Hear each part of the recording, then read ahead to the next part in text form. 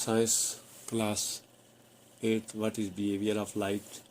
The bouncing back of light from a surface with a change in direction is called the reflection of light. It may be reflection, diffraction, or refraction. Write down the laws of reflection. The law of reflection states that the angle of incidence is equal to the angle of reflection, i.e., angle of incidence is equal to angle of reflection. Give the uses of curved mirror. Curved mirror has two types. Number 1, concave, and number 2, convex. These mirrors are used in looking glasses, microscopes, telescopes, and vacuum mirror of vehicles. تو جو روشنی ہے اس کا behaviour کیا ہے، یعنی روشنی کس طرح سے جو وہ چلتی ہے خلا میں، تو اس کے لیے اس کی جو قسمیں ہیں وہ جب روشنی کسی چیز پہ پڑتی ہے تو اس کے بعد وہ اپنی ڈائریکشن کو، اپنی سمت کو تبدیل کر لیتی ہے، تو اس کو ریفلیکشن آف لائٹ کہتے ہیں. اور یہ ریفلیکشن، ڈیفریکشن اور ریفریکشن 3 اس کی قسمیں ہو سکتی ہیں. ریفلیکشن آف لائٹ کی لا آف ریفلیکشن جو ہے وہ یہ ہے کہ جس اینگل سے روشنی کسی چیز پر پڑتی ہے اسی اینگل سے وہ ریفلیکٹ کرتی ہے، تو یہ لا آف ریفلیکشن ہے. اس کے بعد uses of crude mirror, crude mirrors, تو جو حادثے ہوتے ہیں ان کا استعمال بتائیں. تو کروڈ میرر 2 قسم کے ہوتے ہیں، ایک کنکیو ہوتا ہے، دوسرا کنویکس ہوتے ہیں. تو ان کا استعمال یہ ہے کہ یہ لوکنگ گلاس یعنی جو آئینے ہوتے ہیں ان میں استعمال ہوتے ہیں، جو منہ دیکھنے کے لیے جو شیشہ استعمال ہوتا ہے آئینہ اس میں استعمال ہوتے ہیں. اس کے علاوہ مائکروسکوپ میں استعمال ہوتے ہیں، ٹیلیسکوپ میں استعمال ہوتے ہیں. اور اس کے علاوہ گاڑیوں کے جو بیک ویو مرر ہیں جن سے گاڑیوں میں پیچھے کی طرف ڈرائیور دیکھتا ہے تو وہ ان میں استعمال ہوتے ہیں. یہ ان کے استعمالات ہیں. Can a plane mirror produce a real image? Explain. No, the plane mirror or looking glass cannot produce a real image. The image that you see in a plane mirror is virtual image. Virtual means it does not exist really. Name the kinds of mirror that can produce only virtual image. The virtual image are the images that are not real. The plane mirrors, the concave and convex mirrors, the mirrors that create the virtual image. Virtual mirror, concave mirror can also create real image. تو یہ image جو ہے وہ اس کی production یعنی x یا سایہ کیسے بنتا ہے یا امیج کیسے بنتا ہے، تصویر کیسے بنتی ہے، تو اس کے بارے میں کویشچن ہے. تو جو پلین مرر ہیں کیا وہ ریئل امیج بناتے ہیں؟ تو پلین مرر یہ شیشہ دیکھنے یا منہ دیکھنے والا آئینہ جو ہے اس میں ریئل امیج نہیں ہوتا، بلکہ اس میں جو مرر آپ کو نظر آتا ہے وہ ورچوئل مرر ہوتا ہے، یعنی وہ اس طرح سے نہیں ہوتا جس طرح سے آپ کو دکھائی دیتا ہے. اس کے بعد کون سی قسم کے مرر جو ہے وہ ورچوئل امیج پیدا کرتے ہیں، ان جو ریئل امیج نہیں ہوتے. تو مرر تمام قسم کے مرر جو ہے وہ ان سے ورچوئل امیج پیدا کیے جا سکتے ہیں. Plane mirror, concave mirror, convex mirror, اور یہ تمام مرر جو ہے وہ ورچوئل امیج. یہ ورچوئل VIRTU ہے، تو یہاں پہ یہ اسپیلنگ غلط ہیں، ان کو درست کر لینا ہے. تو کنکیو مرر کین آلسو، اس میں مرر کے اسپیلنگ بھی غلط ہیں تو ان کو درست کر لینا ہے. MIRROR، تو اوپر درست ہیں تو انہیں دیکھ کر مرر کو درست کر لینا ہے. Can also create real image. اس کے بعد why do you see the petals of a rose as red and the leaves as green? Explain. The colour of the material are the property of them to reflect the color of light. The petal reflects the red light and leaves the green color of light. That's why they look red and green. What is difference between diffuse and regular reflection? The parallel incident ray, when reflected parallel, they form regular reflection. But rough surface reflect the rays. یہ دے rays نہیں ہے، دی rays ہے. Rays at different angles. This reflection is called diffuse reflection. What do you know about rainbow? The rainbow is seen after rain. It has 7 colors. The hanging droplets of water when reflect different colors of light, it creates the rainbow. تو اگر آپ ایک گلاب کو یا ایک پھول کو دیکھیں تو اس کی پتیاں سرخ اور پتے جو ہیں وہ سبز کیوں نظر آتے ہیں؟ تو اس کی وجہ یہ ہے کہ یہ کسی بھی میٹیریل کی ایک پراپرٹی ہوتی ہے کہ کون سی لائٹ کو ریفلیکٹ کرتا ہے. تو جو پتیاں ہیں گلاب کی وہ ریڈ لائٹ کو ریفلیکٹ کرتی ہیں، جبکہ جو اس کے پتے ہیں وہ گرین لائٹ کو ریفلیکٹ کرتے ہیں، اس لیے وہ سرخ اور سبز نظر آتے ہیں۔ اب ڈیفیوز اور ریگولر ریفلیکشن میں کیا فرق ہے؟ تو جو ریگولر ریفلیکشن ہے وہ اگر بعض سطح کے اوپر روشنی کی شعاعیں پڑتی ہیں تو وہ اسی حساب سے ہموار انداز میں ریفلیکٹ کرتی ہیں، اس لیے ان سے بننے والا جو ریفلیکشن ہے وہ ریگولر ریفلیکشن کہلاتا ہے۔ لیکن کھردری اور اونچی نیچی جگہ پر جب روشنی پڑتی ہے تو یہ مختلف اینگل پر ریفلیکٹ ہو جاتی ہے، تو اس طرح کا جو ریفلیکشن ہے وہ ڈیفیوز ریفلیکشن کہلاتا ہے۔ رینبو یا کوس قزح، اس سے یعنی اس کے بارے میں آپ کیا جانتے ہیں؟ تو رینبو جو ہے وہ بارش کے بعد نظر آتی ہے، اس میں 7 رنگ ہوتے ہیں، اور اس کی وجہ یہ ہوتی ہے کہ جو پانی کے قطرے ہیں وہ معلق ہوا میں جب ہوتے ہیں تو وہ روشنی کے مختلف رنگوں کو مختلف اینگل سے ریفلیکٹ کرتے ہوئے نظر آتے ہیں، جس کی وجہ سے ہمیں اس کے مختلف رنگ نظر آتے ہیں۔ Define voltage, resistance, current. Voltage, the difference in per unit energy is voltage. Resistance, the opposition to the flow of current is resistance. Current, the flow of electron in a circuit is called current. List 4 common faults in electric circuit that are a safety hazard. The safety hazard are: number 1, high voltage current; number 2, low voltage circuits; old fried wiring; old extension leads; water in plug or sockets. Describe the action of a fuse. The function of action and function ہے یہاں پہ، تو ویسے function ہونا چاہیے، action نہیں ہے تو اس کا function لکھیں۔ The function of fuse is to overheat and melt. When the current is too high, the function of it is to break the flow of current which has become dangerous. تو voltage, resistance اور current سے کیا مراد ہے؟ تو voltage جو ہے وہ جو انرجی پر یونٹ انرجی کا فرق ہے اس کو وولٹیج کہتے ہیں۔ ریزسٹنس جو ہے وہ جو کرنٹ کا فلو ہے یا بجلی کا جو فلو ہے یا کرنٹ کا فلو ہے اس کے راستے میں جو رکاوٹ پیش آتی ہے، جو اس سے جو چیزیں اس کو روکتی ہیں، تو اس رکاوٹ کو ریزسٹنس کہتے ہیں۔ کرنٹ جو ہے وہ فلو آف الیکٹران ہے، ان سرکٹ میں جو ہے وہ الیکٹران کا بہاؤ کرنٹ کہلاتا ہے۔ اس کے بعد کامن الیکٹرک جو فالٹس ہیں، یعنی الیکٹرک فالٹس کون سے ہیں جو وائرنگ میں آ سکتے ہیں یا تاروں میں آ سکتے ہیں، تو وہ خطرناک ہوتے ہیں۔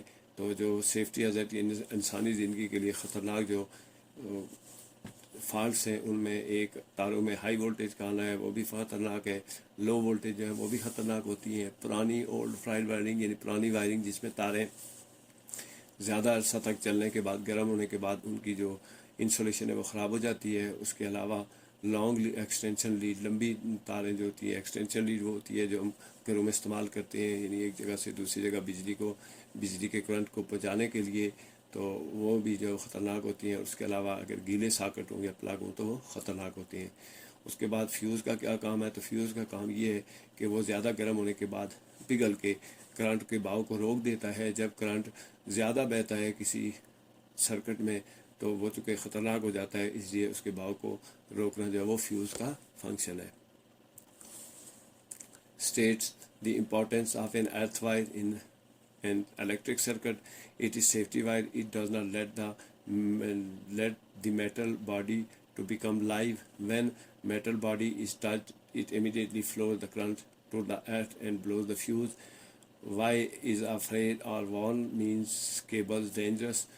Warn means cables dangerous. The afraid or warn out. یہ warn نہیں ہے، warn out wires may cause the leakage of current. It also may cause the high flow of current to burn and cause the fire or short circuit. تو live جو ارتھ wire ہے اس کا کیا کام ہے circuit میں؟ تو ارتھ وائر جو ہے وہ سیفٹی وائر ہوتی ہے، اور یہ جب میٹل باڈی کے ساتھ لگی ہوتی ہے اور یہ میٹل باڈی کو لائیو جو ہے اس میں کرنٹ کو بہنے نہیں دیتی۔ اگر میٹل باڈی میں لائیو کرنٹ بہہ رہا ہو اور اس کو آپ ہاتھ لگا دیں یا چھو لیں تو وہ پھر فوری طور پر اسکوائرٹ کر دیتی ہے، جس کی وجہ سے کرنٹ کا بہاؤ بڑھ جاتا ہے اور فیوز جو ہے وہ اڑ جاتے ہیں یا فیوز جل جاتے ہیں۔ تو فریڈ وارن آؤٹ کیبلز ہیں وہ کیوں خطرناک ہیں؟ تو جو فریڈ اور وارن آؤٹ کیبلز ہیں ان میں کرنٹ ان میں سے بہہ سکتا ہے، لیکیج ہو سکتی ہے، اور اس کی وجہ سے جو ہے وہ ہائی وولٹیج جو ہے وہ آپ کو وہ لگ سکتے ہیں، یا اگر وہ تاریں گرم ہوتی ہیں تو ان کی وجہ سے آگ لگ سکتی ہے اور شارٹ سرکٹ ہو سکتا ہے۔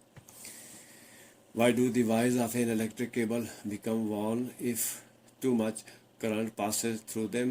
Too much current causes the wire heat up. It also weakens the resistance, the necessary resistance in the wire. This causes the burning of wire and fire. Why could a cable become dangerous? If too much current passes through it, too much current causes the wire to become heated. It may burn the insulation. This may cause the short circuit, which is dangerous for life and property. तो जो electric cable है वो जो उसकी wires हैं वो यानी warn out कैसे हो जाती हैं, तो जब किसी वायरिंग में ज़्यादा मकदार में करंट बहता है तो उससे जो उसकी रेजिस्टेंस है तार की वो कम हो जाती है और उसकी जो इंसुलेशन है वो ख़राब हो जाती है, तो वो तार जल सकती है और इससे आग लग सकती है। उसके बाद जो वो केबल कैसे ख़तरनाक हो सकती हैं अगर उनमें से ज़्यादा करंट बहे तो ज़्यादा करंट बहने से तार जो है वो गर्म हो जाती है, इसकी इंसुलेशन जल जाती है और इसकी वजह से शॉर्ट सर्किट हो सकता है, जिसकी वजह से ज़िंदगी और जो आपकी प्रॉपर्टी है उसको नुकसान पहुंच सकता है। Why should you never use main appliances if you have damp or wet hands? Water is the best conductor of current. When we touch the appliances, there may be live current that can flow from hand to body and earth and cause death or damage of life. Define galaxies, black holes, and pulsars. Galaxies, the group of stars collected together, is called galaxy. Black hole, the collapse of massive star of all when exploded. Black hole. Pulsars, a giant star that has shrunken so much that it appears smaller than the earth, smaller than the earth है, that the earth नहीं है और small f नहीं है, यहाँ पे r का इस्तेमाल करना है। तो जो हमने गीले हाथों से हमने बिजली के जो एशिया है उनको, बिजली के जो इस्तेमाल होने वाली है जैसे इस्त्री है, हीटर है, तो उनको गीले हाथों से क्यों नहीं छूना चाहिए? तो उसकी वजह ये है कि पानी बेहतरीन कंडक्टर होता है, इसमें करंट तेज़ी से बहता है। अगर हम इसको हाथ लगाएंगे और अगर वहाँ पे किसी इस्त्री या किसी एलिमेंट में लाइव करंट चल रहा है तो वो फिर वहाँ से हमारे जिस्म में और वहाँ से ज़मीन में जाता है, जिसकी वजह से मौत वाक़या हो सकती है या यानी कोई नुकसान पहुँच सकता है इंसानी जिस्म को। गैलेक्सीज, ब्लैक होल पास है तो गैलेक्सीज जो है वो स्टारों का कलेक्शन है, ब्लैक होल जो है वो कोलैप्स स्टार है। मैसिव स्टार जब कोलैप्स करते हैं तो उनमें एक्सप्लोजन होता है तो उससे ब्लैक होल बनते हैं। और पल्सर जो है वो जब सितारे बहुत सिकुड़ जाते हैं, यानी एक्सप्लोजन से ब्लैक होल बनते हैं, जब बहुत सिकुड़ जाते हैं और ज़मीन से छोटे यानी बहुत छोटे नज़र आते हैं तो वो उनको पल्सर कहते हैं। What is supernova? Supernova, a star that suddenly becomes much brighter because it is exploding, is called supernova. After a supernova has occurred, what is left at its center? Supernova is the state when star will become more bright. It will shrink and turn into the white hot. This stage, as left center of star, is termed as dwarf star. What is nebula? The star begins its life as an enormous cloud of hydrogen gas and dust in space called nebula. What force made matter in the nebula collect together in blobs? The force of gravity is the factor that made matter in the nebula collects together in blobs of gas and dust. This is known the protostar. तो supernova क्या है? Supernova एक term है, ये उस वक्त होती है जब कुछ तारा जो है वो यानी ज़्यादा चमकदार नज़र आना शुरू हो जाए, तो इसका मतलब होता है उसमें गैसें जो जल रही हैं। तो सुपरनोवा के बाद होता क्या है, जब कुछ तारा ज़्यादा जलता है तो उसके बाद जो है उसकी वो वाइट और हार्ड हो जाता है, यानी इतना गर्म हो जाता है कि फिर वाइट नज़र आता है और उसके सेंटर को जो है वो जो बाकी बच जाता है या जो इस तरह का शक्ल इख्तियार कर लेता है उसे ड्वार्फ स्टार कहते हैं। नेबुला जो है वो इसकी हाइड्रोजन गैसेस और डस्ट जो है उनका खला में जलना जो है वो नेबुला कहलाता है, यानी खला में बिखरना। और what force of matter nebula collects together the blob, तो फोर्स ऑफ ग्रेविटी जो होती है वो, चूँकि फोर्स ऑफ ग्रेविटी वो फोर्स है जो गैसेस और डस्ट और इसको एक दूसरे से अलग नहीं होने देती, तो उनको फिर ब्लॉब की शक्ल में या उनको गोलों की शक्ल में और डस्ट की शक्ल में एक जगह इकट्ठा रखती है, तो उन्हें प्रोटोस्टार कहते हैं। What is red giant? The red giant are the stars that are similar big to the sun. They are similar bright and burning as the sun is. When will the sun become a red giant? It is assumed that the sun is collection of burning gases. It is sinking day by day, and one day it will become a red giant and it will turn into a dwarf star. what will eventually happen to the sun after it has been a red giant. The sun will continue shaking, its surface will become white hot. After that, eventually it will lose its heat and light and will become a dwarf star. तो जो red gent क्या है, तो red gent जो एक term है जो इस्तेमाल होती है जब कोई सितारा जो है वो ज़्यादा चमकदार यानी सूरज की तरह चमकना शुरू कर देता है। हमें नज़र आता है कि सूरज सबसे ज़्यादा चमकदार है, तो इस तरह का जो चमकदार सितारा है वो उसकी वजह से उसे रेड जेंट कहते हैं। और सन जो है वो कब रेड जेंट बन जाएगा, तो ये अज्यूम किया जाता है, यानी ये तो ख्याल किया जाता है कि एक सूरज जो है वो बर्निंग गैसेस का मजमू है, तो ये दिन ब दिन जो वो कम होता जा रहा है और एक दिन ऐसा आएगा कि ये रेड जेंट बन जाएगा और उसके बाद ये ड्वार्फ स्टार में तब्दील हो जाएगा। ड्वार्फ स्टार यानी उसकी ना अपनी कोई हीट रहेगी और ना उसकी अपनी कोई रोशनी रहेगी। तो कब जो है वो ऐसा होगा कि सूरज जो है वो ड्वार्फ स्टार बन जाएगा, तो सूरज जो आहिस्ता आहिस्ता श्रिंक कर रहा है यानी कम होता जा रहा है, इसकी गैसेस जल रही हैं और कम होती जा रही हैं, तो इसकी सरफेस जो है वो इसकी जो सतह है ये वाइट हॉट बन जाएगी। उसके बाद ये अपनी हीट और रोशनी खो देगा, उसके बाद ये ड्वार्फ स्टार बन जाएगा। What are the possible final states of star? The final state of star is to burn and become white hot. It will fade and fade the star and it will be the end of the star. तो star जो है वो कोई भी सितारा उसकी final आखिरी जो हालत है वो क्या होगी, तो कोई भी सितारा जलने के बाद जब वो काफ़ी अच्छा जलेगा उसके बाद उसकी जो गैसेज है वो कम होती जाएंगी, उसके बाद वो ज़्यादा गर्मी की वजह से वाइट हॉट हो जाएगा, उसके बाद वो उसकी रोशनी कम हो जाएगी और इस तरह से कोई भी सितारा जो है वो ये उसकी आखिरी स्टेज होगी और इसको जो है वो एंड ऑफ द स्टार कहेंगे। SST class 8, what is good transport system important? Why is good transport system important for a nation? It is most important function to take goods from producer to reach to the consumer. It is only possible by good transport system. What is the difference between transport and communication? Transport is sending and receiving of goods from producer to consumer, while communication means sending and receiving of messages by use of electronics. In your opinion, which was the most important stage in the evolution of telecommunication? The use of computer is most important stage in the evolution of telecommunication. It completely changed the scenario. तो good transport system जो है वो क्यों है, मैं तो हम जानते हैं कि प्रोड्यूसर से चीज़ें कंज्यूमर तक पहुंचाने के लिए जो वो एक अच्छे सिस्टम की ज़रूरत होती है। हमने चीज़ें चूँकि कंज्यूमर से या इंसानों ने या जो भी यानी जो जानदार अशियाँ या उसके अलावा सामान है उसका एक जगह से दूसरी जगह हमें ले जाना पड़ता है, तो अच्छा जो ट्रांसपोर्ट सिस्टम है ये बहुत अहम है इन तमाम मसाइल को, इन तमाम मामलात के हल के लिए। उसके बाद ट्रांसपोर्ट और कम्युनिकेशन में क्या फ़र्क है, तो चीज़ों का एक जगह से दूसरी जगह ले जाना प्रोड्यूसर से कंज्यूमर तक ये ट्रांसपोर्ट कहलाता है, जबकि मैसेज और जो ख्यालात का इज़हार एक से दूसरे तक उसको कम्युनिकेशन कहते हैं। जब उसमें इलेक्ट्रॉनिक्स इस्तेमाल हो तो उसे कम्युनिकेशन सिस्टम कहते हैं।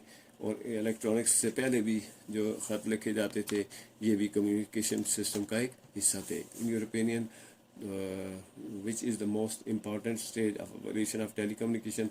तो जो टेलीकम्युनिकेशन है इसकी जो एवोल्यूशन हुई है, इसमें जो तब्दीली आई है, इनकलाब आया है, उसमें आपके ख्याल में कौन सी जो स्टेज है? मैं तो ये वो स्टेज है जब कंप्यूटर को शामिल किया गया टेलीकम्युनिकेशन में। इसके बाद जो है वो कंप्यूटर की जो सिनेरियो है, कंप्यूटर के इस्तेमाल की वजह से टेलीकम्युनिकेशन जो है वो मुकम्मल तौर पर तब्दील हो गया। How has the achievement in telecommunication transformed social life? Achievement in telecommunication has made the world global village. The social life has become more civilized, facilitated and easy. In which way can communication be harmful? If it is used in crime, it can also become a great problem and harmful. What are the duties of a teacher? The duties of a teacher are to educate the pupil, to make them good citizen. It is duty of teacher to make them respectful and responsible citizen. तो achievement जो telecommunication की achievement से जो social life है उसमें क्या तब्दीली आई है, तो टेलीकम्युनिकेशन की अचीवमेंट से दुनिया ग्लोबल विलेज बन गई है और अब जो सोशल लाइफ है, जो इंसानों की समाजी ज़िंदगी है, वो ज़्यादा सिविलाइज हो गई है, उसमें ज़्यादा सहूलियात आ गई हैं और वो ज़्यादा आसान हो गई है। तो टेलीकम्युनिकेशन किस तरह से नुकसानदेह हो सकता है, तो अगर हम टेलीकम्युनिकेशन को जराइम की दुनिया में इस्तेमाल करेंगे तो ये फिर हमारे लिए मसला बनेगा और नुकसानदेह होता है। تو کسی ٹیچر کی جو کیا ڈیوٹیز ہیں، تو ٹیچر کی جو سب سے مین ڈیوٹی ہے وہ جو اپنے طالب علم ہیں ان کو ایجوکیٹ کرنا ہے، ان کو تعلیم دینا ہے، اور ایجوکیشن جو ہے وہ ٹرانسفر آف نالج ہے from one generation to other generation. تو سب سے پہلی ڈیوٹی ہے. اس کے علاوہ ان کو اچھا شہری بنانا، یہ بھی ایک ٹیچر کی ڈیوٹی ہے. اور ٹیچر کی یہ ڈیوٹی ہے، اس کے فرض بنتا ہے کہ وہ جو اپنے طالب علم ہیں ان کو رسپیکٹفل، یعنی ان کو قابل عزت بھی بنائے، اور ان کو محترم بھی بنائے، اور ان کو ایک ذمہ دار شہری بھی بنائے. تو یہ ایک اچھے ٹیچر کی ڈیوٹی ہے، اور اچھا ٹیچر وہی ہوتا ہے جو اس طرح یہ تمام کام سر انجام دیتا ہے. What are the duties of student. اب ٹیچر کی ڈیوٹیز کے بعد اسٹوڈنٹ کی ڈیوٹیز کیا ہے؟ It is duty of student to dedicate himself to the studies, respect the teacher, and become a good citizen under the supervision of his teacher. What are negative feelings or emotions? Having bad feeling, B-E-A-D नहीं B-A-D है.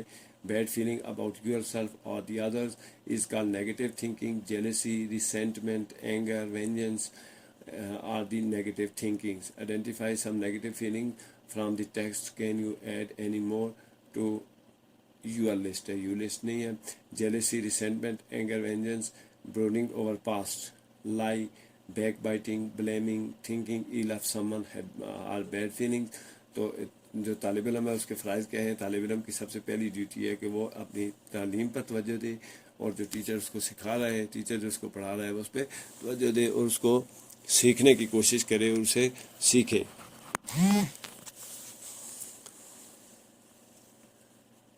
اس کے علاوہ وہ اپنے teacher کی respect کرے اور ایک اچھا شہری بنے اپنے ٹیچر کی سپرویژن میں. یعنی ٹیچر جو اسے سکھاتا ہے اسے وہ اچھی طرح سے سیکھے اور ایک اچھا شہری بننے کی کوشش کرے. نیگیٹو فیلنگس کیا ہے؟ تو نیگیٹو فیلنگ جو اپنے بارے میں یا کسی دوسرے کے بارے میں برا سوچنا، یہ نیگیٹو تھنکنگ ہے، جن میں جیلسی، ریسنٹمنٹ، غصہ ہے، اس کے بعد جو وہ حسد ہے، اور یہ اس طرح کی جو یعنی بغض ہے، کینہ ہے، تو یہ وہ نیگیٹو تھنکنگ ہے. تو some negative thinking of the text, can you list more. تو نیگیٹو تھنکنگ کون کون سی ہیں اس ٹیکسٹ میں دی گئی ہیں؟ تو jealousy, resentment, anger, vengeance, brooding over past, backbiting, blaming, thinking ill of someone or bad feelings. تو جو حسد ہے، بغض ہے، کینہ ہے، اس کے علاوہ ماضی میں کھوئے رہنا اور ماضی کے بارے میں سوچے رہنا، جھوٹ بولنا، اور غیبت کرنا، دوسرے کے اوپر الزام تراشی کرنا، کسی کے بارے میں برا سوچنا، یہ بیڈ فیلنگز ہے. تو ہمیں چاہیے کہ اس طرح کی جو فیلنگز ہے وہ اس سبق میں جو ہمیں مورل لیسن جو ملتا ہے وہ ٹیچر کی ڈیوٹیز، اسٹوڈنٹ کی ڈیوٹیز کے علاوہ سب سے بڑا جو مورل لیسن ہمیں ملتا ہے وہ یہ ہے کہ ہمیں حسد اور بغض، کینہ اور جھوٹ بولنا اور غیبت اور الزام تراشی، بہتان تراشی جسے کہتے ہیں، اس سے ہمیں اپنے آپ کو بچانا چاہیے، کیونکہ یہ جو ہے وہ بیڈ فیلنگز ہیں. اور اگر ہم اچھا شہری بننا چاہتے ہیں تو ہمیں ان تمام فیلنگز کو چھوڑنا ہوگا. Use dictionary and write some positive traits. The hope, trust, faith, acceptance, gratitude, respect, courage, willingness to be good, forgiveness, and all positive thinking ہے. تو یہاں جو ہے ان کے بجائے آل لکھیں. Make the list of negative traits and thinkings: jealousy, resentment, anger, vengeance, brooding over past, lying, backbiting, blaming, thinking ill of someone are negative traits. What do they tell about you? Hope, trust, faith, acceptance, gratitude, respect, willingness to good, and forgiveness, and positive thinking are positive traits. تو اس dictionary کو استعمال کرتے ہیں اس میں سے کچھ ایسے الفاظ بتائیں جو پازیٹیو ٹریٹس ہیں. ٹریٹس مین کسی کی جو خصلتیں ہیں، خوبیاں ہیں، عادتیں ہیں، وہ کون سی ہیں؟ تو امید رکھنا، یقین رکھنا، ایمان رکھنا، دوسروں کو قبول کرنا، دوسروں کا شکریہ ادا کرنا، دوسروں کی رسپیکٹ کرنا، ان کی حوصلہ افزائی کرنا، اور اچھا بننے کی کوشش کرنا، دوسرے کو معاف کرنا، یہ پازیٹیو تھنکنگ ہے. جبکہ نیگیٹو تھنکنگ جو ہے وہ ان کی لسٹ وہی ہے کہ حسد رکھنا، بغض رکھنا، کینہ رکھنا، غصہ کرنا، جھوٹ بولنا، بہتان ترازی کرنا، دوسرے کے اوپر جو ہے وہ الزامات لگانا، غیبت کرنا، اور کسی کا برا سوچنا، جو یہ نیگیٹو ٹریٹس ہیں، یہ یعنی بری عادتیں ہیں. اور اوپر جو بتائی گئی ہیں، امید رکھنا اور دوسرے کا شکریہ ادا کرنا، اس کی عزت کرنا، یہ پازیٹیو تھنکنگ ہے، اچھی عادتیں ہیں. اس کے بعد یہ ہمیں آپ کے متعلق کیا بتاتی ہیں؟ تو اگر آپ میں پہلے والی خوبیاں ہیں، ٹرسٹ، فیتھ، ایکسیپٹنس ہے، اور اس کے علاوہ دوسرے کا شکریہ، دوسرے کے لیے احساس تشکر ہے، اس کی عزت ہے، ہمت ہے، اچھا بننے کی کوشش ہے، تو یہ بتاتی ہے کہ آپ اچھے انسان ہیں. اور اگر وہ بری خوبیاں ہیں، برائیاں ہیں جن میں جیلسی، ریسینٹمنٹ، اینگر وغیرہ ہے، غصہ ہے اور غیبت ہے، جھوٹ ہے، تو اگر یہ خوبیاں ہیں تو اس کا مطلب ہے کہ وہ آپ کے بارے میں بتاتی ہیں کہ آپ برے انسان ہیں. How can you bring about more positive in your self? آپ اپنے آپ کو کیسے زیادہ پازیٹیو بنا سکتے ہیں؟ By thinking positively it can bring the positive traits in my self. I can in can نہیں ہے بلکہ آئی کین ہے. By thinking positive I can, تو یہ ان کو آئی لکھنا ہے، یعنی مثبت انداز میں سوچتے ہوئے میں اپنے آپ کو جو وہ بنا سکتا ہوں، پازیٹیو ٹریٹس، اپنی اچھی عادتیں اپنا سکتا ہوں. What are some basic rights of human beings? انسانوں کے کچھ بنیادی حقوق کون سے ہیں؟ تو human rights is a term that means the basic rights of freedom of every human being without any discrimination. تو بیسک رائٹ جو انسانوں کا ہے وہ ہے بغیر کسی تفریق کے ان کے لیے آزادی کا حق، یا ان کو آزادی کسی بھی شخص کا بنیادی حق ہے کہ اسے مکمل آزادی حاصل ہو. What mindset and attitude prevent us from giving people their dues? تو ڈیو روز، ہم یعنی وہ کون سے مائنڈ سیٹ ہیں اور رویے ہیں جو ہمیں لوگوں کو جو ان کی جائز حقوق ہیں وہ دینے سے روکتے ہیں؟ تو our old authoritative mindset prevents us. Mindset ایک لفظ ہے، اس کو الگ الگ لکھا ہوا ہے، مائنڈ سیٹ لکھنا ہے. The old authoritative mindset prevent us to give the rights and duties of the people. تو یہ جو ہمارا جو حاکمانہ رویہ ہے تو اس کی وجہ سے ہم جو ہے وہ لوگوں کو ان کے حقوق نہیں دیتے ہیں، اور اپنے فرائض کا اور لوگوں کے فرائض کا جو ہے وہ ہمیں اچھی طرح سے جو ہے وہ اندازہ، یعنی اپنے حقوق و فرائض کا اندازہ بھی نہیں ہوتا، دوسروں کے حقوق و فرائض کا اندازہ بھی نہیں ہوتا ہے. Why did the world feel the need for the document of human rights? تو there is need of written law about human rights as it will evident that all the world agreed on these rights. When was the Universal Declaration of Human Rights presented? The Declaration of Human Rights was presented in 1948. What is the significance of Universal Declaration of Human Rights? It is clearly declared that right and duties. So describe the three rights of a children and discuss their importance. To get food, education and wealth facilities is our basic right and of a child, and it all are basic needs. تو یعنی جو human rights document ہے اس کی ضرورت کیوں محسوس ہوئی؟ تو اس کی ضرورت اس لیے محسوس ہوئی کہ کچھ ایسے ضابطے ہونے چاہیے جو پوری دنیا میں مانے جائیں کہ انسانوں کے حقوق کیا ہیں اور ان کے بنیادی حقوق کیا ہیں، اور پوری دنیا ان کے اوپر اتفاق کرے. تو اس کے لیے ضرورت پڑی جو وہ ہیومن رائٹس ڈاکومنٹ کی.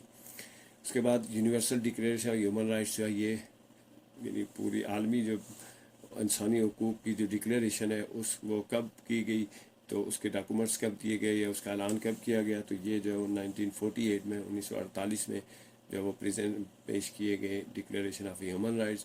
اس کے بعد اس کی جو universal declaration of human rights جو ڈاکومنٹ ہے اس کی خصوصیت کیا ہے؟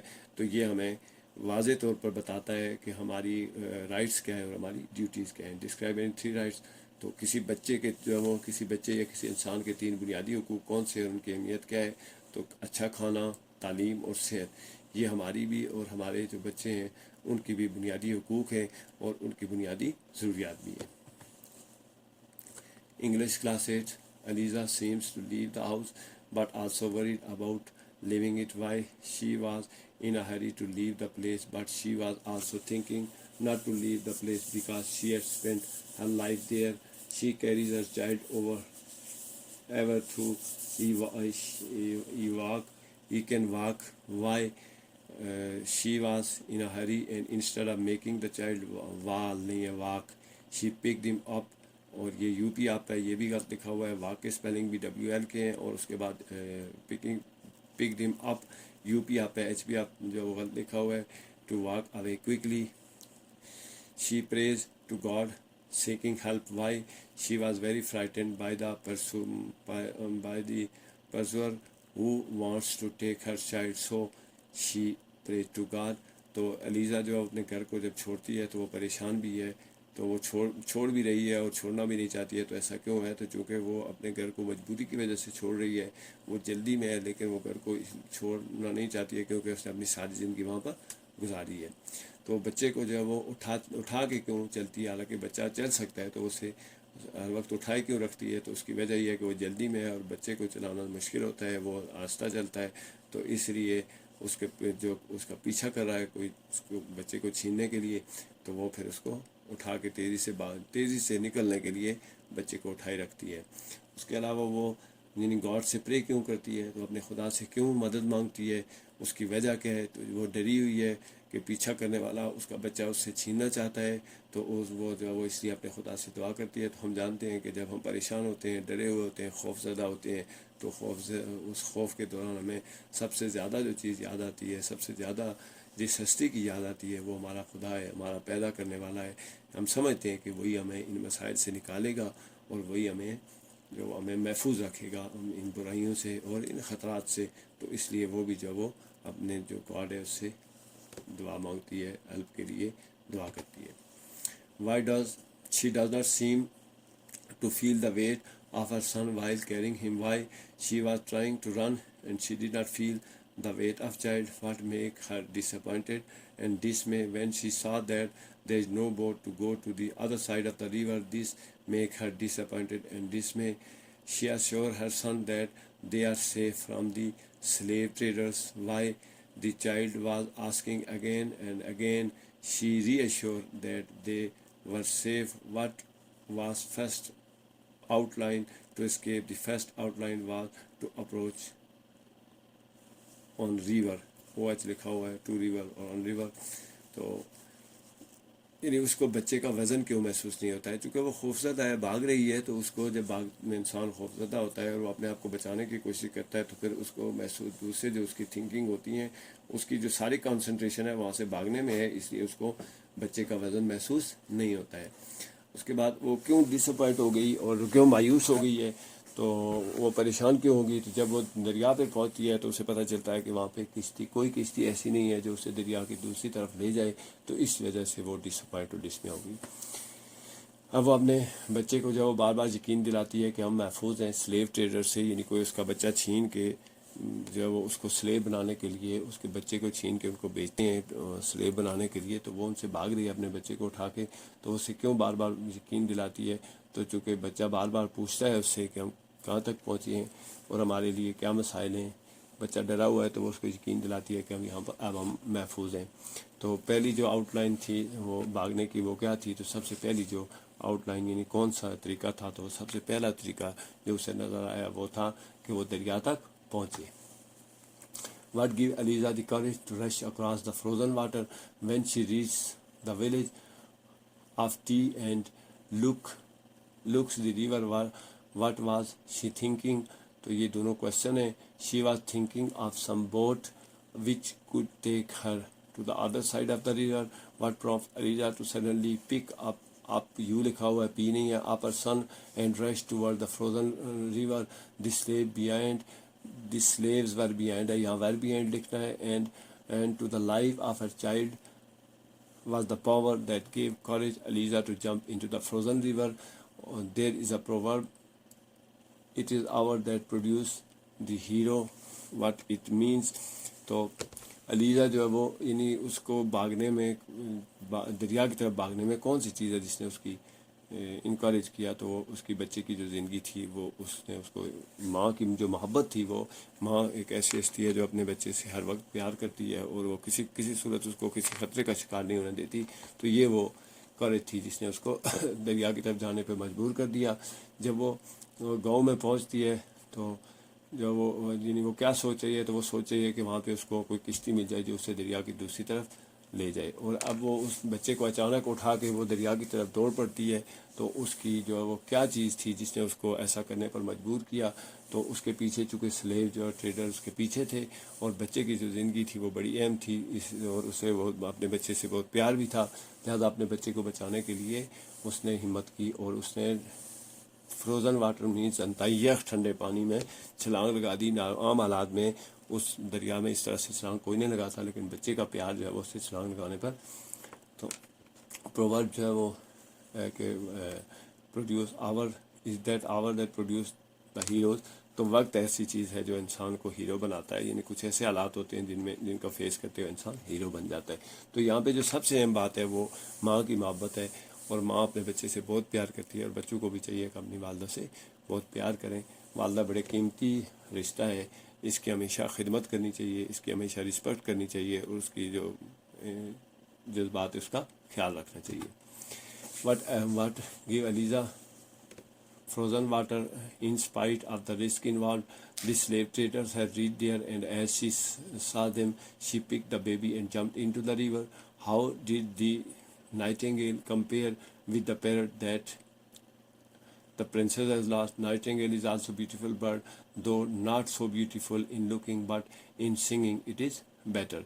What made Princess September happy and proud? The visit of bird and its song for her made the princess happy and proud. تو علیزہ کو جو وہ کون سی کرج تھی جس نے اس کو دریا میں جو وہ چھلانگ لگانے پہ جو ہے وہ اس کو تیار کر دیا.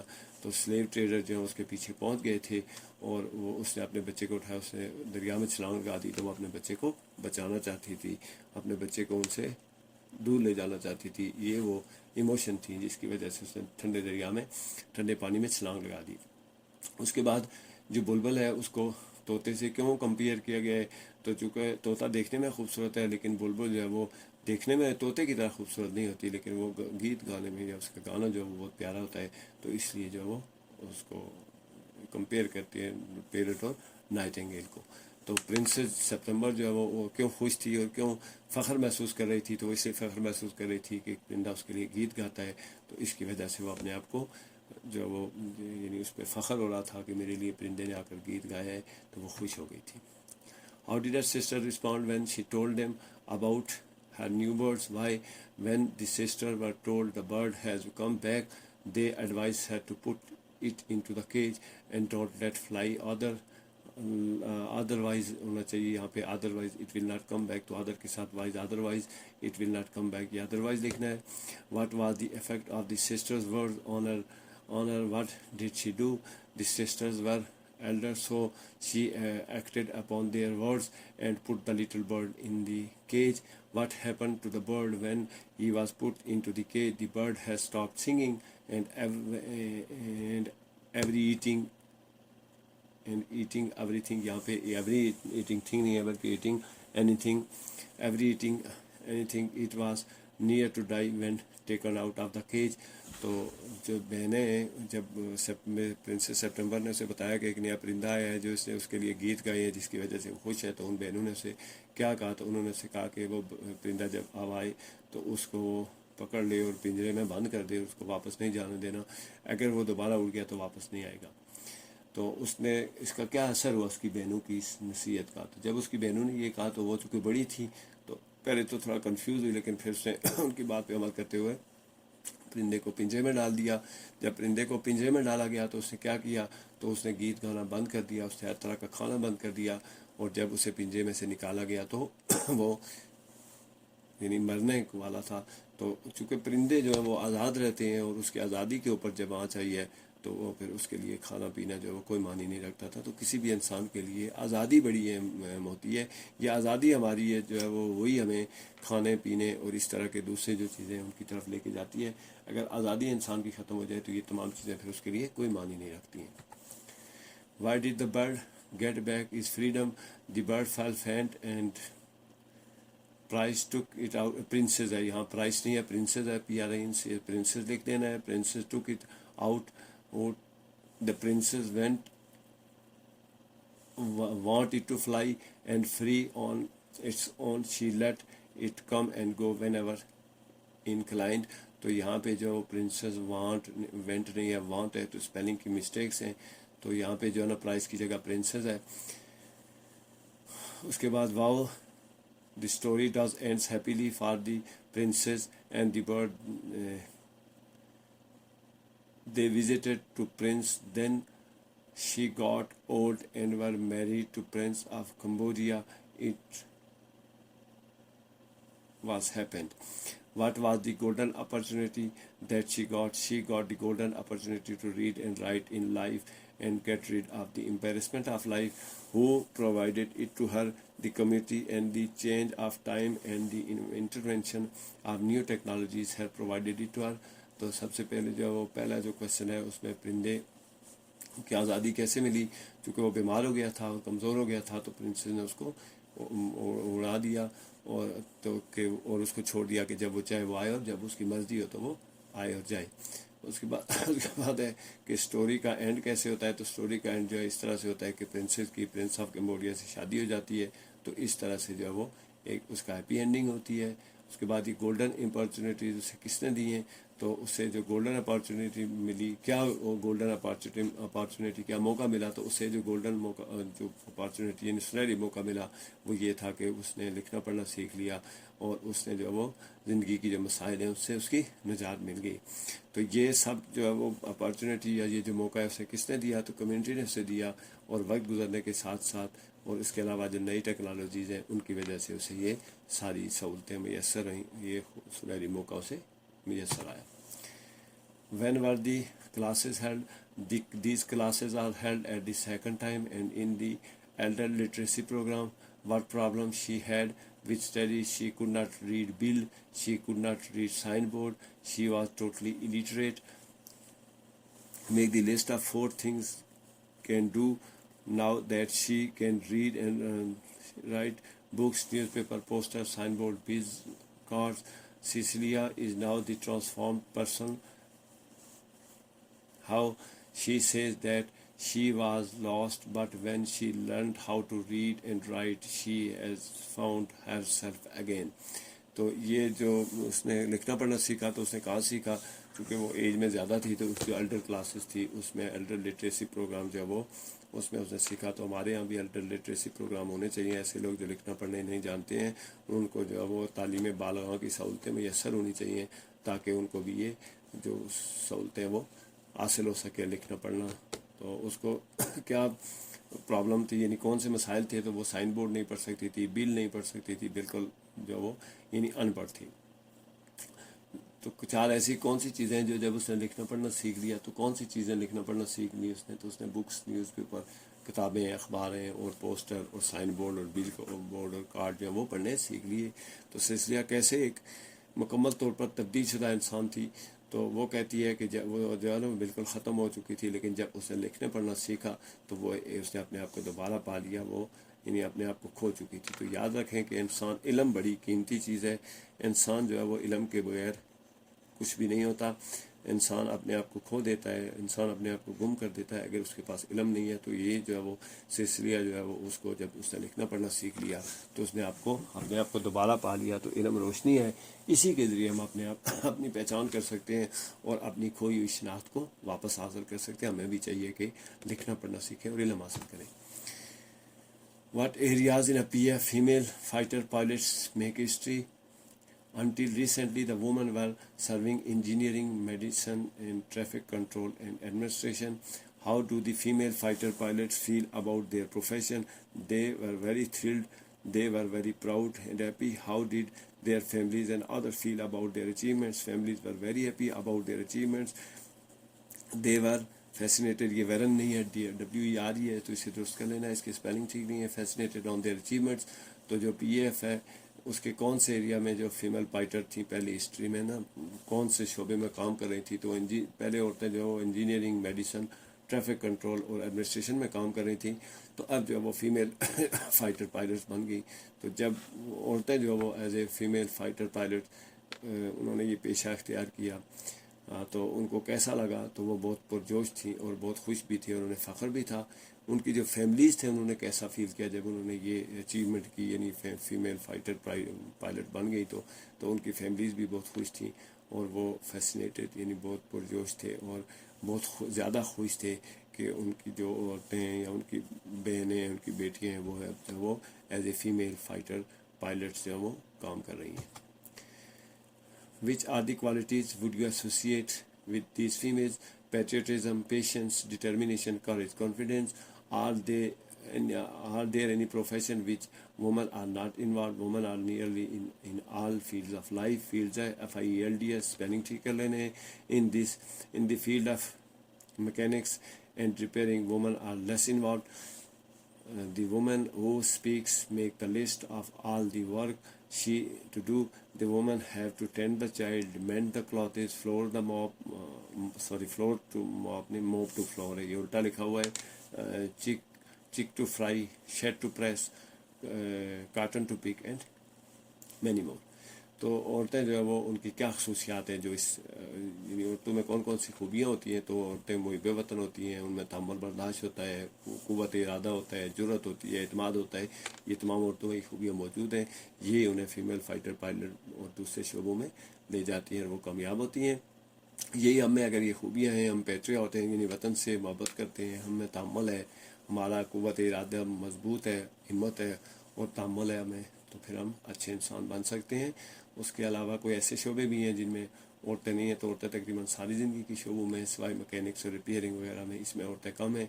उसके अलावा जो लिस्ट है वो बताएं कि औरत को कौन कौन से काम करने पड़े. तो ये पोइम है कि औरत को जो बच्चों को संभालना पड़ता है, कपड़े सीने पड़ते हैं, उसके बाद फर्श साफ़ करना पड़ता है और खाना पकाना पड़ता है, कपड़े प्रेस करने पड़ते हैं, कपास चुननी पड़ती है और बहुत से ऐसे काम हैं जो औरत को करने पड़े. ये इस औरत ने अपने जो काम करने पड़े थे वो उसको गिन रही है यहाँ पे. There is to work pattern. Do they become noticeable? Yes, it is clearly noticeable. It is also the beauty of the poem.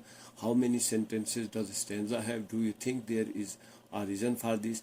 There are 9 stanzas in the poem. Every 2 lines have complete 2 meanings, so it is reason for such pattern. What does she seeks from line 15 to 16? The effect of that effect is that as the woman have to do all these works without any pause, to the poem create the same effect. Rain, droplets, snowflakes, wind, ocean, leaf, moon are the nature elements. She seek. तो ये word pattern जो है वो कैसा है, तो ये नज़म का जो पैटर्न है वो बहुत अच्छा है और वो नोटिसेबल है. इसमें जो इसके स्टेंजाज हैं उसमें हर 2 लाइनों में जो उसकी बात मुकम्मल हो जाती है. उसके बाद लाइन 15 से 26 ये पोइम की बात हो रही है. तो पोइम आपने किताब में देख लेनी है, वहाँ पे ये पूरी पोइम मौजूद होगी. तो उसमें औरत जो वो अपने तमाम काम गिनती है. उसके अलावा जो बारिश है, स्नोफ्लैक्स हैं, ओशन है, तो इस तरह के जो अल्फाज हैं वो नेचुरल एलिमेंट्स हैं, कुदरती जो अशिया हैं उनका जिक्र है. What these lines tell about the condition? The condition is that woman is tired of these works and wants some rest for some time by nature. तो ये tries का भी स्पेलिंग करते हैं. ये tries है, woman is tired है, tired TIRED नहीं है, tired है, थकी हुई है, तंग आ गई है, तो वो जो वो कुछ रेस्ट चाहती है. What does she feel about her husband and children? Do they belong to her? तो she belongs to them and it is natural. She belongs to them and it is natural that someone is trying to seek peace in nature. तो जो औरत है, क्या वो अपने बच्चों के बारे में क्या उसकी फीलिंग्स हैं, तो ये चूँकि वो बच्चे और उसके हस्बैंड वो उसके हैं और वो उनकी है, तो वो यकीनी तौर पर जो औरतों को भी सुकून और थक जाती हैं, उन्होंने भी रेस्ट की ज़रूरत होती है. Notice the both words begin with the same sound, but effect they produce. It has good effect and easy understanding. दो एक जैसे अल्फाज को मिलाकर जो असर पर वो अच्छा एक अंडरस्टैंडिंग पैदा होती है और अच्छा असर पड़ता है नज़म समझने में और नज़म सुनने में अच्छी महसूस होती है. How does the title sum up the topic of the poem? तो टाइटल जो वो कैसे सम अप करता है? तो टाइटल जो वो उसको जो नज़म का टाइटल है, the title is so beautifully chosen that it gives you all the story of the poem in 2 words.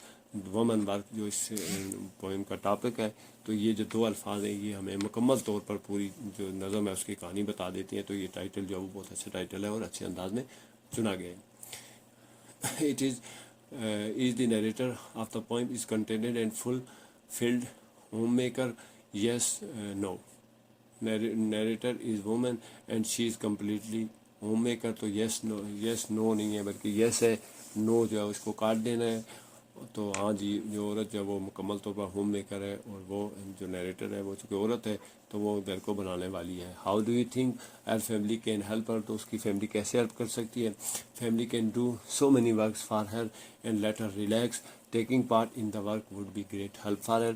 تو جو اس کی فیملی ہے وہ اس کو مختلف کاموں میں مدد کر سکتی ہے اور اس کو ریلیکس ہونے میں مدد دے سکتی ہے. تو جب وہ کام میں اس کے ساتھ ہاتھ بٹائیں گے تو اس کی ہیلپ ہو جائے گی.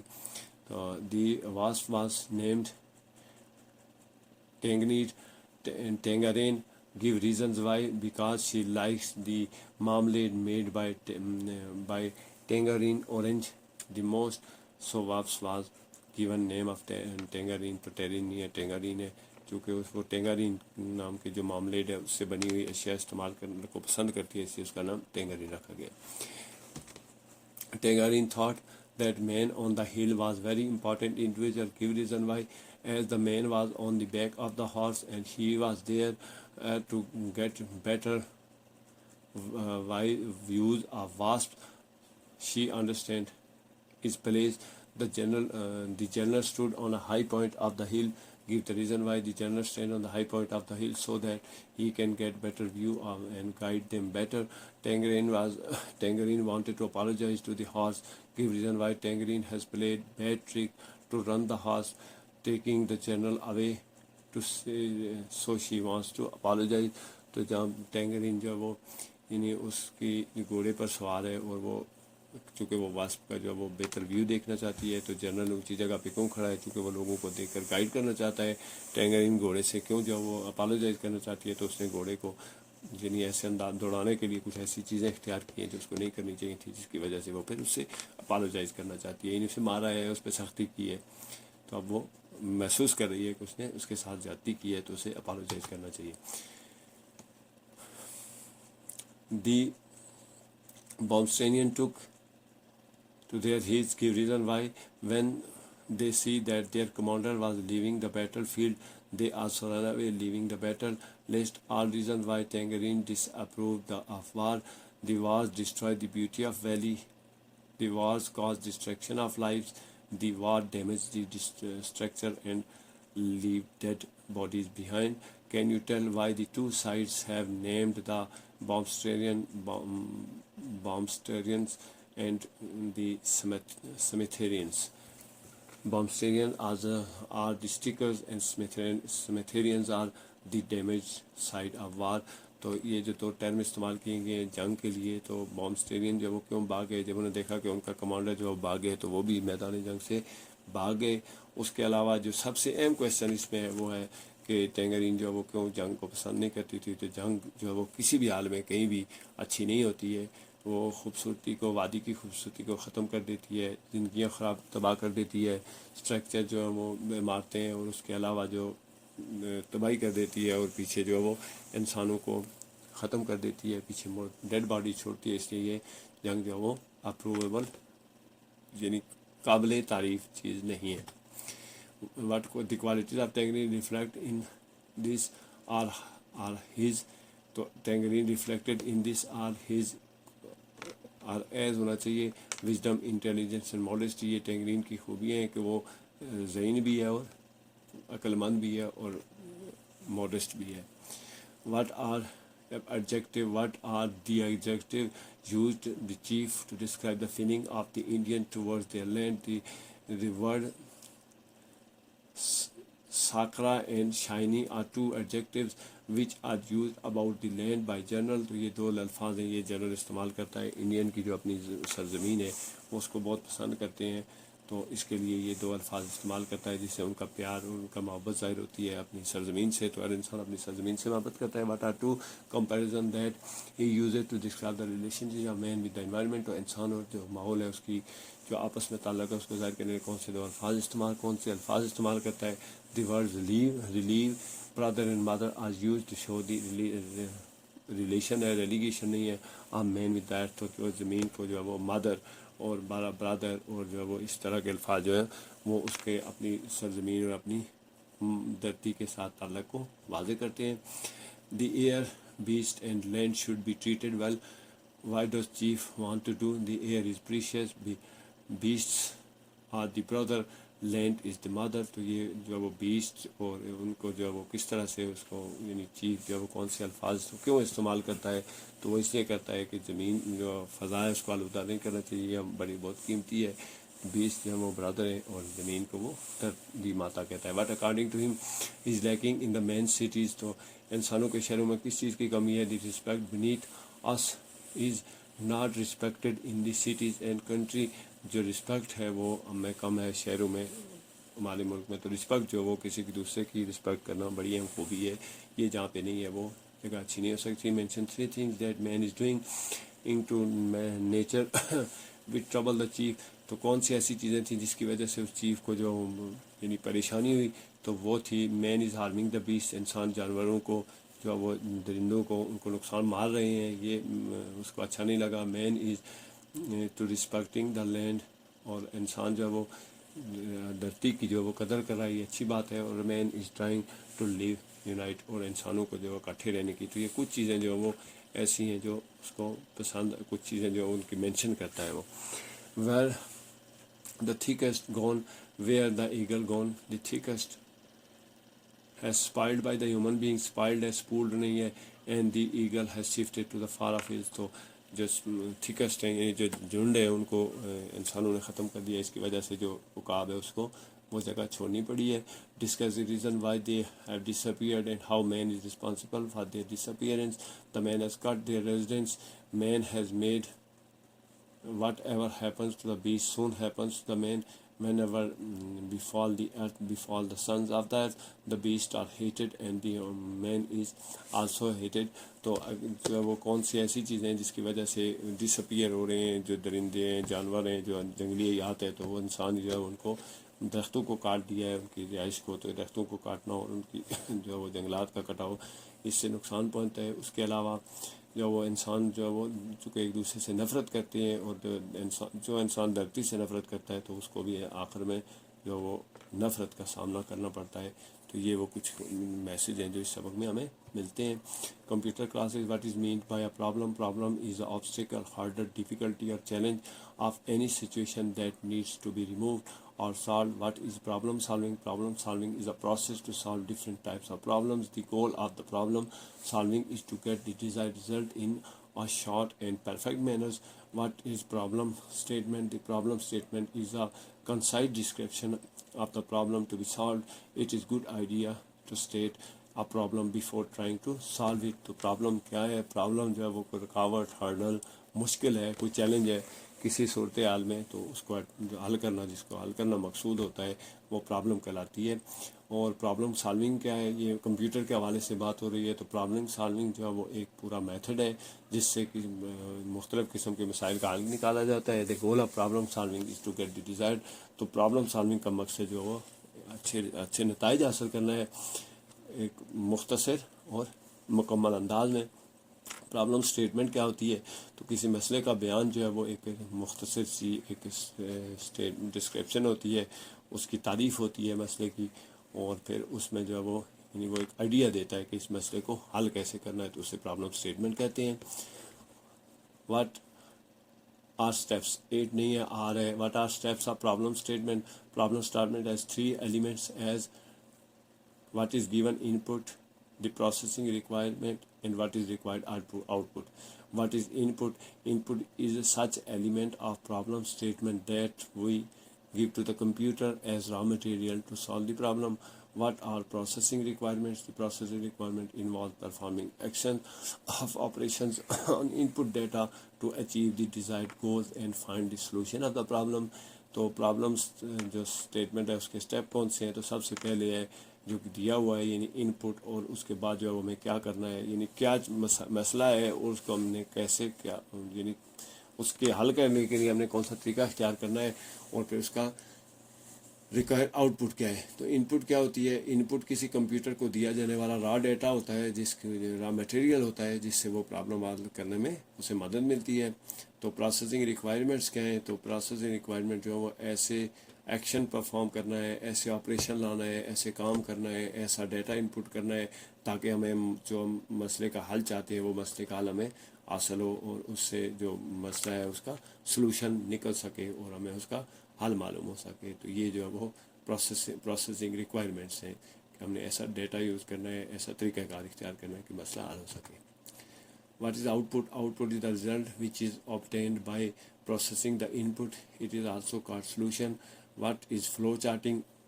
Flow charting is a process of pictorial illustration of solving a problem. What is a flow chart? A flow chart is a type of diagram that represents a process showing the step as symbol of various kinds, and they are ordered by connecting them with arrows. What is the use of flow chart? Flow chart is used to know the sequence of the actions to solve the problem. It is pictorial solution of problem in computer problem. तो output क्या है? Output जो है वो किसी मसले का हवाल होता है. मसलन कंप्यूटर कोई एक मसला है तो उसके हल के बाद जो नतीजा निकलता है वो आउटपुट कहलाता है. इसे फिर उसकी सलूशन या हल कहते हैं. फ्लो चार्टिंग क्या है? तो फ्लो चार्टिंग जो है वो किसी मसले के हल के जो स्टेप्स हैं उनको तस्वीरी शक्ल में बयान करना है. तो तस्वीरी शक्ल में जो है फ्लो चार्ट क्या होता है? तो फ्लो चार्ट तस्वीरी शक्ल में मुख्तलिफ तस्वीरों के ज़रिए मुख्तलिफ अलामात के ज़रिए ज़ाहिर करना है उसके स्टेप्स को, फिर उनको एरो के ज़रिए मिलाना कि उनका सीक्वेंस क्या है. उसके बाद फ्लो चार्ट का इस्तेमाल क्या है? तो फ्लो चार्ट जो है वो एक सीक्वेंस ऑफ एक्शन है, यानी आपने किस तरह से पहले क्या करना है, उसके बाद क्या करना है, उसके बाद क्या करना है. ये पिक्टोरियल है, यानी तस्वीरी शक्ल में किसी मसले के हल को बयान करना जो है वो फ्लो चार्ट कहलाता है. फ्लो चार्ट का इस्तेमाल किया है कि उसके ज़रिए किसी मसले को तस्वीरी शक्ल में पहले हल किया जाता है और उस पर अमल करते हुए हम बेहतर अंदाज में किसी मसले का हल कर सकते हैं. What is mean by rectangular shape in the flow chart? Rectangular shape symbol is used to represent the process or action taken. What is mean by diamond symbol? Diamond symbol is used to show decision process in a flow chart. Its shapes is like a diamond, so it is called diamond. What is the arrowhead in the flow chart? Arrowhead with the line is used to show the flow of any process in flowchart. What is programming? Programming is a technique to develop a program. Different programming languages are used to write a program. तो flowchart में rectangular shape का क्या मतलब है? तो rectangular shape है उसका मतलब होता है कि एक प्रोसेस जो है वो, यानी एक प्रोसेस शुरू किया गया है, एक अमल को आगाज़ किया गया है. डायमंड सिंबल जो है वो किस लिए इस्तेमाल होता है? तो उसमें डायमंड सिंबल में बताया जाता है कि ये जो है वो यानी किसी मसले का डिसीजन कौन सा यहाँ पे कौन सा डिसीजन लिया गया है, तो वो डायमंड की शक्ल में होता है, इसलिए उसे डायमंड कहते हैं. उसके अलावा एरो का क्या मतलब होता है? तो फ्लो चार्ट में जो एरो इस्तेमाल होते हैं वो बताते हैं कि हमने जो हमारे जो अमल है उसका सीक्वेंस क्या है और प्रोसेस किस तरफ से किस तरफ जा रहा है.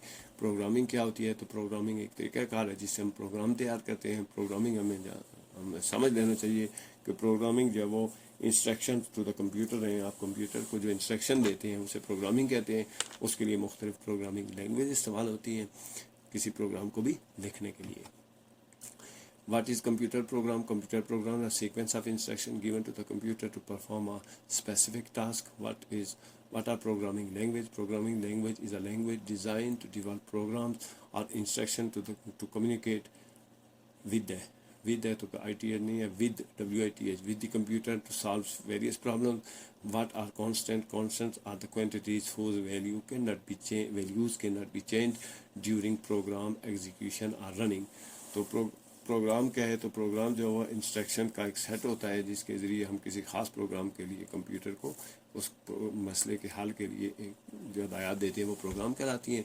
प्रोग्रामिंग लैंग्वेज कौन सी है? तो प्रोग्रामिंग लैंग्वेज जो है वो प्रोग्रामिंग लैंग्वेज नहीं होती क्या है? तो ऐसी लैंग्वेज जो ख़ास तौर पर तरतीब दी जाती हैं प्रोग्राम लिखने के लिए और कंप्यूटर को समझाने के लिए, कंप्यूटर से बातचीत करने के लिए, उसको मसला बताने के लिए, उसका हल करने का तरीका बताने के लिए, तो वो प्रोग्रामिंग लैंग्वेज कहलाती हैं. और आजकल जो वो जावा और C++ और इस तरह की जो लैंग्वेज है वो खुसूसी तौर पर प्रोग्रामिंग के लिए इस्तेमाल की जाती है. तो कांस्टेंट क्या होता है? कांस्टेंट जो है वो क्वांटिटी होती है जिसकी मकदार, जिसकी जो वैल्यू है वो तब्दील नहीं होती है. यानी अगर आप 4 लिख देते हैं तो 4 जो है कंप्यूटर की रनिंग के दौरान, एग्जीक्यूशन के दौरान 4 ही रहेगा, उसकी वैल्यू चेंज नहीं होती है. उसके बाद what is variable? Variable is named space in the computer memory whose value can be changed during the execution of program. Variable gives meaningful names to constant. What are numeric variables? Numeric variables are used to store numeric constant such as 10.134, 0.1234, etc. What are the string variables? String variables are used to store sequence of a character or string enclosed in double quotation string variables can store string constants. تو یہ کچھ terms ہیں جو computer کی programming language میں استعمال ہوتی ہیں، جن میں کانسٹنٹ ہے، ویریبل ہے، اس کے بعد نیومرک ویریبل ہے، اسٹرنگ ویریبل ہے. تو ویریبل وہ ہوتا ہے جس کی قیمت تبدیل ہو سکتی ہے، یعنی آپ ایکس اگر فرض کہ آپ لکھ دیتے ہیں ایکس از اکول 4 لکھ دیں تو اس کی ویلیو 4 ہو جائے گی، ایکس از اکول 9 لکھ دیں تو اس کی ویلیو 9 ہو جائے گی. تو اس کو ویریبل کہتے ہیں جس کی قیمت تبدیل ہو سکتی ہے، اسے ویریبل کہتے ہیں. نیومرک ویریبل کون سی ہوتی ہیں؟ تو وہ نمبر جن کی قیمت تبدیل ہو جاتی ہے، جو پوائنٹس میں لکھی جاتی ہے، انہیں نیومرک ویریبل کہتے ہیں. اسٹرنگ ویریبل جو ہیں ان کو ڈبل کوٹیشن میں لکھا جاتا ہے، اور یہ صرف جو ہے وہ اسٹرنگ ڈیٹا کو اسٹور کرنے کے لیے استعمال کی جاتی ہیں. What is mean by syntax? Syntax of a programming language is a set of rules that defines the combination of symbols used by the language. What is syntax error? Syntax error occurs when the instructions written in a program do not follow the rules of programming language. What is logical error? Logical error is an error resulting in writing answer due to the programming on logical mistakes.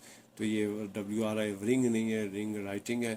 mistakes these occurs due to wrong use of USC of formula or providing wrong values to the variable. تو syntax کیا ہوتا ہے؟ Syntax ہوتا ہے کسی زبان کو لکھنے کا ایک طریقہ، اس کے رولز کے، اس کو ایسے اس طرح سے لکھا جاتا ہے، اسے سینٹیکس کہتے ہیں. تو کچھ سمبل ہیں، کمبینیشن، اس کو استعمال کرتے ہوئے زبان کو ایک ترتیب سے لکھا جاتا ہے، اسے سینٹیکس کہتے ہیں.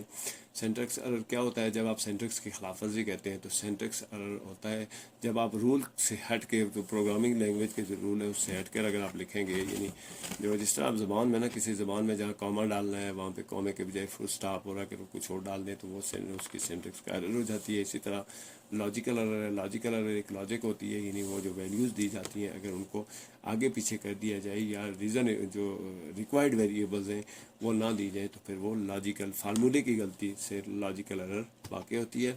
What are the operators? Operators are symbols that indicate the type of operations to be performed on the data. What are types of operator? The three common types of operator are arithmetic operator, relational operators, and logical operators. What is CLS command? CLS command is used to clear the constants of the screen. What is run command? Run command is used to execute to get result of program. F2 key is used as shortcut key. Two row نہیں ہے، to run command ہے. تو operator کیا ہوتے ہیں؟ Operator symbol ہوتے ہیں جن کو استعمال کرتے ہوئے کسی آپریشن کو یا کسی کام کو کیا جاتا ہے، جیسے جمع، تفریق، ضرب، تقسیم. یہ از اکول ٹو جو یہ آپریٹر ہیں. آپریٹر کی کتنی قسمیں ہیں؟ تو آپریٹر کی 3 قسمیں. نمبر 1 ارتھمیٹک، جمع، تفریق، ضرب، تقسیم. Relational, less than equal to. اور لاجیکل جو ہے وہ یعنی equal to, is not equal to, less than اور گریٹر دین جو ہے وہ یہ ریلیشنل اور لاجیکل آپریٹر ہیں. سی ایل ایس کمانڈ کیوں استعمال ہوتی ہے؟ تو سی ایل ایس کمانڈ جیسا کہ لکھا ہوا ہے کلیئر دا اسکرین، تو کلیئر اسکرین کے لیے جو کمانڈ استعمال ہوتی ہے اور اس سے اسکرین پہ جو کچھ لکھا ہوتا ہے وہ مٹ جاتا ہے. تو یہ ڈاس کی کمانڈ ہے، تو اس کو جو ہے وہ سی ایل ایس کمانڈ کہتے ہیں. اور رن کمانڈ کسی پروگرام کو ایگزیکیوٹ کرنے کے لیے استعمال ہوتی ہے، پروگرام کو یعنی رن کرنے کے لیے استعمال ہوتی ہے. تو اس کے لیے شارٹ کٹ کی جو ہے وہ F2 کی ہے. اس کے بعد what is save command? Save command is use to save the program in hard disk اور other storage media. F4 key is use as a shortcut key for the save command. تو save command جو ہے اس کے لیے F4 کی استعمال ہوتی ہے، اور یہ استعمال ہوتی ہے کسی ڈیٹا کو یا کسی اسٹیٹمنٹ کو ڈیوائس ڈرائیو کے اوپر اسٹور کرنے کے لیے، محفوظ رکھنے کے لیے. What is print command? Print command is use to display message اور output on the screen. تو پرنٹ کا مطلب پیج کے اوپر پرنٹ کرنا نہیں ہے، بلکہ پروگرامنگ لینگویج میں پرنٹ کمانڈ کا مطلب ہوتا ہے کہ کون سا میسج اسکرین کے اوپر دکھانا ہے، اور اسکرین کے اوپر جو چیز دکھانی مقصود ہوتی ہے اس کے لیے پھر پرنٹ کمانڈ استعمال ہوتی ہے. What is input statement? تو input statement is use to take input from user during the execution of the program. تو ان پٹس پہ جب ان پٹ کا لفظ استعمال کیا جاتا ہے اس کا مطلب ہے وہاں پہ جو یوزر ہے، جو کمپیوٹر کو آپریٹ کر رہا ہے، جو کمپیوٹر پہ بیٹھا ہے، وہاں پہ اس نے کوئی ان پٹ دینی ہے، وہ والی ان پٹ دے گا، اس کے بعد پھر دوسری ان پٹ دے گا، اس کے بعد جو ہے وہ اس پہ پھر لاجیکلی یا میتھمیٹیکلی یا ارتھمیٹیکلی اس پہ کوئی عمل ہوگا. تو ان پٹ جو وہ اسٹیٹمنٹ اس کے لیے استعمال ہوتی ہے کہ یوزر سے ان پٹ لینے کے لیے. پرنٹ کمانڈ ہوتی ہے اسکرین کے اوپر کسی چیز کو ظاہر کرنے کے لیے، اور سیو کمانڈ استعمال ہوتی ہے کسی چیز کو جو وہ سیو کرنے کے لیے. اور کلیئر رن کمانڈ ہوتی ہے پروگرام کو چلانے کے لیے. سی ایل ایس کمانڈ استعمال ہوتی ہے स्क्रीन पर जो लिखा हुआ होता है उसको मिटाने के लिए। तो ये चंद चीज़ें हैं जिनको आपने मेहनत और तवज्जो से देखना है, और बुक्स लाजमी कंसल्ट कर लेनी है क्योंकि इसमें कुछ मिस्टेक है स्पेलिंग की भी हैं, ताकि वो आपको बेहतर अंदाज में समझ आ सके। So class 7, what is force? Force is the ability to push or pull an object. When one person pushes or pulls an object, it exerts force. Force has a strength and direction to describe. List 6 things that force do. Force do: number 1, move objects. Number 2, speed up. Number 3, slow down or stops moving. Number 4, change direction. Number 5, change shapes. Number 6, remain still. How do you measure force?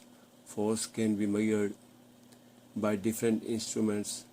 It can be measured by physical balance, speedometer and weight machine. तो ये कुछ question है कि force क्या है। तो हम जानते हैं कि फ़ोर्स किसी चीज़ को धकेलने या खींचने की सलाहियत का नाम है। जब कोई शख्स किसी चीज़ को खींचता है या धकेलता है तो वो उस पर फोर्स लगाता है, क़ुव्वत लगाता है। और फोर्स जो है वो एक ताकत होती है जो डायरेक्शन को चेंज करती है, यानी strength and direction to describe. तो फोर्स को डिस्क्राइब करने के लिए हमें क़ुव्वत और सिमत की ज़रूरत होती है। अगर हमने उसके बारे में वज़ाहत करनी है कि फ़ोर्स क्या है, तो फोर्स वो क़ुव्वत है जिसकी कोई डायरेक्शन होती है।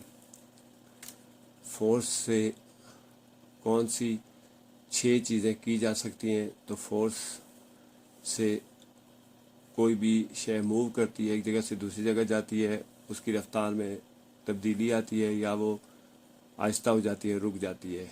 उसके अलावा फोर्स की वजह से सिमत तब्दील होती है, चीज़ों की जो शक्ल है, शेप है, वो चेंज हो जाती है, या फिर वो एक जगह फोर्स उनको एक जगह रोक भी सकती है।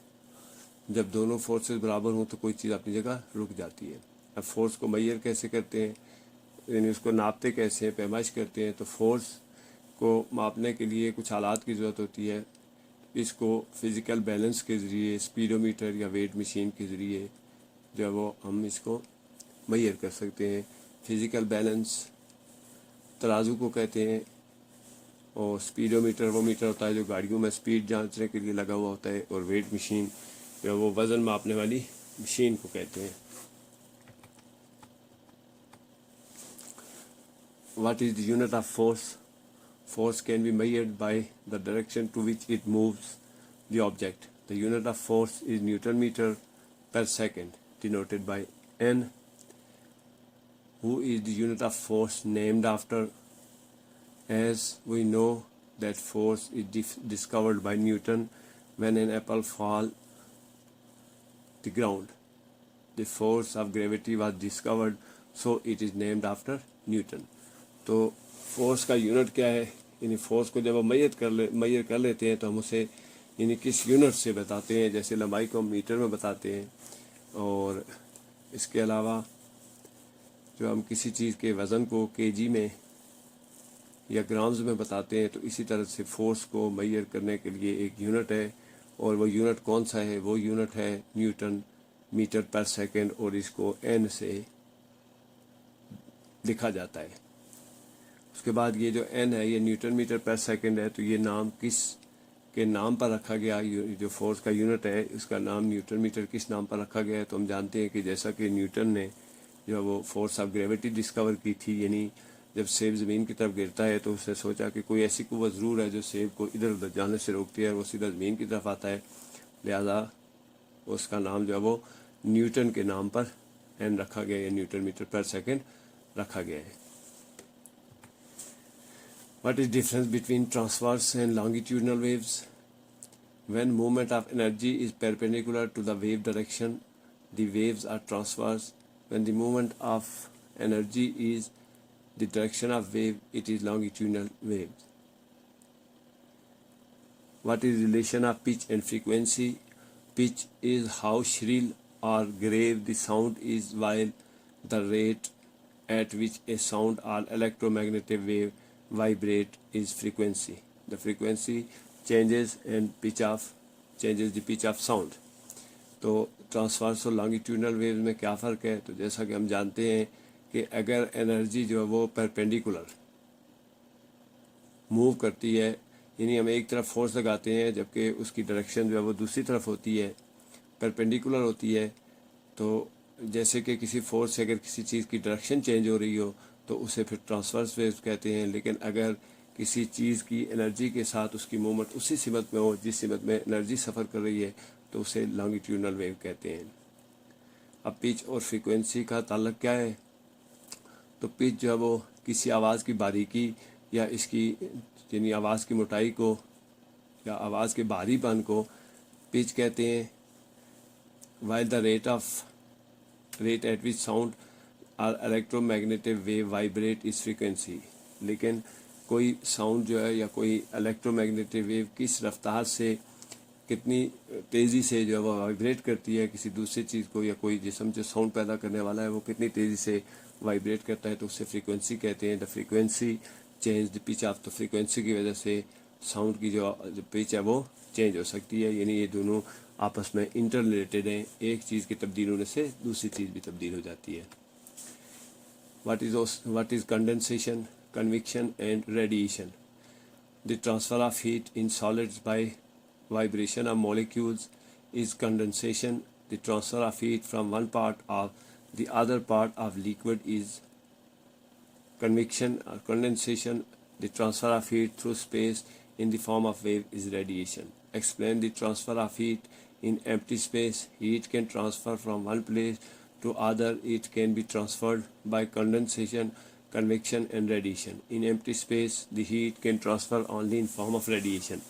تو کنڈنسیشن، کنویکشن اور ریڈیشن کا آپس میں یعنی ان میں کیا فرق ہے؟ تو کنڈنسیشن جو کسی سالڈ میں جب ایک اس کے مالیکیول کی حرکت کی وجہ سے جب یہ کسی سالڈ کا ایک سرا گرم ہوتا ہے اور مالیکیول کی حرکت کی وجہ سے وہ ہیٹ آہستہ آہستہ جو ہے وہ دوسرے سرے کی طرف ٹرانسفر کرتی ہے تو اسے کنڈنسیشن کہتے ہیں۔ اگر ہیٹ جو ہے وہ کسی لیکوڈ میں کسی مائع شے میں ایک جگہ سے دوسری جگہ ٹرانسفر کرے تو اسے کنویکشن کہتے ہیں۔ یہ پہلا کنڈنسیشن ہے، دوسری جگہ یہاں پر جو ہے وہ کنڈنسیشن کی جگہ کنویکشن ہے، اور تیسرا جو ہے وہ ریڈیشن۔ ریڈیشن کے ذریعے ہیٹ جو ہے وہ خالی خلا میں جہاں پہ مالیکیول اور جہاں پہ سالڈ اشیاء اور مائع نہیں ہوتی بلکہ خالی جگہ ہوتی ہے وہاں پہ ریڈیشن سے ٹرانسفر کرتی ہیں، جیسا کہ سورج کی ویو ہمارے ہم تک اور سورج کی جو ہیٹ ہے وہ ہم تک ریڈیشن کے ذریعے پہنچتی ہے، چونکہ وہ درمیان میں سے خلا میں سفر کرتی ہے اور خلا میں سفر کرتی ہیں ریڈیشن کی وجہ سے۔ تو اسی کے ساتھ اس سے ریلیونٹ کویسچن ہے کہ ایمپٹی اسپیس میں ہیٹ کیسے ٹرانسفر ہوتی ہے؟ تو ایمپٹی اسپیس میں جو ہے وہ ویسے تو جو ہیٹ کی ٹرانسفر ہے وہ تین طرح سے ہوتی ہے، کنڈنسیشن سے، کنویکشن سے اور ریڈیشن سے۔ تو خلا میں جو حرارت ہے وہ ایک جگہ سے دوسری جگہ ریڈیشن کے ذریعے ٹرانسفر کرتی ہے، ایک جگہ سے دوسری جگہ جاتی ہے، تو اس کی ایک ہی شکل ہو سکتی ہے اور وہ ریڈیشن ہے۔ How heat transfer in solid? Solid میں ہیٹ کیسے ٹرانسفر ہوتی ہے؟ The solid also allow the heat transfer from one place to other. The transfer in solid is due to the vibration of molecules which transfer heat from one place to the other. How does heat flow when you keep an ice cube in your hand? When ice cube is kept in hand, the heat of hand transferred in the ice cube. It starts the ice to melt. The ice takes away the heat of hand to melt. تو heat جو وہ solid میں کیسے transfer ہوتی ہے؟ پیچھے empty space میں کیسے ہوتی تھی؟ تو ریڈیشن سے ہوتی تھی۔ سالڈ میں یہ ٹرانسفر ہوتی ہے ایک جگہ سے دوسری جگہ، وائبریشن آف مالیکیول، یعنی ایک چیز کے مالیکیول، یعنی ایک جگہ جب سالڈ کا کوئی ایک حصہ آہستہ آہستہ گرم ہوتا جاتا ہے تو اس کے مالیکیول کی حرکت زیادہ ہو جاتی ہے اور ان کے آپس میں ٹکرانے سے ہیٹ جو ہے وہ ایک جگہ سے دوسری جگہ، یعنی اس کے ایک حصے سے دوسری حصے پہ ٹرانسفر ہوتی جاتی ہے۔ اس کے بعد جو ہاتھ میں اگر آپ آئس کیوب رکھیں، یعنی برف کا ٹکڑا ہاتھ میں رکھیں، تو پھر ہیٹ کیسے فلو کرتی ہے؟ تو ہیٹ جو ہے وہ اگر آپ ہاتھ میں برف کا ٹکڑا رکھیں تو ہاتھ کی جو ہیٹ ہے وہ آئس کیوب یعنی برف کے ٹکڑے میں ٹرانسفر ہوتی ہے اور یہی ہیٹ اس کے پگھلنے کا سبب بنتی ہے۔ تو اس طرح سے جو ہیٹ ہے وہ آئس کی جو ہاتھ کی ہیٹ ہے وہ ہاتھ میں ٹرانسفر ہوتی ہے اور اس کو میلٹ کرتی ہے۔ تو ہم جانتے ہیں کہ ہیٹ کے بغیر آئس میلٹ نہیں ہوتی، تو اگر ہیٹ کم کر دی جائے تو جو لیکوڈ ہے وہ آئس یا سالڈ میں تبدیل ہو جاتا ہے۔ تو ہاتھ کی جو گرمی ہے وہ آئس کیوب میں جاتی ہے اور آئس کیوب پر جو ہے وہ پگھلنا شروع کر دیتی ہے. What cause day and night? تو دن اور رات کیسے بنتے ہیں؟ The circular movement of earth on its axis before the sun causes the day and night. The part of earth which is in front of the sun has day and other has night on it. During summer in Australia, what is the season in Pakistan? During summer in Australia, the Pakistan has its winter. As we see on globe, the Australia and Pakistan are on opposite directions. The tilt of earth is different. تو دن اور رات کیسے بنتے ہیں؟ تو دن اور رات بننے کے لیے زمین کی جو سرکولر موومنٹ ہوتی ہے، یعنی زمین گولائی میں جو چکر کاٹتی ہے سورج کے سامنے، اس کی وجہ سے دن اور رات بنتے ہیں. سورج زمین کا وہ حصہ جو سورج کے سامنے چلا جاتا ہے اس میں دن ہوتا ہے، جبکہ وہ حصہ جو اوٹ میں چلا جاتا ہے اور وہاں سورج کی روشنی نہیں پڑتی ہے تو وہاں پہ رات ہوتی ہے. اب آسٹریلیا میں اگر گرمیوں کا موسم ہے تو پاکستان میں کون سا موسم ہوگا؟ تو اگر آپ گلوب پہ دیکھیں تو آسٹریلیا جو ہے وہ گلوب کے ایک طرف ہے اور پاکستان اس کی دوسری طرف ہے. تو اگر آسٹریلیا میں سمر ہے تو پاکستان میں ونٹر ہوگا، اور پاکستان میں اگر ونٹر سیزن ہے، یعنی اگر ونٹر سیزن ہے تو سردیوں کا موسم ہے، تو آسٹریلیا میں پھر گرمیوں کا موسم ہوگا. اور گلوب کو دیکھنے سے ہمیں جو اپوزٹ ڈائریکشن میں ہے، اور اس کے علاوہ جو زمین کی ٹلٹ ہے، زمین کا جو زاویہ ہے سورج کے سامنے وہ بھی مختلف ہے، اس لیے جو موسم ہے ان میں فرق پڑ جاتا ہے اور اس کے اپوزٹ موسم آ جاتے ہیں. How does sun affect day and night and season at the earth's two poles? The two poles have different kinds of day and nights, and whether the angle of rays of the sun keeps the pole cold. The day and night is longer than usual on poles of earth. Why does the weight of an object sometimes changes? The weight of object is related to the gravity of earth. The weight of object changes when we take it away from the earth. تو جو دن اور رات ہیں ان کے اوپر جو دن اور رات اور جو موسم بنتے ہیں ان پہ سورج کیسے اثر انداز ہوتا ہے؟ تو ہم جانتے ہیں کہ جو پولز ہیں زمین کے وہ دو پول ہیں، نارتھ پول اور ساؤتھ پول، ایسٹ اور ویسٹ کے اپوزٹ جو ہے وہ نارتھ اور ساؤتھ ہیں. تو وہاں پہ دن اور رات اور موسم جو ہے وہ ان میں بہت فرق ہوتا ہے، چونکہ سورج کی جو ریز آتی ہیں ان کا اینگل ڈیفرنٹ ہے، اس لیے پولز کے اوپر جو ہے وہ موسم وہاں پہ زمین کی ٹلٹ اور زاویہ جو ہے وہ اس میں فرق ہے، تو وہاں پہ جو وہ ٹھنڈ ہوتی ہے. اور دن اور رات میں بھی فرق ہے، وہاں پہ جو ہے وہ دن اور رات جو ہے وہ نارمل جو دن اور رات ہے اس کی لمبائی میں زیادہ اور ان میں فرق ہوتا ہے. اس کے بعد کسی چیز کا کسی آبجیکٹ کا جو وزن ہے وہ کیسے بڑھ جاتا ہے؟ تو ہم جانتے ہیں کہ ویٹ کا تعلق جو ہے وہ دو چیزوں سے ہوتا ہے، ایک ماس کے اوپر ہوتا ہے اور دوسرا گریوٹی کے اوپر ہوتا ہے. تو گریوٹی اگر جو ہے وہ زمین سے ہم اس کو دور لے جائیں تو اس کے ویٹ میں فرق آ جاتا ہے. اس کے علاوہ اگر ہم اس کے ماس کو چینج کر دیں تو اس سے بھی جو ویٹ آف آبجیکٹ ہے، یعنی کسی چیز کا جو وزن ہے اس میں کمی بیشی پیدا ہوتی ہے. What holds the earth as it orbits the sun? All the planets of the solar system are bound to move in a certain path that is called its orbit. It is gravity of stars and planets that keep them on orbit. What is difference between friction and gravity? Friction of force that occurs between two things when they are rubbed, but gravity is the property of earth by which it pulls the things towards it. تو کون سی جو چیز ہے وہ زمین کو سورج کے سامنے ایک خاص مدار کے اوپر رکھنے والی کون سی چیز ہے؟ تو ہم جانتے ہیں کہ جو گریوٹی ہے، کسی بھی سیاروں کی جو گریوٹی ہوتی ہے ان کی کشش ہوتی ہے ایک دوسرے سے، وہ ان کو ایک خاص راستے پر رکھتی ہے. اور فرکشن اور گریوٹی میں فرق یہ ہے کہ دو چیزوں کے درمیان جو رگڑ کی قوت ہوتی ہے اسے فرکشن کہتے ہیں، جبکہ انہی دو چیزوں کے درمیان جو گریوٹی ہے وہ زمین کی پراپرٹی ہے، وہ ایک زمین کی خاصیت ہے جس سے وہ زمین کسی چیز کو اپنی طرف کھینچتی ہے یا اپنی طرف لاتی ہے. A force can change the shapes of the object. Force is only the factor that shapes the objects. It is atmospheric pressure. If the atmospheric pressure is finished, everything will be D-shaped. What is difference between oscillation and vibration? A regular back and forth movement of object is oscillation, while a rapid back and forth movement of body about its central position is oscillation. It's vibration. تو یہ دوسری جگہ پہ جو ہے وہ اوسیلیشن نہیں ہے بلکہ وائبریشن ہے. پہلی جگہ اوسیلیشن ہے. What is difference between mass and weight? Mass is the quantity of matters in a body while the weight is the attraction of earth of that mass towards it. The mass can change the weight of the object. تو کون سی force جو ہے وہ چیزوں کو شکل میں برقرار رکھتی ہے؟ تو ہم جانتے ہیں کہ ایٹماسفیئرک پریشر جو ہے وہ یعنی ہماری جو فضا ہے اس کا جو دباؤ ہے وہ چیزوں کو ایک خاص شکل میں برقرار رکھتا ہے. اگر وہ ختم ہو جائے تو تمام چیزیں ڈی شیپ ہو جائیں, یعنی ان کی شکل تبدیل ہو جائے. اس کے بعد اوسیلیشن اور وائبریشن میں کیا فرق ہے؟ تو ریگولر جو موومنٹ ہے یعنی حرکت ہے کسی چیز کی بیک اینڈ فورتھ, آگے اور پیچھے, وہ اوسیلیشن کراتی ہے. جبکہ تیزی سے کسی چیز کا اپنے سینٹرل پوائنٹ کے گرد جو ہے وہ گھومنا اس کا وائبریشن کہلاتا ہے. تو ماس اور ویٹ میں کیا فرق ہے؟ تو ماس جو ہے وہ quantity of matter in a body ہے, یعنی کسی جسم میں مادے کی مقدار کتنی ہے وہ اس کا ماس کہلاتا ہے. جبکہ زمین اس کو کس قوت سے اپنی طرف کھینچتی ہے یہ اس کی ویٹ کہلاتا ہے. How tilt of earth brings different season. Tilt means the angle on which the earth stands before the sun. This tilt, when more slant, the season changes to cold, and when slant, there is hot season. What is different between axis and revolution? Axis is the imaginary line passing through the poles of the earth along which it rotates, while revolution is the movement of earth in its orbit around the sun. تو tilt میں جو ہے وہ کس طرح سے جو زمین کا جو زاویہ ہے اس کو کس طرح سے موسم پہ اثر انداز ہوتا ہے. تو اگر سورج کی شعاعیں جو ہے وہ یعنی زمین کا سورج کے سامنے جو خاص زاویہ ہے وہ موسموں کی تبدیلی کا باعث بنتا ہے.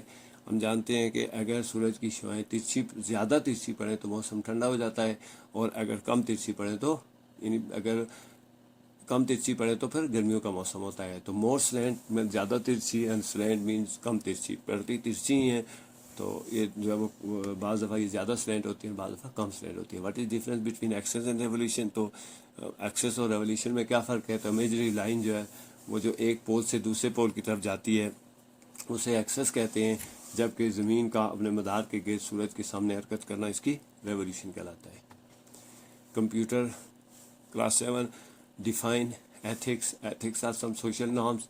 These are norms which builds up with the passage of time in the society. These are also social ways to abide by the law and live a social life. उसके बाद justify the plagiarism is an offense. Plagiarism is to copy or use the content of a person in your own documents. It is illegal to use such practices. It is against the piracy law and considered an offense. And offense نہیں ہے, an offense. Define phishing or phishing. Define phishing in your own words. Phishing is a term used when a scammer sends you a malicious link designated to trick a person into revealing sensitive information to the attackers. تو ethics جو ہے وہ social norm ہوتی ہیں, یعنی کسی معاشرے کے اندر جو ایک خاص قسم کی روایات قائم ہوتی ہیں انہیں ایتھکس کہتے ہیں. وہ آہستہ آہستہ وقت کے ساتھ ساتھ جو ہے وہ یہ بنتی چلی جاتی ہیں, اور کسی بھی معاشرے کو ان کو جو ہے وہ ماننا پڑتا ہے, اور ان کو ماننا جو ہے وہ اسی سے ہم سوشل لائف جو ہے وہ گزار سکتے ہیں. اس کے بعد پلیگرزم جو آفینس ہے, تو پلیگرزم ہوتا ہے کسی کے کنٹینٹ کو اپنے کسی کی لکھی ہوئی چیز, کسی کی بولی ہوئی چیز کو اپنے ڈاکومنٹ میں اپنا کہہ کر استعمال کرنا. یہ جو ہے وہ ایک ایلیگل پریکٹس ہے, اور یہ جو پائریسی لا ہے, باقاعدہ پائریسی کے قوانین ہیں, تو اس کے مطابق جو ہے اسے افینس کنسیڈر کیا جاتا ہے, یعنی یہ جو ہے وہ جرم تصور کیا جاتا ہے. تو فشنگ جو ہے وہ ہوتی ہے جب کوئی اسکیمر یا کوئی ہیکر جو ہے وہ آپ کو ایک ایسے لنک بھیجتا ہے جن کے ذریعے وہ آپ کی سینسٹیو انفارمیشن تک پہنچنے کی کوشش کرتا ہے, تو ایسے لنکس بھیجنے کو فشنگ کہتے ہیں. Enlist issues of digital ethics. اور digital ethics is a beauty of digital world, but there are some issues. Misuse of number 1 misuse of personal information. Number 2 misinformation and deep fake. Lack of oversight and responsibilities. Social and political instability. Discuss any 3 uses of internet in business. Internet is used in all the fields of life. Internet is used for e-banking. Number 1 for e-banking. Number 2 for submission of orders online. Number 3 for using worldwide business. تو جو issues کیا ہیں, یعنی ethical issues کون سے ہیں digital جو ہماری انٹرنیٹ استعمال ہوتا ہے یا جو ڈیجیٹل ہم پلیٹ فارم استعمال کرتے ہیں، تو ہم جانتے ہیں کہ یہ جو ڈیجیٹل نارمز ہیں، ایتھکس ہیں، یہ کسی بھی ڈیجیٹل ورلڈ کی یا جو ہم کمپیوٹر استعمال کرتے ہیں، انٹرنیٹ استعمال کرتے ہیں، تو اس کی خاص خوبصورتی ہوتی ہے کہ آپ اس کے رولز ریگولیشن کا خیال رکھیں. تو کچھ ایسے ایشوز ہیں جن میں کسی کی ذاتی انفارمیشن کو غلط استعمال کرنا یا ڈس انفارمیشن پھیلانا، ٹھیک. اس کے علاوہ جو ہے وہ لیک آف اوور سائٹ یعنی ذمہ داری کا احساس نہ ہونا، اس کی وجہ سے یہ بھی ایک ایشو ہے. اور پھر سوشل اور پولیٹیکل انسٹیبلٹی، اگر کسی جگہ پہ سماجی یا سیاسی جو ہے وہ عدم استحکام ہو تو وہ بھی اس کے لیے ایک ایتھیکل ایشو ہے کہ آپ پولیٹیکلی اور سوشلی انسٹیبل ہو. اس کے بعد انٹرنیٹ کہاں پہ استعمال ہوتا ہے؟ ہم جانتے ہیں کہ زندگی کے ہر شعبے میں انٹرنیٹ استعمال ہوتا ہے. جو بزنس ہے اس میں انٹرنیٹ ای بینکنگ کے لیے استعمال ہوتا ہے.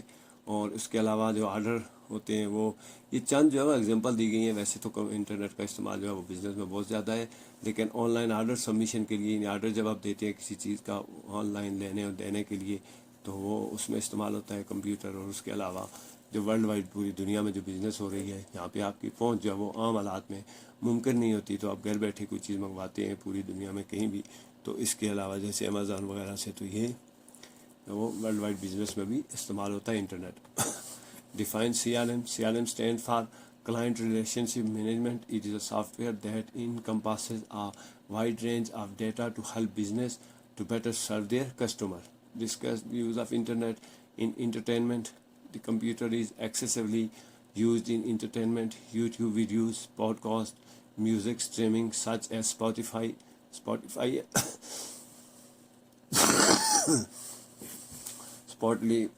news sites and game sites are its use in entertainment. Define copyright in your own words. The internet consists the intellectual properties on it.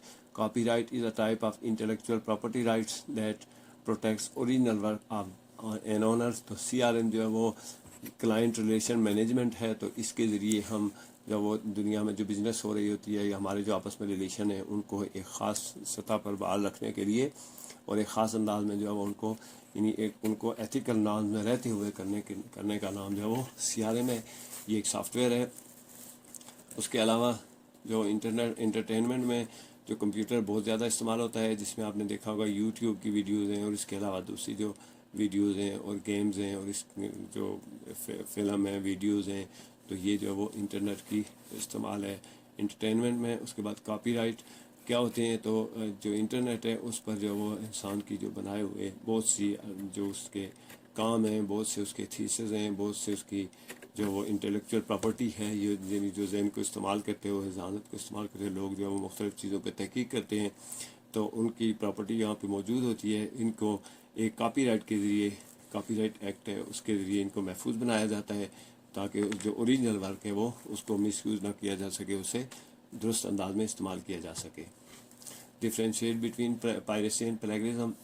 The act of reproducing a copyrighted material such as books, computer program or software and film illegally is called piracy, while presenting others' work or ideas as your own without consent is plagiarism. تو piracy جو ہے وہ کسی کی جو copy رائٹڈ material ہے اس کو اس کے نالج میں لائے بغیر اس کو اپنے انداز میں اس کو کاپی کر کے بیچنا پائریسی کہلاتا ہے. تو یہ جو اس کے علاوہ جو پلیگرزم ہے وہ کسی کے جو کام ہے اس کو دوبارہ اپنے ڈاکومنٹس میں یا اس کے اپنے کام میں ریپروڈیوس کرنا اور اس بندے کی جس کا یہ لکھا ہوا اس کی اجازت کے بغیر پلیگرزم کہلاتا ہے. Elaborate difference between the transaction and payment. Payment is a word used to pay money or any other such valuables, while transaction is a complete agreement between the buyer and the seller to exchange goods, money and services. تو payment جو ہے وہ کسی چیز کے بدلے یعنی چیز کے بدلے میں آپ کا پیسے دینا یا کوئی چیز دینا ویلیوبل جو ہے وہ پیمنٹ کہلاتا ہے، جبکہ ٹرانزیکشن جو ہے وہ لفظ استعمال ہوتا ہے، ایک ایگریمنٹ ہوتا ہے بائر اور سیلر کے درمیان میں کہ اس نے چیز دینی ہے یا پیسے یا سروسز جو بھی دینی ہے. تو وہ جو ریٹن ایگریمنٹ ہے وہ ریٹن ایگریمنٹ جو ان کے درمیان ہے وہ ٹرانزیکشن کہلاتا ہے. Write a note on tools and techniques used in the digital marketing. There are different tools and techniques such as social media marketing, search engines, email marketing, web advertising, and apples for marketing. What role does a digital marketing play in today's world? Digital marketing has become famous nowadays. It is the base of marketing. Sophisticated tools and techniques are used, which has changed the scenario of marketing.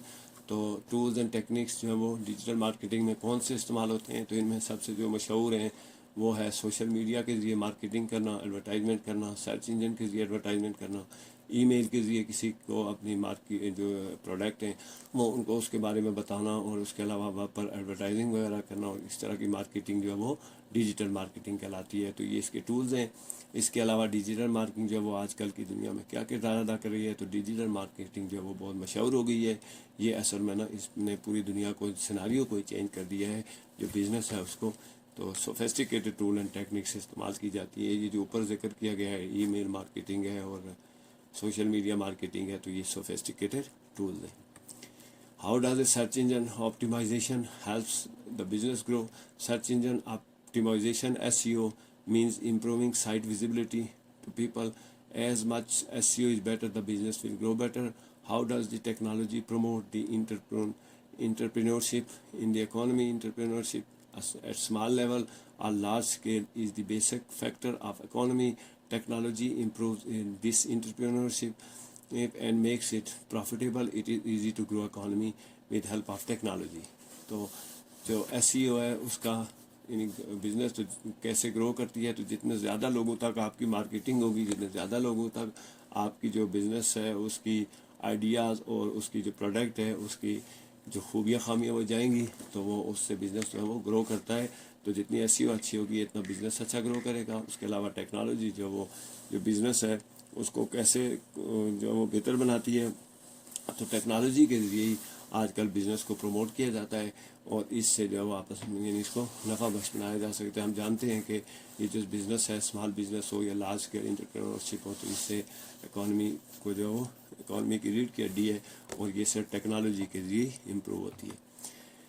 State and explain the types of digital platform used as entrepreneurship. The digital platform for entrepreneurship is social media marketing, search engine optimization, email marketing, content marketing, video marketing, and web advertising.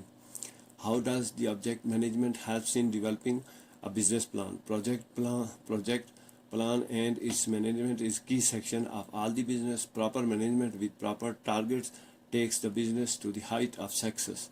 तो यानी digital platform जो है वो उन्होंने entrepreneurship को उसमें कैसे इस्तेमाल किया जाता है? तो हम जानते हैं कि डिजिटल जो प्लेटफॉर्म है उसको इंटरप्रेन्योरशिप में बहुत अच्छे से इस्तेमाल किया जा रहा है, जिसमें SEO है और ईमेल मार्केटिंग है, कंटेंट मार्केटिंग है, उसके अलावा वीडियोज़ के ज़रिए मार्केटिंग है और वेब एडवर्टाइजिंग है।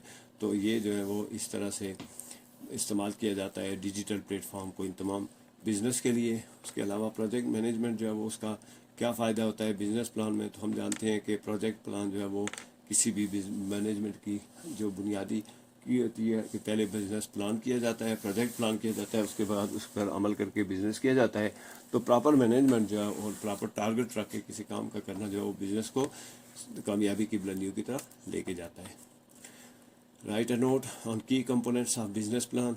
तो बिजनेस प्लान के की कंपोनेंट्स कौन से हैं? The key components of A business plan are number 1 executive summary, a business description, detail of marketing strategies and competitor analysis and financial information. तो ये जो की कंपोनेंट्स हैं बिजनेस प्लान के, उनमें सबसे पहले एक समरी तैयार की जाती है किसी बिजनेस की। उसके अलावा बिजनेस अपने को डिस्क्राइब किया जाता है, यानी उसकी जो खूबियाँ खामियाँ हैं या उसकी जो दूध हैं उनको बयान किया जाता है। फिर उसके अलावा स्ट्रेटजीज़ कौन सी हैं वो उसमें बयान की जाती हैं, और फिर कंपटीटर जो है वो यानी बिज़नेस जो किया जाता है वो कहीं भी अकेले नहीं किया जाता, बल्कि उसमें एक ख़ास किस्म की जो कंपटीशन है उसका सामना होता है। तो कंपटीटर जो है उनको पहले एनालाइज किया जाता है कि कंपटीशन किस तरह से हो रहा है, उसी के मुताबिक जो है वो बिज़नेस प्लान किया जाता है, और फिर फाइनेंशियल इंफॉर्मेशन भी जो है उसके लिए ये इसकी की कंपोनेंट्स होते हैं किसी भी बिज़नेस प्लान के।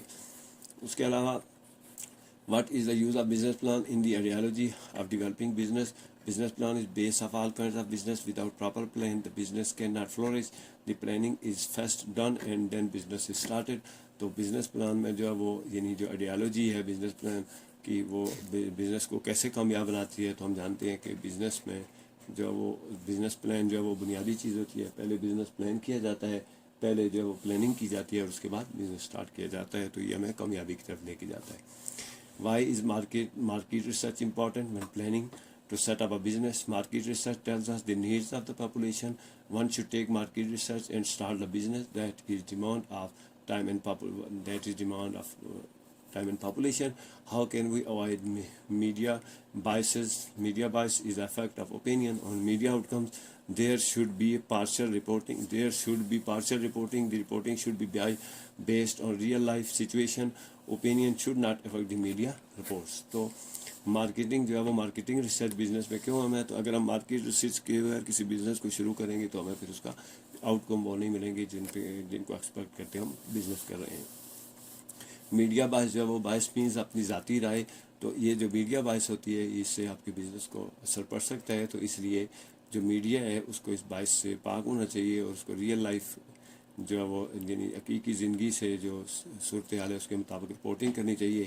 اور اس کے جو اوپینین ہیں وہ لوگوں کو گمراہ نہیں کرنے چاہیے, بلکہ جو اصل صورتحال ہے وہ لوگوں کو بتانی چاہیے. Discuss the impact of media bias. تو media bias can change the mind set of people. If the ethical values are not kept in the mind, it can distract the masses from the track and make them ignorant of the facts. تو media باعث کا اثر کیا ہوتا ہے؟ اگر media باعث ہو یعنی میڈیا لوگوں کو صحیح گائیڈ نہ کرے, ان کو مس گائیڈ کرے اور وہ اپنے باعث کو ساتھ رکھتے ہوئے اپنی جو ذاتی رائے ہے اس کو ساتھ رکھے تو پھر جو ہے وہ لوگوں کو ڈسٹریکٹ کر سکتا ہے. تو ایتھیکل جو ویلیوز ہیں, جو اخلاقی اقدار ہیں, ان کو ذہن میں رکھتے ہوئے میڈیا کو کام کرنا چاہیے. اگر میڈیا ایتھیکل جو ویلیوز ہیں ان کو ذہن میں رکھتے ہوئے کام نہیں کرے گا تو اس سے پھر جو عوام ہوتے ہیں وہ اپنے ٹریک سے ہٹ جاتے ہیں اور وہ جو ان کو حقائق کا پتہ نہیں چلتا. تو اس طرح سے بزنس جو ہے وہ خراب ہو جاتی ہے. تو میڈیا باعث جو ہے وہ لوگوں کے مائنڈ سیٹ کو چینج کر سکتا ہے. انگلش 7 ہے. ہنا Chaplin lived for her two sons, Tony and two sons, and did everything she could do to keep them happy. Do you agree? Yes, I agree. She did everything to keep her children happy. She sew clothes and she sing and dance at stage. Why was Hannah afraid to perform at the musical hall? Because she knew that the crowd was unruly.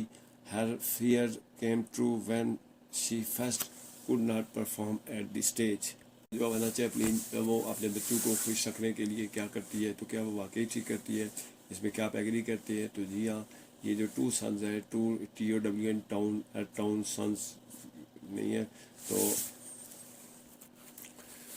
ہاں جی بالکل ہم اس سے agri کرتے ہیں کہ اس نے جو وہ کپڑے سی کے اور اپنے اسٹیج کے اوپر ڈانس کر کے گانا گا کے گیت گا کے تو گا کے اس نے اپنے بچوں کو پالا ہے. تو why not afraid to perform at musical hall. تو جب وہ میوزیکل ہال میں جاتی ہے تو وہ کیوں گھبرا جاتی ہے؟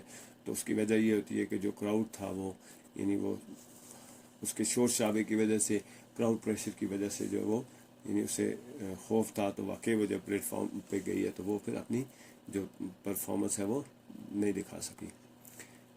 Whose idea was it to Charlie take his mother's place on stage? How this idea did change?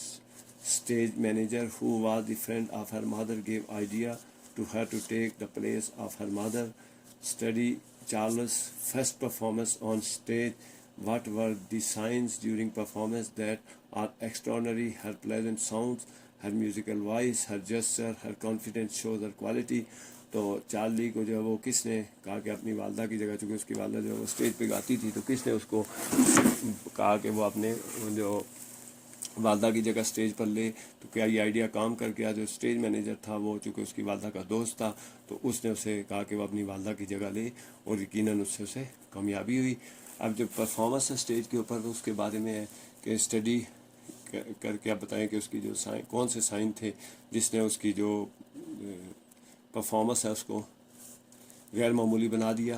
تو اس کی جو ساؤنڈ تھی وہ, اس کی آواز بہت پیاری تھی اور اس کی آواز جو وائس تھی وہ میوزیکل تھی. اس کے علاوہ اس کے جیسچر یعنی اس کی باڈی لینگویج, اس کا گانا, اس کی موومنٹ اور اس کا جو کانفیڈنس تھا, اس کا اعتماد جو ہے وہ اس کی کوالٹیز کو ظاہر کرتا ہے.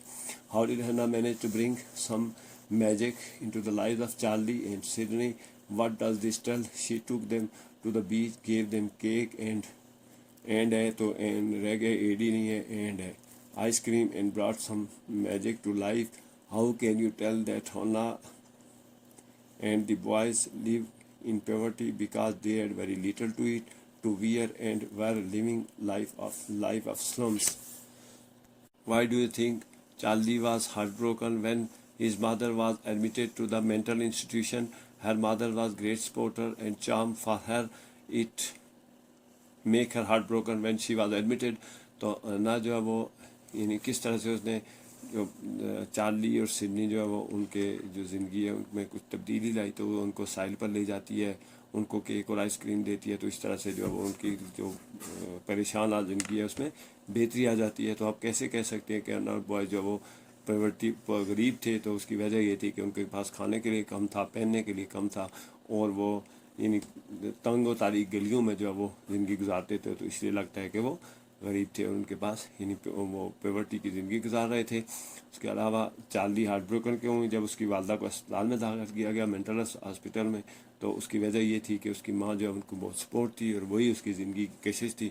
تو والدہ جو ہوتی ہے وہ بڑی قیمتی چیز ہوتی ہے, ایک ایسا فیکٹر ہوتا ہے جو آپ کو سپورٹ بھی کرتا ہے اور زندگی کا چارم بھی اسی کے ساتھ ہوتا ہے. اس کے بغیر زندگی کا چارم یا زندگی کی جو خوبصورتی ہے وہ ختم ہو جاتی ہے. تو جب اس کی والدہ کو ایڈمٹ کیا گیا تو وہ جب وہ ہارٹ بروکن مینس مایوس اور پریشان ہو گئی. Which of the Hannah's quality do you think Charlie inherited? تو ہناز کی کون سی خوبیاں جو چارلی میں موجود تھی؟ Charlie musical voice and love with her profession was the quality which was same with mother. When the play opens what is Mr Parson unhappy about? In the beginning of the play, Mr. Parson was worried about her fate, and she did good to tell everything to Mr. Fitzgerald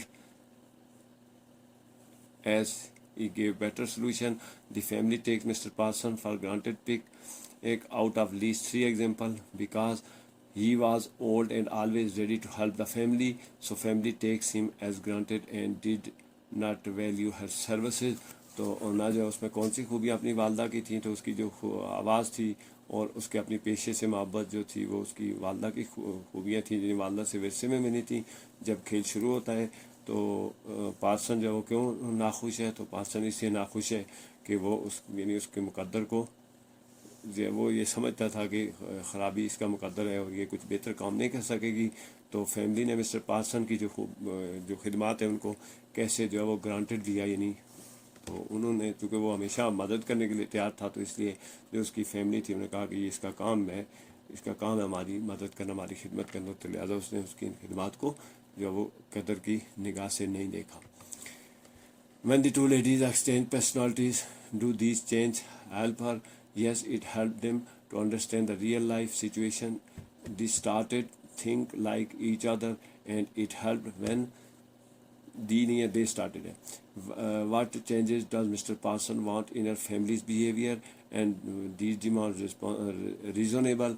He wanted to make them respectful and responsible. And he was absolutely right. George Parson, Doris and Cyril are taught a lesson that they will never forget. Do you agree? Yes, they are taught psychologically. They have learned how to live in life. They will never forget the lesson. تو دونوں ladies نے جب personalities change کی تو اس سے انہیں کیا فائدہ ہوا؟ تو انہوں نے ایک دوسرے کی طرح سوچنا شروع کیا. ریئل لائف سچویشن میں انہوں نے ایک دوسرے کی جگہ لے کے جو ہے وہ اس صورتحال کو جو ریئل لائف سچویشن ہے اس کو سمجھا, تو اس سے ان کو مدد ملی. اس کے بعد پارسن جو ہے وہ کیا چاہتا تھا کہ ان کی فیملی میں کیا تبدیلیاں آئیں, تو وہ چاہتا تھا کہ وہ رسپیکٹفل اور ذمہ دار بن جائیں. تو وہ بالکل اپنے اس معاملات میں ٹھیک تھا. رسپانسبل ہونا اور رسپیکٹفل ہونا 2 بنیادی خوبیاں ہوتی ہیں, یہ ہر شخص میں ہونی چاہیے. تو اس کے علاوہ کیا لیسن سکھایا؟ تو اس نے چونکہ ان کو سائیکالوجی کے لیے ایک لیسن دیا جس کی وجہ سے یہ جو لیسن تھا وہ بہت کامیاب رہا, اور یہ ایک ایسا سبق ہے کہ جس کو وہ کبھی بلا نہیں سکتے ہیں. If you had been a Mr. Parson place, how would you solve the problem? The way of Mr. Parson was very good to solve the situation. I would do the same if I were Parson. What are some words to describe some characters? Choose the appropriate words. Pleasant, firm, persuasive, pretty, caring, intelligent and confident. Does the poet feel that all our dreams are realized? How can you tell? Yes, the poet feels the mostly dreams are realized. I felt myself that it is true. تو mister Parsons کی جگہ آپ ہوتے تو آپ کیا کرتے؟ تو بالکل ایسے ہی جیسے مسٹر پارسن نے صورتحال کو سنبھالنے کی کوشش کی ہے اسی طرح سے سنبھالنے کی کوشش کرتے، کیونکہ مسٹر پارسن کا جو طریقہ کار تھا وہ بہت اچھا اور بہت پیارا تھا. تو کون سے جو الفاظ ہیں جو اس کے کردار کو بیان کرتے ہیں؟ تو وہ پلیزنٹ تھا، یعنی اس کا خوشگوار رہتا تھا، پھر وہ مضبوط تھا، پھر وہ جو وہ پیدوں سے ترغیب دینے والا تھا، خوبصورت، کیئرنگ، ذہانت اور کانفیڈنس. یہ خوبیاں ہوتی ہیں جو کسی بھی کردار میں اگر یہ خوبیاں ہیں تو وہ کردار بہترین کردار ہوتا ہے. خوبصورت بھی ہو، کیئرنگ بھی ہو، اور ذہین بھی ہو، کانفیڈنٹ بھی ہو، پر اعتماد بھی ہو. تو کیا جو ہے وہ شاعر کے سارے خواب، جو شاعر خواب دیکھتا تھا سارے صحیح اور سچ ثابت ہوتے تھے؟ تو جی ہاں، اس کے زیادہ تر خواب سچ ثابت ہوتے تھے، اور انسان کے زیادہ تر خواب جو ہے وہ پورے ہوتے ہیں اگر وہ واقعی ان خوابوں کو تعبیر کرنے کی کوشش کرے اور ان کے لیے محنت کرے. How does one feel when one's dream is realized? It is very prayer to see the dreams true. Who or what, according to the poet, understand this state of mind? Mother understand the state of mind. What helps one on life's way? The love and confidence of mother helps one to the ways of life. Why do one needs confidence day to day? Confidence is the basic way to the success, so we need success in all the fields of life. تو جب اگر کسی کا dream realise ہو جائے، کسی کے خواب پورا ہوتا ہے، کسی کی خواہش پوری ہوتی ہے تو اسے کیسا محسوس ہوتا ہے؟ تو یقیناً جب آپ کی خواہشات پوری ہوتی ہیں تو آپ کو بہت خوشی ہوتی ہے. تو کون جو ہے وہ اسٹیٹ آف مائنڈ کو، یعنی ذہنی حالت کو کون اچھی طرح سے سمجھ سکتا ہے؟ تو والدہ جو ہے وہ اسٹیٹ آف مائنڈ کو، یعنی اپنی اولاد کو یا اپنے بچوں کی جو ذہنی صلاحیت ہے اس کو سمجھنے میں والدہ سے زیادہ بہتر سائیکالوجسٹ کوئی نہیں ہوتا. تو ماں جو ہے وہ بہتر انداز میں سمجھ سکتی ہے. اور لو اینڈ کانفیڈنس ہمارا ہیلپ، تو ماں کا جو کس چیز، کون سی چیز جو ہے وہ زندگی میں انسان کی مدد کرتی ہے؟ تو اگر والدہ ہے اور وہ اس کا اعتماد ہے اور اس کی دعائیں ہیں، اس کا پیار ہے، تو وہ چیزیں ایسی ہیں جو آپ کو کامیاب بنا سکتی ہیں. چونکہ والدہ اللہ تعالیٰ کا عطا کیا وہ بڑا قیمتی سرمایہ ہے، ہمیں اس کی رسپیکٹ بھی کرنی چاہیے. اور والدہ ہمارے لیے جو ہے وہ جو دعائیں کرتی ہے، جو ہم سے پیار کرتی ہے، وہ ہمیں زندگی میں ہمیشہ کامیاب بناتے ہیں. تو ڈے ٹو ڈے لائف میں کانفیڈنس کی کیا ضرورت ہے؟ کانفیڈنس کا کیا مقام ہے؟ تو جب آپ پر اعتماد ہوں کسی بھی کام میں تو آپ کامیاب ہو سکتے ہیں. اس سے ہمیں زندگی میں کامیابی کے لیے جو وہ کانفیڈنس کی ضرورت ہوتی ہے. کمپلیٹ سینٹینس ہے: دی mother heart understand emotions. Mother faith helps us to promote ourselves. The mother loves share our happiness and sorrow. True, false in the poem. True. When Tutu sat the bedroom, do you think she was actually hoping to find them there because she had come to save the life of the old man and the fit, and he hoped to see them there? تو یہ جو اوپر کچھ filling the blanks ہیں، اس کے علاوہ true false ہیں. تو ان کی جو ٹرو ہیں، اس کے علاوہ جو توتو ہے وہ جب بیڈ روم میں آ کے سرچ کرتی ہے تو وہ چونکہ ان کی زندگی بچانا چاہتی ہے، تو وہ بوڑھے آدمی کی اور اس کے ساتھ جو باقی بچی ہے اس کی، تو جب وہ ان کو بچانے کے لیے آتی ہے تو یقینی طور پر اسے یہ ہوگا کہ وہ ان کو وہاں پہ وہ اسے نظر آ جائیں گی. Why the grandmother attempt to hide his coughing is described as being in vain because she was old and it proved quite difficult for him to stop the coughing. Why did the girl stare unbelievingly at the intruders? He made noise and sent them immediately to the upper room so that they may not find them. How did to prevent the other men from finding out that the old man and the girl were hiding in the bedroom? Because she was frightened and worried about her grandfather. تو جو grand father ہیں اس نے اپنی جو کھانسی جو وہ یعنی ان کے گھر میں جو ڈاکو یا کوئی گھساتے ہیں تو اس نے اپنی کفنگ چھپانے کے لیے کوشش کی، تو اس میں کامیاب کیوں نہیں ہوا؟ تو چونکہ وہ بوڑھا آدمی تھا اس لیے اس کے لیے کافی مشکل تھا اپنی جو کھانسی ہے یا کھانسنے کو روکنا. تو کیا جو ہے وہ گرلز جو ہے وہ اس کو یقین نہیں آ رہا تھا کہ آنے والوں کا رویہ کیا ہوگا. تو وہ چونکہ شور مچا رہے تھے، انہوں نے فوری طور پر اوپر والے کمرے میں بھیج دیا. تو اس لیے وہ جو ہے وہ اسے یعنی بڑا عجیب لگا کہ اس طرح کے بھی لوگ ہو سکتے ہیں. تو انبلیویبل تھا. اس کے بعد ٹیٹو جو ہے وہ prevent the old man. And finding out, تو اس بوڑھے اور اس لڑکی کو جو ہے وہ بیڈ روم میں اس نے چھپا کر کیسے بچانے کی کوشش کی کہ انٹروڈر کو وہ نہ ملے، تو بیکاز وہ اس لیے کی ہاؤ اینڈ وائی، تو اس لیے کی کہ وہ چونکہ ڈری ہوئی تھی اور وہ بوڑھے آدمی اور اس لڑکی کے متعلق پریشان تھی، اس لیے اس نے ان کو بچانے کی اور ان کو چھپانے کی کوشش کی. Why was the girl reluctant to escape from her home? Because unruly people were there and she wanted to harm the girl and the old man. تو یہ ہارم تھریو نہیں ہے بلکہ T H E girl, the girl and the old man ہے، تو اس spelling کو ٹھیک کر لینا ہے. The grandfather says we are all alive thanks to you. Why does he include tattoo in the list? Because tattoo was the savior of their life, and the old man thanked for safety of all of them. When and where this speech was delivered? This speech was delivered on 10th August in the Constitution Assembly of Pakistan. What is the Qaid-e-Azam thanks the audience for? He had the feeling of gratitude and love, or for the audience who elected them as president. تو لڑکی جو ہے وہ یعنی کیوں جو ہے وہ گھر سے نکل کر بھاگنا نہیں چاہتی تھی ان کو لے کے، تو چونکہ باہر جو ہجوم تھا وہ ان کو نقصان پہنچا سکتے تھے، اس لیے وہ لڑکی اور اس بوڑھے آدمی کو گھر سے نکالنے کے لیے راضی نہیں تھی. اس کے بعد جب وہ بچ گئے، وہ انٹروڈرز واپس چلے گئے، تو بوڑھے آدمی نے کہا کہ thanks we are all alive. تو یہ وی آل کیوں لفظ استعمال کرتا ہے؟ تو چونکہ ٹیٹو جو ہے وہ اس نے ان کی زندگی بچائی تھی، تو بوڑھا اس لیے شکریہ ادا کرتا ہے کہ وہ دونوں تو بچ گئے تھے، ساتھ ان کو بچانے والی جو سیویئر تھی وہ بھی بچ گئی تھی، تو اس لیے اس نے تھینک آل کا لفظ استعمال کیا ہے. اس کے بعد یہ تقریر جو ہے وہ کہاں پر کی گئی؟ تو یہ اسپیچ جو ہے وہ 10 اگست کو کانسٹیٹیوشن اسمبلی پاکستان کی جو قانون ساز اسمبلی ہے اس میں کی گئی تھی. قائد اعظم کی تقریر تھی، تو قائد اعظم نے جو آڈینس ہیں، جو سامعین نے ان کا شکریہ کیوں ادا کیا؟ تو قائد اعظم کے دل میں ان کا احساس تشکر اور پیار تھا کہ انہوں نے اس کو اپنا جو پریزیڈنٹ چنا ہے، صدر چنا ہے، اس لیے انہوں نے ان کا شکریہ ادا کیا. But according to Qaid Azam, the first duty of the government, the first duty of government of the country is to maintain law and order in the country. What according to Qaid Azam needs to be done to make Pakistan a happy and prosperous country? We should work for the well-being of people, work in cooperation and forget the differences. What hindrance Qaid Azam referring to? According to Qaid Azam, the angularities of majority and minority has been great hindrance for freedom. تو یہ ایک S فالتو ہے، اس کو کاٹ دینا ہے.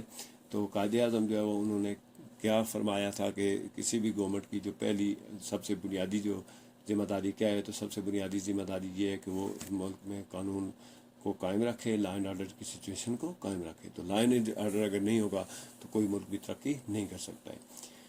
اس کے بعد قائد اعظم نے جو ہے وہ ملک یعنی کیا فرمایا تھا کہ کس چیز کی ضرورت ہے ہمیں ملک کو جو ہے وہ خوشحال بنانے کے لیے؟ تو انہیں کہا تھا کہ اگر ہم لوگوں کی بہتری کے لیے کام کریں، آپس میں مل جل کر کام کریں اور اپنے جو اختلافات ہیں ان کو بلا دیں، تو ملک کو ترقی کی راہ پر ڈال سکتے ہیں. قائد اعظم کے نزدیک کون سی جو رکاوٹ تھی؟ تو قائد اعظم جو ہے وہ یعنی اکثریت اور اقلیت کے جو فرق ہے اس کو یہ سمجھتے تھے کہ یہ کسی بھی ملک کی آزادی کے لیے سب سے بڑا خطرہ ہوتا ہے. My guiding principle will be just and complete. Partially work with partner and discuss how this can be achieved. Whether is justice. No one can stop the country to progress and people to grow. What is the path poet dreaming of or someone of? Why do you think she has this dream? The poet is dreaming for the peace, and he has the dream because difference have spoiled us. Differences have HAV नहीं है, ये spelling ठीक कर लेने. Open the hearts like a new flower means to remove all the bad feeling. Do you agree? Yes, it means to remove all the bad feelings from the heart. تو قاعدہ جو ہے وہ یعنی گائیڈنگ پرنسپل جسٹس ہے، تو یقیناً جہاں پہ انصاف ہوتا ہے وہاں پہ لوگ اور ملک کو ترقی کرنے سے کوئی نہیں روک سکتا ہے. تو شاعر کون سے جو ہے وہ یعنی کیا خواب دیکھ رہا ہے؟ تو خواب یہ دیکھ رہا ہے کہ ملک میں امن ہوگا اور جو ہمارے اختلافات ہیں ان کو ہم بھلا دیں گے. تو یقیناً جو وہ امن اور سکون اور اختلافات کو بھلا دینا ترقی کا ضامن ہوتا ہے. ہمیں اپنے دل پھول کی طرح کھول دینا چاہیے. اس کا مطلب یہ ہوتا ہے کہ ہمیں اپنی جو برائیاں ہیں، دلوں میں بغض ہے، اس کو نکال دینا چاہیے. ایک دوسرے کے لیے دل صاف کر لینا چاہیے اگر ہم کامیاب ہونا چاہتے ہیں. تو what do the poet thinks should take the place of the hatred that is in our heart. The place of the hatred is not in our heart, but it should flow away from our hearts out. What comparison justice is concerned with the stone standing straight, there are two things that can make the world lovable. Peace and justice are the two things that can make the world a place to live. تو ہمیں جو ہے وہ کیا ہمارے دلوں میں جو ہے وہ نفرت کا جو ہے وہ کیا مقام ہے؟ تو ہمارے دلوں میں کسی کے لیے کوئی نفرت نہیں ہونی چاہیے. جو لوگ دلوں میں بغض رکھتے ہیں، دوسروں کے لیے نفرت رکھتے ہیں، وہ کبھی کامیاب نہیں ہوتے. اس کے علاوہ کون سی چیزیں ہیں جو کسی بھی جو ہماری کائنات ہے، دنیا ہے، ہمارا ملک ہے، اس کو بنا سکتی ہیں رہنے کے قابل یا جنت بنا سکتی ہیں؟ تو ہماری جو پیس امن ہے اور انصاف ہے، یہ دو چیزیں ایسی ہیں جہاں پر یہ ہوں وہاں پہ لوگ رہنا پسند کرتے ہیں، اور وہ جگہ لوگوں کے رہنے کے لیے پسندیدہ ہوتی ہے. Do you think the poet dreams will come true someday? Think that if where are the sincere, the dreams will come true a day. Symbol is an object that represents some more general quality or situation. Tell with reference. Stanza 3-4. Plate with peace and stone with justice. The two boys were surprised and fascinated. Why? The boys were surprised and fascinated to see footprints which started from nothing and ended suddenly. تو کیا شاعر جو ہے اس کا dream true ثابت ہو سکتا ہے؟ تو یقیناً اگر سارے لوگ سنسیئر ہوں تو یہ ثابت ہو سکتا ہے. تو آگے سمبل ہیں، تو وہ سمبل جو ہے وہ peace plate with peace and stone with justice, یہ دو سمبل ہیں جو اس سچویشن کو بتاتے ہیں. تو لڑکے کیوں سرپرائز اور حیران ہو گئے تھے؟ تو اس لیے حیران ہو گئے تھے کہ انہوں نے جو ہے وہ پیروں کے نشان دیکھے تھے جو اچانک شروع ہوتے ہیں اور اچانک ختم ہو جاتے ہیں. The invisible man slipped into the departmental store because. تو اس کا جواب جو ہے وہ سی میں ہے. What happened when he did not wake up in the time?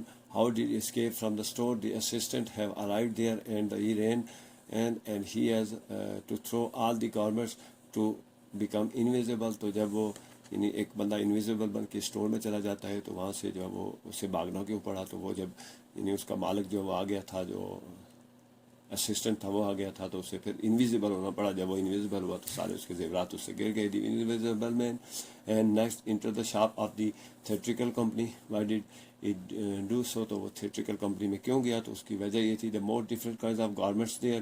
He wore mask, nose and head badge and everything. تو وہاں پہ اس کو مختلف چیزیں مل گئی تھیں جو اس کو شخصیت کو چھپانے میں، اس کی پرسنالٹی کو چھپانے میں، اس کی آئیڈینٹی چھپانے میں مدد ملتی تھی. Mister Hall was convinced that Giraffine was the eccentric scientist. Why? تو because he said so and he is appearance so. تو اس eccentric scientist اس کا جو وہ ایسا کہتا بھی تھا، اس کا جو اولیہ تھا وہ یعنی قدیم سائنسدانوں والا تھا. What was the curious episode that took place in the clergyman house?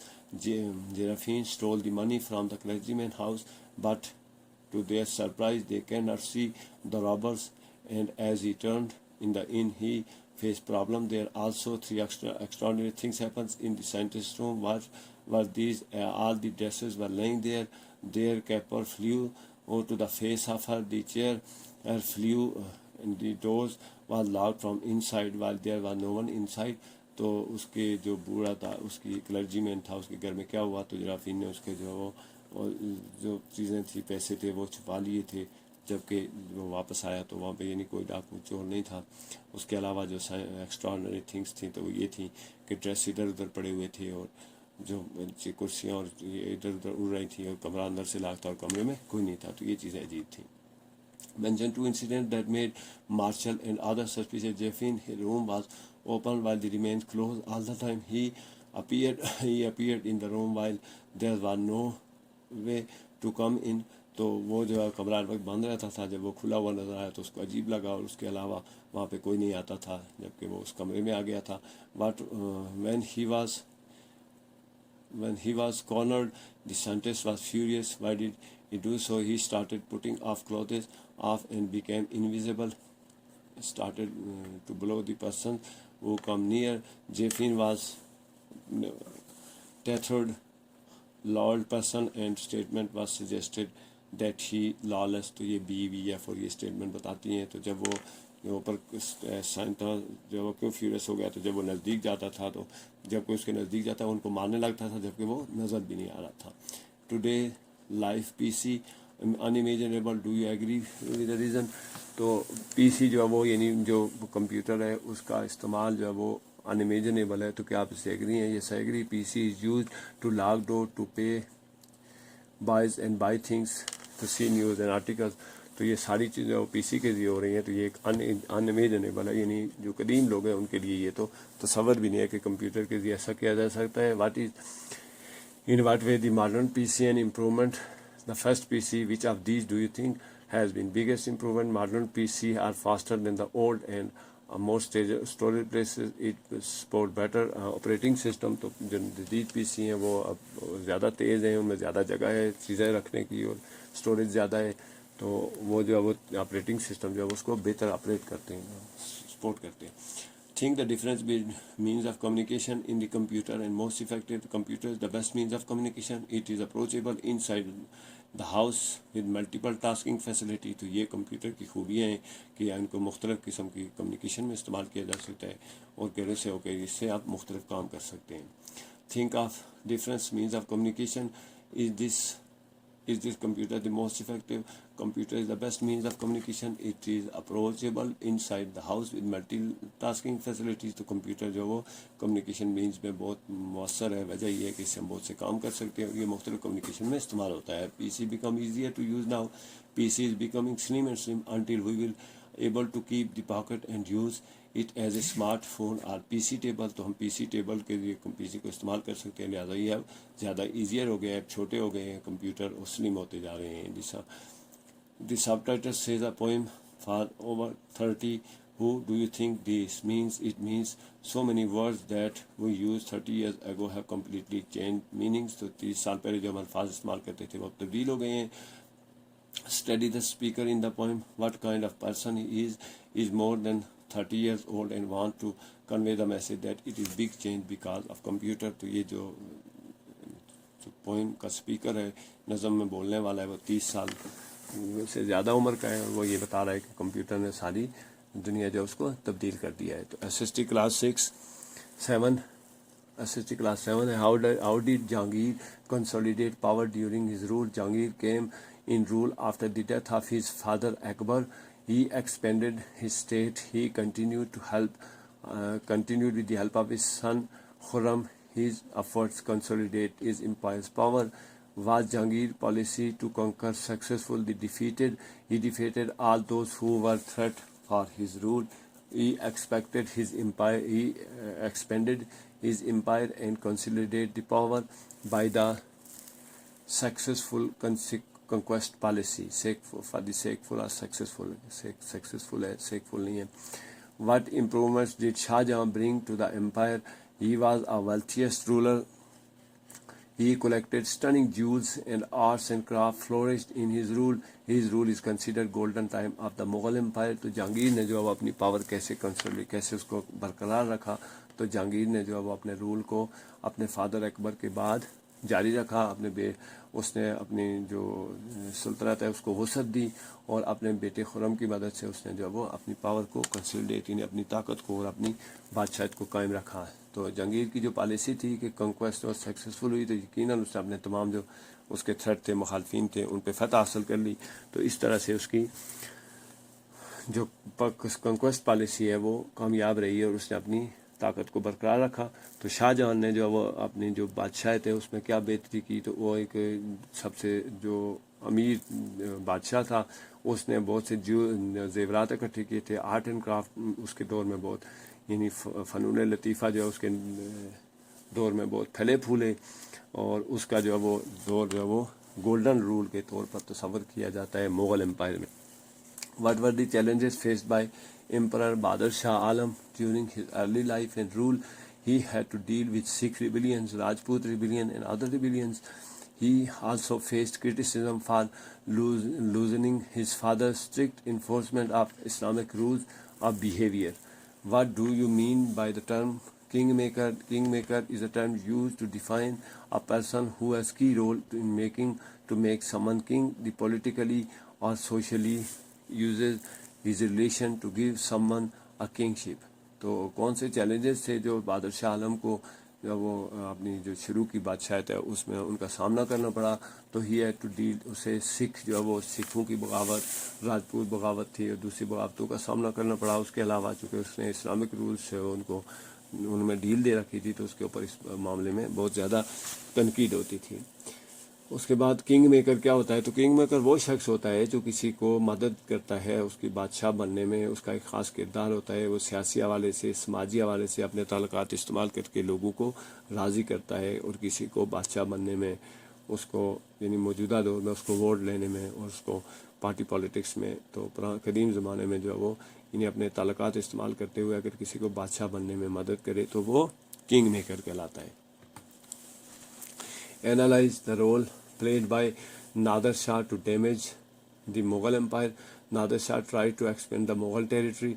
He made agreement with Sikhs. Nader Shah was incompetent and not interested in the matter of states that weakens the Mughal Empire. Summarize early European interest in the Indian subcontinent, especially that of East India Company.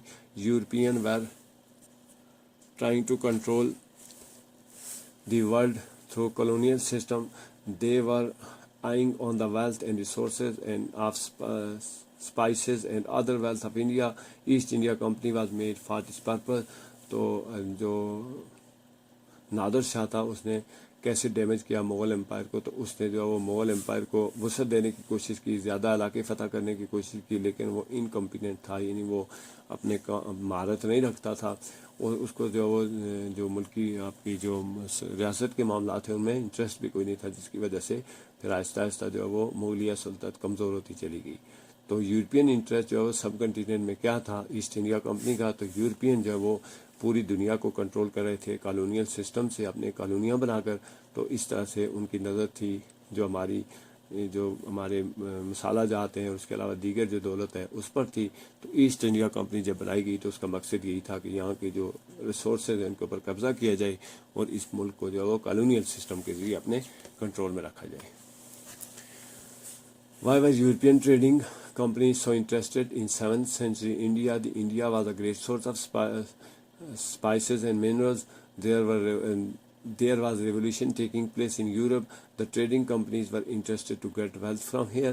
Describe the efforts of Mujaddid al-Afsani Razi Ta'ala anhu in bringing public focus in Islam. He was religious and sheikh. He promoted the Islamic values. He gave the Muslim the true knowledge of Islam. He brought the Muslims to the true religion and its script. تو European company جو ہے ان کو کیا interest تھا 7ویں صدی میں India میں؟ تو 7ویں صدی میں انڈیا میں جو ہے وہ چونکہ انڈیا جو ہے وہ ایک معدنیات اور مسالہ جات اور دیگر جو ہے وہ یہاں پہ کثرت سے جو ہے وہ موجود تھے، ریسورسز تھے۔ تو اس کے علاوہ یورپ میں چونکہ ریولیوشن آ رہی تھی، تبدیلی آ رہی تھی، انقلاب آ رہا تھا، تو یہ جو کمپنیاں تھیں وہ یہاں کی دولت یہاں سے لے کے جانا چاہتی تھی اور اس کو اپنے زیر نگیں رکھنا چاہتی تھیں۔ تو مجدد الافسانی نے پبلک کو اسلام کی طرف کیسے راغب کیا؟ تو وہ ایک شیخ تھے، مذہبی تھے، انہوں نے اسلامی اقدار کو فروغ دیا، انہوں نے مسلمانوں کو درست تعلیم دی اور ان کو درست سمت میں لے کے گئے اور ان کو مذہب کی سچی تعلیم ہے اور اس کی جو اثر ہوا اس کی طرف لے کے گئے۔ What do you mean by proxy war? Proxy means the way different from what it looks. The modern term for the war in which the main opponents use someone else to the fighting. What was distinctive about Mughal art? Indo-Persian fine arts mainly survive in painted miniatures, books, illustrations, textile arts, and high decorative style flourished in subcontinent with the passage of time in Mughal rule. What does the term Renaissance means and what did it take place? Renaissance means rebirth. It is used to refer the complete change of life with the change in art, agriculture and machinization. It is the period of 18th century when it took place. تو proxy war کیا ہوتی ہے؟ Proxy war وہ ہوتی ہے کہ جس میں جو اصل لڑائی ہے وہ کچھ اور ہوتی ہے اور ظاہر کچھ اور ہوتا ہے۔ تو آپ کسی اور کو استعمال کرتے ہوئے کسی ملک کو کمزور کرنے کی کوشش کریں تو اسے پراکسی وار کہتے ہیں، یعنی بجائے ڈائریکٹ جو ہے وہ کسی ملک کے ساتھ الجھنے میں۔ مغل آرٹ جو وہ اس میں کیا خاص خوبی تھی، تو انڈو پرشین جو آرٹ تھا اس نے سروائیو کیا، پینٹنگ ہوئی ہے، بک کتابیں چھپی ہیں، پھر ٹیکسٹائل میں ترقی ہوئی ہے، ڈیکوریٹو سٹائل بنے ہیں. تو اس طرح سے جو ہے وہ مغل رول میں یہ تمام جو آرٹ تھے انہوں نے بہت ترقی کی ہے. تو رینیسنس مینز یعنی جو انقلاب ہے تو ری برتھ ہوتی ہے، تو اس کا مطلب ہوتا ہے کہ آرٹ بھی، ایگریکلچر، مشینائزیشن جو ہے اس کی وجہ سے جو تبدیلی آئی ہے 8ویں صدی میں، اس نے جو وہ جو تبدیلی ہے اس کو رینیسنس اور ری برتھ کا نام دیا جاتا ہے. What was the Martin Luther role in the Renaissance? The preacher Martin Luther displays a document of demand and criticism on church door. This caused the Reformation and resulting in splitting the church into two branches. What impact did the Reformation have on Western European Christianity? The Reformation in 16th century affected the Christianity in Western Europe, split over the disagreement about how to behave God and worship. The practices of church were changed. تو Martin Luther king کا جو وہ renaissance میں کیا کردار تھا؟ تو Martin Luther king نے ایک جو وہ ڈیمانڈ آف ڈاکومنٹ جو چرچ کے دروازے پر لٹکا دی، جس کی وجہ سے پھر اس کی ریفارمیشن ہوئی اور اس طرح سے چرچ جو وہ دو برانچز میں تقسیم ہو گیا.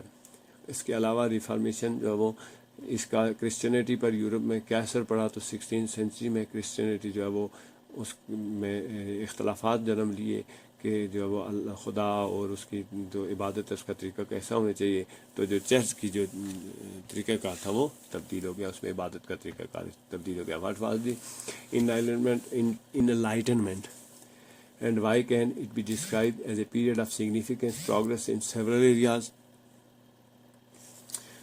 It refers to the working during 17th and 18th century. It led to the scientific and technological progress. The notable development in thinking and exploration was seen. What does the term colonialization means? Colonization means and what motive would you say were behind it? Colonization means the takeover of charge of area and control government of that area. The motive beyond it was to take over the power around the entire world.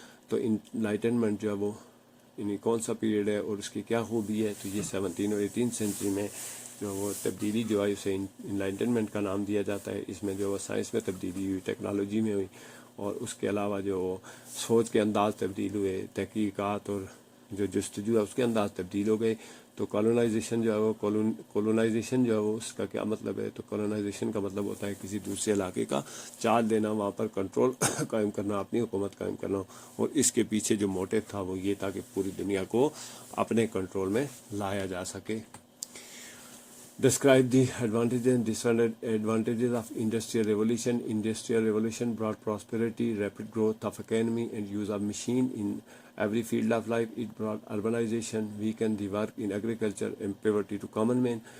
Why are the American and French Revolution said to have come out of the ideas of the Enlightenment? Enlightenment means idea to use science and technology. It brought the American and French Revolution. It changed the world to the different perspective. تو جو advantage اور جو industrial revolution ہے اس کا فائدہ اور نقصانات کیا ہے؟ تو اس کا فائدہ یہ ہوا کہ اس سے خوشحالی آئی، تیزی سے ترقی ہوئی، مشینوں کے استعمال سے اکانومی میں تیزی سے تبدیلی آئی اور زندگی کا ہر شعبہ جو وہ تبدیل ہوتا چلا گیا. لیکن اس کا نقصان یہ ہوا کہ اس سے لوگ اربنائزیشن ہو گئی، یعنی لوگ دیہاتوں سے شہروں کی طرف آ گئے اور جو زرعی نظام تھا وہ ہمارا کمزور ہوتا چلا گیا اور ایک عام آدمی جو ہے وہ غریب ہوتا چلا گیا. تو امریکن اور فرینچ ریولائزیشن جو ہے وہ کہتے ہیں ان انلائٹنمنٹ کا جو ہے وہ شاخسانہ تھا. تو اس کی وجہ یہ ہے کہ جب سائنس اور ٹیکنالوجی کا استعمال آیا تو اس سے امریکن اور فرانس میں تبدیلی آئی، جس کی وجہ سے پوری دنیا جو وہ سائنس اور ٹیکنالوجی کی طرف اور صنعتی انقلاب کی طرف چلی گئی. تو اس طرح سے پوری دنیا کا جو پراسپیکٹو ہے وہ تبدیل ہو گیا اور دنیا میں ایک نیا نظام آ گیا. What do we mean by term tenant? Tenant means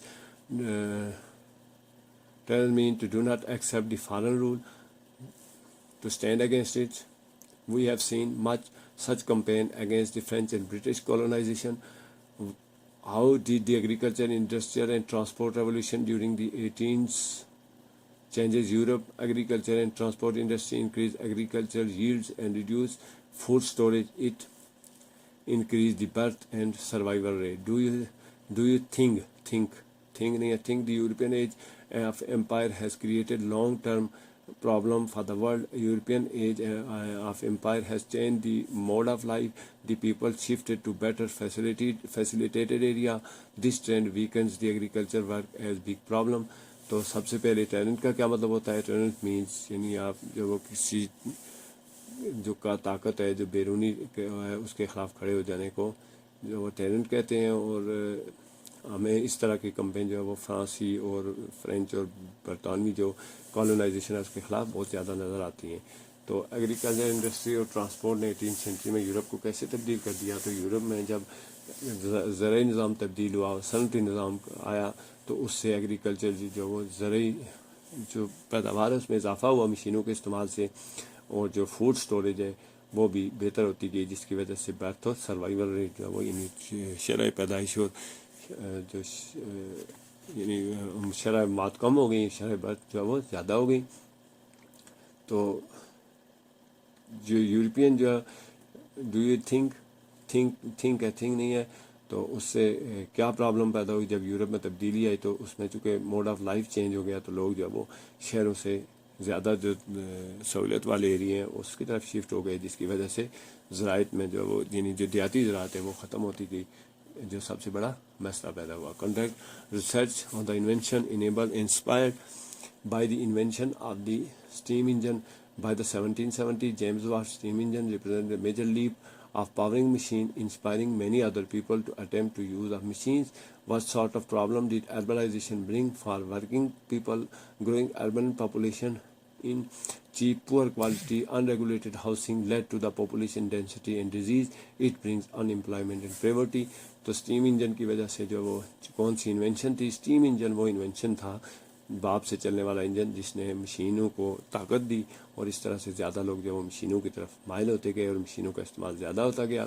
urbanisation سے جو وہ کیا مسائل پیدا ہوتے ہیں؟ تو اربنائزیشن جو ہے وہ اس کی وجہ سے لوگوں کا معیار زندگی گرتا چلا گیا. گھروں کی بے ہنگم تعمیر کی وجہ سے جو آبادی ہے وہ اس میں گنجانی آتی گئی، اور اس سے غربت پھیلتی گئی، اور تمام اس میں غربت کے پھیلنے کی وجہ سے جو وہ پھر مسائل پیدا ہوتے گئے، اور یہ بڑی وجہ تھی اس یعنی مشینائزیشن کی.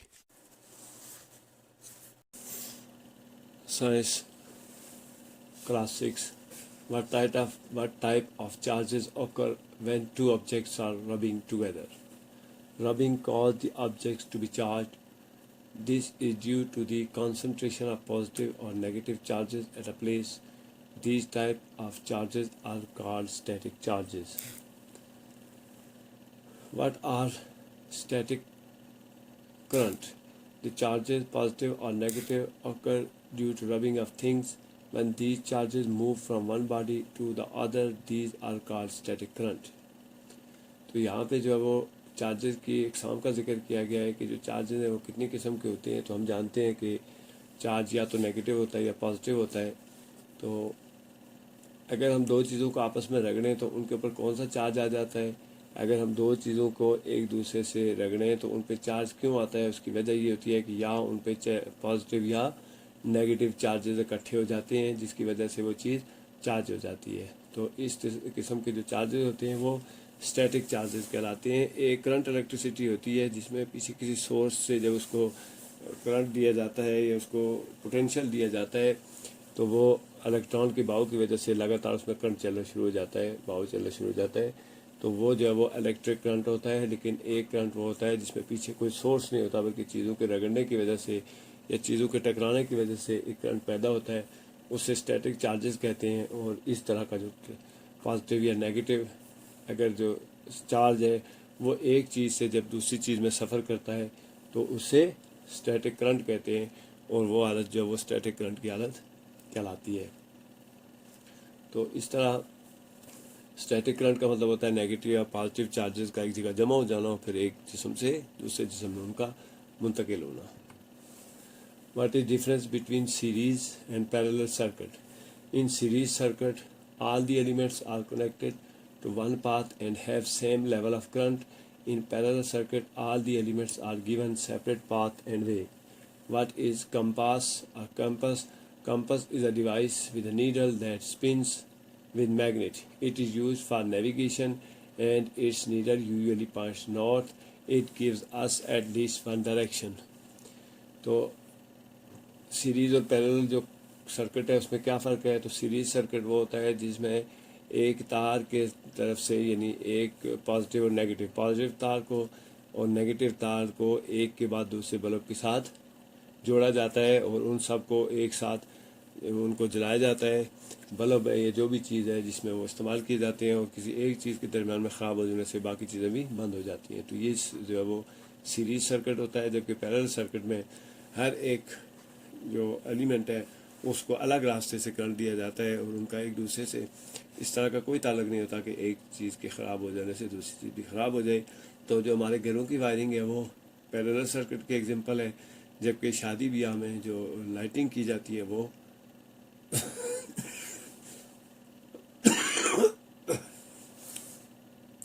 وہ سیریز سرکٹ کی ایگزامپل ہے۔ کمپس کیا ہے؟ تو کمپس ایک ڈیوائس ہے جو اس میں ایک سوئی ہوتی ہے جو ہر وقت گھومتی رہتی ہے۔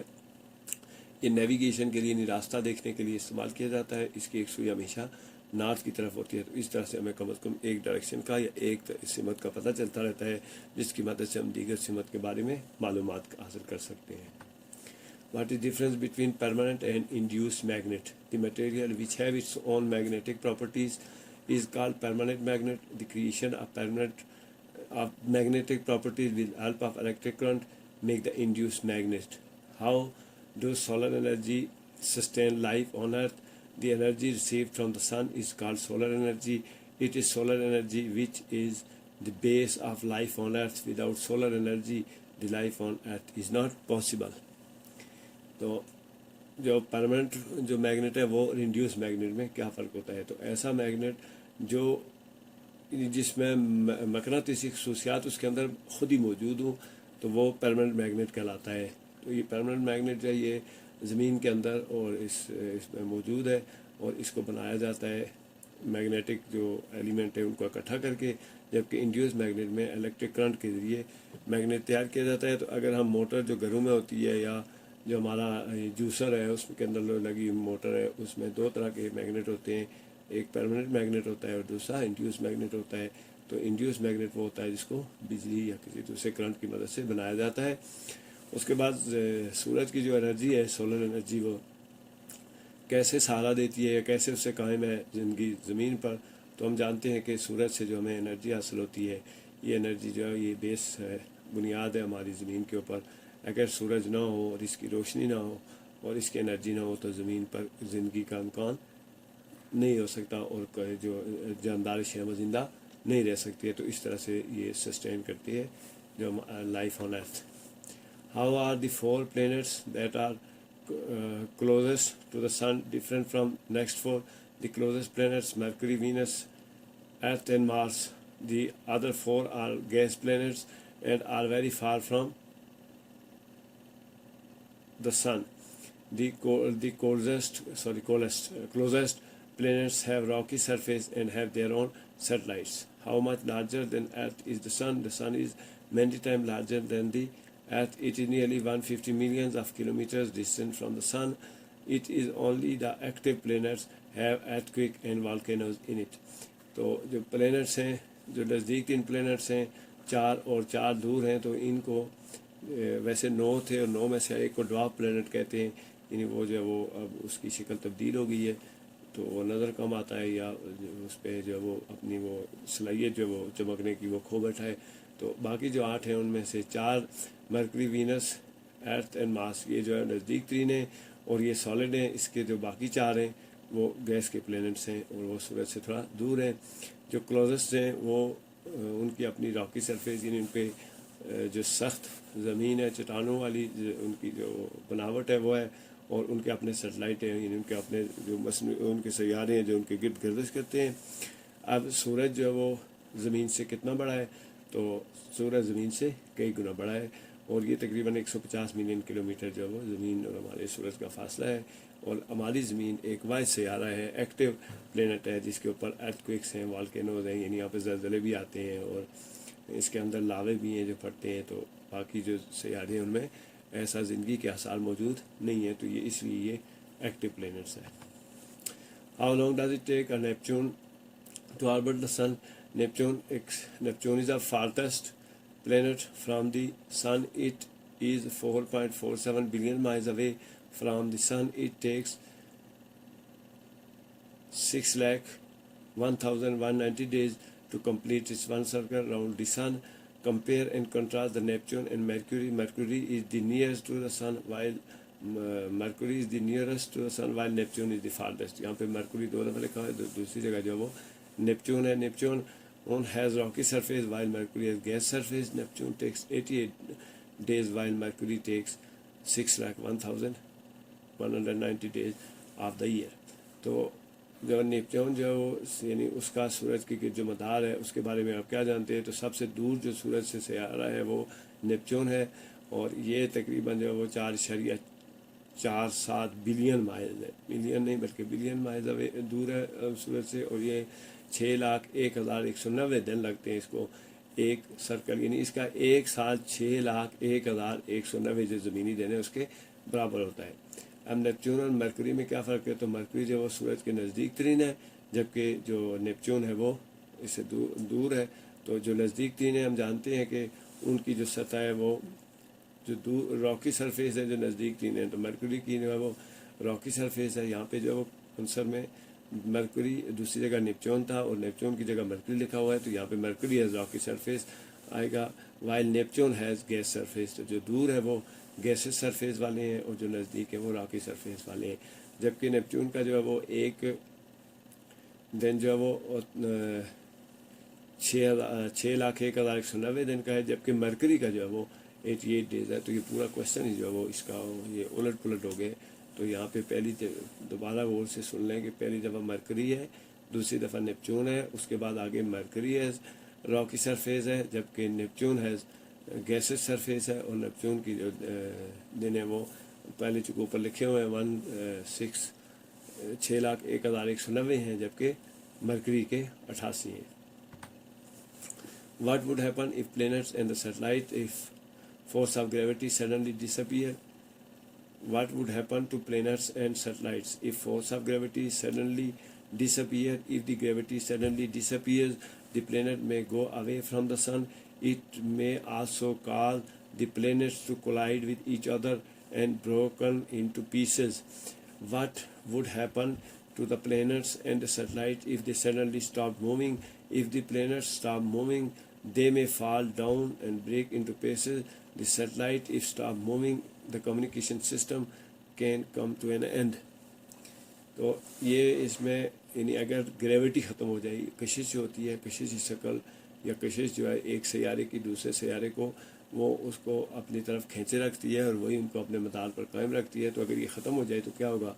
तो अगर ये ख़त्म हो जाए तो दो सूरतें हो सकती हैं. या तो ये सूरज से सैयारे बहुत दूर निकल जाएंगे और जाकर किसी दूसरे सैयारे से टकराएंगे, या फिर ये आपस में टकरा कर टुकड़े टुकड़े हो जाएंगे. उसके बाद अगर सैयारे जो हरकत करना बंद कर दें तो क्या होगा? तो जब सैयारे हरकत करना बंद करेंगे तो इनकी जो अपने मदार पर कायम रहने की वजह जो है वो इनकी हरकत ही है. अगर ये रुक जाएंगे तो ये गिर कर टुकड़े टुकड़े हो सकते हैं. और अगर सेटेलाइट जो मसनूई सैयारे जो हैं या दीगर सेटेलाइट वो मूवमेंट उनकी बंद हो जाए तो फिर हमारा कम्युनिकेशन सिस्टम जो है वो यानी हमारा एक दूसरे से रब्ता कट जाएगा और हम जो एक दूसरे से रब्ता किए हुए हैं वो ख़त्म हो जाएगा. What is the difference between comets and asteroids? Comets are the bodies made up of dust, rocks and ice with narrow eclipse, while the group of planets separated by tiny chunks of metallic rocks are called asteroids to comets. What are the meteors and meteoroids? Meteorites. The heavenly bodies that are moving in space blindly are meteors. The rocky and iron bodies of different size which strike the earth and other planets are meteorites. तो comets और asteroid में क्या फ़र्क है? तो comets जो वो dust और रॉक के बने हुए हैं और ये इनका जो वो ये यानी नज़दीक तरीन है, जबकि जो प्लैनेट्स हैं जिन जो छोटे छोटे धाती उनसे अनासर से अलग किए गए उन्हें एस्टेरॉइड कहते हैं. मैटर और मेटरॉइड्स में क्या फ़र्क है? तो मैटर जो है वो ब्लाइंडली मूव कर रहे हैं, हमारे यानी अंधाधुंध जो वो चल रहे हैं, जहाँ जैसे कि हमको रात को आसमान पर जो वो उड़ते हुए कुछ तारे टाइप नज़र आते हैं, चमकते हुए अशिया, وہ میٹرز ہیں، اور اس کے علاوہ کچھ ایسے میٹرز بھی ہوتے ہیں جو لوہے کے اور اس طرح کے دوسرے عناصر سے بنے ہوئے ہیں، اور وہ کبھی کبھار زمین سے اور دوسرے سیاروں سے آ کر ٹکراتے ہیں، تو انہیں میٹرائٹس کہتے ہیں. What are satellites and geostationary satellites? The bodies moving around the planets in their axis are satellites. The artificial satellites that move around the Earth with same speed of Earth and look stationary are called geostationary satellite. What is the difference between conductor and insulator? The material that allows the electric current flow to other material are conductor, while the material that do not allow the current to flow are called insulator. تو satellite اور Jio stationery satellite میں کیا فرق ہے؟ تو satellite جو ہے وہ مصنوعی سیارے ہیں، جو یعنی وہ ایسے اجسام جو سیاروں کے گرد گردش کرتے ہیں، اپنے خاص راستے کے اوپر وہ سیٹلائٹ کراتے ہیں. اگر وہی سیٹلائٹ جو ہے وہ انسانوں نے بنا کر وہاں خلا میں بھیجے ہیں کسی خاص مقصد کے لیے، تو وہ مصنوعی سیارے کہلاتے ہیں. اور وہ زمین کے گرد جو کچھ سیارے ایسے ہیں جو انسانوں نے بنا کر انہیں کمیونیکیشن کے لیے یا تحقیقات کے لیے خلا میں بھیجا ہوا ہے، تو وہ جو سیارے ہیں ان کی رفتار جو ہے وہ زمین کی رفتار کے برابر ہے، یعنی جس طرف زمین موو کرتی ہے اسی طرح وہ بھی ساتھ چل رہے ہیں. تو وہ زمین سے انہیں دیکھے تو وہ ساکن نظر آتے ہیں، جبکہ وہ ساکن نہیں حرکت کر رہے ہیں. تو کنڈکٹر اور انسولیٹر میں کیا فرق ہے؟ تو ہم جانتے ہیں کہ کچھ ایسی اشیاء ہوتی ہیں جن میں سے الیکٹرک کرنٹ نہیں گزرتا، اور کچھ ایسی اشیاء ہوتی ہیں جن میں سے الیکٹرک کرنٹ گزر جاتا ہے. بجلی کا جو کرنٹ ہے وہ گزر جاتا ہے. تو الیکٹرک کرنٹ یا حرارت جو ہے وہ گرمی تو وہ کچھ چیزوں سے گزرتی ہے، تو وہ کنڈکٹر کہلاتے ہیں. مثال کے طور پر لوہا جو ہے وہ کنڈکٹر ہے، اور آپ لوہے کی دیگچی جو ہے اس کو اگر چولہے پہ ڈالیں تو وہ گرم ہو جاتی ہے اور ہاتھوں کو جلا سکتی ہے، اس کو اتارتے ہوئے چڑھاتے ہوئے، تو وہ کنڈکٹر ہے. جبکہ اسی کے ساتھ جو ربڑ ہے اور اس طرح کی دوسری جو اشیاء ہیں وہ انسولیٹر ہیں.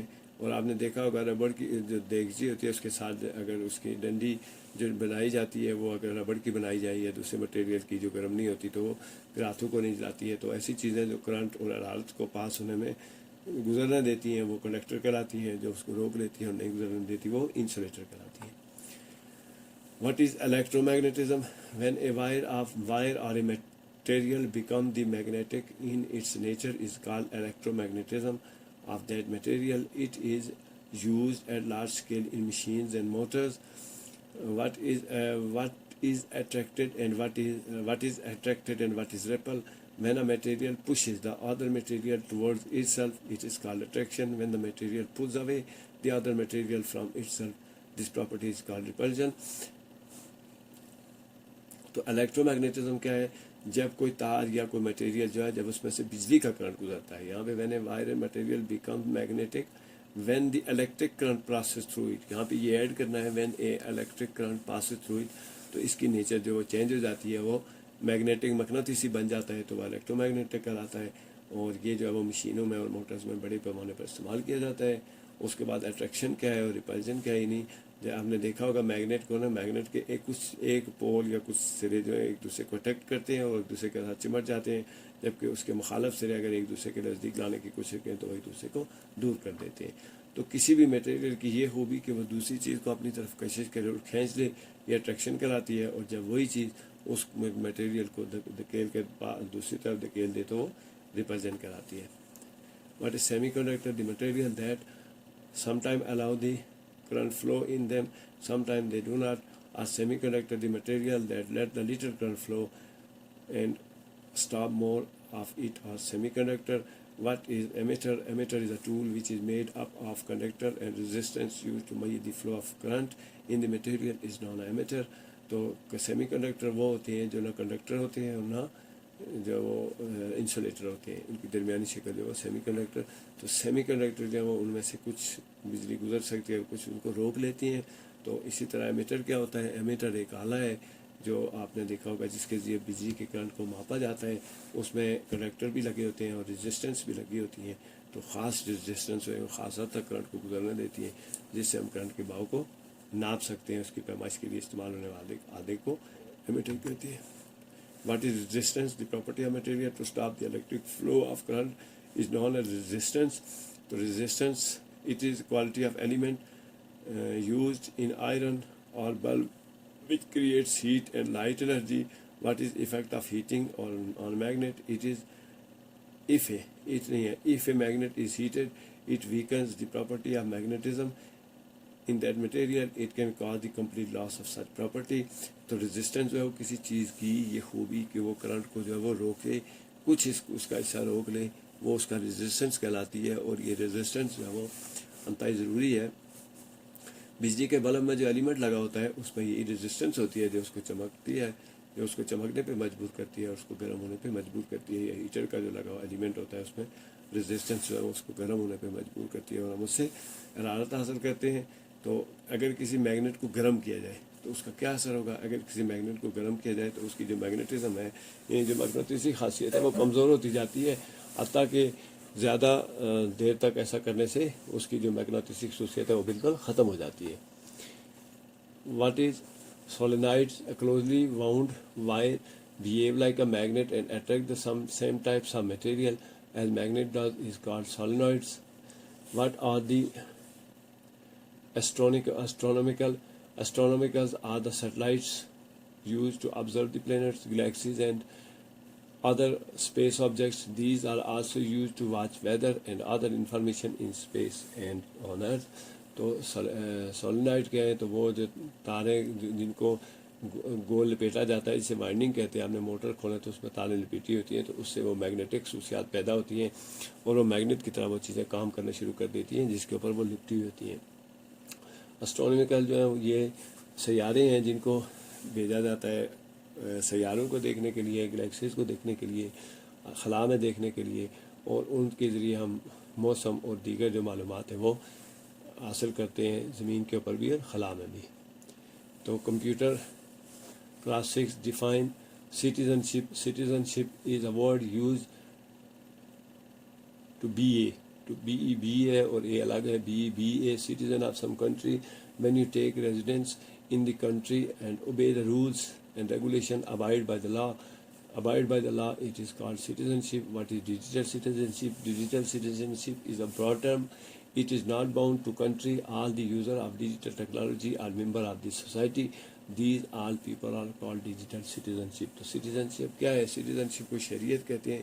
تو اگر ہم کسی ملک کے شہری ہیں تو وہ جو ملک ہے ہم اس کی شہریت، یعنی جس ملک میں ہم رہتے ہیں وہ اس ملک کے ہم شہری ہیں. اور جب ہم کسی ملک میں رہتے ہیں وہاں کے قوانین کی دیکھ بھال، وہاں کے قوانین کو مانتے ہیں اور وہاں کے جو قوانین ہیں ان پر عمل کرتے ہیں تو ہم اس ملک کے شہری کہلاتے ہیں. اب جو ڈیجیٹل سٹیزنشپ ہے تو یہ ایک سٹیزنشپ تو کسی ملک کی ہے، لیکن ڈیجیٹل سٹیزنشپ جو ہے یعنی ایسے تمام لوگ جو انٹرنیٹ استعمال کرتے ہیں، موبائل فون استعمال کرتے ہیں، اس کے ذریعے وہ خاص کمیونٹی سے جڑے ہوتے ہیں، جیسے فیس بک کے اوپر ہیں یا واٹس ایپ کے گروپس کے اوپر ہیں، تو وہ جو ڈیجیٹل سٹیزنشپ کہلاتی ہے. اور ایسے تمام لوگ جو اس کے ساتھ جڑے ہوتے ہیں وہ ڈیجیٹل سٹیزن کہلاتے ہیں. Right, the responsibilities of citizen. The responsibilities of digital citizen are to follow the rules and regulations, obey the rules of citizenship necessary at digital platform. Right, the basic element of digital citizenship. Number 1, have access to phone, computer and internet. Number 2, understand how technology shapes our society. Number 3, makes online communication. And number 4, being confident and capable of using ICT. تو جو citizen ہیں، citizen جو ہے responsibilities کیا ہیں، خاص طور پر digital citizen کی جو رسپانسبلٹیز ہیں کیا ہیں، تو اس کی رسپانسبلٹی یہ ہے کہ وہ رول اور ریگولیشن کو فالو کرے. یعنی جو رول اور ریگولیشن بنائے گئے ہیں اس ڈیجیٹل پلیٹ فارم کو یوز کرنے کے لیے ان کو فالو کرے، اور اس کو جو ضروری ہے یعنی اس پلیٹ فارم کو استعمال کرنے کے لیے جو رولز ہیں، ریگولیشنز ہیں یا اخلاقیات ہیں ان کو فالو کرے. تو بیسک ایلیمنٹس جو ہیں وہ کون سے ہیں؟ اگر ڈیجیٹل سٹیزنشپ کے لیے ضروری چیزیں کون سی ہیں تب آپ ڈیجیٹل سٹیزن کہلاتے ہیں؟ تو سب سے پہلی بات کہ آپ کے پاس فون ہونا چاہیے، کمپیوٹر ہونا چاہیے اور انٹرنیٹ ہونا چاہیے. دوسرا، آپ کو یہ سمجھ ہونی چاہیے کہ ٹیکنالوجی کیا ہے اور یہ ہماری سوسائٹی میں کیسے کام کرتی ہے. پھر تیسرے نمبر پر یعنی ہمیں آن لائن جو ہے وہ انٹرنیٹ کے ذریعے ہماری ایک دوسرے سے رابطہ ہونا چاہیے اور کمیونیکیشن ہونی چاہیے. اس کے بعد جو ہے وہ confident and capable of using ICT. تو جو کمپیوٹر کی اشیاء ہیں، جو انٹرنیٹ ہے، اس کی ان چیزوں کے استعمال کا ہمیں علم ہونی چاہیے. تو تب جا کر ہم ڈیجیٹل جو ہے وہ یعنی یہ بیسک ایلیمنٹس ہیں، یہ جب آپ کو پتہ ہو تو آپ ڈیجیٹل سٹیزن کہلاتے ہیں. Enumerate 5 rules of computer lab. Computer lab کی جو ہے وہ 5 رول بتائیں. I stand issue kept in mind back and neck posture must be safe, the light should be normal, the data safety should be kept in mind, the sitting posture must be convenient. How does copyright protect original material of an owner? The internet consists of intellectual property on it. Copyright is a type of intellectual property rights that protects original work of an owner. तो इनएमिरेट यानी computer lab की कुछ rules हैं, तो आप उनकी गिनती करें, बताएं कौन कौन से हैं। सबसे पहले ये है कि आँखों की जो इश्यूज़ हैं, यानी आपको रोशनी ज़्यादा हो, आँखों में चुभने वाली ना हो। दूसरा जो आपकी गर्दन है, यानी ये नहीं है कि कंप्यूटर जो वो बहुत ऊंचे करके लगे हुए हो तो आप गर्दन उठा के देखना पड़े, या बहुत नीचे लगे हुए या एक साइड पर जो है वो इस तरह बैठा जाए कि साइड पर देखना पड़े। तो ये बैक एंड नेक पोस्चर जो है वो ज़रूरी है। उसके बाद and light should be normal, तो इसकी लाइट जो है वो नॉर्मल होनी चाहिए, ना बहुत अंधेरा हो ना बहुत ज़्यादा रोशनी हो। उसके बाद जो है वो सिटिंग पोस्चर यानी बैठने के लिए आरामदेह होना चाहिए। कंप्यूटर लैब में जो बैठने की चेयर्स हैं वो आरामदेह होनी चाहिए। उसके बाद कॉपीराइट जो है वो कैसे मटेरियल प्रोटेक्ट करता है ऑनर को, तो इंटरनेट कंसिस्ट ऑफ, जो इंटरनेट है वो इंटेलेक्चुअल प्रॉपर्टी है। यहाँ पर जो लोग काम करते हैं वो वहाँ पे प्रॉपर्टी पड़ी हुई होती है और वो कुछ लोगों की मलकियत होती है। उसको सेव करने के लिए जो रूल बनाए जाते हैं वो कॉपीराइट कहलाते हैं। और कॉपीराइट का फ़ायदा ये है कि जो ओरिजिनल वर्क है, जो उसका ऑनर है या किसी चीज़ किसी बंदे का कोई काम है, तो उसको फिर दूसरा मिसयूज़ नहीं कर सकता या अपने मकसद के लिए इस्तेमाल नहीं कर सकता। तो ऐसे तमाम जो रूल बनाए जाते हैं उन्हें कॉपीराइट कहते हैं। और ये उनका फ़ायदा ये है कि इससे ऑनर का जो वर्क है वो सेफ रहता है। हाउ कैन वी से the plagiarism is an offense? Justify your answer. The illegal use of honor intellectual property with your own name is a kind of theft or theft of material. It is legal offense as there are piracy protection rule present for us for use of that material. What is piracy? The act of reproducing in the copyrighted material such as books, computer programs and software and films illegally is called piracy. तो plagiarism क्या है? Plagiarism असल में जो किसी की लिखी हुई या किसी की बनाई हुई चीज़ को अपने नाम के साथ इस्तेमाल करना और वो जो असल ऑनर है उसके नाम को, उसकी मटेरियल को चुरा कर इस्तेमाल करना या बिल्कुल हूबहू उसी चीज़ को कॉपी करना प्लेगरिज्म कहलाता है, जो कि कानूनी तौर पर एक जुर्म है। और इसके लिए फिर पायरेसी प्रोटेक्शन जो है वो यानी रूल्स हैं मौजूद हैं जो इस मटेरियल को सेफ रखते हैं। तो पायरेसी है क्या? पायरेसी जो है वो यानी किसी की कॉपीराइट जो है वो जो किसी का काम किया होता है उसके राइट्स होते हैं कुछ, उसके ऊपर उसे कॉपीराइट कहते हैं। तो कॉपीराइट की जो किताबें हैं या कंप्यूटर प्रोग्राम है या फिल्म है, उनको जो इलीगली दोबारा उनको प्रोड्यूस करके मार्केट में देना या किसी दूसरे तक पहुंचाना पायरेसी कहलाता है। What are the ethical issues while surfing online? The most commonly reported issues are: number one, participants' privacy, confidentiality and anonymity. तो ये जो है वो एथिकल इश्यूज़ हैं कि हमें जो दीगर लोग हैं उनकी प्राइवेसी का ख्याल रखना चाहिए, उनकी जो उनकी जो चीज़ें उनकी महफूज हैं, और जो हमें उन चीज़ों को जो किसी की दी हुई चीज़ है या उसकी जो कॉन्फिडेंट मटेरियल है उसको कॉन्फिडेंटली रहना चाहिए, हमें उसको जो है वो हैक नहीं करना चाहिए। Right the rules are being safe and responsible online. This safe and responsible surfing online rules are: number one, behaving lawfully; number two, protecting your privacy and that of other; recognizing your rights and responsibilities using digital media. तो ये कुछ rules हैं जो safe हैं। अगर आप online आप surfing करते हैं तो इसका आपको ख्याल रखना चाहिए। और इनमें सबसे पहला जो है वो ये है कि आपने ऑनलाइन सर्फिंग जो है वो करते हुए रूल्स को फॉलो करना चाहिए। फिर आपने जो है वो अलीगल यानी कानून को जो कवानीन बने हैं उनकी पैरवी करनी चाहिए, दूसरे की प्राइवेसी का ख्याल रखना चाहिए और अपने राइट्स और अपने हुकूक और फ़राइज़ हैं वो डिजिटल मीडिया के ऊपर जो आपके ज़िम्मे हैं उनका ख्याल रखना चाहिए। What is entrepreneur? Entrepreneur is a word used for an individual who initiates the new business on his own risk. He bears most of the risk and enjoys most of the reward. Explain the difference between small business and large business entrepreneurship. Small business entrepreneurship is used for people who business for their family, for modest life, while large business entrepreneurship is a company that supports finite amount of the life cycle. تو entrepreneurship جو ہے وہ کیا ہے؟ تو یہ جو لفظ ہے یہ خاص طور پر استعمال کیا جاتا ہے ان لوگوں کے لیے جو بزنس شروع کرتے ہیں، اپنے رزق کے اوپر سرمایہ لگاتے ہیں اور پھر اس سے فائدہ اٹھاتے ہیں. جبکہ اسمال بزنس اور لارج بزنس انٹرپرینورشپ جو ہے وہ کیا ہے؟ تو یہ جو انٹرپرینورشپ ہے اسمال بزنس اور جو اسمال بزنس انٹرپرینورشپ ہے، اس میں جو وہ ایک خاندان یا دو خاندانوں کی پرورش کی جاتی ہے، اتنا پیسہ کمایا جاتا ہے، اتنا پیسہ خرچ کیا جاتا ہے. جبکہ جو انٹرپرینورشپ لارج بزنس ہے تو اس میں ایک مخصوص حد تک یعنی زیادہ اماؤنٹ جو لوگوں کی ہے اس کو فائدہ پہنچتا ہے، تو اس لیے اس کو جو وہ لارج بزنس انٹرپرینورشپ کہتے ہیں.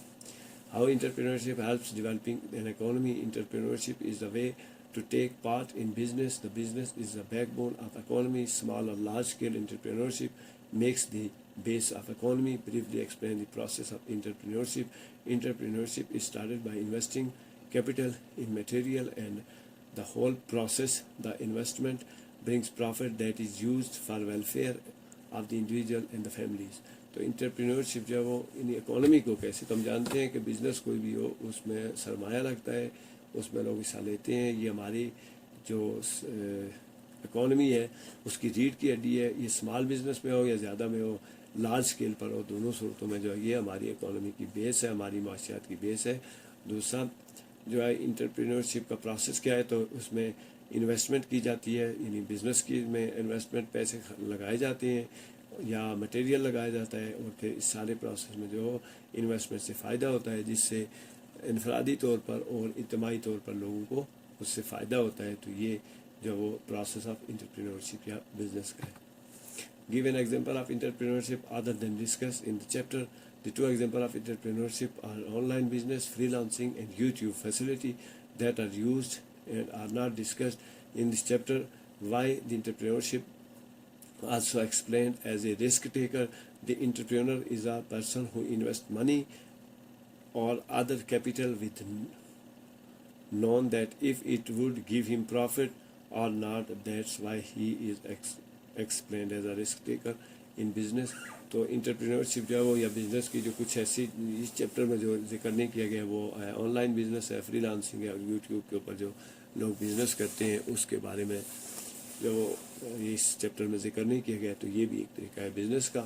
اور پھر کہ رسک ٹیکر جو بزنس مین ہے وہ رسک ٹیکر کیسے ہوتا ہے؟ تو رسک ٹیکر اس طرح سے ہوتا ہے کہ وہ اپنا سرمایہ خرچ کرتا ہے، اسے کوئی پتہ نہیں ہوتا کہ اس کو اس کا نفع ہوگا یا اس کا نقصان ہوگا. وہ اپنی انویسٹمنٹ کرتا ہے اور اس انویسٹمنٹ کی بنیاد پر پھر وہ جو اسے وہ بزنس کرتا ہے، لہٰذا اس کو رسک ٹیکر کہتے ہیں کہ وہ رسک لیتا ہے اور کام کو شروع کرتا ہے. Why digital entrepreneurship preferred over the traditional entrepreneurship? Nowadays, the digital entrepreneurship is easy and one can do it while sitting far from his business place. It is done digitally and not physically. That's why it is preferred. State the difference between e-commerce and the traditional system. E-commerce is a way to do business electronically. It do not need to take a place and keep material there. While traditional system needs place, people and material physically. تو جو digital entrepreneurship ہے اس کو آج کل جو business ہے یعنی جو آن لائن بزنس ہے اس کو کیوں آج کل ترجیح دی جاتی ہے؟ تو اس کی وجہ یہ ہے کہ آن لائن کام جو ہے وہ کہیں بھی آپ بیٹھ کے بزنس کر سکتے ہیں، ٹھیک. جبکہ اگر یہ بزنس فزیکلی کیا جائے تو اس کے لیے سرمایہ اور پھر جگہ پہ اور پابند ہونے کی ضرورت ہوتی ہے. تو اس طرح یہ جو سہولت ہے کہ آپ کہیں بھی بیٹھ کے بزنس کر سکتے ہیں تو یہ اس لیے پریفر کیا جاتا ہے. ای کامرس اور ٹریڈیشنل سسٹم ہے تو ای کامرس جو ہے وہ یعنی انٹرنیٹ کے ذریعے الیکٹرانکلی جو ہے وہ آپ جو بزنس کرتے ہیں وہ ای کامرس کراتی ہے. اس کے لیے جگہ اور کسی مٹیریل کی ضرورت نہیں ہوتی کہ ایک جگہ آپ نے رکھنا ہے. جبکہ ٹریڈیشنل سسٹم میں آپ کو بزنس کے لیے فزیکلی جو ہے وہ موجود ہونا ضروری ہوتا ہے، مٹیریل بھی چاہیے ہوتا ہے. یعنی آپ دکان چاہیے ہوتی ہے، آپ کو اس پر بیٹھنا پڑتا ہے، وہاں پہ سامان رکھنا پڑتا ہے، پھر بیٹھ کے جو ہے وہ اس کو بیچنا اور نفع اٹھانا پڑتا ہے. جبکہ الیکٹرانکلی جو ہے وہ ای کامرس میں بزنس سرمایہ کوئی اور لگا رہا ہوتا ہے، چیز کہیں اور پڑی ہوتی ہے، اس کا کام صرف جو ہے وہ ایک چیز کو اٹھا کر دوسرے کو پیش کر دینا اور اس کو اس کے بارے میں معلومات دینا ہے، جس کے بعد خریدار اور گاہک جو ہے وہ آپس میں چیزیں خریدتے اور بیچتے رہتے ہیں. تو اس کے لیے پھر سرمایہ کی تو ضرورت ہوتی ہے لیکن پلیس فزیکلی جو اس کو بیٹھنے کے لیے ضرورت نہیں ہوتی. What issues can be faced by using excessive of ICT devices? The excessive use of ICT devices can cause eye strain, the physical strain, and the extra use of energy source and money, it can cause mental strain which is severe than physical strain. تو آئی C T اگر computer کو بہت زیادہ استعمال کیا جائے تو کیا ایشوز ہو سکتے ہیں؟ تو بہت زیادہ جو آئی سی ٹی یعنی کمپیوٹر کے استعمال سے ہمیں ہماری آنکھیں خراب ہو سکتی ہیں، ہمیں جسمانی طور پر جو وہ ہمیں یعنی فزیکلی اسٹرین ہوتا ہے، اور اس کے علاوہ اس کے لیے بجلی اور ایکسٹرا انرجی چاہیے ہوتی ہے، تو یہ جو ہے وہ مینٹل اسٹرین بھی اس کے وجہ بن سکتی ہے. تو یہ جو فزیکل اسٹرین سے مینٹل اسٹرین جو ہے وہ یعنی جو تھکاوٹ ہے، یہ جو کام ہے وہ زیادہ مشکل ہوتا ہے. تو یہ وہ ایشوز ہیں جو اگر آئی سی ٹی ڈیوائسز کو، کمپیوٹر کو اور انٹرنیٹ کو زیادہ استعمال کیا جائے تو اس طرح کے مسائل پیدا ہوتے ہیں. English class 6. Who sees these words to whom? These words were said by a lion and the snake to the good man who took them out of well and saved their life. Who are the two men? The two men were goldsmith and the barber of the town. Good man also saved their life. Did the good man follow the advice? No, the good man did not follow the advice and helped them too. تو اس سبق میں جو ہے وہ یعنی ایک نیک آدمی ہے تو وہ کچھ جو وہ لوگوں کی مدد کرتا ہے. تو یہ جو الفاظ ہیں کس نے کس سے کہے ہیں؟ تو یہ جو الفاظ ہیں وہ شیر نے کہے ہیں، اور جو سانپ ہے انہوں نے کہے ہیں کہ یہ جو باربر اور گولڈ سمتھ ہیں یہ اچھے لوگ نہیں ہیں، ان کی مدد نہیں کرنی ہے، یہ نقصان پہنچائیں گے. ٹھیک. تو اس نے پھر ورڈ وہ آر دا ٹو مین، تو اس میں دو آدمی کون سے ہیں؟ اس میں دو آدمی جو تھے اس کہانی میں یا جو سٹوری ہے وہ اس میں گولڈ سمتھ سنار اور اجام ہیں جو اس گاؤں میں رہتے ہیں. Good man also said that, تو بوڑھے آدمی نے ان کی بھی جان بچائی. تو کیا بوڑھے آدمی نے ایڈوائس کو فالو کیا؟ تو سانپ اور جو لائن تھے انہوں نے بوڑھے آدمی سے کہا تھا کہ ان کو نہیں بچانا ہے، ان لوگوں کو یہ اچھے لوگ نہیں ہیں، تو یہ جو ہے یہ برائی کرتے ہیں، یہ لوگوں کے ساتھ برا سلوک کرتے ہیں اچھائی کے بدلے میں. لیکن بوڑھے آدمی چونکہ اس نے کہا کہ یہ بھی میری طرح کے انسان ہے تو اس نے ان کی مدد کی تھی. Do you think it was good advice? Yes it was good advice, but the goodness is that you do good and to the bad too, as the good man did. The good man willingly helped the two men get out of the well because he thought they were good human beings. یہ true ہے. When the men saw the diamond ring, they reported the king because they hoped to get some reward from the king. تو یہ جو ہے یعنی جو advice تھی سانپ اور اس کی، تو کیا وہ اچھی تھی؟ یقیناً وہ اچھی تھی، چونکہ انہیں پتہ تھا کہ یہ برائی کرتے ہیں. لیکن وہ اچھائی یہ نہیں ہے کہ آپ صرف اچھے لوگوں سے اچھائی کریں، برے لوگوں سے اچھائی کرنا جو ہے وہ اصل میں نیکی ہے. تو بوڑھے آدمی نے اسی بات کو فالو کیا تھا.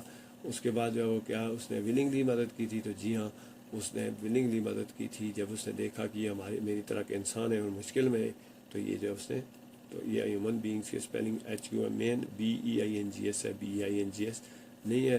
اس کے بعد اس نے نا جب یہ مدد کی تو شیر نے اس کو ایک ڈائمنڈ رنگ دی تھی کہانی کے مطابق. تو کیا وہ لے کے جب ان لوگوں کو بچا کے واپس وزٹ کرنے ان سے ملنے جاتا ہے سنار اور باربر سے، تو انہوں نے وہ جب گولڈن رنگ دیکھی تو انہوں نے بادشاہ کو بتا دیا کہ ایک بندے کے پاس گولڈن رنگ ہے. تو وہ یعنی انہوں نے ایسا کیوں کیا؟ تو اس کی وجہ یہ تھی کہ وہ یہ سمجھتے تھے کہ بادشاہ ان کو اچھا ریوارڈ دے گا، انہیں بدلے میں کچھ ملے گا. How did the snake and the lion keep their promises? کی نہیں ہے، keep ہے. تو the lion and the snake both came to help the old man. Instantly help of the both the lion and snake was great.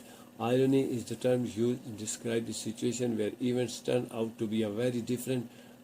What is irony in this story? The irony in that the situation was absolutely different, as the human beings expected to help him but did not do so, but the animals did it very well, which they are not supposed to do.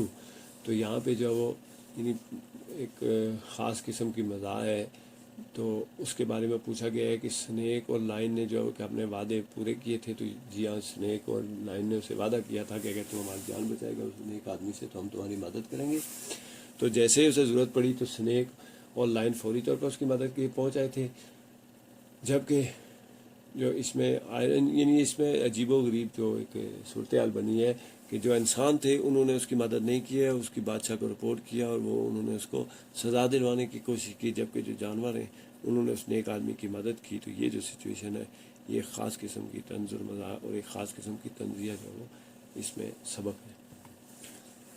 Folk tells often convey a moral اور a message. What بیو نہیں ہے. Have you learn from this story? It is moral lesson that we should help the people who are good in nature. Helping the bad people is to encourage the badness. Pick out the instance from the play to show that Velidad did not care about wealth. The Velidad spent all the money and bought a bracelet and then presented it to the queen. This shows that she had no care about money. تو جو folk tells ہوتی ہیں, یہ جو کہانیاں ہوتی ہیں, جو روایات ہیں, یہ ہمیں کیسے اخلاقی سبق دیتی ہیں. تو یقیناً اس میں ہمیں اخلاقی سبق ملتا ہے کہ جب اس بوڑھے آدمی نے, نیک آدمی نے ان دونوں کی مدد کی تو انہوں نے اس کے جواب میں اس کی جو وہ اس کو مشکل میں پھنسا دیا. تو ہمیں چاہیے کہ ہم نیک لوگوں کی مدد کریں, اور اگر ہمیں برائی نظر آتی ہے تو برے لوگوں کی مدد کرنا, برائی کو حوصلہ افزائی کرنی ہے. تو ولیدہ جو ہے وہ اس کے بعد جو دولت تھی اس نے ساری خرچ کر کے بریسلیٹ خرید کے بعد ملکہ کو پیش کر دیا تھا. اس نے سوچا کہ یہ پیسے میرے کسی کام کی نہیں ہے, تو میں کسی, اور یہ اس نے جو ملکہ کو پیش کیا اس نے پہلے پوچھا کہ آپ کیا سمجھتے ہیں کہ سب سے اچھی جو عورت ہے وہ کون سی ہے, نیک عورت کون سی ہے. تو اس نے اس کو نیک عورت سمجھ کر جو تحفہ دیا تھا اور نیک مرد سمجھ کر بادشاہ کو تحفہ دیا تھا. تو یہ ولیدات کی نیکی کی طرف جو ہے وہ اچھائی کی طرف ایک خاص توجہ ہے, جس کی وجہ سے اس نے اپنے ساری دولت جو ہے وہ خرچ کر کے نیکوں میں تقسیم کر دی تھی. اس سے لگتا ہے کہ اسے دولت سے کوئی پیار نہیں تھا. It was ways where the action of the king and Naqabad and queen of Khalistan similar. کیا ناقاباد اور جو خارستان جو ہے وہ اس کی ملکہ اس کے دونوں کے جو ایکشن ہے وہ جیسے ہیں. both of them tried to pay back the gift of the Validat similarly, so their actions were similar. انہوں نے جب ولیدات کی گفٹ ملے تو انہوں نے اس کے بدلے میں اس سے بہتر تحفے دیے. تو اس طرح سے ان دونوں کے جو اعمال ہیں وہ ایک جیسے ہیں. The two Paris used magic and turned Validat into a king because they do not want this good-hearted man to disagree in front of king and queen. Which of the following words can be used to describe Validat?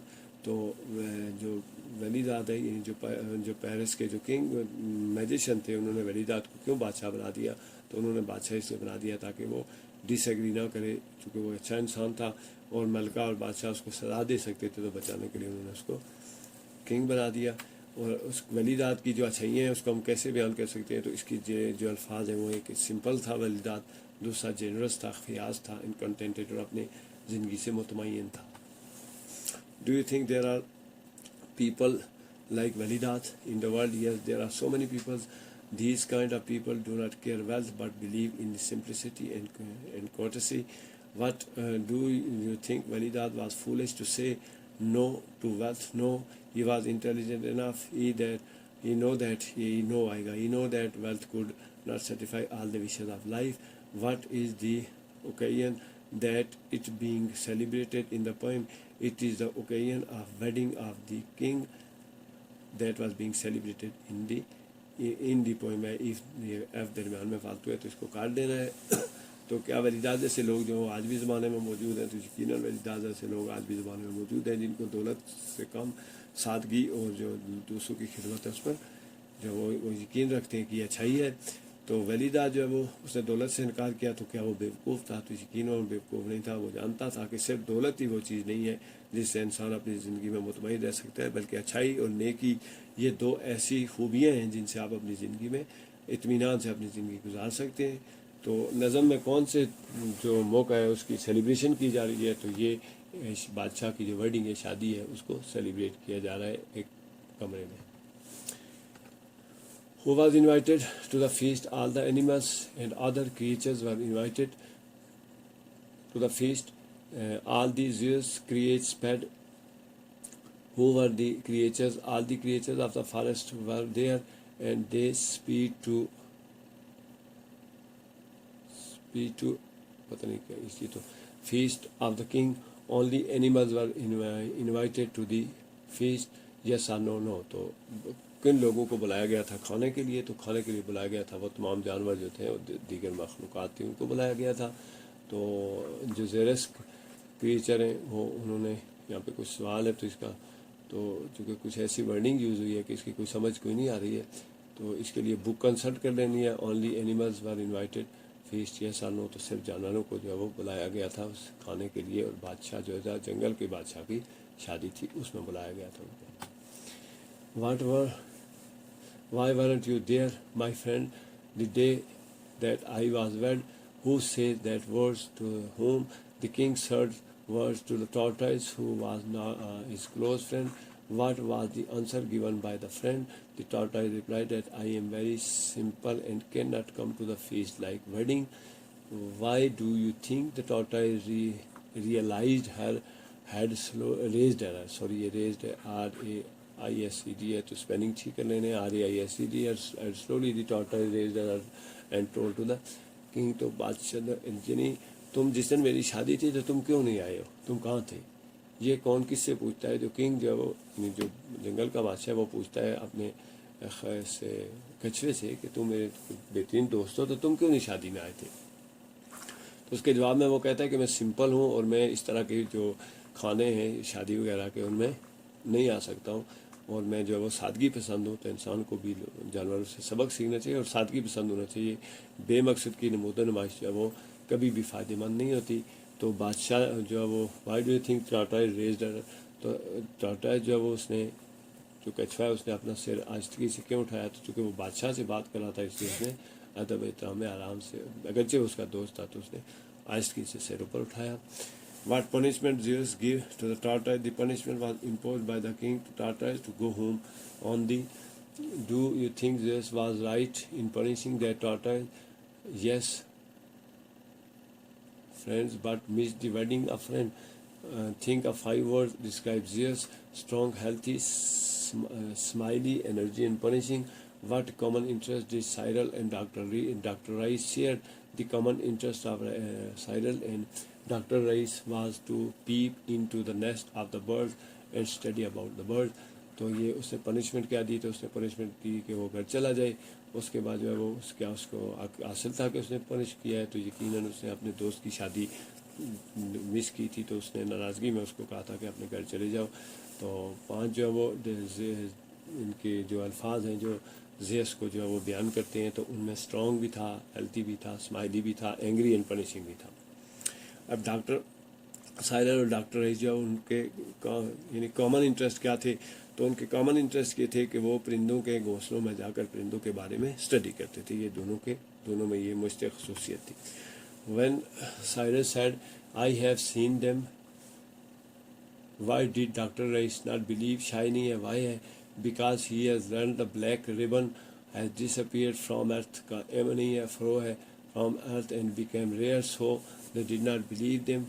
Why Dr. Rice anxious to save the ribbon? How is he plan to double the number of eggs? Yes, Dr. Rice was anxious. He transferred the eggs to the nest of other birds so that black ribbon, black का के नहीं है, black ribbons may lay more eggs. Dr. Rice instructed Cyril not to use this bare hand to transfer the eggs because the bacteria can transfer to the eggs from the hands. तो doctor Cyril जो है वो क्यों चाहता था कि वो जब उससे डॉक्टर साइरल को बताया गया कि ये उसने 2 ब्लैक रिबन देखे हैं परिंदे, तो उसे यकीन क्यों नहीं आया? तो उसने सुना था कि ये जो है वो ज़मीन से नापैद हो चुके हैं, इसलिए उसे यकीन नहीं आया। तो वो क्यों परेशान था ब्लैक रिबन को बचाने के लिए और उसके अंडे डबल करने के लिए? तो वो चाहता था कि इनकी नस्ल बढ़े, इसलिए उसने अंडे जो है वो उठाकर दूसरे परिंदों के घोंसले में रख दिए ताकि वो मज़ीद अंडे दें।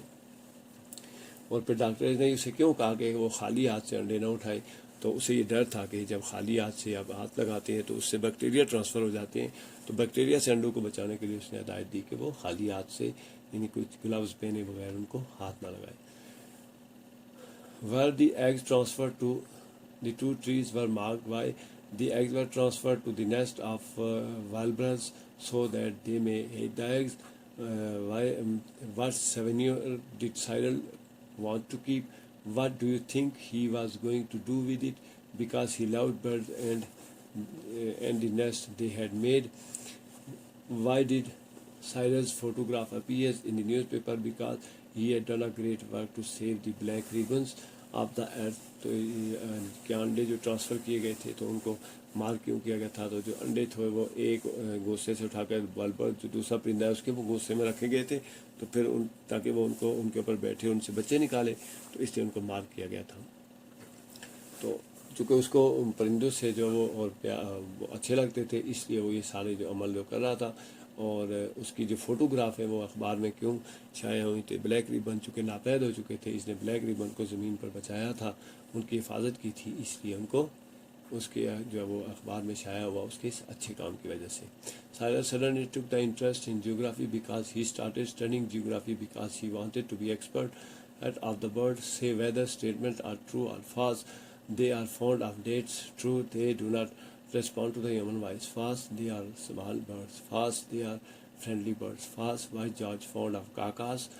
They always called them and feed them the dates daily. It shows that he was fond of cacas. تو یہ جب وہ سائرل نے جغرافی کیوں اسٹڈی کی تو وہ چاہتا تھا کہ وہ پرندوں کا ایکسپرٹ بنے, پرندوں کے اوپر تحقیق کرے جو ناپید ہو رہے ہیں ان کو بچائے, تو اس لیے وہ اس نے جغرافی اسٹڈی کرنا شروع کی. آگے کچھ اسٹیٹمنٹ ہیں تو وہ ٹرو اور فالس ہیں. اس کے بعد جو جارج ہے وہ آپ کو کیسے پتہ چلتا ہے کہ واز دی, کیا وہ واقعی ان کا شدائی تھا, تو یقیناً وہ ان کو روز بلاتا تھا, ان کو ڈیٹس کھجوریں کھلاتا تھا, اس لیے لگتا ہے کہ وہ ان کا شوقین تھا اور ان کو پالنے کا, ان کو بچانے کا بھی شوق رکھتا تھا. The reason the narrator had to keep feeding the dates of cacas, that was perched on his head because if he did not feed the birds, they might cut her ear. What was the edge of the roof? What on the edge of the roof the cacas walked continuously because he want to come down and want to eat the dates. While on the edge of the roof the cacas walked continuously because they knew that humans are harmless and willing to give them good food. تو یہ جو کچھ پرندے ہیں جن پہ جو وہ ان کو کھجوریں کھلائی جاتی ہیں, ان کو بلایا جاتا ہے, تو اگر وہ سر پر آ کر بیٹھ جاتے ہیں, اگر انہیں کھجور نہ دے تو وہ پھر جو ہے وہ اپنی چونچ سے یعنی نرمی سے کاٹتے ہیں اور وہ مانگتے ہیں. تو وہ جو کاکاز جو پرندہ تھا وہ چھت کے اوپر لگاتار کیوں گھوم رہا تھا, تو لگاتار اسے گھوم رہا تھا کہ وہ نیچے آ کر کھجوریں کھائے, جبکہ وہاں پہ بندے چونکہ جو ان کو روزانہ کھلانے والا تھا, اس کے علاوہ بھی کچھ لوگ موجود تھے تو وہ ڈر رہے تھے نیچے آنے سے. اور اس کے علاوہ جو ہے وہ کیوں لگاتار چل رہے تھے, تو اس کی وجہ یہ تھی کہ انہیں پتہ تھا کہ یہ جو انسان ہے یہ نقصان نہیں پہنچاتے, یہ انہیں کھانا دیں گے. The babies bird was too weak, timid, excited to come down. They like the food they are fed. Do you think the writer's description of cacas is humorous? Pick out the two examples to support your answer. Yes, it is humorous. Number one, the coming of birds of calling and birds coming down to the roof and food table. What is the narrator's suggestion in these lines? Yes, it is very nice and to feed the animals and feed them. تو جو پرندہ تھا وہ کیوں ہچکچا رہا تھا, ڈرا ہوا کیوں تھا, وہ اس لیے کہ وہ تھوڑا فاصلے پر رہ کے خوراک کھانا چاہتا تھا.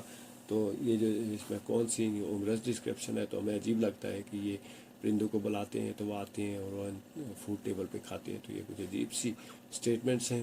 اور نیریٹر کی سجیشن کیا ہے, تو سجیشن یہ ہے کہ ہمیں جانوروں کا خیال رکھنا چاہیے, انہیں کھانا کھلانا چاہیے. Who is speaking in the lines of the poem? The poet himself speaks in the line of the poems as the poet can imagine the aeroplane and birds the same. Describe the size of the mechanical bird.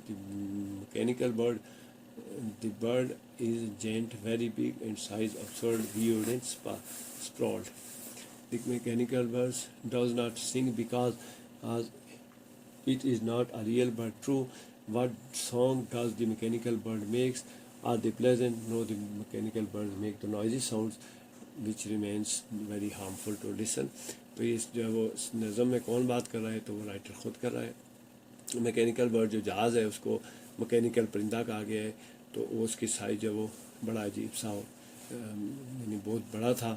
اور mechanical bird جو ہے وہ کیا, یعنی وہ birds done سنگ کیوں نہیں کر رہا تھا, تو گیت کیوں نہیں گا رہا تھا, تو چونکہ وہ اصل پرندہ نہیں تھا اس لیے نہیں گا رہا تھا. اور کیا جو میکینیکل برڈ ہے جو جہاز ہے اس کی ساؤنڈ یا آواز جو ہے وہ پلیزنٹ تھی, تو نہیں, اس کی آواز شور والی تھی اور پلیزنٹ نہیں تھی. What did the birds feel? Sorry for the mechanical birds because they have no freedom to move in their own will. They are not free, so the real birds feel sorry for them. چونکہ وہ آزاد نہیں تھے, جہاز جو پرندوں کی طرح اڑ نہیں سکتے تھے, اس لیے ان کے لیے سوری فیل کرتے تھے. Why do you think the mechanical birds like the purpose of listening? The pilot controls the bird in the air and he controls it by use of different buttons knobs. تو چونکہ اس کو button ناب سے control کیا جاتا ہے اس لیے وہ آزاد نہیں تھا. Which of the following words can be used to describe the attitude of little bird to the mechanical bird? تو حیرت سے دیکھتا ہے, وہ نفرت سے دیکھتا ہے, جیلسی سے دیکھتا ہے, تو یہ اس کے الفاظ ہیں جن سے ہم کر سکتے ہیں. اب یعنی اس کو بیان کر سکتے ہیں. SST, what is difference between food crops and cash crops? The food crops are those crops which are used as food as rice, wheat, etc. And the cash crops are those by which we earn exports as cotton. What is the difference between mines and the quarries? What is the difference between mines and quarries? The mines are dug place to take out the minerals from the earth, from the earth. Name some metallic, non-metallic and natural energy resources. تو یہ question ہے, اس کا answer آگے ہوگا. تو food crops اور cash crops, یعنی وہ کراپس جن سے ہم خوراک حاصل کرتے ہیں وہ فوڈ کراپس کہلاتی ہیں, جبکہ ایسی کراپس جو کھانے میں خوراک میں استعمال نہیں ہوتی ہیں بلکہ اس کے علاوہ دیگر اشیاء بنانے میں استعمال ہوتی ہیں, انہیں کیش کراپس کہتے ہیں. تو مائنز اینڈ کیوریز, تو مائنز جو ہیں وہ یعنی ان کو زمین کو کھدائی کر کے جو منرل نکالے جاتے ہیں انہیں مائنز کہتے ہیں. Name some metallic, non metallic and natural energy resources. تو یہ سوال پیچھے بھی تھا, دوبارہ آ گیا ہے. Metallic minerals gold, silver, zinc and copper. Non metallic minerals coal, oil and gypsum. Natural energy resources coal, gas are natural energy sources. What are minerals and other natural resources important لکھا ہوا important for the country. Minerals are used in the factories and produce the elements of daily use, and natural resources are also used to run the economy of the country. تو metallic اور naan metallic, دھاتی جو ہوتے ہیں اور غیر دھاتی, تو کچھ ایسی اشیاء جو دھاتی ہیں جن میں گولڈ ہے, سلور ہے, زنک ہے, یہ زنک تو نہیں ہے, تو زنک ہے, اور اس کے علاوہ کاپر ہے, تو یہ دھاتی ہیں, یہ میٹلک ہیں. اور نان میٹلک میں جو ہے وہ کول, گیس اور دوسرے جو نیچرل انرجی سورسز ہیں جیسے سورج ہے اور اس کی انرجی ہے, ہوا ہے اس کی انرجی ہے, پانی ہے اس کی انرجی ہے. تو why are the minerals important, تو منرلز جو ہے یہ جو معدنیات ہوتی ہیں یہ فیکٹریز میں استعمال ہوتی ہیں, ان سے اشیاء پروڈیوس کی جاتی ہیں, ضروریات زندگی کے لیے اشیاء بنائی جاتی ہیں. اور نیچرل ریسورسز جو ہے وہ بھی کسی ملک کی معیشت کو چلانے کے لیے اور کسی معیشت میں بڑا اہم کردار رکھتے ہیں اور ان کا بڑا اہم مقام ہوتا ہے. What are the natural energy deposits important, why are the natural energy resources deposit important ہے, IMPIN لکھا ہوا important for the developing countries like Pakistan. Natural gas is a basic energy source for Pakistan. It helps to run factories, household use and power plants. Why city is known as a fruit basket, and why Quetta is known as a fruit, which city is known as fruit basket, and why to Quetta is known as fruit basket, as there are found all kinds of fruits and the most fruits producing city of Pakistan. تو پھر پاکستان کے آگے یہ کہ IST ہے, تو آئی لکھا ہوا ہی نہیں ہے Pakistan. which urban center of Pakistan is coastal city, تو یہ سینٹر ہے CENTER لکھا ہوا ہے, اسپیلنگ بھی درست کر لینے. Karachi is the most populated urban centre of Pakistan and it is also the coastal city of Pakistan. تو نیچرل انرجی کے ڈپازٹس جو ہیں وہ کون سے ہیں, پاکستان جیسے ملک کے لیے کیوں ہیں, تو سب سے جو بہترین نیچرل انرجی سورس ہے وہ ہماری نیچرل گیس ہے, اور اس کے علاوہ جو تیل ہے اور دیگر وہ ہے. تو یہ بیسک انرجی سورس ہے پاکستان کے لیے. یہ فیکٹریوں چلانے کے لیے, گھروں کو چلانے کے لیے اور دیگر پاور پلانٹ چلانے کے لیے استعمال کی جاتی ہیں. اس لیے یہ یعنی بہت اہمیت رکھتے ہیں, خاص طور پر جو ترقی پذیر ممالک ہیں جیسے پاکستان ہے اس کے لیے. تو which city is known as fruit basket, تو فروٹ باسکٹ جو ہے وہ یعنی کوئٹہ میں بہت زیادہ فروٹ پیدا, ہر قسم کا فروٹ پیدا ہوتا ہے, ہر قسم کا فروٹ جو ہے وہ وہاں پہ موجود ہے, اس لیے اس کو کوئٹہ کو فروٹ باسکٹ کہتے ہیں. اور یہ سب سے زیادہ فروٹ پیدا کرنے والا شہر ہے پاکستان کا. پاکستان کی اسپیلنگ غلطی KIS. اس کے بعد کوسٹل سٹی کون سی ہے, اور اربن سینٹر تو جو کراچی ہے یہ سب سے زیادہ populated urban centre of Pakistan ہے. پاکستان میں سب سے زیادہ آبادی والا جو شہر ہے وہ کراچی ہے, اور اس کے علاوہ یہ چونکہ ساحل سمندر پر واقع ہے اس لیے اس کو کوسٹل سٹی بھی کہتے ہیں اور اس کو اربن سینٹر بھی کہتے ہیں. تو یہ دونوں خوبیاں جو ہے جس شہر میں موجود ہیں وہ کراچی ہے, اور فروٹ باسکٹ جو ہے وہ یعنی سب سے زیادہ فروٹ کوئٹہ میں پیدا ہوتے ہیں. اور اس کے علاوہ نیچرل انرجی کی جو سب سے بڑا سورس ہے وہ نیچرل گیس ہے.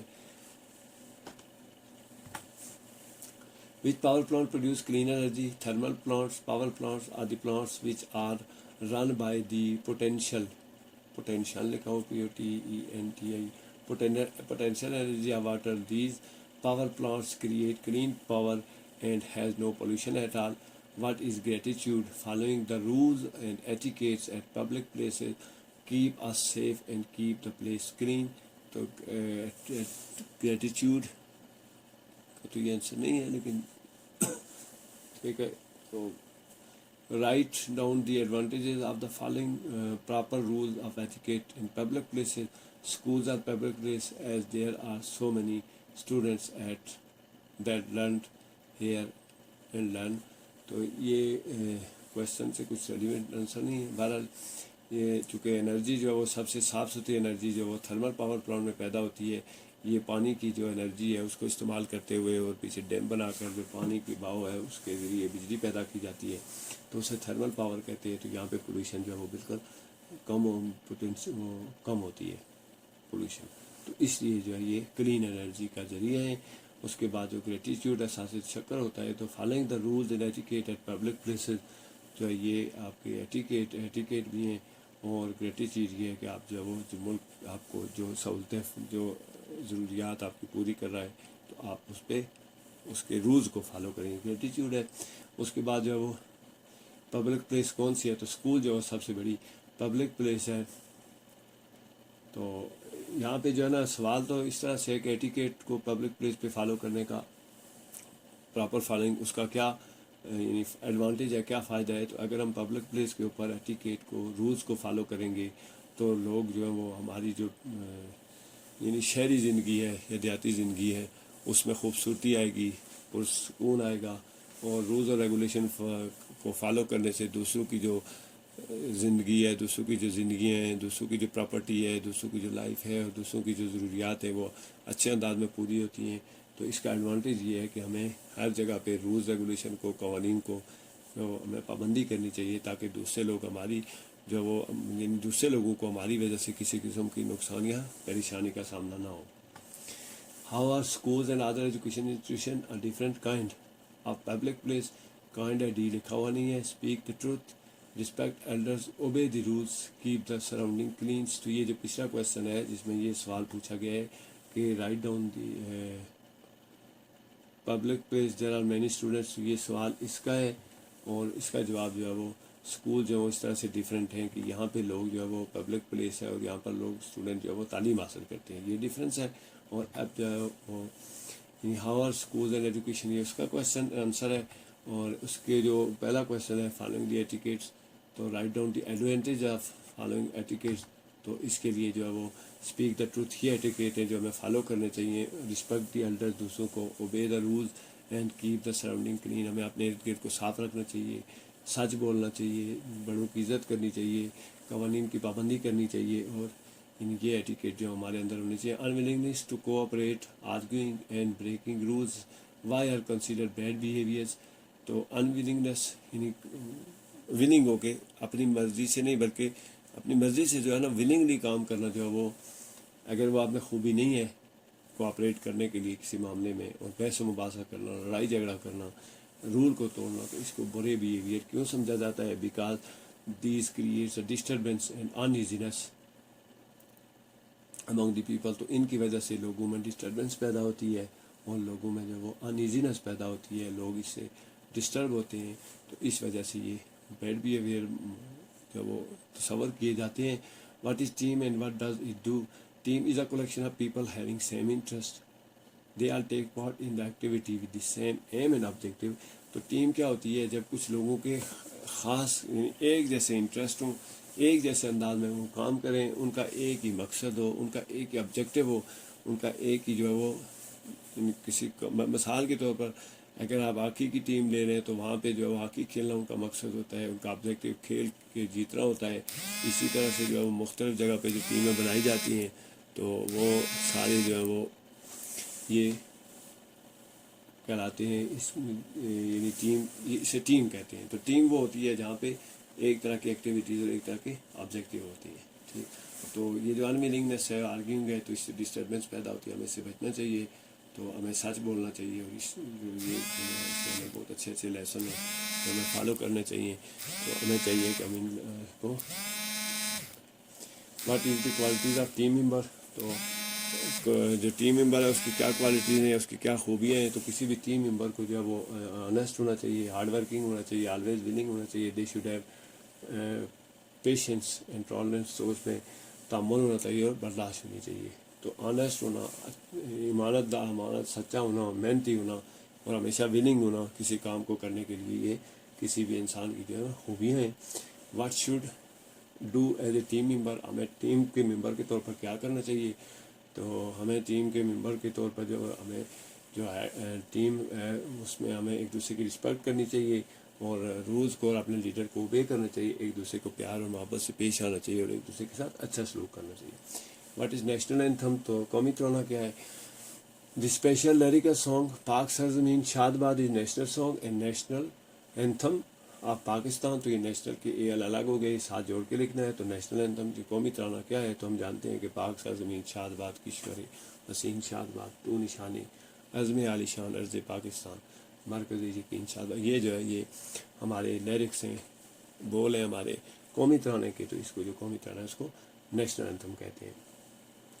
نیم the composer and writer of the national anthem of Pakistan.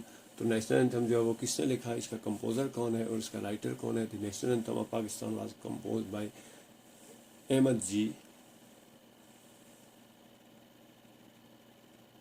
1950. تو 1950 میں جو ہے وہ نیشنل اینتھم لکھا گیا تھا. تو اس کے کمپوزر اور رائٹر جو نیشنل اینتھم کے ان کے نام پوچھے گئے ہیں. Is in what year did Pakistan formally adopted its anthem.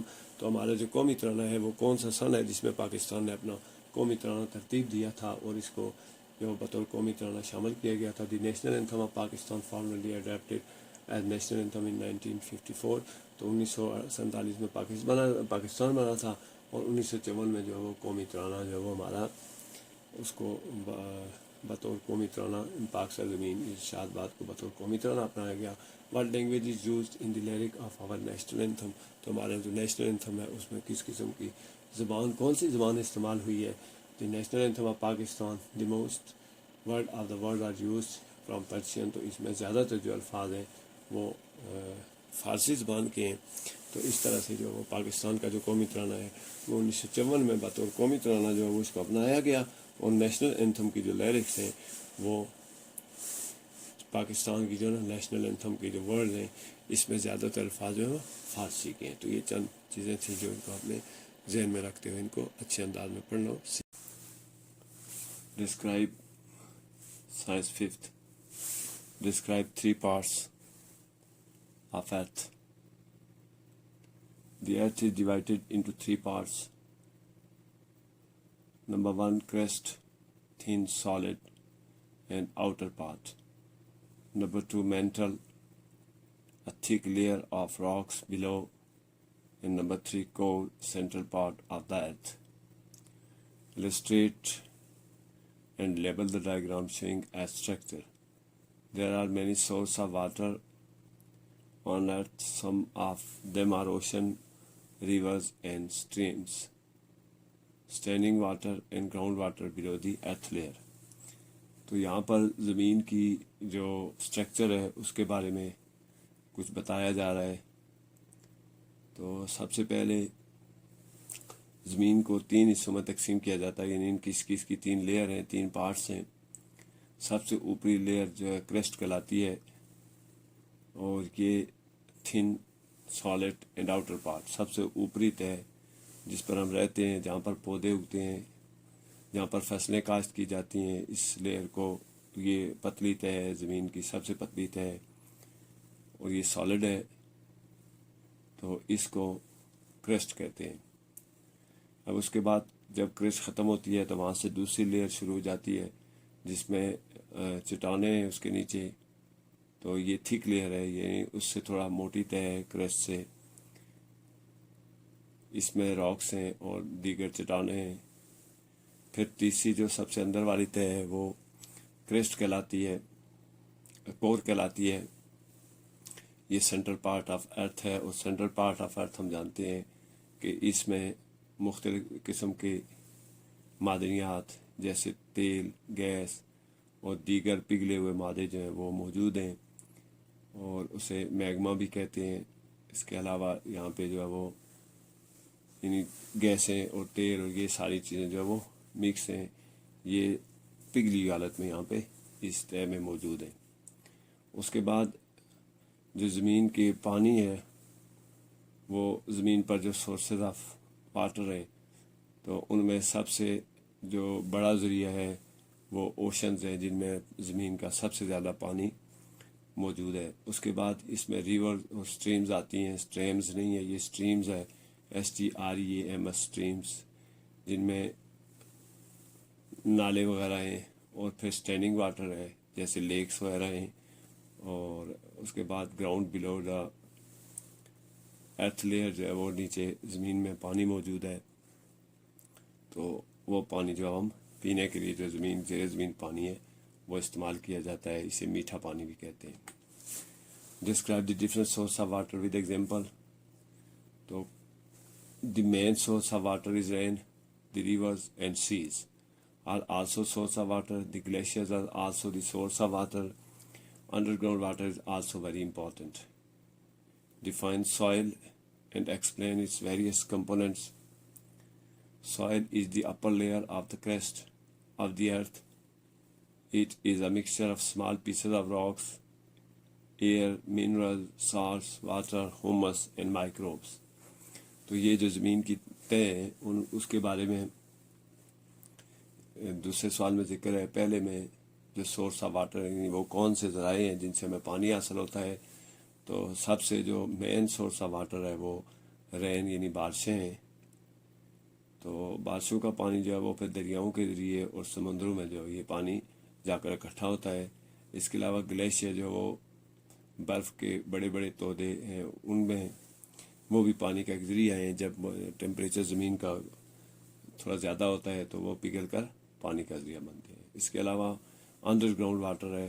سب سے جو اہم واٹر ہے وہ انڈر گراؤنڈ واٹر ہے جو ہم چشموں کے ذریعے ہم تک پہنچتا ہے، یا جب ہم بور کرتے ہیں یا ڈرل کرتے ہیں تو وہاں سے جو پانی نکالا جاتا ہے یہ سب سے اہم ہے. اور یہ میٹھا پانی ہے اور اسے ہم پینے کے لیے استعمال کرتے ہیں. اس کے بعد زمین کی جیسے کہ پہلے بتایا گیا 3 تہیں ہیں. سب سے اوپر والی تہ کو کرسٹ کہتے ہیں اور کرسٹ کی جو سب سے اوپری تہ ہے اس کو سوائل کہتے ہیں. سوائل یعنی وہ زمین کا وہ حصہ ہے جس پر ہم فصلیں اگاتے ہیں اور زمین پہ پودے اور سبزہ جو ہے وہ اسی تہ میں موجود ہوتا ہے.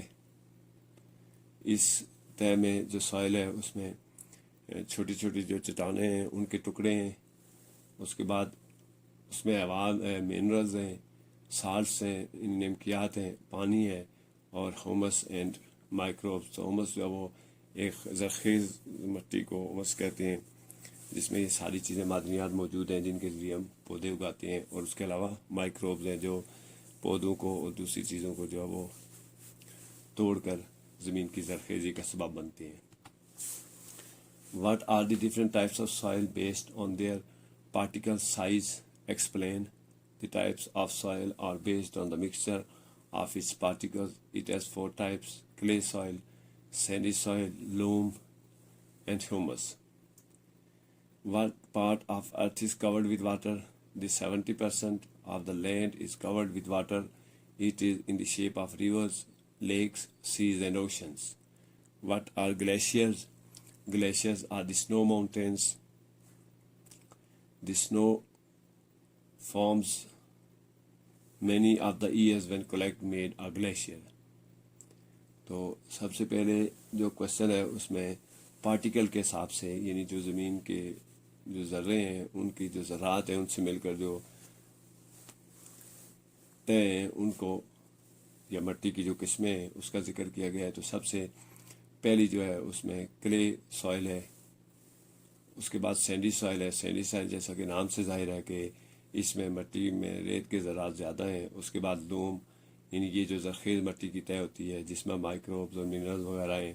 اور اس کے بعد ہومس. تو یہ 4 جو ہے وہ زمین کی جو سوائل ہے اس کی قسمیں ہیں. سوائل یاد رکھیں کہ زمین کی جو اوپری تہ کرسٹ ہے اور اس کے سب سے اوپر والی تہ کو سوائل کہتے ہیں. اس کے بعد ہماری جو زمین ہے اس کا کتنا فیصد حصہ اس پر پانی ہے. تو زمین کا جو 70% حصہ ہے اس پر پانی موجود ہے، اور جو ٹوٹل زمین ہے اس کا 30% خشکی ہے اور 70% پانی ہے۔ یہ جو پانی ہے یہ مختلف شکلوں میں ہے، جن میں سب سے پہلے ریورز ہیں، اس کے بعد لیکس ہیں، سیز ہیں اینڈ اوشنس۔ یہ زمین کی جو اوپری تہ ہے جس نے زمین کو کور کر رکھا ہے، یہ بیرونی تہ انڈر گراؤنڈ واٹر کو چھوڑ کے جو باقی اس کی شکلیں ہیں وہ دریاؤں کی شکل میں، جھیلوں کی شکل میں، سمندروں کی شکل میں اور بڑے سمندروں کی شکل میں۔ سی چھوٹے سمندر کو کہتے ہیں اور اوشن جو ہے وہ بڑے سمندر کو کہتے ہیں۔ اب گلیشیئر کیا ہیں؟ تو گلیشیئر سنو ماؤنٹینز ہیں، یعنی برف کی جو پہاڑیاں ہیں انہیں گلیشیئر کہتے ہیں، اور جو برف زمین کے اوپر گرتی ہے ٹیمپریچر کم ہونے کی وجہ سے وہ اکٹھی ہوتی رہتی ہے، تو اس سے جو پہاڑیاں بن گئی ہیں یا پہاڑیوں کے اوپر جو برف کی تہ جمی ہوئی ہے اسے گلیشیئر کہتے ہیں۔ تو یہ جو زمین ہے اس کے اوپر جو برف ہے اس کا اکٹھا ہونا جو ہے وہ اس کو بناتا ہے ماؤنٹینز کو، سنو ماؤنٹینز کو گلیشیئر کہتے ہیں۔ ڈیفائن اسپیس، اب یہ زمین کی جو تہ ہیں، اس کے بعد نیکسٹ اسٹیپ جو ہے وہ space is the area beyond the earth's atmosphere and between the planets. Why is the study of space and beyond important for human beings? The study of space and beyond takes you to the new world of knowledge. Beyond space, there are many heavenly bodies need study to get information about the vastness and beauty of nature.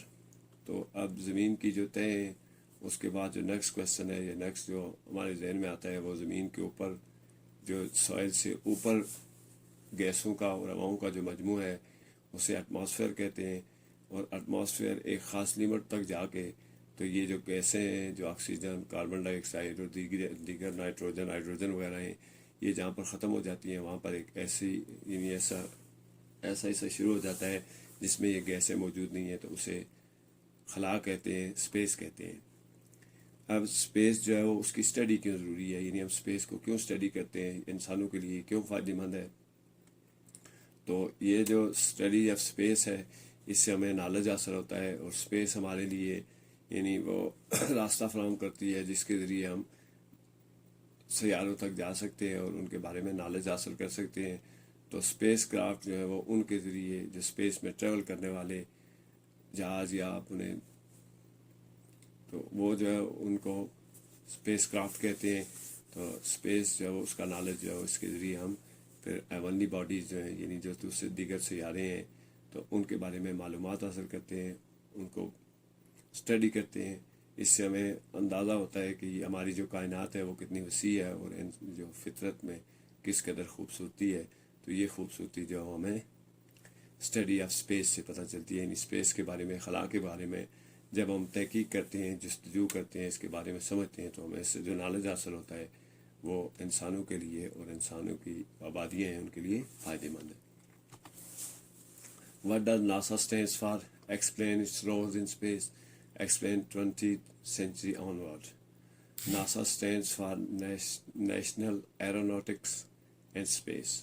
It conducts scientific research and gathers information about space and weather and communication.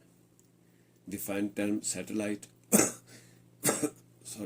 Satellite are small objects that revolve around large objects. They can be natural اور and artificial. تو یہ nature نہیں ہے بلکہ natural ہے، NATURAL، natural and artificial. How are satellites important in exploration of universe? The satellite, یہاں پہ satellite کی جو اسپیلنگ ہے SATTELIT،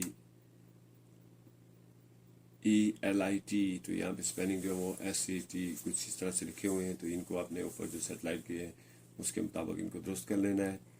How satellites are important in the exploration of universe? The satellite carry the tools and technology to the space.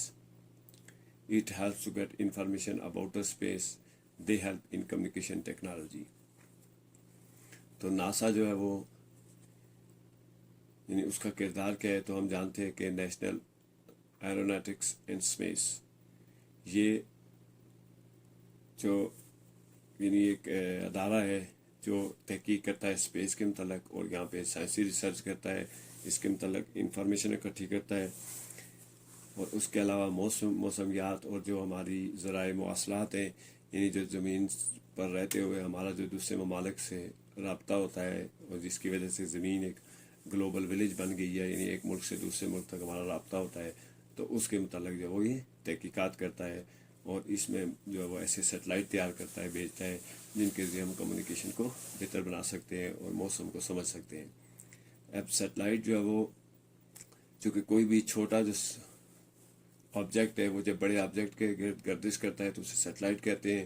اس کی دو قسمیں ہوتی ہیں، ایک قدرتی سیٹلائٹ ہے اور ایک مصنوعی سیٹلائٹ ہے۔ تو ہم جانتے ہیں کہ زمین کا جو قدرتی سیٹلائٹ ہے وہ چاند ہے، لیکن اس کے علاوہ زمین کے گرد سینکڑوں کے حساب سے مختلف ممالک نے تحقیق کی غرض سے سیارے جو ہیں وہ جیو اسٹیشنری سیٹلائٹ چھوڑے ہوئے ہیں، جو زمین کی حرکت کے مطابق زمین کی یعنی زمین کی حرکت کی رفتار ہے، اسی رفتار سے زمین کے گرد گردش کرتے ہیں، اور یہ ہمیں ساکن نظر آتے ہیں۔ ان کا کام جو ہے وہ ہماری سیٹلائٹ کو بہتر بنانا، یعنی ہماری جو یہ کمیونیکیشن ہے اس کو بہتر بناتے ہیں اور اس کے لیے استعمال ہوتے ہیں، اس کے علاوہ تحقیق کے لیے استعمال ہوتے ہیں۔ تو یہی وہ وجہ ہے کہ جس کی وجہ سے یہ بہت امپورٹنٹ ہے۔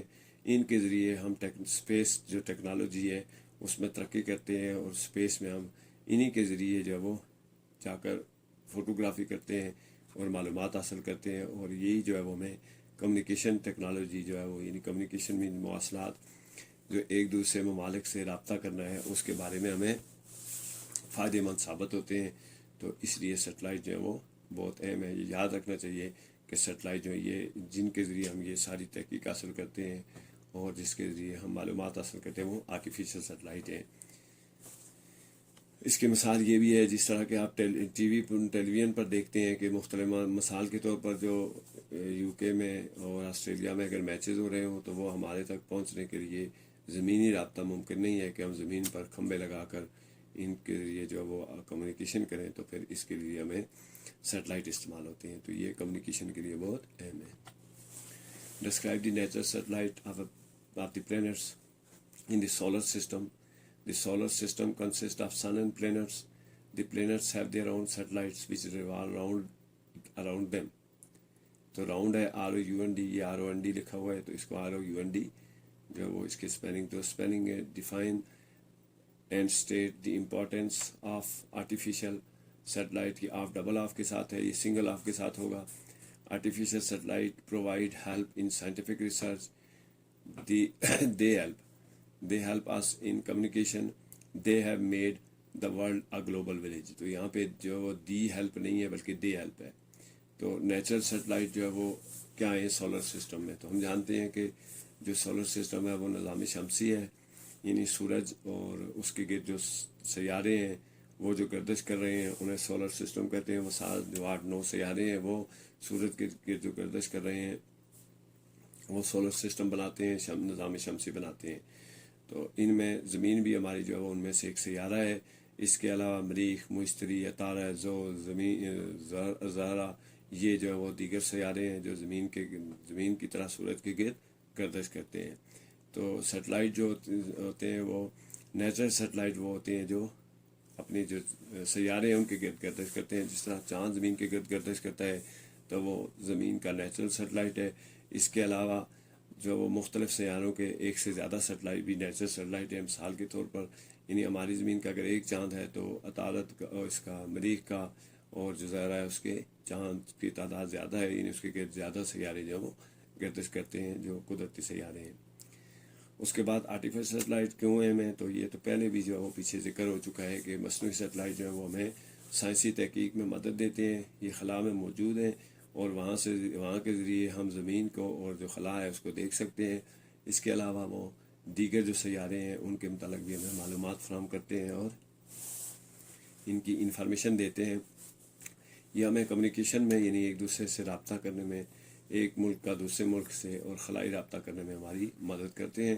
انہی کی وجہ سے دنیا گلوبل ولیج بن گئی ہے۔ گلوبل ولیج مینز ایک گاؤں جس میں لوگوں کا ایک دوسرے سے رابطہ ہوتا ہے۔ اسی طرح ساری دنیا جو ہے وہ ان آرٹیفیشل سیٹلائٹ کی وجہ سے گلوبل ولیج بنی ہوئی ہے۔ یعنی پوری دنیا جو ہے وہ جو دنیا کا گلوب ہے گاؤں کی شکل اگر اختیار کر گیا ہے، ان کا ایک دوسرے سے رابطہ ہے، ہم ان کو دیکھ سکتے ہیں، ہم انفارمیشن لے سکتے ہیں اور تحقیق کر سکتے ہیں, موسم کو سمجھ سکتے ہیں.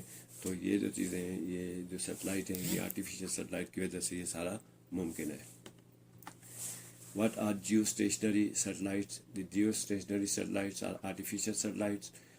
They move around the earth with the same speed of earth and look stationary. That's why they are called geostationary satellite. What are weather satellites? The weather satellites are the satellites that provide us information about the weather and its changes all around the world. تو Jio stationery, جیسا کہ جیو زمین کو کہتے ہیں اور stationery ساکن کو کہتے ہیں, تو کچھ ایسے سیارے جو ہیں وہ زمین کے گرد چھوڑے گئے ہیں جن کی رفتار اتنی رکھی گئی ہے کہ وہ خلا میں زمین کے گرد گردش کرتے ہیں, اور ان کی رفتار اور زمین کی رفتار چونکہ ایک ہے, تو جب زمین پر ہم انہیں دیکھتے ہیں تو وہ زمین کے حساب سے ساکن نظر آتے ہیں, اگرچہ وہ ساکن نہیں ہے بلکہ ہر وقت حرکت میں رہتے ہیں. تو یہ جو زمین کی وجہ سے وہ ہمیں ساکن نظر آتے ہیں یعنی زمین پر, تو انہیں جیو اسٹیشنری کہتی ہیں. تو ایسے سیارے جو زمین کی رفتار سے زمین کے گرد گردش کرتے ہیں لیکن ہمیں ٹھہرے ہوئے نظر آتے ہیں, وہ جیو اسٹیشنری کہلاتے ہیں. اس کے بعد ویدر سیٹلائٹس. تو ویدر سیٹلائٹس جو ہیں یعنی موسمی جو سیارے ہیں, یہ بھی چھوڑے گئے ہیں, آرٹیفیشل ہیں یہ. تو ان کے ذریعے ہم پھر موسموں کے بارے میں پیش گوئی کرتے ہیں, موسموں کے بارے میں اسٹڈی کرتے ہیں اور ان کے بارے میں معلومات حاصل کرتے ہیں, اور پھر پوری دنیا میں جو موسم بنتے ہیں, تبدیل ہوتے ہیں, یا موسمی جو اثرات ہیں ان کو اسٹڈی کرنے کے لیے جو سیٹلائٹ چھوڑے گئے ہیں, خلا میں موجود ہیں, انہیں ویدر سیٹلائٹ کہتے ہیں. اس کے بعد واٹ آر کمیونیکیشن سیٹلائٹ. تو اب کمیونیکیشن سیٹلائٹ جیسا کہ نام سے ظاہر ہے, سیٹلائٹ جو ہے وہ سیارے کو کہتے ہیں, اور کمیونیکیشن سیٹلائٹ یعنی ایسے سیٹلائٹ جن کے ذریعے ہم کمیونیکیشن کرتے ہیں یا رابطہ رکھتے ہیں. ہماری ٹیلی فون کالز, ہمارے ریڈیو کے پروگرام, ہمارے ٹی وی کے پروگرام ایک جگہ سے دوسری جگہ پہنچتے ہیں, انہیں کمیونیکیشن سیٹلائٹ کہتے ہیں. تو یہ the satellites that are made for the sake of, S A C K E نہیں ہے, S A C K for the sake of communication are communication satellite. They connect the world to communication system. How should the pointed objects be handled? The pointed objects should be handled with great care. If not so, they could harm us. What is an evacuation plan? The evacuation is moving of people from a place of danger to the safe place. یہ Seger place نہیں ہے بلکہ SAFE safe place ہے. تو any such plan is called evacuation plan. اس میں spelling کی جو ہے وہ کافی غلطیاں نظر آ رہی ہیں, تو یہ چونکہ لکھا ہوا ہے تو اس کو پڑھنا جو پڑھا جا رہا ہے, تو اس کو آپ نے جو ہے وہ یہ جو سپیلنگ کی غلطیاں ہیں ان کو درست کر لینا ہے. اب جو پوائنٹڈ آبجیکٹس ہیں, پوائنٹڈ آبجیکٹس وہ ہوتے ہیں جن کے سرے نوکدار ہوتے ہیں. تو وہ جو نوکدار سرے ہیں ان کو ہمیں کس طرح سے جو ہے وہ ان کو استعمال کرنا چاہیے, کس طرح سے ان کو ہینڈل کرنا چاہیے, تو انہیں ہمیں بنتا احتیاط کے ساتھ یعنی اٹھانا چاہیے, ورنہ یہ ہمیں نقصان پہنچا سکتے ہیں. ایویکویشن پلان کیا ہے؟ تو جیسا کہ ایویکویشن مینس خالی کرنا, خالی بنانا. تو لوگوں کا یعنی کچھ ایسے مثال کے طور پر کسی علاقے میں زلزلے کا خطرہ ہے یا سیلاب کا خطرہ ہے, تو اس کی وجہ سے ہم لوگوں کو جب ایک جگہ سے اٹھا کر سیف پلیس پر لے جاتے ہیں. مثال کے طور پر سیلاب کی صورت میں نشیبی علاقوں سے لوگوں کو بلند مقامات پر بھیجا جاتا ہے. تو وہ جو لوگوں کو یعنی نشیبی علاقے ہیں تو وہاں سے ان کو بلند مقامات پر بھیجنا جو ہے وہ ایویکویشن پلان کہلاتا ہے. یعنی یہ جو منصوبہ بندی اس کے لیے کی جاتی ہے کہ کیسی صورت میں ہم نے اور کن کن حالات میں ہم نے جو لوگوں کو ہے وہ سیف پلیس پہ منتقل کرنا ہے, تو وہ ایویکویشن پلان کہلاتا ہے. یعنی اسے ایویکویشن پلان کہتے ہیں. ایویکویشن مینس خالی کرنا, لوگوں کو محفوظ مقامات پر منتقل کرنا, جو خطرے والے علاقے ان کو خالی کرنا. What is a plumb line used for. Plumb line جو ہے وہ کس لیے استعمال ہوتی ہے؟ It is waste suspended with a string. Plumb line is used to install the flag poles vertically. What is the advantage of using LED lights? LED lights are made of light emitting diode. They are used as lights. They are energy saving technology based. تو TECH technology ہے, تو TECH لکھا ہوا ہے تو اس کو TECHNOLOGY لکھا جائے. What is a spirit level? Spirit level is glass tube filled with spirit. they are used to tell that surface is perfectly straight. تو یہاں پہ 3 چیزوں کا جو ذکر کیا گیا ہے جو سائنسی کے حوالے سے بڑی اہمیت رکھتی ہیں. پلوم لائن جو ہے وہ ایک رسی یا ڈوری کے ساتھ بندھا ہوا ایک ویٹ ہوتا ہے. تو اسے مستریوں کی زبان میں سال بھی کہتے ہیں. جو آپ نے دیکھا ہوگا کہ جب وہ اس کو دروازہ یا کھڑکی یا دیوار کی جو سیدھائی یعنی بالکل جو ہے وہ اس کی عموداً چیک کرتے ہیں کہ زمین دیوار بالکل سیدھی نیچے سے اوپر کی طرف جا رہی ہے, تو اس کے لیے جو آلہ استعمال ہوتا ہے اسے پلم لائن کہتے ہیں. تو یہ جو ورٹیکلی جو پول لگانے ہوتے ہیں یا فلیگ لگانے ہوتے ہیں یا دیواریں بنانی ہوتی ہیں بلڈنگز کو, جو ورٹیکلی اسٹریٹ کرنا ہوتا ہے تو اس کے لیے وہ پلم لائن استعمال ہوتی ہے. اب LED لائٹ بڑی اہم ایجاد ہے سائنس کی. ہم جانتے ہیں کہ پہلے جو ہے وہ جو روشنی کے لیے پہلے بلب تھے ان میں انرجی زیادہ خرچ ہوتی تھی. اس کی جو ٹیکنالوجی ہے اس میں استعمال ہونے والے ایلیمنٹ کو ریپلیس کرنے کے لیے پھر لائٹ ایمیٹنگ ڈائیوڈ, یہ جو ہے وہ LED کا جو پورا نام ہے یہ لائٹ ایمیٹنگ ڈائیوڈ ہے, تو اس سے LED بنتا ہے. تو یہ نئی ٹیکنالوجی جو ہے وہ لائی گئی تھی انرجی کو سیو کرنے کے لیے اور اس کی کنزمپشن کو کم کرنے کے لیے, اس کے خرچ کو کم کرنے کے لیے. تو یہ بطور لائٹ استعمال ہوتے ہیں اور یہ جو وہ انرجی سیونگ ٹیکنالوجی ہے جس سے ہم بجلی کی اور انرجی کی بچت کر سکتے ہیں. اب پلم لائن کے ساتھ ایک اور اسپرٹ لیول ہوتا ہے, اور اسپرٹ لیول جو گلاس ٹیوب فلڈ وچ اسپرٹ ہوتی ہے, یعنی ایک گلاس جو شیشے کا ایک چھوٹی سی ٹیوب ہوتی ہے اس میں اسپرٹ بھرا ہوتا ہے. تو یہ ہمیں بتاتی ہے کہ کون سی سطح جو ہے وہ زمین کی وہ بالکل سیدھی ہے. تو لیول کرنے کے لیے استعمال ہوتا ہے. اسے جو مستری یا ان کی زبان میں لیول بھی کہتے ہیں. جو آپ نے دیکھا ہوگا کہ ایک لکڑی کا یا کسی لوہے کا یا بنا ہوتا ہے اس میں چھوٹی چھوٹی لوہے کی جو شیشے کی ٹیوب ہوتی ہیں اور ان میں پانی کی شکل میں اسپرٹ بھرا ہوا ہوتا ہے. تو یہ جو ہے وہ لیول جو ہوتا ہے جس کے ذریعے ہم لیول چیک کرتے ہیں کسی چیز کا, زمین کا یا کسی دیگر سطحوں کا, تو اسے اسپرٹ لیول کہتے ہیں, اور وہ اس جو سیدھائی ہے اس کو چیک کرنے کے لیے استعمال ہوتا ہے. اس کے بعد انگلش ہے کلاس 5. تو the children know that they should eat home made, یہ موم میڈ لکھا ہوا ہے یا ہوم ہے HOME home made food, but they still like fast food. Why? The children like fast food as it is more tasty, it is easy to take, it is ready made and eat it. It has less benefits but still it is a tasty and like all over the world. تو یہاں پہ یہ جو question ہے کہ لوگ بچوں کو پتہ ہے کہ جو گھر کی بنی ہوئی چیزیں ہوتی ہیں ہوم میڈ وہ زیادہ فائدہ مند ہے, اس کے باوجود وہ فاسٹ فوڈ کو کیوں پسند کرتے ہیں. تو فاسٹ فوڈ جو آپ نے دیکھا ہوگا برگر وغیرہ یا دیگر جو ہیں جو اشیاء بنی ہوتی ہیں جو بازار میں ہمیں ملتی ہیں اور جنہیں ہم لے کر یعنی ان کو کوک کرنے کے لیے پکانے کے لیے ہمیں محنت نہیں کرنی پڑتی ہے, اور ان کا ذائقہ بھی جو ہے وہ یعنی ہمارے مزاج کے مطابق جس طرح کی ہمیں چیز چاہیے ہوتی ہے, مثلاً زیادہ جو ہے وہ اگر مرچ مسالے والی چیز چاہیے یا کم, تو اس کے مطابق جو ٹیسٹ ہوتا ہے ان کا بنایا جاتا ہے. یہ چونکہ بنے بنائے ہوتے ہیں ان پہ ہمیں محنت نہیں کرنی پڑتی ہے اور ان کو ہم لے کر فوری طور پر کھا سکتے ہیں, تو انہیں جو ہے یہ اس لیے پسند کیے جاتے ہیں. ان کا فائدہ اگرچہ کم ہے لیکن یہ ذائقے دار ہوتے ہیں تو پوری دنیا میں پسند کیے جاتے ہیں. Why is home made food is better than fast food. Give example. Home made food is better with clean material. It is clean and healthy.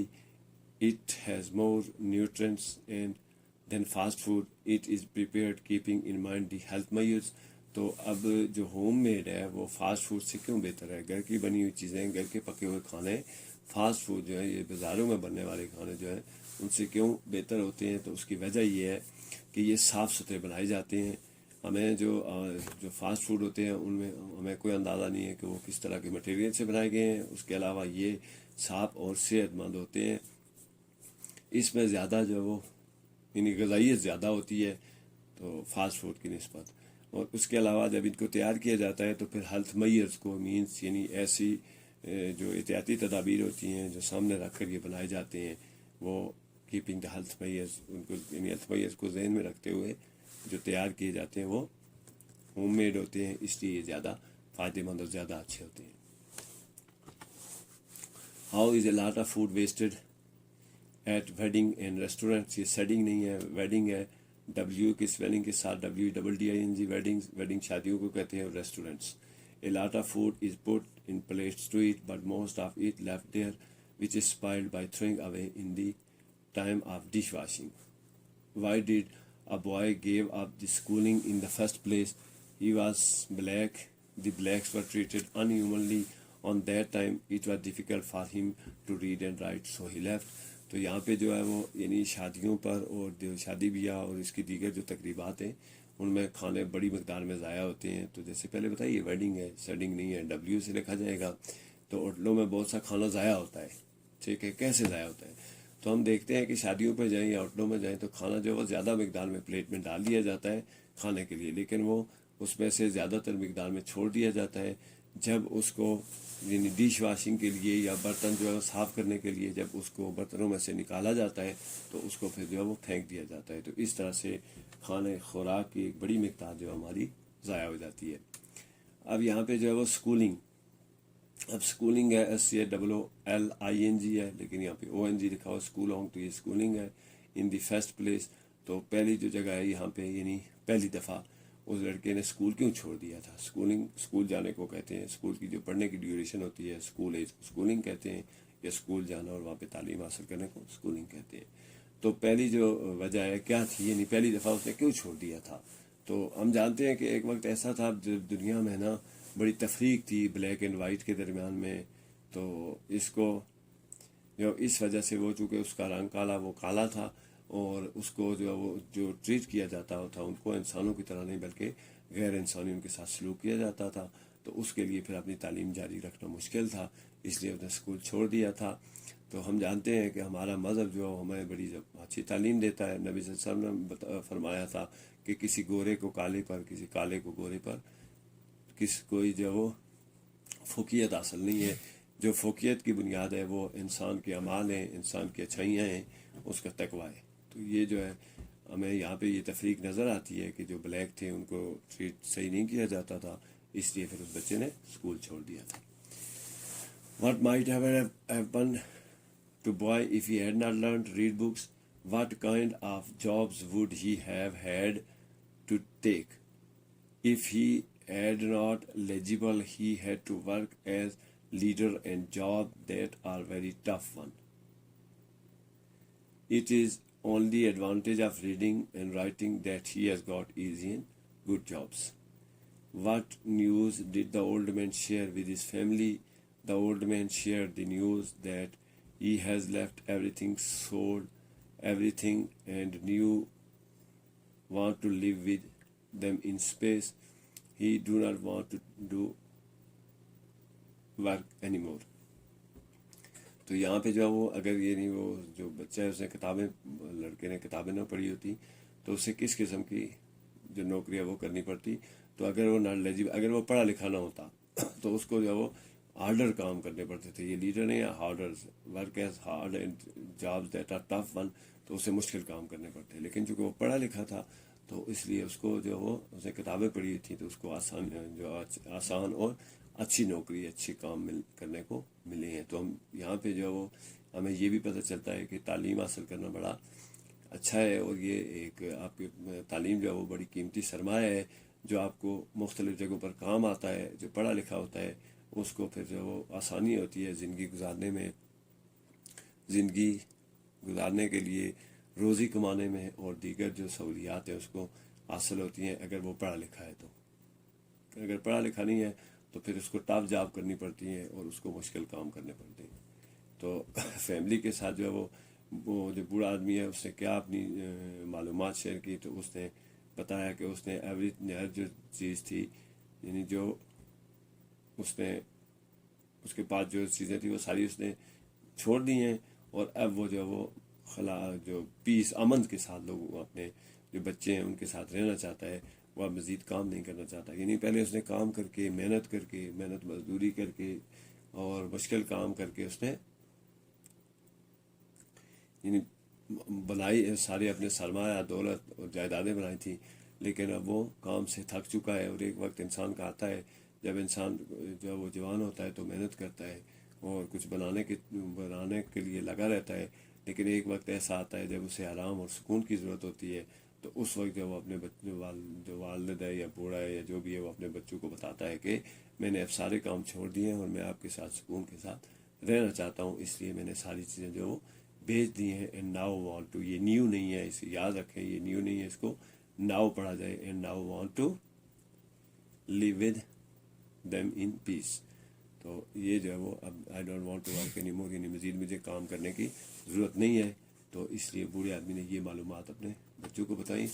The sons were happy to hear that their father had sold his house and all his land. تو کیا جو اس کے بچے تھے، جب انہوں نے سنا کہ ان کے والد نے سب کچھ بیچ دیا اور وہ بچوں کے ساتھ جو پرسکون زندگی گزارنا چاہتا ہے، ان کے ساتھ رہنا چاہتا ہے، تو کیا اس کے بچے اس بات پر خوش ہوئے؟ تو یہ فالس اسٹیٹمنٹ ہے. اس کے بچے جو ہے وہ بالکل بھی خوش نہیں ہوئے ہیں کہ ان کے والد نے سب کچھ بیچ دیا ہے اور اب وہ ان کے ساتھ. ایک تو وہ ان کو یہ بات بھی اچھی نہیں لگی کہ ان کے والد نے ساری چیزیں کیوں بیچ دی ہیں جو اس نے بنائی ہوئی تھیں. دوسرا انہیں جو ان ایزی فیل کر رہے تھے وہ یہ بھی وجہ تھی کہ اب یہ ہمارے سر پر جو ہے وہ بوجھ رہے گا اور ہمارے ساتھ رہیں گے. تو کچھ معاشرے ایسے ہیں جہاں پہ والدین کو ساتھ رکھنا بہت سمجھا جاتا ہے. تو ہماری جو معاشرہ ہے، جو مسلم کمیونٹی ہے، وہاں پہ ایسا کنسیپٹ جو ہے وہ بہت کم ہے اور والدین کی خدمت کرنا، انہیں ساتھ رکھنا آزاد سمجھا جاتا ہے. تو یہاں پہ جو معاشرہ ہے جس کا ذکر ہے، وہاں پہ بچے پر خوش نہیں ہوئے. The old man wanted to live with his sons because he did not like to live alone and he loved his sons. تو بوڑھا آدمی جو وہ کیوں اپنے بیٹوں کے ساتھ رہنا چاہتا تھا، اس کی وجہ یہی تھی کہ بوڑھا آدمی جو وہ اپنے بیٹوں سے بہت پیار کرتا تھا اور وہ ان کے اکیلا نہیں رہنا چاہتا تھا، بلکہ وہ چاہتا تھا کہ وہ اپنے یعنی کسی کے ساتھ رہے، اپنی اولاد کے ساتھ رہے. The son decided to send their father to school because. تو اس کے جو اولاد ہے انہوں نے فیصلہ کیا کہ اس کو بورڈنگ ہاؤس یعنی اسکول میں وہاں پہ بھیج دیا جائے جو ہم بوڑھوں کے رہنے کی جگہ ہوتی ہے. تو اس کی کیوں وجہ کیا تھی؟ کیونکہ they were tired of looking after him and wanted to get rid of him. تو وہ اس کی جو دیکھ بھال ہے، اس کی خدمت خاطر اس سے تھک گئے تھے، چاہتے تھے کہ وہ ان کی جان چھوڑے. تو یہ انتہائی جو ہے وہ خطرناک معاملہ ہے اور ہمارے جو معاشرے میں یہ چیز آج کل ٹرینڈ بنتی جا رہی ہے کہ ہم جو بزرگ ہوتے ہیں ان سے جان چھڑاتے ہیں اور چاہتے ہیں کہ وہ ہماری ذمہ داری نہ رہے، ہمیں ان کی دیکھ بھال نہ کرنی پڑے، ہمیں ان کی خدمت نہ کرنی پڑے. تو اس کے لیے پھر ان کو بورڈنگ ہاؤس اور ہاسٹلز اور اسکول جو ہے وہ جو بنائے گئے ہیں وہاں پہ بھیج دیتے ہیں. تو ہمیں چاہیے کہ ہم اپنے والدین کی خدمت کریں. خاص طور پر جوانی میں انہوں نے ہمیں پالا پوسا ہے، ہمارے لیے سارے سامان مہیا کیے ہیں، تو ہم بھی ان کی خدمت کریں اور انہیں اپنے ساتھ رکھیں اور انہیں اپنے ساتھ شامل رکھیں اور ان کی خدمت خاطر کریں. تو جو اسلامی معاشرہ ہے اس میں اس چیز پر بڑا زور دیا گیا ہے. اور آپ جانتے ہیں کہ اس نے سلوک جو ہے اس کی اگر پوچھا گیا کہ اس نے سلوک کا سب سے زیادہ حقدار کون ہے، تو بتایا گیا کہ اس نے سلوک کا سب سے زیادہ حقدار ہے وہ ماں ہے. اس کے بعد اس نے سلوک کا سب سے زیادہ حقدار کون ہے، تو وہ پھر والد ہے. تو اس طرح سے والد والدہ جو ہے وہ ہمارے اس نے سلوک کے سب سے زیادہ حقدار ہیں. ہمیں چاہیے کہ ہم انہیں اپنے ساتھ رکھیں اور ان کو جو ہے وہ بورڈنگ ہاؤس اسکول میں نہ بھیجیں، بلکہ وہ ہماری ذمہ داری ہے تو ہم ان کی خدمت خاطر کریں. اور اگر ہم ان کی خدمت خاطر کریں گے تو ہمیں ثواب بھی ملے گا اور ہماری عاقبت بھی سنور جائے گی. What was precious treasure? Why was it precious to the old man? The letter of her wife was precious treasure. It was precious because it were old memories of the wife. The old man hoped that his sons allow him to come back someday. تو allow کا ایک L کم ہے، ALLOW ہوتا ہے، تو یہ اپنے spelling درست کر لینے ہیں. اس کے بعد یہ جو ہے وہ ٹرو ہے کہ اس کو امید تھی. اس کے بعد what made the son realize that REALIZED یہ جو ہے وہ REA ہونا چاہیے تھا، تو یہ بھی اسپیلنگ غلط ہے، LISC ہوتا ہے. تو they should bring their father back. The lesson from the old treasures told them that old father is a precious, they should call him back. تو یعنی پریشس ٹریجر کیا ہوتا ہے؟ تو ہم جانتے ہیں کہ انسان کی سب سے جو قیمتی چیز ہوتی ہے، جو اس کی سب سے بڑی دولت ہوتی ہے، اس کا جو سب سے بڑا خزانہ ہے، وہ اس کی جو جوانی کی یادیں ہوتی ہیں.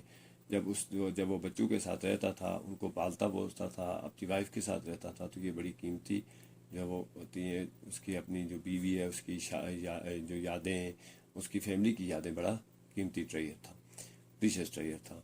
تو کیا بوڑھے آدمی کو امید تھی کہ اس کے بیٹے اس کو کسی نہ کسی دن واپس بلا لیں گے؟ تو جی ہاں، ٹرو ہے، ان کو اسے امید تھی کہ وہ اسے کسی نہ کسی دن بلا لیں گے.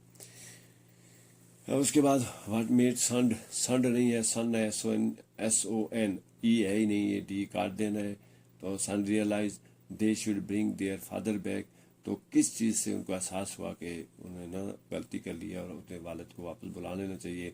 तो जब उन्होंने वो पुराने खत जो वो देखे तो वो चूँकि बूढ़ा जो उन्हें साथ देकर नहीं गया था, उन्हें वहीं छोड़ गया था, तो जब उन्होंने उसको TOLED नहीं है TOLD है, यहाँ पे भी स्पेलिंग गलत है, तो वो जो कदीम ख़त हैं उसके जो पुराने ख़त थे और जो पुरानी यादें थीं उनको जब उसकी औलाद ने देखा तो वो उन्होंने महसूस हुआ कि ये जो कदीम जो बुज़ुर्ग हैं हमारे और जो पुरानी यादें हैं, जो फैमिली की यादें, ये बड़ी अहम और बड़ी कीमती हैं। तो इसलिए फिर उन्हें देखकर उन्हें महसूस हुआ तो उन्होंने अपने वालिद को वापस बुला लिया।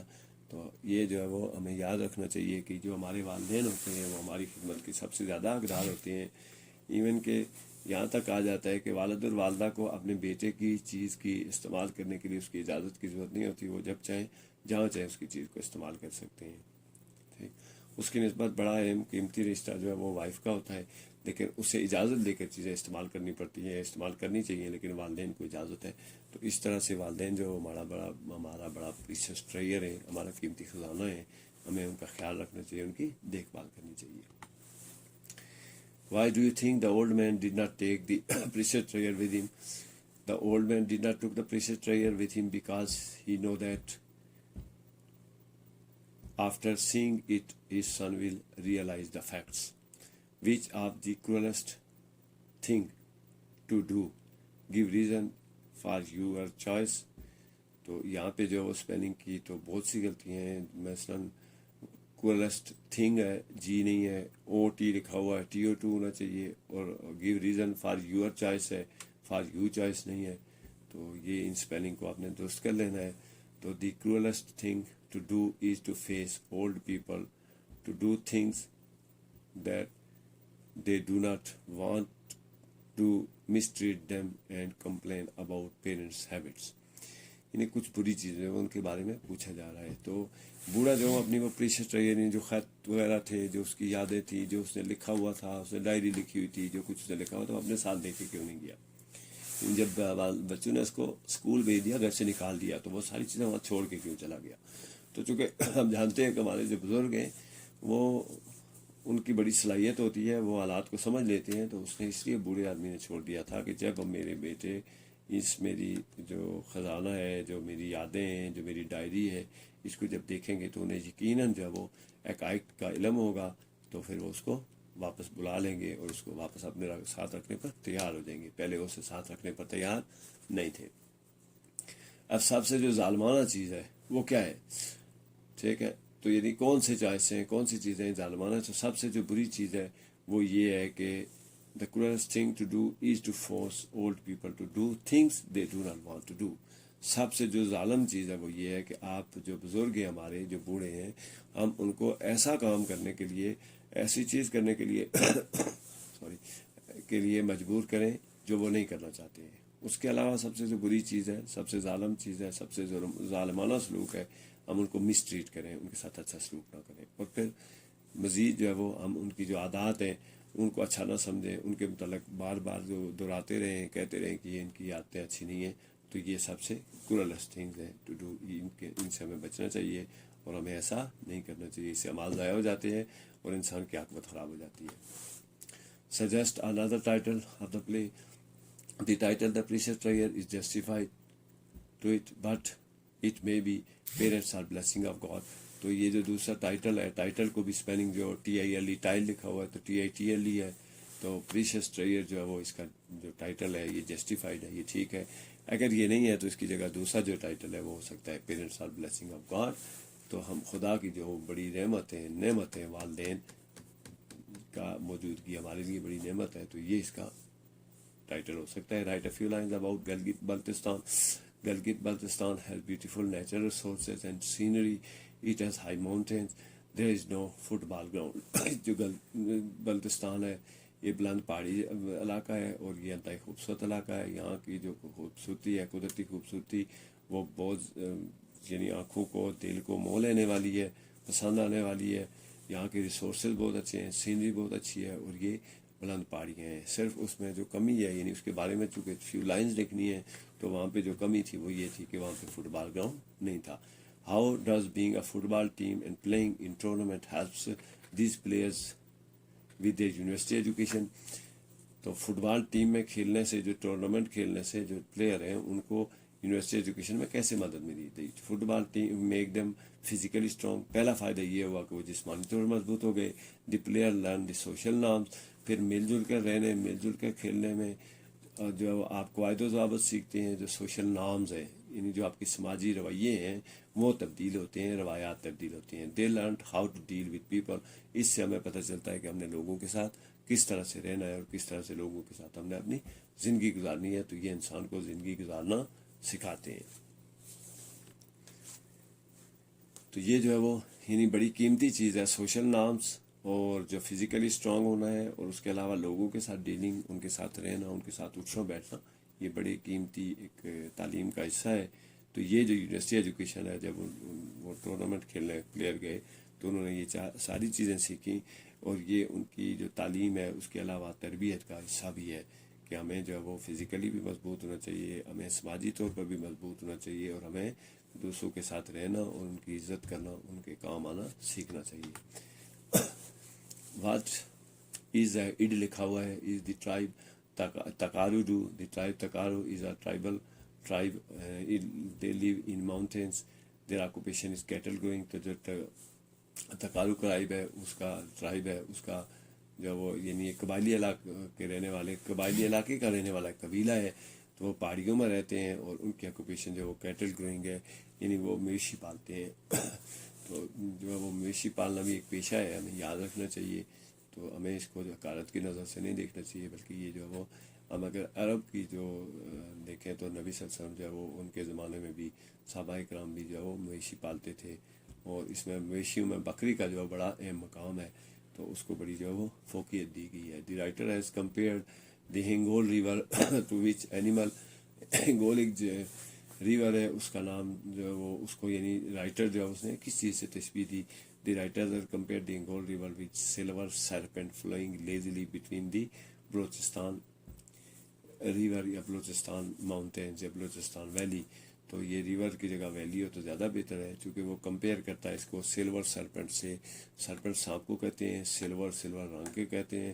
تو وہ چونکہ دریا کا جو کلر ہے, پانی کا کلر ہے, وہ سلوری ہے, دور سے وہ سلوری نظر آتا ہے, تو سلور کی طرح کا نظر آتا ہے, اس لیے اس نے اسے سلور سرپنٹ. اور بیل کھاتا ہوا چونکہ دریا گزرتا ہے, تو اس لیے ہم جانتے ہیں کہ سانپ بھی جو بیل کھاتے ہوئے چلتا ہے, تو اسی طرح دریا بھی بیل کھاتے ہوئے چل رہا تھا بلوچستان کی وادی میں, تو اس لیے اسے سلور سرپنٹ سے تصویر دی گئی ہے.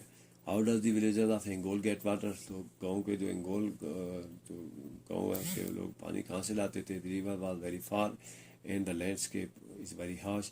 دی پیپل واک ہے, WL کے 8 hours to get water from that river. تو وہ دریا چونکہ دور سے جو پہاڑی سے نظر آتا ہے تو اس تک جانے کے لیے راستہ مشکل ہے. لینڈسکیپ مینس یعنی جو علاقہ ہے وہ پتھریلا بھی ہے اور چڑھائی اترائی بھی ہے, تو یہ زیادہ مشکل ہے. تو 8 گھنٹے جو ہے وہ ان کو لگ جاتے تھے اس دریا کا پانی لانے کے لیے. وہ وہاں سے نیچے اتر کر دریا سے پانی لاتے تھے. Right a few lines about Kailash valley. تو کیلاش ویلی کے بارے میں چند لائنیں لکھنی تھی. Kalash valley is most beautiful valley. It has unique culture tradition and language of its own. The people live there are called Kalash. Kalash valley جو ہے بہت خوبصورت ویلی ہے, یہ بہت خوبصورت وادی ہے, اور یہ جو ہے وہ اس کا یعنی جو کلچر ہے, یہاں کی جو ثقافت ہے وہ باقی سب سے مختلف ہے, لاسانی ہے, کوئی دوسری ایسا کلچر والی جگہ نہیں ہے. اس کے بعد جو اس کی روایات ہیں اور جو اس کی زبان ہے, اس کی اپنی ایک زبان ہے, اس کی اپنی روایات ہیں. یہاں کے لوگوں کا رہن سہن اپنا باقیوں سے مختلف ہے. تو یہاں کے جو کیلاش ویلی ہے, یہاں کے رہنے والے لوگوں کو کیلاش کہتے ہیں. جس طرح یعنی کسی بھی وادی میں رہنے والے یا کسی جگہ پر رہنے والی جگہ کے مناسبت سے ان کو نام رکھے جاتے ہیں, تو اسی طرح کیلاش ویلی جو ہے وہ وہاں پہ رہنے والے ہیں, ان کا نام جو ہے وہ کیلاش رکھا گیا تھا. What did the Kalash people do in summer festival. تو جب سمر کا آتا ہے, سیزن آتا ہے, تو اس وقت وہ ایک تہوار منعقد ہوتا ہے, اسے سمر فیسٹیول کہتے ہیں. تو وہ کیا کرتے تھے اس وقت لوگ, in summer festival called Uchal, the Kalash people thank nature for the harvest they have received, as it is the time of reaping crops. تو جب رائپنگ کرابس کی اسپیلنگ غلط ہیں تو RIP ہے.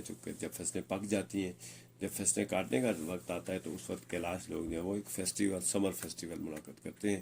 تو وہ سمر فیسٹیول میں پھر وہ جو وہ اس کو، چونکہ وہ قدرت کا شکریہ ادا کرتے ہیں کہ ان کو اتنی اچھی فصلیں ہوئی ہیں اور فصلیں پک گئی ہیں اور وقت پر پک گئی ہیں اور انہیں جو اچھی فصل ملی ہے. تو اس طرح سے وہ ایک فیسٹیول مناتے ہیں، اس کو مناتے ہیں اور جو قدرت ہے اس کا شکریہ ادا کرتے ہیں. SST کلاس 5 ہے، گرین ہاؤس کی اصطلاح اور زمین کی آب و ہوا پر اس کے اثرات بیان کریں. تو گرین ہاؤس فضا میں الٹرا وائلٹ شعاؤں کے جمع ہونے اور ان کے سبب پیدا ہونے والی گرمی کو گرین ہاؤس کہتے ہیں. اس سے زمین کو درجہ حرارت بڑھ، زمین کا درجہ حرارت لکھا ہوا ہے، کو غلط ہے، کا درجہ حرارت بڑھ رہا ہے اور زندگی متاثر ہو رہی ہے. گلوبل وارمنگ اور ماحولیاتی تبدیلی کے انسانی زندگی پر اثرات بتائیں. تو گلوبل وارمنگ اور ماحولیاتی تبدیلی سے انسانی زندگی متاثر ہو رہی ہے. گلیشیئر کے پگھلنے سے سمندر زمینی رقبے کو نگل رہے ہیں، موسموں میں شدت آ رہی ہے جو کہ مضر صحت ہے. گرین ہاؤس جو ہم جانتے ہیں کہ جو سورج کی شعاعیں الٹرا وائلٹ وہ زمین پر آ کر جب واپس لوٹتی ہیں تو زمین کے اوپر اگر کاربن ڈائی آکسائڈ CFCs کی تہ جم جائے تو وہ ان کو واپس جانے سے روک لیتی ہیں، جس کی وجہ سے درجہ حرارت بڑھ جاتا ہے. تو اس کو گرین ہاؤس کہتے ہیں. گرین ہاؤس کا لفظ جو ہے آپ نے اس میں جہاں پہ پودے اگائے جاتے ہیں وہاں پہ آپ نے دیکھا ہوگا کہ پلاسٹک کی شیٹ لگا کر جو وہ شیڈ ٹائپ بنائے جاتے ہیں، وہاں پہ پودے اگائے جاتے ہیں. تو ان کا بھی فنکشن یہی ہے کہ جو سورج کی گرمی، زمین جو سورج کی روشنی جب اس گرین ہاؤس میں داخل ہوتی ہے تو پھر واپس نہیں جا سکتی اور اس لیے وہ پھر اس جگہ کو گرم رکھتی ہے. وہاں پہ بیج پودے وغیرہ جو وہ اچھے پیدا ہوتے ہیں. لیکن چونکہ زمین کا جب گرین ہاؤس جب وہ زمین میں گرین ہاؤس افیکٹ جو ہو رہا ہے اس سے زمین کا درجہ حرارت بڑھ رہا ہے تو درجہ حرارت بڑھنے سے پھر انسانی زندگی متاثر ہوتی ہے، گرمی زیادہ ہو جاتی ہے. اب گرمی زیادہ ہونے کو گرین ہاؤس کو جو ہے وہ گلوبل وارمنگ بھی کہا جاتا ہے اور اس سے پھر ماحولیاتی تبدیلیاں ہوتی ہیں، وہ ان کے پھر زندگی پر اثرات کے ہیں. تو گلوبل وارمنگ جو ہے وہ زمین کا گرین ہاؤس کی وجہ سے گرم ہو جانا گلوبل وارمنگ کہلاتا ہے. گلوب زمین، پورے خطۂ زمین کو گلوب سے ظاہر کیا جاتا ہے، گلوب کہا جاتا ہے اس کا گرم ہو جانا، یعنی پوری زمینی جو ماحول ہے اس کا تبدیل ہو جانا اور ٹیمپریچر کا نارمل سے زیادہ ہو جانا گلوبل وارمنگ کہلاتا ہے. اس کا نقصان یہ ہوتا ہے کہ جب گلوبل وارمنگ ہوتی ہے، زمین کا درجہ حرارت بڑھتا ہے تو جو گلیشیئر ہیں وہ پگھلنے لگتے ہیں، جس کی وجہ سے پانی زیادہ مقدار میں زمین پہ جو پانی آتا ہے اور پانی جو ہے وہ یعنی پانی جب سمندروں کی سطح بلند ہوتی ہے پھر جو اس کے ساحلی علاقے ہیں وہ پانی میں ڈوب جاتے ہیں. اس طرح زمین کا رقبہ جو ہے وہ لوگوں کی رہائشی مکانات پہ لوگوں کو وہ جگہ چھوڑنی پڑتی ہیں. تو موسموں میں جو شدت آتی ہے اس سے پھر مضر صحت اثرات ہوتے ہیں. اس سے جو زیادہ گرمی ہے یا زیادہ سردی ہے دونوں صورتوں میں انسانی زندگی کے لیے مضر ہے. تو گلوبل وارمنگ سے ہمیں یہ نقصان ہو رہا ہے کہ ہماری زمین جو ہے وہ کم ہوتی جا رہی ہے، سمندروں میں پانی زیادہ ہوتا جا رہا ہے اور جو موسموں کی شدت ہے اس کی وجہ سے ہماری صحت پر نقصان دہ اثرات مرتب ہوتے ہیں. قدرتی آفات کی چند اقسام کی فہرست بنائیں اور ان کے ہونے کی وجہ بیان کریں. قدرتی آفات کی فہرست طویل ہے مگر سیلاب، زلزلے، سائیکلون اور قحط اہم قدرتی آفات ہیں. ان کی وجہ گلوبل وارمنگ اور موسمی تبدیلیاں ہیں. آلودگی بھی ان کا بڑا سبب ہے. قدرتی آفات کی تباہیوں کو کم کرنے کے لیے تجاویز پیش کریں. قدرتی آفات کی تباہیوں کو کم کرنے کے لیے درخت لگائے جائیں، زلزلہ کو گھر بنائے جائیں، خوراک کو ذخیرہ کرنے کے لیے اقدامات کیے جائیں، ان کی پیشگی اطلاع اور پیش بندی کے لیے اقدامات کیے جائیں. تو قدرتی آفات جو وہ یعنی بہت سی ہیں. تو مثال کے طور پر کسی علاقے میں جو ٹڈیاں ہیں وہ جب حملہ کر دیتی ہیں اور فصلیں تباہ کر دیتی ہیں تو وہ بھی قدرتی آفات ہیں. کسی علاقے میں جیسے آج کل ڈینگی مچھر ہے تو یہ بھی قدرتی آفات میں آتا ہے. اس کے علاوہ جو مزید کوئی وبا ہے تو وہ قدرتی آفات ہوتی ہیں جیسے کرونا تھا. لیکن یہ تو بڑی طویل فہرست ہے اور اگر ہم ازل سے دیکھتے ہیں تو یہ بہت سی ایسی چیزیں ہیں جن میں جو وہ تعاون ہو گیا، اس طرح کی وبائیں جو ہیں وہ پھر خناق جیسی بیماریاں تو انہوں نے ہزاروں لوگوں کو نگل لیا. لیکن جو بڑی جو بار بار آنے والے ہیں ان میں سیلاب ہے، زلزلے ہیں، سائیکلون اور قحط ہے. تو سیلاب ہمیں پتہ ہے پانی کا جو وہ آبادیوں میں آ جانا سیلاب کہلاتا ہے. زلزلے زمین کا لرز جانا اور مکانوں کا بلڈنگز کا تباہ ہو جانا زلزلے ہے. سائیکلون جو ہے وہ جب یعنی گول چکر میں چلتی ہیں تو اس کی وجہ سے موسم پر جو وہ خطرناک اثرات ہوتے ہیں وہ سائیکلون کہلاتے ہیں. قحط جو ہے وہ اگر بارشیں نہ ہوں اور فصلیں خشکی کی وجہ سے تباہ ہو جائیں تو قحط کہلاتی ہیں. تو یہ جو بڑی قدرتی آفات ہیں اور ان کی وجہ سب سے پہلے گلوبل وارمنگ ہے اور موسمی تبدیلی ہے. اس کے علاوہ جو آلودگی ہے، ہم جانتے ہیں گلوبل وارمنگ کی وجہ بھی کاربن ڈائی آکسائڈ کا جو وہ اوزون لیئر کا پتلا ہو جانا اور کاربن ڈائی آکسائڈ کی تہ بننا جو الٹرا وائلٹ شعاؤں کو، یعنی سورج کی شعاؤں کو واپس نہیں جانے دیتا ہے. تو اس سے یہ اس کی وجہ آلودگی ہے. تو قدرتی آفات کی تباہیوں کو کم کرنے کے لیے ہمیں کیا کرنا چاہیے؟ اگر ہم سیلاب سے بچنا چاہتے ہیں، آلودگی کم کرنا چاہتے ہیں، تو ہمیں درخت لگانے چاہیے. اس سے ہمیں آکسیجن ملے گی. زلزلہ پروف گھر بنانے چاہیے. خوراک جو ہے وہ اس کو مناسب ذخیرہ کرنے کا بندوبست ہونا چاہیے. ایسے اقدامات کیے جانے چاہیے کہ زمین جو خوراک جو ہے وہ محفوظ کی جا سکے. پھر زلزلے اور یہ جو سیلاب ہیں ان کی پیشگی اطلاع کی بندوبست ہونا چاہیے، یعنی پہلے سے موسمیات اور اس کی وجہ سے پیشگوئی کی جا سکے کہ سیلاب آنے والے ہیں یا زلزلے آنے والے ہیں. پھر اسی حساب سے جو ایسی اقدامات کیے جانے چاہیے تاکہ لوگوں کی زندگیاں جو محفوظ ہو سکے اور نقصان کم سے کم ہو. تو اس طرح سے ہم قدرتی آفات جو ہیں ان کی تباہیوں کو کم کر سکتے ہیں، درخت لگا کر، گھروں کو محفوظ بنا کر، خوراک محفوظ کر کے اور پیش کی اطلاع پیش بندی کر کے ان قدرتی آفات سے بچا جا سکتا ہے. شدید زلزلے یا سیلاب کی صورت میں احتیاطی تدابیر بیان کریں. سیلاب کی صورت میں بجلی کے آلات بند کر دینا چاہیے اور بلند مقامات پر چلے جانا چاہیے. اگر شدید زلزلہ کا سامنا ہو تو کسی میز کرسی یا مضبوط شے کے نیچے پناہ لینی چاہیے. آبادی کی شرح نمو اور آبادی کی گنجانی کی تعریف کریں. آبادی کی شرح نمو سے مراد وہ اضافہ ہے جو ایک خاص مدت کے دوران کسی مقام کی آبادی میں واقع ہوتا ہے. کسی جگہ کی آبادی کی گنجانی بتاتی ہے کہ علاقہ کتنا پرہجوم ہے. کسی علاقے کی آبادی کو رقبے پر تقسیم کر کے آبادی کی گنجانی معلوم کی جا سکتی ہے.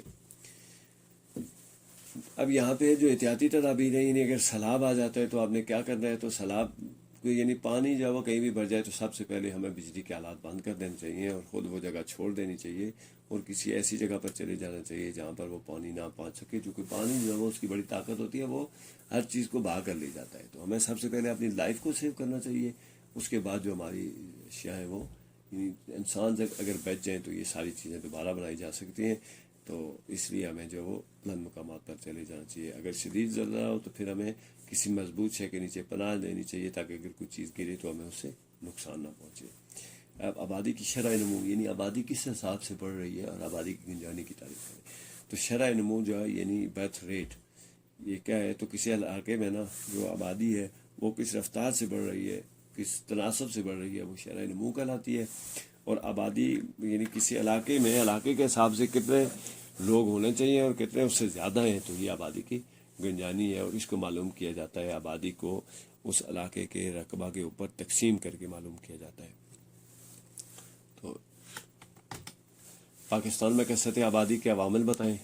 پاکستان میں آبادی میں ہر سال 2.5 ہوگا فیصد کی شرح سے اضافہ ہو رہا ہے، جو دنیا کے ممالک میں کے مقابلے میں بہت زیادہ ہے. اس کے چند عوامل زیادہ ذیل ہیں. لوگ بڑے خاندانوں کو ترجیح دیتے ہیں.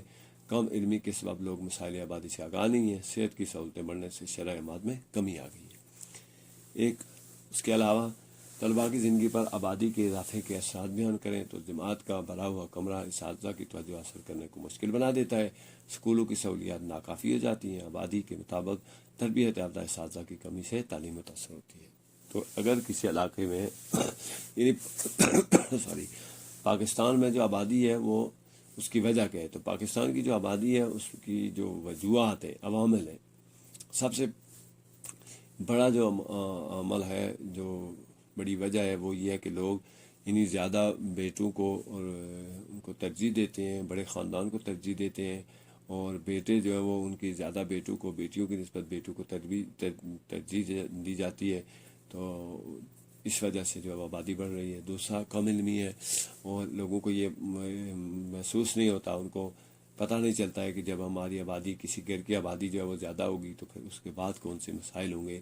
تو ہم جانتے ہیں کہ اس کے بعد خوراک، کھانا پینا، رہائش، دیگر مسائل پیدا ہوتے ہیں.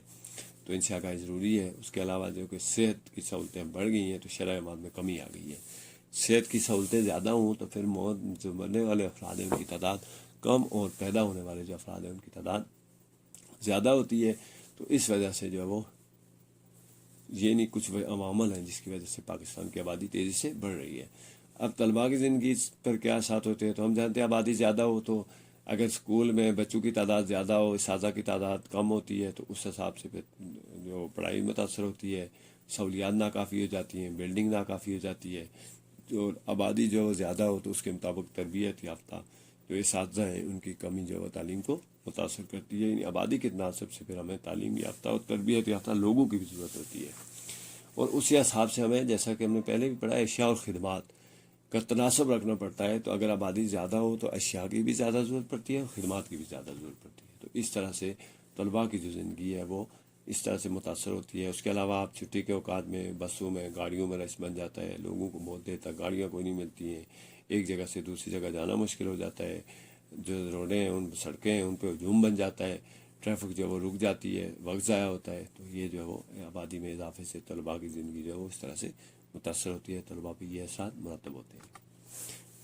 اشیاء و خدمات کی اس طرح کی تعریف کریں، معاشیت میں ان چیزوں کو جو ہماری ضروریات پوری کرتی ہیں اشیاء کہلاتی ہیں، جبکہ معاشیت میں افراد کا کام کرنے کو خدمات کہا جاتا ہے. افراد کے کا لکھا ہوا ہے، اس کے آگے میم بھی ہے، کام کرنے کو. پیدا کنندگان اور صارفین کا کردار بیان کریں. جو لوگ اشیاء و خدمات کی پیداوار کرتے ہیں پیدا کنندگان کہلاتے ہیں، اور جو لوگ ان اشیاء و خدمات کو خریدتے ہیں صارفین کہلاتے ہیں. اب اشیاء کے ہیں تو معاشیت کی جو زبان ہے اس میں ہماری زندگی کو پوری کرنے کے لیے جو ضروریات ہیں وہ اشیاء ہیں. مثال کے طور پر ہمیں رہنے کے لیے گھر چاہیے تو گھر ایک شے ہے. ہمیں پڑھنے کے لیے اسکول چاہیے، اس میں ڈیسک چاہیے تو یہ اشیاء ہیں. ہمیں سفر کرنے کے لیے گاڑیاں چاہیے تو یہ اشیاء ہیں. اب جبکہ معاشرے میں افراد کے کام کرنے کو خدمات کہتے ہیں. اب جب بلڈنگ بنانی ہوتی ہے تو گھر بنانا تو اشیاء ہے، لیکن اس کے لیے گھر بنانے کے لیے جو ہمیں لوگ چاہیے ہوتے ہیں، مستری چاہیے ہوتے ہیں، معمار چاہیے ہوتے ہیں، وہ خدمات کہلاتی ہیں. اسی طرح سے اگر ہم سفر کرنے کے لیے گاڑیاں چاہیے ہوتی ہیں تو گاڑی کا ڈرائیور، اس کے جو وہ مکینک، اس کی جو مستری ہیں وہ پھر ہمیں ان کے کام کو خدمات کہتے ہیں. تو یہ جو ہے وہ اشیاء خدمات میں فرق ہے. باقی پیدا کنندگان اور صارفین، تو وہ لوگ جو اشیاء و خدمات پیدا کرتے ہیں وہ پیدا کنندگان کہلاتے ہیں. جیسا کہ نام سے ظاہر ہے، پیدا کرنے والے کو پیدا کنندہ کہتے ہیں اور خرچ کرنے والے کو صارف کہتے ہیں. جس طرح سے اگر گندم پیدا کرنے والا کسان ہے تو وہ جو گندم پیدا کرتا ہے وہ پیدا کنندہ ہے، جبکہ اس کو گندم کو استعمال کرنے والے اور جو خود گندم پیدا کیے بغیر دوسرے کی پیدا کی گندم کو استعمال کرتے ہیں وہ صارفین کہلاتے ہیں. جس طرح سے پودے ہیں تو پودے جو وہ پیدا کنندگان ہیں، ان کے ساتھ پھل لگتے ہیں، ان کے ساتھ پتے لگتے ہیں. اب جانور ان کو استعمال کرتے ہیں، ہم ان کو بطور سبزیاں استعمال کرتے ہیں. تو پودے جو وہ پیدا کنندگان ہیں اور ہم صارفین ہیں. تو یہ جو وہ یعنی جو جاندار اشیاء ہیں ان کے دو رول ہوتے ہیں، پیدا کنندگان بھی ہوتے ہیں اور صارفین بھی ہوتے ہیں. تو پیدا کرنے والے کو پیدا کنندگان اور خرچ کرنے والے کو صارف کہتے ہیں. سرکاری اور نجی اشیاء اور خدمات کے درمیان فرق بتائیں. نجی اشیاء و خدمات نجی کاروباری افراد یا کمپنیوں کی طرف سے عوام کے لیے مہیا کی جاتی ہیں. سرکاری اشیاء و خدمات حکومت کی طرف سے تمام لوگوں کو فائدے کے لیے بلا تفریق پیش کی جاتی ہیں. افراط زر اور قلت کی تعریف کریں، ان کی اقسام بتائیں. اشیاء و خدمات کی قیمتوں میں مسلسل اضافے کی شرح کو افراط زر کہتے ہیں. جب کسی چیز کی کسی علاقے میں بالکل تفصیل بند ہو جائے تو اسے قلت کہتے ہیں. تو سرکاری اور نجی، یعنی جو دو لفظ ہیں سرکاری اور نجی، آگے اشیاء و خدمات کی تو وہی تعریف ہے. تو نجی جو ہے وہ اگر نجی کمپنی یا کوئی فرد واحد یا کچھ افراد کا گروہ اگر آپ کو کوئی اشیاء و خدمات فراہم کرتے ہیں تو وہ نجی اشیاء و خدمات کہلاتی ہیں. اب اگر وہی چیز جو ہے وہ آپ کو مہیا کرنے والی گورنمنٹ ہے، سرکار ہے، ٹھیک ہے، کسی ملک کی حکومت ہے، اس کے نمائندے ہیں، حکومتی تو اہلکار ہیں، تو وہ پھر سرکاری کہلاتی ہیں. اب نجی جو ہے وہ اس پہ لوگوں کی اجارہ داری ہوتی ہے، لیکن حکومت جو ہے وہ بلا تفریق جو اشیاء مہیا کرتی ہے، جیسے کہ اسپتال بناتی ہے تاکہ سارے لوگوں کا علاج ہو سکے، اسکول بناتی ہے تاکہ لوگ تعلیم حاصل کر سکیں. تو یہ جو ہے وہ بلا تفریق سرکاری اشیاء اور خدمات کہلاتی ہیں. اب افراط زر اور قلت، اگر کسی جگہ پہ قیمتوں میں مسلسل اضافہ ہو رہا ہو تو اس کی شرح کو افراط زر کہتے ہیں. جبکہ اگر کسی علاقے میں کوئی چیز بالکل ہی ختم ہو جائے، یعنی بالکل وہ ملے ہی نہ، تو اس کی قلت ہوتی ہے. اور یہ ہمیں مختلف اوقات میں مختلف چیزوں قیمتوں کا اضافہ تو خیر ہمارے ملک میں جو ہے وہ یہ تسلسل سے چلا آ رہا ہے، اور افراط زر کا تو ہم بہت عرصہ سے شکار ہیں، لیکن یہ ہے کہ یہ جو قلت ہے اس کا بھی ہم شکار رہتے ہیں۔ مثال کے طور پر آپ نے دیکھا ہوگا کہ کبھی ٹماٹر جو وہ مہنگے ہو جاتے ہیں اور وہ مارکیٹ میں کم ملتے ہیں تو ان کی جو وہ قلت ہو جاتی ہے، یا اس کے علاوہ باقی بھی اشیاء و ضروریات ہیں تو ان کی کمی جو ہے وہ یا ان کا بالکل ختم ہو جانا قلت کہلاتا ہے۔ ٹیکس کی اہمیت: حکومت کو اشیاء و خدمات کی فراہمی کے لیے سرمایہ کی ضرورت ہوتی ہے۔ دیگر ذرائع کے علاوہ ٹیکس کے ذریعے حکومت کے پاس سرمایہ جمع ہوتا ہے تاکہ وہ اشیاء و خدمات فراہم کر سکیں۔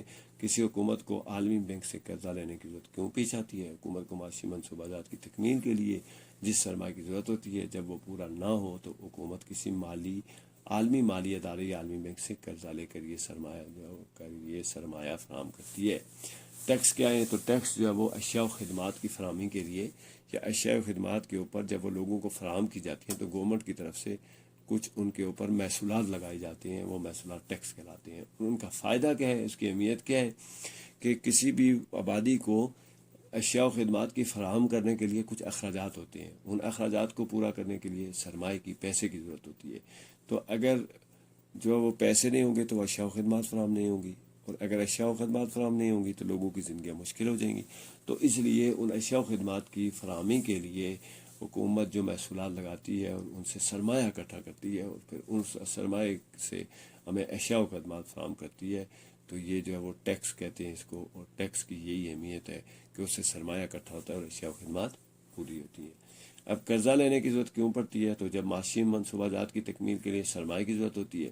اگر ملک میں ٹیکس لگا کر بھی ہمارے پاس اتنے پیسے جمع نہ ہوں کہ ہم لوگوں کو اشیاء و خدمات جو وہ فراہم کر سکیں، تو پھر ہمیں کسی دوسرے عالمی مالیاتی ادارے سے یا عالمی بینک سے قرضہ لینا پڑتا ہے۔ ہمیں اس سرمایہ کا جو ہمیں ضرورت ہوتی ہے، کسی فرد کو، کسی آبادی کو اشیاء و خدمات فراہم کرنے کی، ان کی ضروریات پوری کرنے کے لیے کچھ چیزوں کی ضرورت ہوتی ہے جن کو خریدنے کے لیے ہمیں پیسے چاہیے ہوتے ہیں۔ تو اگر وہ پیسے ہمارے پاس پورے نہ ہوں تو پھر ہم وہ اشیاء و خدمات جو وہ عالمی اداروں سے اور عالمی بینک سے قرضہ لیتے ہیں اور یہ سرمایہ پورا کرتے ہیں اور پھر اس کے ذریعے اشیاء و خدمات فراہم کرتے ہیں۔ تجارت، درآمدات اور برآمدات کی اصطلاحات کو بیان کریں۔ دوسرے ممالک سے اشیاء و خدمات کی خرید و فروخت تجارت کہلاتی ہے۔ جب دیگر ممالک سے اشیاء و خدمات خریدتے ہیں تو اسے درآمدات کہتے ہیں۔ جب ممالک اپنی اضافی پیداوار و خدمات بیرونی ممالک کو فروخت کرتے ہیں تو انہیں برآمدات کہتے ہیں۔ پاکستان کی ترقی میں بین الاقوامی تجارت کی اہمیت بیان کریں۔ دوسرے ممالک سے اشیاء و خدمات خرید و فروخت کرنا بین الاقوامی تجارت کہلاتی ہے۔ پاکستان کی ترقی میں اس تجارت کا کردار بہت اہم ہے، اس کے ذریعے سے اس کی صنعت اور آبادی کی ضروریات پوری ہو سکتی ہیں۔ تو تجارت جو ہے وہ یعنی دوسرے ممالک سے، یہ بین الاقوامی تجارت کی بات ہے، دوسرے ممالک سے اشیاء و خدمات کی خرید و فروخت تجارت کہلاتی ہے۔ خرید و فروخت جو ہے وہ افراد کی آپس میں ہو یا ممالک کی آپس میں ہو، وہ تجارت ہی کہلاتی ہے۔ لیکن اگر ہم ممالک کی آپس میں کرتے ہیں تو وہ پھر بین الاقوامی تجارت کہلاتی ہے، یعنی قوموں کے درمیان تجارت، ممالک کے درمیان تجارت۔ تو جب ہم جو وہ خدمات خریدتے ہیں کسی ملک سے، اشیاء خرید کر لاتے ہیں، خدمات خرید کر لاتے ہیں تو درآمدات ہوتی ہیں۔ لیکن جب ہم اپنی اشیاء اور اپنی خدمات کسی دوسرے ملک کو فراہم کرتے ہیں تو وہ پھر ہماری برآمدات کہلاتی ہیں۔ اب پاکستان کی ترقی میں بین الاقوامی تجارت کی کیا اہمیت ہے؟ تو دوسرے ممالک سے اشیاء و خدمات دوسرے وہی جو تجارت ہے جب ممالک کے درمیان ہو، خرید و فروخت ہو، تو بین الاقوامی تجارت کہلاتی ہے۔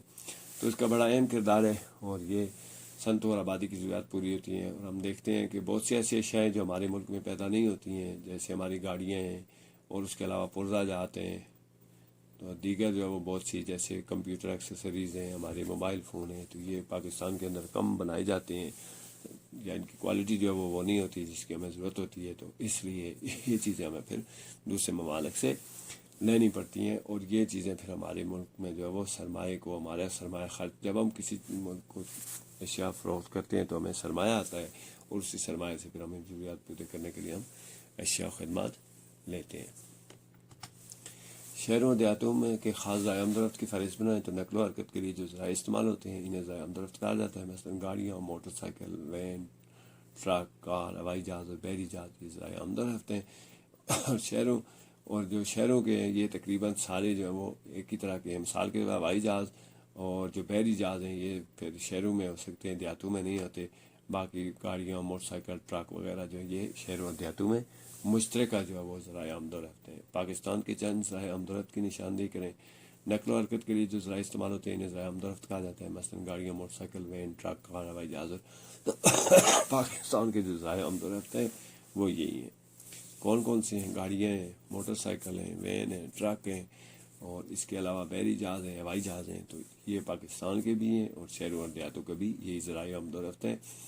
دیہاتوں میں اس کے علاوہ گدھا گاڑی اور جانور جو ہیں وہ ایک جگہ سے دوسری جگہ جانے کے لیے اور سامان لے جانے کے لیے ضروری استعمال ہوتے ہیں، جبکہ شہروں میں مال گاڑیاں ہیں، ریل گاڑیاں ہیں تو وہ استعمال ہوتی ہیں۔ تو یہ جو فرق ہے دیہاتوں اور شہروں کی جو ذرائع آمد و رفت ہے ان کا۔ کاروبار کی تعریف کریں، روزگار کمانے اور زندگی آسان بنانے کے نئے مواقع تلاش کرنے کو کاروبار کہتے ہیں۔ کام چھوٹا ہو یا بڑا، پیسے کمانے میں مدد دیتا ہے، اسی کا نام کاروبار ہے۔ کاروباری ذہنیت دوسرے افراد کی ذہنیت سے کیسے مختلف ہوتی ہے؟ تو سوچ ہی لوگوں کو خطرات مول لے کر نئے انداز میں کام کرنے کے قابل بناتی ہے۔ اسی سوچ کو جو انسانوں کو نئے کاروبار کے قابل بناتی ہے کاروباری ذہنیت کہلاتی ہے۔ تو روزگار جو ہے وہ کمانے کے لیے، زندگی گزارنے کے لیے، پیسہ کمانے کے لیے، اشیاء و خدمات خریدنے اور فروخت کرنے کے لیے جو طریقہ کار اختیار کیا جاتا ہے اسے کاروبار کہتے ہیں۔ چھوٹا ہو یا بڑا ہو، اس سے ہمیں یعنی مدد دیتا ہے۔ تو اگر ہمیں پیسے کمانے میں مدد دیتا ہے تو کاروبار کہلاتا ہے۔ اب کاروباری ذہنیت کیا ہوتی ہے؟ تو ہم یہ جانتے ہیں کہ کاروبار میں سرمایہ لگتا ہے اور اس کے علاوہ جو ہے وہ ہمیں ذہنی طور پر، جسمانی طور پر اس میں کام کرنا پڑتا ہے، خطرات مول لینے پڑتے ہیں۔ تو کچھ لوگ ایسے ہوتے ہیں جو اس طرح کے خطرات مول لیتے ہیں، وہ کاروباری ذہنیت کے لوگ کہلاتے ہیں۔ اب آپ نے دیکھا ہوگا بہت سے لوگ ایسے ہوتے ہیں جو کاروبار کی نسبت نوکری کرنے کو پسند کرتے ہیں، تو وہاں پہ سرمایہ کم لگتا ہے، خطرات کم ہوتے ہیں، دوسروں کے جو ہے وہ یعنی ذمہ ہوتے ہیں یہ ساری چیزیں۔ تو اگر وہ چیزیں کوئی فرد اپنے ذمہ لے اور اپنے ذہن کے مطابق خطرات مول لے اور نئے انداز میں کام کرے، نئے مواقع فراہم کرے پیسے کمانے کے، تو وہ پھر ایسے لوگوں کی ذہنیت کاروباری ذہنیت کہلاتی ہے۔ کاروبار کے متعلق رویوں کی فہرست بنائیں۔ کاروبار کے متعلق اہم رویے: نمبر 1 قوت فیصلہ ہے، تخلیقی صلاحیت، خود اعتمادی، جذبہ، خود احتسابی، اعلیٰ کاروباری اخلاقیات۔ پاکستان میں 6 ملکوں کی کرنسی کی فہرست بنائیں۔ پاکستانی روپیہ ہے، یہ بیا لکھا، روپیہ نہیں روپیہ ہے۔ امریکی ڈالر ہے، برطانوی پاؤنڈ ہے، سعودی ریال ہے، قطری دینار ہے، بنگالی ٹکا ہے۔ ہم آج کے دور میں لین دین کے لیے پیسے کی کون سی قسم استعمال کرتے ہیں؟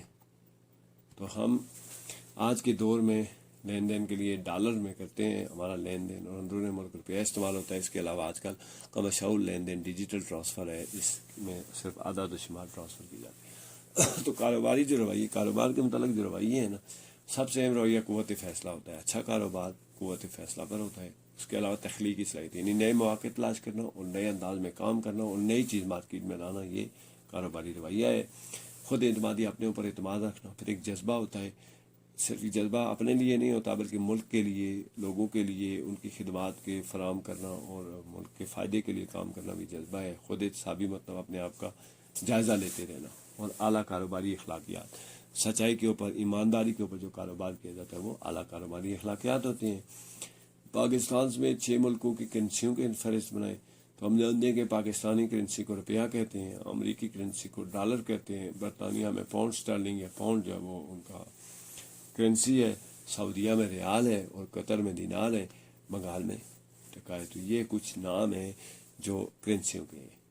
تو آج کل کے دور میں ہم کیسے کرتے ہیں؟ تو آج کل جو ہے وہ ڈالر میں ہوتا ہے بین الاقوامی تجارت، اس کے علاوہ ملک کے اندر روپیہ استعمال ہوتا ہے۔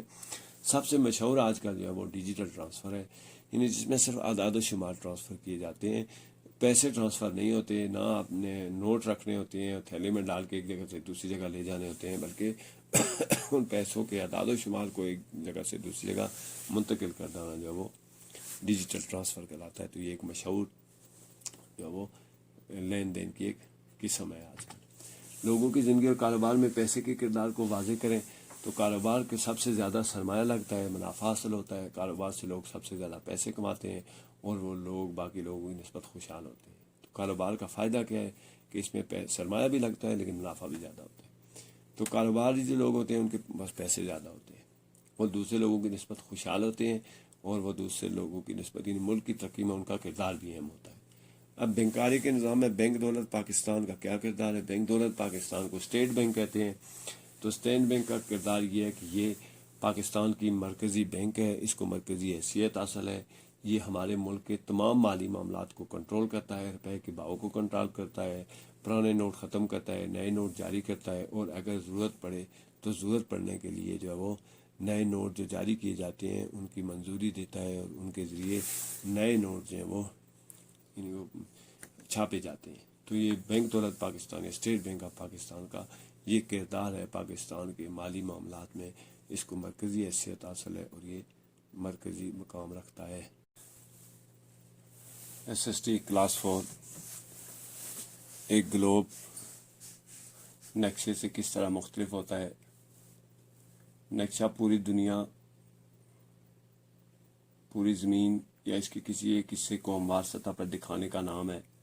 نقشہ تمام بر اعظموں اور بحروں کو بھی دکھا سکتا ہے، یا یہ صرف ایک ہی ملک کو دکھا سکتا ہے۔ اس کی نسبت گلوب پر ساری دنیا کو دکھایا جاتا ہے۔ فرق صرف اتنا ہے کہ گلوب ایک گول کی طرح ہوتا ہے، زمین کا ماڈل ایک گیند کی شکل میں دکھانے کو گلوب کہتے ہیں۔ اس کے ذریعے طول بلد، عرض بلد اور قطبین کو دیکھا جا سکتا ہے۔ نقشے میں علامتیں کیوں استعمال ہوتی ہیں؟ نقشے پر جگہوں کو واضح کرنے کے لیے علامات کو استعمال کیا جاتا ہے۔ کچھ نقشوں پر علامات حقیقی اشیاء جیسی بنائی جاتی ہیں۔ مثال کے طور پر دریا، پل اور پٹلی کو علامات کے ذریعے واضح طور پر پہچان لیا جاتا ہے۔ اس کے علاوہ گول چھوٹا دائرہ قصبہ، چھوٹا چکور شہر اور لکیریں سرحد کو ظاہر کرتی ہیں۔ نقشے پر علامات کا استعمال واضح پہچان کے لیے کیا جاتا ہے۔ اس کے بغیر نقشے کو سمجھنا مشکل ہے اور اس کا مقصد ختم ہو جاتا ہے۔ تو یہ ہم نے یہاں پر نقشہ اور گلوب دونوں میں فرق سمجھنا ہے۔ تو نقشہ جو ہے وہ سیدھی ہموار سطح پر، یعنی جیسے چارٹ کے اوپر مختلف علاقوں کو اگر دکھایا جائے تو وہ نقشہ کہلاتا ہے، اور نقشے کے ذریعے ہم بر اعظم پوری دنیا بھی دکھا سکتے ہیں، اور اس کے علاوہ ہم اس میں کسی ایک شہر کو، کسی ایک ملک کو بھی نقشے پر دکھا سکتے ہیں۔ لیکن اگر ہم اسی شہر کو یا اسی زمین کو اگر ہم گول گیند کے اوپر یا گیند کی شکل کے ایک اس کے اوپر گلوب کی شکل میں، اسے گلوب کہتے ہیں، دکھائیں گے تو وہ گلوب کہلائے گا۔ گلوب میں چونکہ وہ گول گیند کی شکل کا ہوتا ہے تو گھما کر قطبین اور طول بلد اور عرض بلد کو دیکھا جا سکتا ہے۔ علامتوں کا استعمال جو ہے، علامتوں کے ذریعے نقشے کے اوپر دکھایا جاتا ہے کہ کون سی چیز اور کون سی جگہ کہاں پر موجود ہے۔ مثال کے طور پر دریا کا اگر نشان بنا ہوا ہے تو وہ دریا کے لیے ہے، اگر پل کے اوپر پل کا نشان بنا ہو تو پل کو ظاہر کرتا ہے۔ ریل کی پٹری کو واضح طور پر ریل کی پٹری کی طرح دکھایا جاتا ہے۔ اس کے علاوہ گول دائرہ جو ہے قصبے کو ظاہر کرتا ہے، چھوٹا چکور شہر کو، اور لکیریں سرحد کو ظاہر کرتی ہیں۔ تو اس طرح سے جو وہ آپ آسانی سے جو وہ ان چیزوں کو دیکھ سکتے ہیں۔ علامات کے ذریعے ہم سمجھ سکتے ہیں کہ کون سی چیز کہاں پر موجود ہے، اور کہاں پہ شہر کو ظاہر کیا گیا ہے، اور کہاں پر جو دیہات ہے، قصبہ ہے، اس کو ظاہر کیا گیا ہے، اور سرحد کہاں پر ہے۔ تو اس طرح سے نقشے پر علامات تیار کی جاتی ہیں اور دکھائی جاتی ہیں۔ تو نقشے کو پیمانے پر کیوں تیار کیا جاتا ہے؟ کیونکہ یہ ممکن نہیں ہے کہ نقشے پر ہر ایک چیز کو اس کے اصل ناپ کے مطابق بنایا جائے یا بنائی جائے۔ نقشے میں ہر چیز زمین کے مقابلے میں کئی گنا چھوٹی بنائی جاتی ہے۔ اگر اصل کے مطابق بنائیں تو زمین سے کئی گنا بڑا نقشہ تیار ہوگا۔ اس کے لیے نقشے پر ایک پیمانہ مقرر کر کے اشیاء کی ڈرائنگ کی جاتی ہے۔ اس کو اسکیل ڈرائنگ بھی کہتے ہیں۔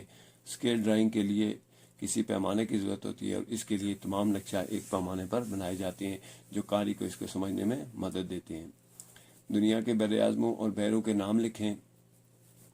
بر اعظم نقشے پر موجود زمین کے ٹکڑے کو بر اعظم کہتے ہیں۔ ایشیا، یورپ، شمالی امریکہ، جنوبی امریکہ، افریقہ، آسٹریلیا اور انٹارکٹیکا دنیا کے 7 بڑے بر اعظم ہیں۔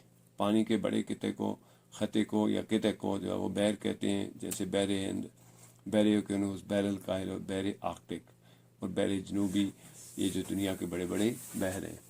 تو یہاں پر ان نقشے پر جو ہے وہ پیمانے کی ضرورت کیوں پڑتی ہے؟ تو یقیناً اگر ہم ایک سکول کو یا ایک بلڈنگ کو ظاہر کرتے ہیں جو کئی فٹ پر بنی ہوتی ہے، اگر ہم کئی فٹ کے مطابق نقشہ بنائیں تو اس کے لیے ہمیں بہت بڑے کاغذ کی ضرورت ہوتی ہے، اور اس کو بنانے کے لیے ہمیں پھر بہت بڑی جگہ چاہیے ہوتی ہے۔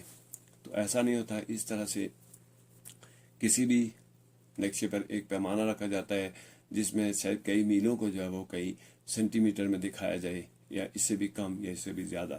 تو اس لیے نقشہ جو ہے وہ اسکیل ڈرائنگ کے مطابق بنایا جاتا ہے. ایک اسکیل مقرر کر کے اس کے مطابق اشیاء بنائی جاتی ہیں.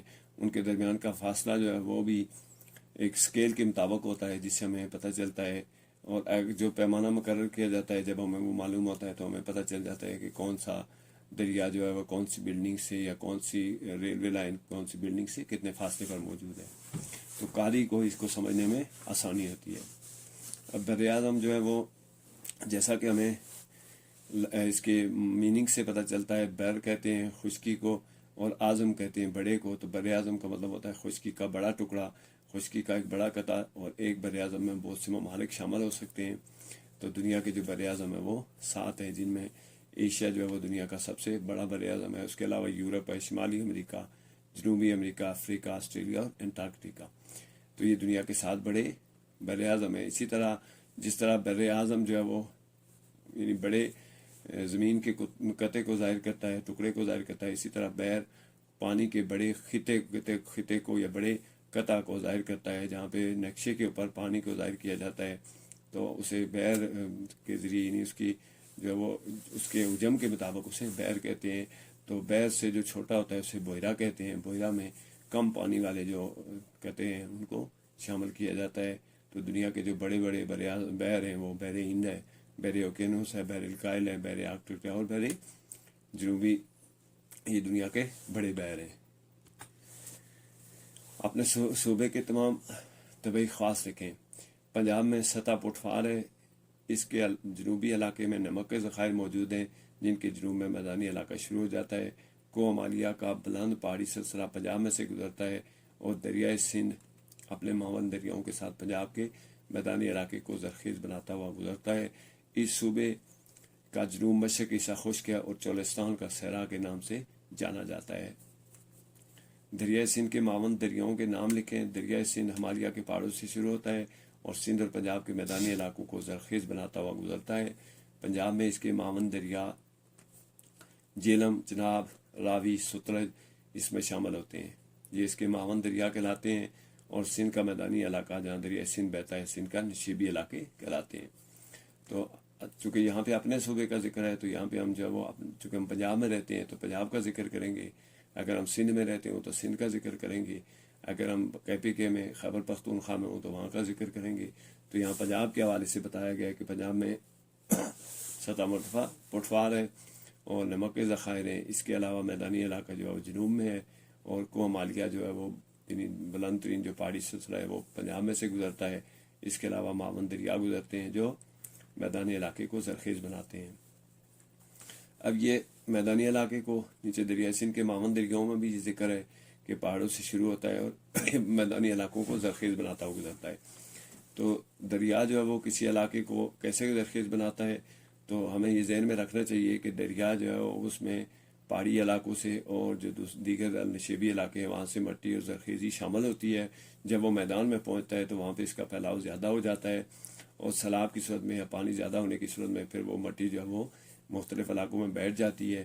اس میں مختلف قسم کے معدنیات شامل ہوتے ہیں، مختلف قسم کی نمکیات شامل ہوتی ہیں جو فصلوں کو اگانے کے لیے مفید ہوتے ہیں. تو اس طرح سے ہم کہہ سکتے ہیں کہ وہ کسی میدانی علاقے کو زرخیز بناتا ہے. تو جو دریائے سندھ ہے اس میں دریائے جیلم، چناب، راوی اور ستلج یہ بھی دریائے سندھ میں شامل ہو جاتے ہیں. معاون کا مطلب ہوتا ہے مددگار، جو کسی دریا کو بڑا ہونے میں، اس کے پانی کی مقدار زیادہ ہونے میں اس کی مدد کرتے ہیں، وہ معاون دریا کہلاتے ہیں. تو اس طرح سے یہ تمام پنجاب میں سے اس کے ساتھ شامل ہو جاتے ہیں دریائے سندھ کے ساتھ. اور پھر اس طرح دریائے سندھ جو ہے وہ سندھ کے نشیبی علاقوں میں شامل ہوتا ہوا اور وہاں پہ میدانی علاقوں کو زرخیز کرتا ہوا سمندر میں شامل ہو جاتا ہے. لوگ زمین کو کیسے تبدیل کر سکتے ہیں، مثالوں سے واضح کریں. تو زمین کو جو زمین اللہ تعالیٰ کی جو بنائی ہوئی زمین ہے اس میں مختلف قسم کے خواص موجود ہیں.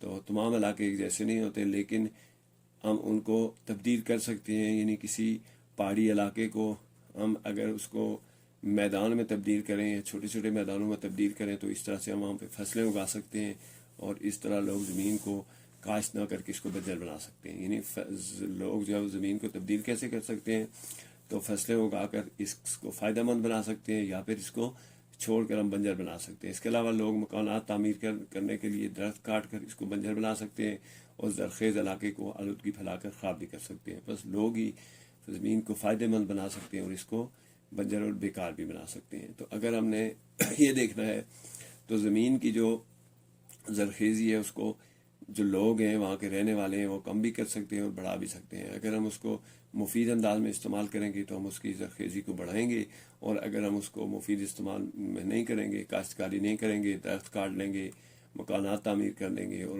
آلودگی پھیلا دیں گے، تو وہی جو زمین ہے وہ ہمارے لیے بنجر اور بیکار ہو سکتی ہے. موسم اور آب و ہوا کی تعریف کریں اور ان میں فرق بیان کریں. کسی علاقے کی قلیل مدت کے لیے درجہ حرارت اور گرمی سردی کی حالت موسم کہلاتی ہے، جبکہ یہی حالت اگر طویل عرصہ کے لیے کسی علاقے میں موجود ہو تو اس کیفیت کو آب و ہوا کہتے ہیں.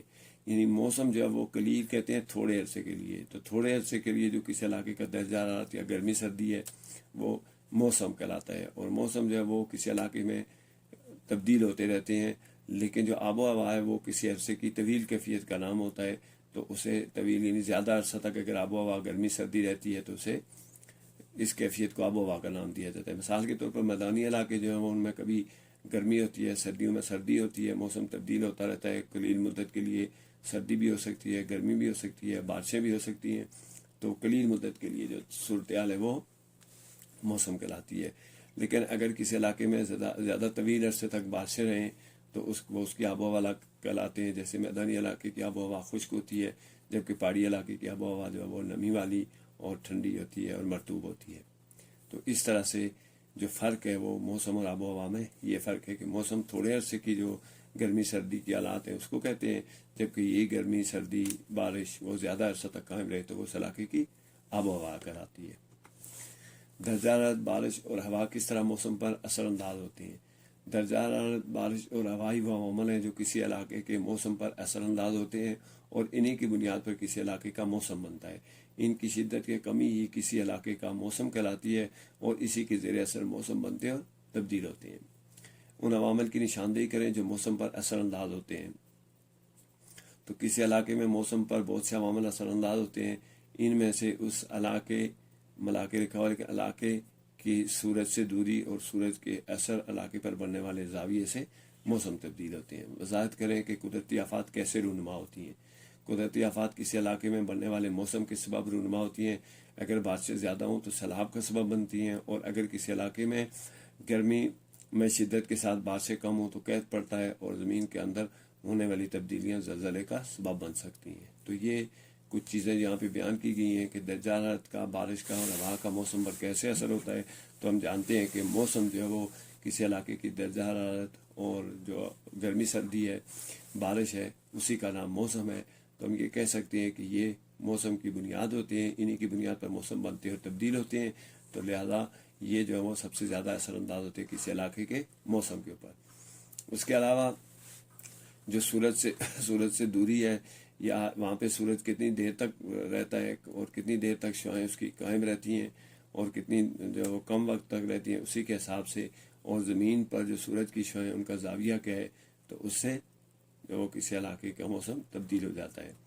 اب قدرتی آفات میں ہم جانتے ہیں کہ سب سے بڑی جو قدرتی آفت زلزلہ ہے، اس کے علاوہ سیلاب ہے، اور اس کے علاوہ قحط مینس فصلوں کا نہ ہونا، غذا کی کمی قحط کہلاتا ہے. تو یہ کچھ وہ بڑے جو قدرتی آفات ہیں وہ ہیں. تو اگر بارشیں زیادہ ہوں تو سیلاب کا سبب بنتی ہیں، اور اسی طرح اگر بارشیں بالکل نہ ہوں یا کم ہوں تو کسی علاقے میں فصلیں خشک ہو جاتی ہیں، علاقہ بنجر ہو جاتا ہے، تو اس کی وجہ سے قحط پڑتا ہے. اور زمین کے اندر جو تبدیلیاں ہیں، زمین کے اندر پلیٹوں کی جو حرکت ہے، ان کے آپس میں ٹکرانے سے، یا ان کے ایک دوسرے کے ساتھ ٹکرا کر گزرنے سے، یا ان کے ایک دوسرے سے دور جانے سے جو ہے وہ زلزلے ہوتے ہیں. چونکہ زلزلے میں یہ بھی ہوتا ہے کہ نیچے زمین کی جو تہ ہے، جو تیسرے نمبر پر جو تہ آتی ہے، اس میں لاوے اور گیس اور اس طرح کی دوسری چیزیں موجود ہیں. تو جب زمین کی پلیٹیں ایک دوسرے سے دور جاتی ہیں تو ان کے درمیان میں راستہ بنتا ہے، جس سے ان گیسوں کو، اس لاوے کو باہر نکلنے میں راستہ مل جاتا ہے، اور اس باہر نکلنے کے دھماکے سے زمین جو ہے وہ تھرتھراہٹ کا شکار ہوتی ہے. تو اسے ہم زلزلہ کہتے ہیں. اسی طرح جو پلیٹیں ہیں زمین کی، وہ جب جو زمین کے اندر مائع جات ہیں ان کے اوپر جب حرکت کرتی ہیں، تو اگر وہ ایک دوسرے سے ٹکرائیں تو بھی زلزلے پیدا ہوتے ہیں، اور اسی سے زلزلے آتے ہیں. قدرتی آفات کس طرح زندگی پر اثر انداز ہوتی ہیں. سیلاب سے فصلیں تباہ ہو جاتی ہیں اور قید کسوہ فصلیں کم پیدا ہوتی ہیں، جس کی وجہ سے خوراک کی کمی واقع ہو سکتی ہے۔ تو زلزلے کسی علاقے میں مکانات اور رہائشوں کی تباہی کا سبب بن کر زندگی کو متاثر کرتے ہیں۔ قدرتی آفات سے نمٹنے کے لیے کیا اقدامات لینے ہوں گے؟ سیلاب کی روک تھام کے لیے درخت لگانے چاہیے، باندھ بنا کر اور پانی کی نکاسی کو کافی بنا کر بھی سیلاب کو روکا جا سکتا ہے۔ زلزلوں کے لیے زلزلہ پروف مکانات بنائے جاتے ہیں اور قحط سے بچنے کے لیے خوراک ذخیرہ اور محفوظ بنانے کا انتظام کر کے اس کے اثرات کو کم کیا جا سکتا ہے۔ تو سیلاب جو ہے وہ اگر کسی علاقے میں سیلاب آ جائے زندگی کیسے متاثر ہوتی ہے؟ تو جب سیلاب آتا ہے تو فصلیں تباہ ہوتی ہیں، یا سیلاب نہ ہو، بارشیں کم ہو تو قحط پیدا ہو جاتی ہے، فصلیں تباہ ہو جاتی ہیں، اور یہ جو فصلیں تباہ ہوتی ہیں اس سے خوراک کی کمی ہوتی ہے۔ اس طرح سے انسانی زندگی جو ہے وہ متاثر ہوتی ہے۔ تو قدرتی آفات اس طرح سے زندگی پر اثر انداز ہوتی ہیں، مکانات تباہ ہو جاتے ہیں، رہائشیں تباہ ہو جاتی ہیں، جنگلی حیات جو ہے وہ تباہ ہو جاتی ہے، ان کے مسکن تباہ ہو جاتے ہیں، جانور جو ہیں ان کا نقصان ہوتا ہے، وہ سیلاب میں بہہ جاتے ہیں۔ تو پھر انسانی زندگی پر اس طرح سے قدرتی آفات اثر انداز ہوتی ہیں۔ اب جو سب سے بڑی قدرتی آفت ہے جو پاکستان میں جس کا زیادہ تر جو وہ لوگ شکار ہوتے ہیں وہ سیلاب ہے۔ تو سیلاب کے لیے درخت لگانے چاہیے۔ درخت جو ہے وہ پانی کے بہاؤ کو روکتے ہیں اور اس کی رفتار کو کم کرتے ہیں۔ اسی طرح بند بنائے جاتے ہیں اور پانی کو روکا جاتا ہے۔ اس کے علاوہ پانی کے جو راستے ہیں ان کو صاف رکھا جائے تو پانی پھر جو ہے وہ رکاوٹ بن کے کسی علاقے میں داخل نہیں ہوتا، تو اس طرح سے روکا جا سکتا ہے۔ زلزلوں کے لیے جو ہے زلزلے کی پہلے سے پیشگوئی کی جانی چاہیے کہ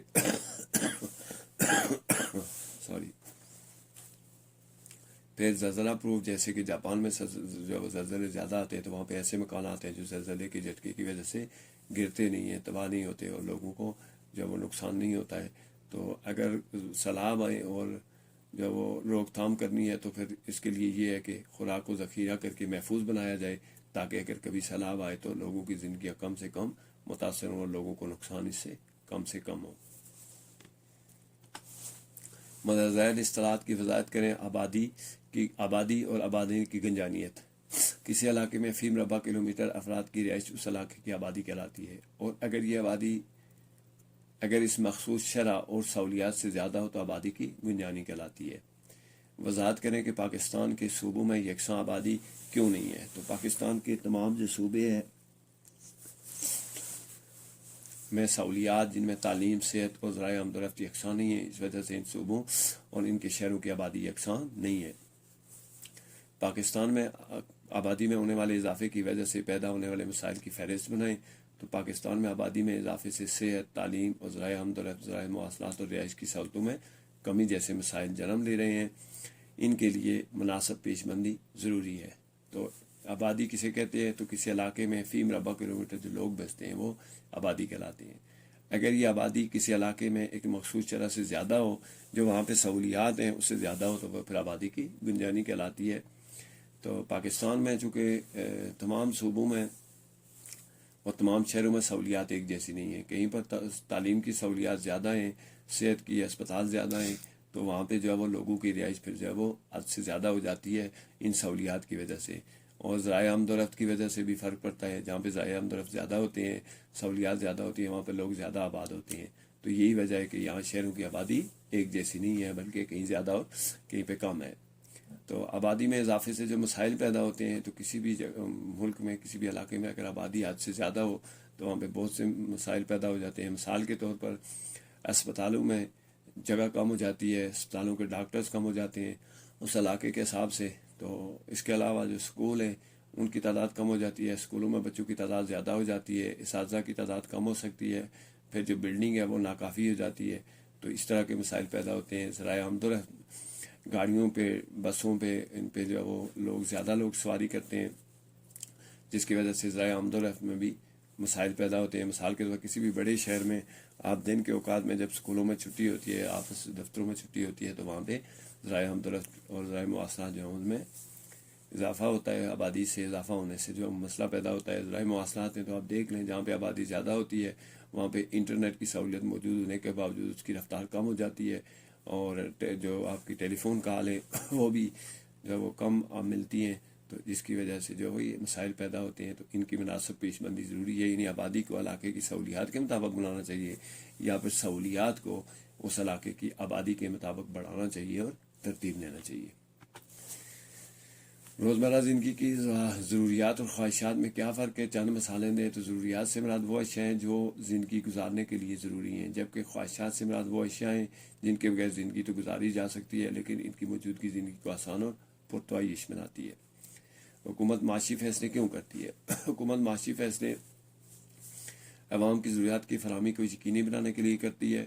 حکومت معاشی فیصلوں کے ذریعے بنیادی ضروریات کا تعین کرتی ہے اور ان کو مہیا کرنے کی کوشش کرتی ہے۔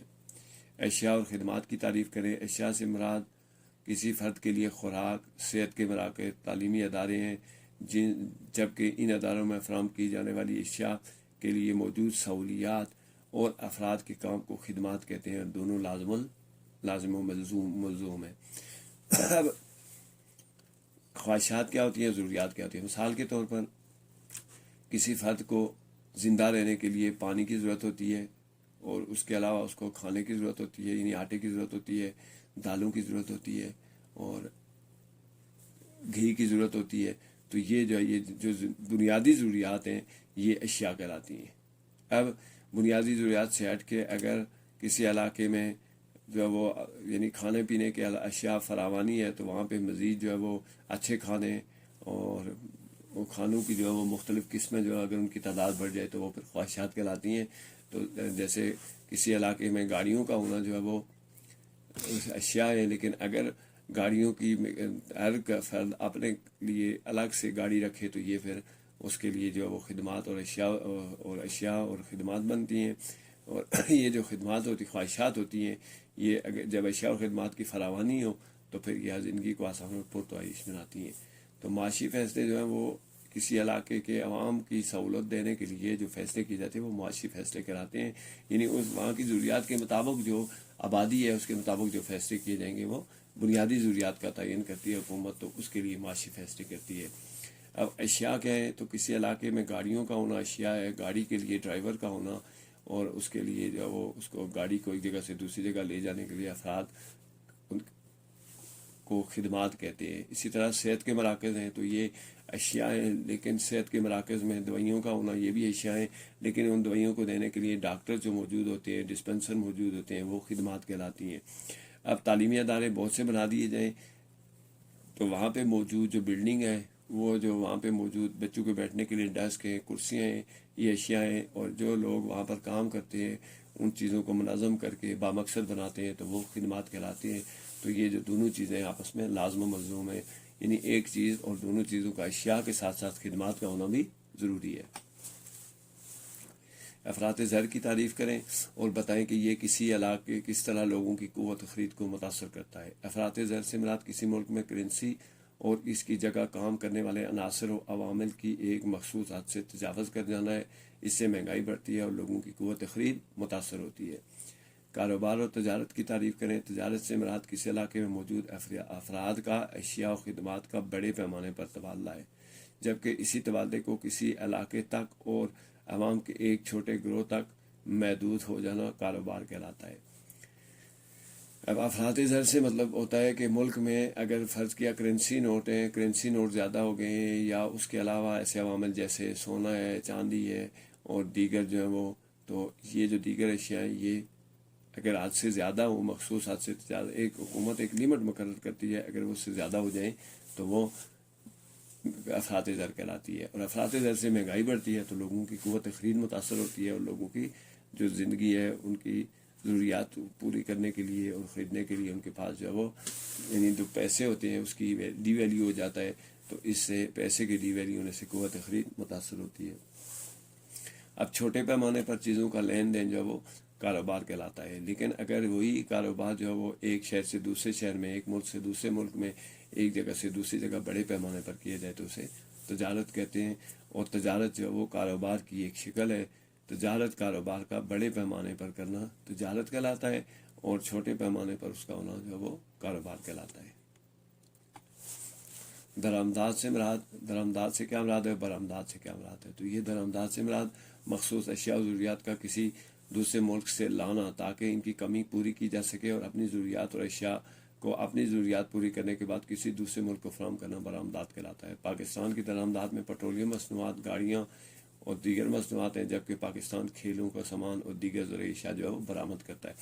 تو درآمد کا مطلب ہوتا ہے ضرورت کے مطابق کسی دوسرے ملک سے چیزیں خریدنا اور چیزیں لینا تاکہ آپ کی ضروریات پوری ہو سکیں۔ جبکہ ضروریات جب پوری ہو جاتی ہیں تو آپ کے پاس اگر کسی چیز کی فراوانی ہو تو اس کو کسی دوسرے ملک کو دے کر وہاں سے زر مبادلہ کمانا، یعنی اس کے مقابلے میں پیسے ملک میں لانا اور دیگر اشیاء لانا جو ہے وہ، تو یہ برآمدات کہلاتا ہے۔ تو پاکستان میں جو کھیلوں کا سامان اور دیگر اشیاء ہیں وہ، اس کے علاوہ جو ہماری زرعی اجناس بھی ہیں ان کو بھی ہم پاکستان برآمد کرتا ہے۔ جبکہ پاکستان میں چونکہ پیٹرولیم مصنوعات کی کمی ہے، ڈیزل، پیٹرول اور اس طرح کی دوسری اشیاء ہمیں دوسرے ملکوں سے خریدنی پڑتی ہیں۔ اس کے علاوہ گاڑیاں بھی پاکستان میں یعنی بن نہیں رہی ہیں، تو وہ ہم دوسرے ملکوں سے خریدتے ہیں، جیسے جاپان سے اور دیگر ممالک سے۔ تو یہ جو ہے وہ درآمدات کہلاتی ہیں۔ کاروباری افراد سے کیا مراد ہے اور مختلف قسم کے کاروباری افراد کی وضاحت کریں۔ وہ افراد جو کسی کاروبار اور لین دین میں حصہ لیتے ہیں کاروباری افراد کہلاتے ہیں۔ تو ان میں جو مختلف کاروباری افراد جو ہیں وہ اس پورے سسٹم کا جو حصہ ہوتے ہیں وہ کاروباری افراد کہلاتے ہیں۔ اب بینکوں کی جانب سے فراہم کی جانے والی خدمات کی فہرست بنائیں۔ تو یعنی بینک جو ہے وہ ہمیں کیا خدمات دیتے ہیں؟ تو بینک لوگوں کی مال و اشیاء کو محفوظ بناتے ہیں۔ پیسہ جو ہے وہ گھروں میں آپ کے محفوظ نہیں رہتا تو آپ اسے بینکوں میں رکھتے ہیں۔ اگر زیورات ہیں تو وہ آپ بینکوں میں رکھتے ہیں۔ ضرورت پڑنے پر مخصوص شرائط پر قرضہ فراہم کرتے ہیں۔ اگر آپ کو پیسے ضرورت پڑے تو بینک آپ کو مخصوص شرائط کے اوپر یا سود کے اوپر جو قرضے دیتا ہے وہ بینک کا کام ہوتا ہے۔ اسی طرح اس کے علاوہ سرمایہ کے اوپر منافع فراہم کرنا بھی، چونکہ آپ کا سرمایہ جو ہے وہ بینک استعمال کرتا ہے تو اس کے بدلے میں آپ کو اس کے کچھ شرح سے منافع دیا جاتا ہے۔ تو وہ جو منافع ہے وہ یہ بینکوں کا کام ہے، اور بینک یہ کام کرتے ہیں کہ وہ ضروریات کے مطابق جو ہے وہ شرائط کے مطابق قرضے فراہم کرتے ہیں اور آپ کی اشیاء کو، آپ کے پیسے کو، آپ کی جو دولت ہے اس کو محفوظ بناتے ہیں۔ تو یہ جو ہے بینکوں کا یعنی کام ہے، بینکوں کی جانب سے یہ والی خدمات جو ہیں وہ فراہم کی جاتی ہیں، یہ بینک کی خدمات کہلاتی ہیں۔ اب سائنس ہے، define weather, give some detail. Weather is day to day state of atmosphere of some area. It is defined as atmosphere for short span of time. It consists of temperature, humidity and wind. تو یہ جیسے پیچھے سوال میں نا، پیچھے جو وہ ابھی موسم اور اس کے اوپر ذکر ہو رہا تھا، تو کسی علاقے میں کسی علاقے کا جو درجہ حرارت ہوتا ہے کسی علاقے کا، اور کسی علاقے کی جو گرمی سردی ہے، جو نمی ہے، جو بارشیں ہیں، اس کو ویدر کہتے ہیں، موسم کہتے ہیں۔ اب واٹ از کلائمیٹ؟ ایکسپلین. تو climate is average condition of weather of a place. It contains the average temperature and rainfall of any area for longer period of time. تو جو کلائمیٹ یا جو موسم ہوتا ہے، آب و ہوا ہوتی ہے، وہ کسی علاقے کی زیادہ عرصہ تک جو موسمی صورتحال ہے اگر وہ زیادہ عرصہ تک قائم رہتی ہے، یعنی گرمی، سردی، بارشیں، ہوا میں نمی، ہوا کا جو تناسب ہے، ہوا کے چلنے کا تناسب جو ہے وہ، چونکہ ہوائیں چلنے سے کسی علاقے میں موسم ٹھنڈا ہوتا ہے اور اگر ہوائیں جو وہ رک جائیں تو گرم ہو جاتا ہے۔ تو اس طرح سے یہ جو چیزیں ہیں اگر زیادہ عرصہ تک کسی علاقے میں ایک جیسی رہتی ہیں تو وہ پھر اس علاقے کا کلائمیٹ کہلاتا ہے اور اس علاقے کی آب و ہوا کہلاتی ہے۔ جو موسم ہے وہ کم عرصے تک گرمی سردی اور جو درجہ حرارت ہے اس کا جو ہے وہ متعلق موسم کہلاتا ہے، اور اگر وہی جو گرمی سردی ہے، ہوا میں نمی ہے اور اس طرح کی جو اگر زیادہ عوامل ہیں زیادہ عرصہ تک ایک جیسے رہیں تو وہ کسی علاقے کا کلائمیٹ یا اس کا جو آب و ہوا کہلاتے ہیں۔ تو یہ فرق ہے موسم، ڈیفائن دی ویدر اور difference between weather and climate. What is precipitation? Name some forms of precipitation. So during the process of condensation, the collection of water vapor and their fall to the ground is called precipitation. These vapors may fall in shape of rain or snowflakes. How does sun cause evaporation? The heat of sun causes the temperature rise high. This temperature changes the water into vapor in seas and on land. This is called evaporation. تو جو پریسیپیٹیشن ہے یعنی کسی علاقے میں جو نمی ہے اس میں تبدیلی، کسی علاقے میں نمی اور بارشوں کا ہونا جو ہے وہ جب کنڈنسیشن کی وجہ سے یعنی ٹیمپریچر کی وجہ سے جب کسی علاقے میں جو پانی کے قطرے ہیں، ہوا میں جو نمی ہے اس کی مقدار کا اکٹھا ہونا اور پھر ان کا زمین کے اوپر گرنا، وہ ڈیو ڈراپس کی شکل میں ہو، بارش کی شکل میں ہو یا برف کی شکل میں ہو، یہ تینوں شکل میں جو ہے وہ اس کو ہوا کا نمی کا جو ہے وہ تناسب کہتے ہیں، وہ ہوا میں نمی کہلاتا ہے۔ ایواپوریشن ہوتی ہے، ویپر بننا، ویپر مینس بخارات میں تبدیل ہونا۔ تو ہم جانتے ہیں کہ جب ہم پانی فرض کر دیں پانی کی دیگچی کو جب آپ جو آگ پہ چڑھاتے ہیں تو اس سے پہلے پانی جو ہے وہ تھوڑا گرم ہوتا ہے، پھر ابلنا شروع کرتا ہے تو اس میں سے بھاپ نکلنا شروع ہو جاتی ہے، وہ بھاپ کا نکلنا جو ہے وہ ایواپوریشن کہلاتا ہے۔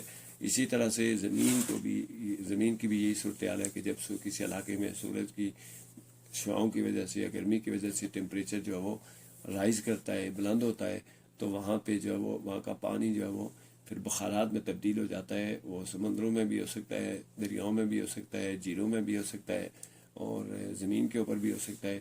تو یہ جو تمام اس کی شکلیں ہیں اس کو ایواپوریشن کے نام سے، یعنی بخارات بننے کے نام سے اس کو جو ہے وہ تشبیہ دی جاتی ہے اور اسے ایواپوریشن کہتے ہیں۔ یہ ایک ٹرم ہے ایواپوریشن، تو اس جو ہے وہ یہ اس کا تعلق جو ہے وہ ٹیمپریچر کے ساتھ ہے۔ What is humidity? تو ہیومیڈیٹی جو ہے وہ ہوا میں نمی ہے۔ The rise of temperature because of heat capacity of water vapour in the air is called humidity. تو ہوا جو ہے وہ جب کسی علاقے میں ٹیمپریچر رائز کرتا ہے تو پانی کی یہ خوبی ہے کہ وہ زیادہ دیر تک اس گرمی کو اپنے اندر برقرار رکھتا ہے، اور اس کے برقرار رکھنے کی وجہ سے کسی علاقے میں ہیومیڈیٹی پیدا ہوتی ہے۔ تو یہ آپ نے دیکھا ہوگا کہ جب ساون کا موسم ہوتا ہے یا بارشوں کا موسم ہوتا ہے تو اس وقت جو ہے وہ گھروں کے اندر، کمروں کے اندر ٹیمپریچر جو ہے وہ بلند ہو جاتا ہے اور گرمی زیادہ پڑتی ہے، اس سے پسینہ زیادہ نکلتا ہے، گرمی فیل زیادہ ہوتی ہے۔ ان جو اوریجنل ٹیمپریچر ہے اس سے زیادہ فیل ہوتی ہے، اور اس کی وجہ کیا ہوتی ہے؟ اس کی وجہ جو ہے وہ پانی کے جو بخارات ہیں ان میں گرمی کا زیادہ دیر تک برقرار رہنا ہے۔ What is quality of equatorial zone? Equatorial zone جو ہے وہ اس کی کیا کوالٹی ہے؟ In the equatorial zone rain forest are present and the climate here is found to be very hot and wet. There is more rain fall through ہے، ویسے THROUGH ہے تو تھرو آؤٹ دا ایئر۔ تو جو ایکویٹوریل zone ہے یعنی equator کے اوپر جو علاقے ہیں وہاں پہ جو ان کی خوبی کیا ہے؟ تو ان کی خوبی جو ہے وہ کوالٹی ان کی یہ ہے کہ وہاں پہ جنگلات موجود ہیں، اور جنگلات کون سے؟ رین فارسٹ، چونکہ وہاں پہ بارشیں زیادہ ہوتی ہیں۔ اس کے علاوہ وہاں کا جو ٹیمپریچر ہے، کلائمیٹ ہے، وہ تھوڑا گرم بھی ہوتا ہے اور مرطوب بھی ہوتا ہے۔ تو جہاں پہ گرم اور مرطوب ہوتا ہے وہاں پہ درخت زیادہ پیدا ہوتے ہیں، اور وہاں پہ بارشیں جو ہے وہ سال میں زیادہ ہوتی ہیں تھرو آؤٹ ایئر۔ تو یہ اس علاقے کی جو ہے وہ ایکویٹر کے جو علاقے ہیں جیسے زون ہے اس کی خوبی یہ ہے کہ یہاں پہ ہوا میں نمی زیادہ ہوتی ہے، ہوا میں نمی اور گرمی کی وجہ سے درخت و سبزہ زیادہ ہوتا ہے، تو یہ علاقے سرسبز ہوتے ہیں۔ What is the weather of polar zone? اب جو ہے وہ ایکویٹوریل زون کے علاوہ جو ہے وہ پولر زون آتے ہیں، یعنی یہ جو پول کے اوپر زمین کے جو پول ہیں، نارتھ پول، ساؤتھ پول، تو وہاں کے جو زون ہیں ان کے جو ویدر جو ہے وہ موسم کیسا ہے؟ The polar zone such as north and south pole has coldest climate, the reason is more slant angle of sun rays. یہاں پہ سورج کی جو شعائیں ہیں وہ ترچھی پڑتی ہیں، اور اس کا جو زاویہ ہے سورج کی جو شعائیں ہیں ان کا زاویہ ترچھا ہوتا ہے، اور جب کسی علاقے پر سورج کی شعائیں ترچھی پڑتی ہیں تو وہاں پہ سورج کی گرمی جو ہے وہ کم اثر انداز ہوتی ہے بنسبت اس کے جہاں پہ جو وہ لیس سلینٹ یعنی شعائیں سیدھی پڑتی ہیں یا کم ترچھی پڑتی ہیں، تو وہاں پہ ٹیمپریچر جو وہ زیادہ ہائی رہتا ہے۔ تو جو پولر زون ہے اس میں سورج کی شعائیں چونکہ ترچھی پڑتی ہیں تو اس لیے یہ علاقے ٹھنڈے ہیں، اور وجہ کیا ہے؟ وجہ یہی ہے کہ reason is more slant angle of sun rays, سورج کی شعاؤں کا جو زاویہ ہے وہ زیادہ ترچھا ہے۔ What is temperate zone? The temperate zone is the area between tropical and polar zone, the slant rays of sun makes the climate warm. تو جو ٹیمپریٹ زون ہے ایک تو پولر زون ہے، اور ایک جو ٹیمپریٹ زون جو ہے وہ ٹراپیکل اور ٹیمپریٹ زون کے درمیان، ٹراپیکل اور پولر زون کے درمیان کچھ علاقے ایسے ہیں جہاں پہ سورج کی شعائیں جو کم ترچھی پڑتی ہیں، تو وہاں پہ جو ہے وہ سورج کی شعائیں چونکہ زیادہ جب وہ سیدھی پڑتی ہیں اور سورج کی گرمی زیادہ اثر انداز ہوتی ہے تو وہاں پہ جو علاقہ ہے وہ کلائمیٹ وہاں کا آب و ہوا گرم ہوتی ہے بنسبت اس کے جو پولر زون ہے جہاں پر زیادہ ترچھی شعاعیں پڑتی ہیں، تو وہاں پہ جو ٹیمپریچر ہے کسی علاقے کا جو کلائمیٹ ہے وہ کولڈ ہوتا ہے، جبکہ یہاں پہ جو ہے وہ ٹھنڈا ہوتا ہے. اور کولڈ مینس کول نہیں ہوتا بلکہ کول اور کولڈ میں فرق یہ ہے کہ کول وہ ٹھنڈک ہوتی ہے جو طبیعت کو خوشگوار محسوس ہوتی ہے، جبکہ کولڈ جو ہے وہ ہوتا ہے جو طبیعت کے لیے یا اس کے لیے یعنی ناگوار ٹھنڈک کو کولڈ کہتے ہیں. تو یہاں پہ کولڈ کی سپرلیٹو ڈگری کولڈسٹ استعمال ہوئی ہے کس کے لیے؟ پولر زون کے لیے، جبکہ ٹراپیکل زون جو ہے وہ یہاں پہ جو ہے وہ یہ تھوڑا گرمی زیادہ ہوتی ہے. تو یہ علاقے جو ہے وہ یہ فرق ہے ٹیمپریٹ زون اور پولر زون میں. What is solar system? Explain. This system of sun and the planets revolving around the sun is called solar system. Our earth is also a part of this solar system. What is star? Explain. The stars are heavenly bodies which are made up of burning gases. They have their own heat and light. تو یہ جو solar system ہے اسے نظام شمسی بھی کہتے ہیں، اور جیسا کہ اس کے نظام اس کے جو ترجمہ ہے ٹرانسلیشن ہے سولر اور نظام شمسی سے، تو اسے ہمیں سمجھ آ جاتا ہے کہ سورج کا ایک نظام ہے. اور وہ نظام کیسے ہے؟ کوئی بھی نظام کچھ اشیاء کے ملنے سے بنتا ہے، اکیلی کوئی چیز ایک نظام نہیں ہوتی بلکہ اس میں کچھ چیزیں ملتی ہیں تو ایک نظام بناتی ہیں، اور وہ نظام جو ہے وہ اس کی اندر جو شامل اشیاء ہوتی ہیں وہ ایک دوسرے پر اثر انداز ہوتی ہیں. تو جو سورج ہے اس کے گرد کچھ سیارے گردش کر رہے ہیں، یہ جو سیارے اس کے گرد گردش کر رہے ہیں ان میں سورج موجود ہے، اور وہ سورج کی گرمی سے فائدہ اٹھاتے ہیں، سورج کی روشنی سے فائدہ اٹھاتے ہیں، اور وہ سورج کی روشنی جو ہے ان کو متاثر کرتی ہے. تو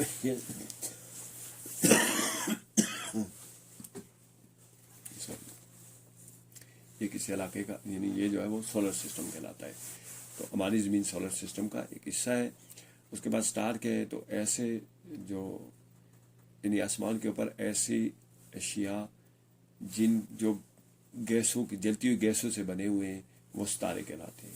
اور ستارے جو ہے وہ باقی چیزوں سے مختلف کس طرح سے ہوتے ہیں؟ چونکہ جب وہاں پہ گیسیں برن کرتی ہیں تو ان سے ان کی اپنی ہیٹ بھی پیدا ہوتی ہے اور ان کی اپنی لائٹ بھی پیدا ہوتی ہے. تو کوئی بھی ایسی شے جس کی اپنی ہیٹ بھی ہو اور لائٹ بھی ہو وہ اس علاقے کا وہ ستارہ کہلاتا ہے.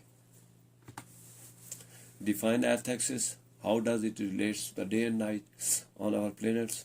The way through our earth moves around the sun is called axis. The rotation of earth causes the season and days and nights on the earth. Define eclipse. Write about the two types visible on earth. Eclipse is caused by shadow.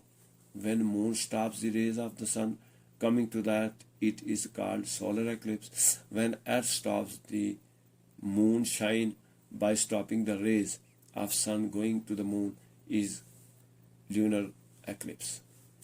تو ارتھ کا Axis کیا ہے؟ تو وہ راستہ جس کے اوپر زمین سورج کے گرد گردش کرتی ہے وہ ایکسس کہلاتا ہے. زمین دو طرح سے گردش کرتی ہے، ایک تو لٹو کی طرح گھومتی ہے. جب وہ لٹو کی طرح گھومتی ہے سورج کی جو حصہ اس کا سورج کے سامنے ہوتا ہے وہاں پہ دن ہوتا ہے، اور جو اوٹ میں چلا جاتا ہے وہاں پہ رات ہوتی ہے. اب اس کے ساتھ ساتھ جو روٹیشن ہے، روٹیشن کے ساتھ ساتھ زمین ایک مخصوص راستے کے اوپر چلتے ہوئے کبھی سورج سے فاصلہ اس کا زیادہ ہو جاتا ہے اور کبھی کم ہو جاتا ہے. تو وہ جو راستہ ہے بیضوی راستہ اس کے اوپر جب زمین چلتی ہے تو اس کی وجہ سے پھر موسم بنتے ہیں، سیزن بنتے ہیں. اب ایکلپس کیا ہے؟ تو ایکلپس کو جو ہے وہ گرین بھی کہتے ہیں. تو چاند گرین اور سورج گرین یہ دو طرح کے جو زمین کے اوپر دو طرح کے گرین نظر آتے ہیں. تو یہ 2 ٹائپس ہیں. سب سے پہلے جو ایکلپس پیدا کیسے ہوتا ہے؟ تو ایکلپس جو ہے وہ شیڈو ہوتا ہے، زمین کے اوپر وہ سایہ پڑتا ہے چاند کا، اور سورج کے سامنے چاند آ جاتا ہے تو روشنی زمین تک نہیں آتی. تو اس ایسی صورت میں جو چاند جب تو یہ سولر ایکلپس کہلاتا ہے. یعنی ہمیں یہ لگتا ہے کہ جیسے سورج کی روشنی مندم ہو گئی ہے، سورج کے سامنے کوئی ایسی چیز آ گئی ہے جس سے روشنی ہم تک نہیں پہنچتی. تو ایسی صورت میں چاند جب روک دیتا ہے سورج کی شعاعوں کو زمین تک آنے میں تو اسے سولر ایکلپس کہتے ہیں. اسی طرح جب زمین گردش کرتے ہوئے گھومتے ہوئے سورج اور چاند کے درمیان آ جاتی ہے اور سورج کی روشنی چاند کے اوپر نہیں پڑتی اور چاند ہمیں پوری طرح سے روشن یا چمکتا ہوا نظر نہیں آتا تو ہم کہہ سکتے ہیں کہ اب یہ چاند گرہن ہو گیا. تو یہ جو 2 شکلیں ہیں یہ زمین کے اوپر ہیں، سورج گرہن اور چاند. 2 ٹائپس آف ایکلپس ہیں. What makes the moon shine? Explain the phases of the moon. The moon have reflective surface. The rays of the sun reflecting from its surface make the moon shine. The phases of moon are number 1 crescent, number 2 half moon, and number 3 full moon.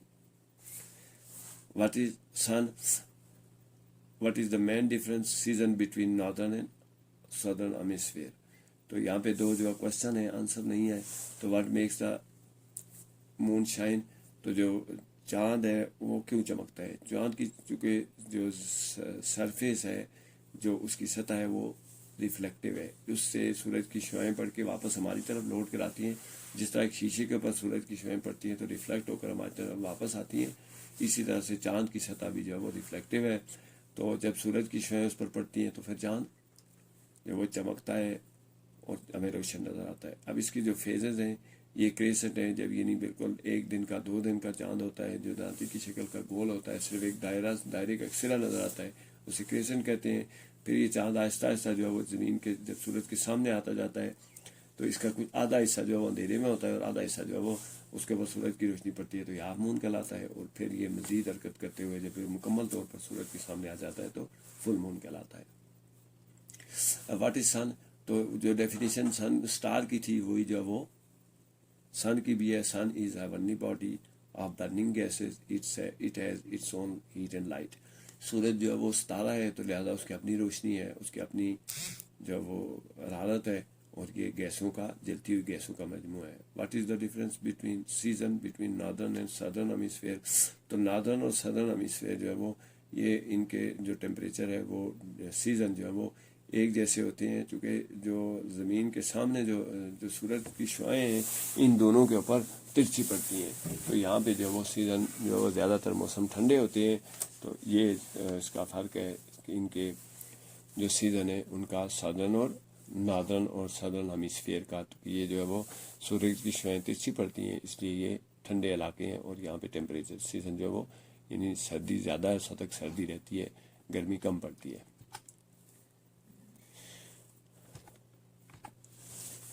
There are 2 opposite poles and is the same season. When the summer season is in north, there is winter season in the south region.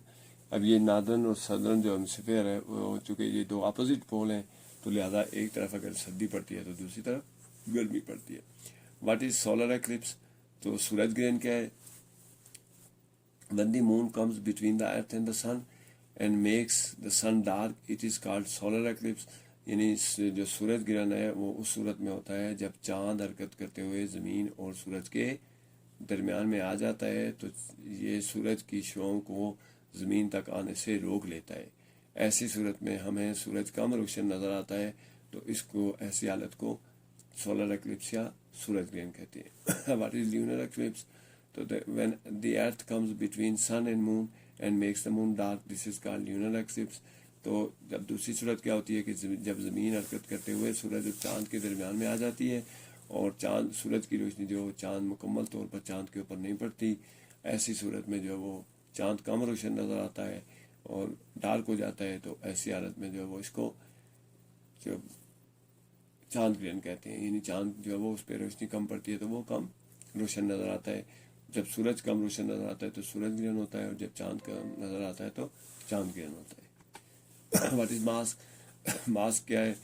Mask is a folded piece of cloth and thin material which stops the dust and other particles coming to nose and mouth is called mask. تو mask جو ہے وہ folded piece of cloth ہے یا کوئی بھی thin material ہے, اس کو استعمال کیا جاتا ہے تو اس سے ماسک بنتا ہے. اور ماسک کا کام کیا ہے کہ یہ گرد اور جو دوسرے پارٹیکل ہیں ان کو ناک اور منہ تک آنے سے روکتے ہیں. تو جو ماسک ہے اس کے استعمال کا مقصد بھی یہی ہوتا ہے کہ ماسک کے استعمال سے ہمیں جو ہم اپنے آپ کو ڈسٹ اور دیگر پارٹیکل سے, دیگر جو ذرات ہیں جو ہماری صحت کے لیے نقصان دہ ہو سکتے ہیں, ان کو ہم اپنے منہ اور ناک سے جو وہ اندر داخل ہونے سے روک سکتے ہیں. تو ایسی جو کوئی بھی ایسا پیس آف کلاتھ تھن مٹیریل جو اس مقصد کے لیے استعمال ہو, ماسک کہلاتا ہے. What is thermometer, what is digital thermometer, تو تھرمومیٹر کیا ہے؟ Thermometer is a small glass tube filled with mercury and Mohs scale on it. The same become digital thermometer if the display is digital on it. اب thermometer کا مقصد کیا ہوتا ہے؟ تو تھرمامیٹر جو ہے وہ یعنی کسی جسم کا یا کسی علاقے کا درجہ حرارت، تھرما سے جیسے ظاہر ہے کہ تھرمو اور میٹر، تھرمو جو ہے وہ گرمی کو کہتے ہیں، حرارت کو کہتے ہیں، میٹر ناپنے والی چیز کو کہتے ہیں. تو تھرمو میٹر جو ہے وہ یعنی کسی جسم کا یا کسی علاقے کا جو درجہ رہتا ہے اس کو ناپنے کے لیے جو آلہ استعمال کیا جاتا ہے اسے تھرمومیٹر کہتے ہیں. اب جو تھرمومیٹر ہوتا کیسے ہے؟ تو یہ ایک شیشے کی ٹیوب ہوتی ہے جس میں مرکری بھری ہوئی، یعنی اس میں پارا بھرا ہوا ہوتا ہے، اور اس کے اوپر سکیل بنے ہوئے ہوتے ہیں جس سے ہم پتہ چلتا ہے کتنے ڈگری جو ہے وہ کسی علاقے کا ٹیمپریچر ہے، کتنا فارن ہائٹ ہے. یا جسم میں ڈاکٹر آپ نے دیکھا ہوگا آپ کے منہ میں جو ہے وہ جب بخار ہوتا ہے تو وہ گلاس کی ٹیوب جو ہے وہ رکھ کے تو پھر سکیل دیکھ کے بتاتا ہے کہ بخار کتنے ڈگری کتنے فارن ہائٹ کا ہے. تو یہ جو ہے وہ اس کو جو وہ گلاس کی ٹیوب ہوتی ہے اسے تھرمومیٹر کہتے ہیں. اب یہ تھرمومیٹر کی دو شکلیں ہو سکتی ہیں. ایک تو ہے کہ شیشے کی ٹیوب کے اوپر سے جو ہے وہ بنے ہوئے ہیں، اسکیل بنا ہوا ہے، وہ تھرمومیٹر ہے. اور اگر اسی کے ساتھ ڈیجیٹل یعنی ہندسوں میں اگر وہ آپ کے جسم کا درجہ حرارت یا علاقے کا درجہ حرارت کو ظاہر کرے تو وہ اس کے جو ظاہر جو شکل ہے اس کی، وہ تھرمومیٹر کی جو یہ شکل ہے یہ ڈیجیٹل تھرمومیٹر کہلاتا ہے. تو یہ فرق ہے تھرمومیٹر میں، جو نارمل تھرمومیٹر ہے وہ اور جو تھرمومیٹر ہے یعنی ڈیجیٹل تھرمومیٹر ہے، دونوں میں یہ فرق ہے. How can we make envelope look attractive? The envelope can be made attractive by decoration and use of crayons on the envelope. What is technology? Technology is the application of science to invent useful tools which make our lives easier. تو ہم لفافے کو کیسے attractive بنا سکتے ہیں؟ تو کسی بھی چیز کو اٹریکٹیو بنانے کے لیے اس کو ڈیکوریٹ کیا جاتا ہے، اس کے اوپر مختلف رنگ استعمال کیے جاتے ہیں، اسے خوبصورت بنایا جاتا ہے. اور ہم جانتے ہیں کہ کسی بھی چیز کی خوبصورتی جو ہے وہ ہماری آنکھوں کو، ہماری نظر کو، ہمارے دل کو بھلی لگتی ہے جب اسے دیکھتے ہیں. تو یہ جو ہے وہ جو بھلا لگنا ہے وہ اٹریکٹیو کہلاتا ہے. تو جو ہم ڈیکوریٹ کرتے ہیں لفافے کو، اس طرح سے ہم ڈیکوریٹ کر کے اس کو اٹریکٹیو بنا سکتے ہیں. اب ٹیکنالوجی کیا ہے؟ تو ٹیکنالوجی جو ہے وہ اپلیکیشن آف سائنس ہے. جب آپ سائنسی ہم طریقہ کار کو استعمال کریں گے، سائنس کو استعمال کرتے ہوئے ہم کوئی مفید آلہ ایجاد کرتے ہیں جو ہماری زندگی کو آسان بنائے تو وہ ٹیکنالوجی کہلاتا ہے. یعنی سائنس کا استعمال عام زندگی میں یا عام اشیاء کے اوپر ان کو مفید بنانے کے لیے، یہ ہماری زندگی کو جو آسان بنائے وہ ٹیکنالوجی کہلاتا ہے. What should we do when we are unwell? When we are unwell, we should wear mask, keep washing hands, and take the balanced diet to keep us fit, so that we can fight the germs. What is use of antiseptic solution and disinfectants, alcohol? So these are used to clean the sound to stop the germs from spreading. It keeps us safe from the diseases and illness. تو جب ہم بیمار ہوں یعنی ہماری طبیعت ٹھیک نہ ہو تو ہمیں کیا کرنا چاہیے؟ کون سی احتیاطی تدابیر کرنی چاہیے؟ تو ہمیں سب سے پہلے ماسک پہننا چاہیے تاکہ ڈسٹ اور جو دوسرے جرمز ہیں وہ ہمارے ناک اور منہ کے ذریعے ہمارے جسم میں داخل نہ ہوں. پھر ہمیں اپنے ہاتھ دھوتے رہنا چاہیے، چونکہ ہاتھوں سے جو ہے وہ جب ہم ماسک پہن کے ہم بچ سکتے ہیں تو پھر جب ہم کھانا کھائیں گے یا کوئی تو اس کی وجہ سے بھی جراثیم آ سکتے ہیں ہاتھوں کے ذریعے. تو ہمیں ہاتھ دھونے چاہیے. اس کے علاوہ ہمیں اپنی غذا کا خیال رکھنا چاہیے تاکہ ہم فٹ رہ سکیں اور وہ جو بیماری کے جراثیم ہیں ان کے خلاف ہماری مدافعت پیدا ہو سکے. اب اینٹی سیپٹک سلوشن اور ڈس انفیکٹنٹ الکوہول جو ہے اس کا کیا استعمال کیا ہے؟ تو یہ استعمال کیے جاتے ہیں ہمارے کلین اراؤنڈ، ہمارے ارد گرد کو، ہماری آواز کو تو ساؤنڈ تو نہیں، اراؤنڈ جو ہے وہ ہو سکتا ہے، ارد گرد کو صاف کرنے کے لیے وہ اینٹی سیپٹک اور ڈس انفیکٹنٹ الکوہول استعمال کیے جاتے ہیں، اسپرے کیے جاتے ہیں. یہ جراثیم کو پھیلنے سے روکتے ہیں اور یہ ہمیں بیماریوں سے محفوظ رکھتے ہیں. اور جب ہم بیماریوں سے محفوظ رہتے ہیں تو اس کا مطلب ہوتا ہے کہ ہمیں یعنی جو جراثیم ہیں ان کو اگر روکا جائے تو پھر بیماریوں کو کم کیا جا سکتا ہے. تو یہ ہمیں بیماریوں، النس، ڈیزیز دونوں جو ہے وہ بیماری ہی ہے، تو اس سے جو ہے ہمیں محفوظ رکھ سکتے ہیں. اب انگلش 4 ہے. Why do you think the second advisor suggests that Javed Rana should take a foreigner's representative? Because he thought that at humane grounds the ground and want to give shelter to the poor, old women and men. Which statement is true about the group of foreigners? تو پہلی والی false ہے، دوسری والی بھی false ہے، تیسری والی ٹرو ہے، چوتھی والی فالس ہے. یہ بک کے اوپر اسٹیٹمنٹ دی ہوئی ہیں ان کے متعلق ہے. تو صرف جو وہ جاوید رانا کو جو ایڈوائزر ہے وہ کیوں کہتا ہے کہ وہ فارنرز کو جو ہے وہ یعنی بیرونی جو مندوب ہیں یا جو دوسرے لوگ ہیں ان کو اپنے ساتھ رکھے، تو وہ اس کو ہیومن گراؤنڈ کے اوپر جو ہے وہ انسانیت کے گراؤنڈ کے اوپر اور ہمدردی کے گراؤنڈ کے اوپر یہ کرنا چاہتا ہے، تاکہ غریبوں کو جو ہے وہ شیلٹر مل سکے اور عورتوں اور بچوں کو جو مرد ہیں ان کو پناہ میسر آ سکے اور ان کو بچایا جا سکے. In addition to live in the land, what else did the foreigners want from Javed Rana? The foreigner want a piece of land to earn living and freedom to live on their own religion and custom and traditions. Or what kind of person was Javed Rana? تو Javed Rana was a kind-hearted and sympathetic person. تو جو وہ زمین کے علاوہ باقی کیا چیزیں مانگتے ہیں جو فارنر ہیں، وہ جو یہاں پہ آنا چاہتے ہیں، جہاں پر آ کر رہنا چاہتے ہیں، تو وہ جاوید رانا سے کیا چیزیں مانگتے ہیں. تو کسی بھی فارنر کو جو ہے وہ صرف زمین کے ٹکڑے کی ضرورت نہیں ہوتی، بلکہ اس کو آزادی کی بھی ضرورت ہوتی ہے. یعنی کسی بھی انسان کو کسی جگہ پر رہنے کے لیے اس کے لیے زمین کا ٹکڑا کافی نہیں ہوتا، اس کے لیے ایک گھر، ایک مکان اور ایک ملک، ایک جگہ کافی نہیں ہوتی، بلکہ اس کو آزادی بھی چاہیے ہوتی ہے. آزادی کون سی چاہیے ہوتی ہے؟ دو طرح کی آزادیاں انسان کے لیے بڑی اہم ہیں اور بڑی قیمتی ہیں. ان میں ایک ہے مذہبی آزادی اور دوسرا اپنے جو رسوم و روایات ہیں، جو رواج ہیں، ان پہ چلنے کی آزادی. تو جاوید رانا سے جو ہے وہ یہ دو چیزیں مانگی جاتی ہیں. یہ جو کوئی بھی سبق ہوتا ہے اس کے کچھ اخلاقی سبق ہوتے ہیں. یہاں پہ جو اخلاقی سبق یہ ہے کہ مذہبی آزادی اور روایات اور اپنی مرضی سے زندگی گزارنے کی آزادی دنیا کی سب سے بڑی آزادی ہے. کہیں پہ بھی آپ رہیں، اگر آپ کو یہ دو آزادیاں میسر ہیں تو زمین کے ٹکڑا اگر کم ہو یا زیادہ اس سے کوئی فرق نہیں پڑتا.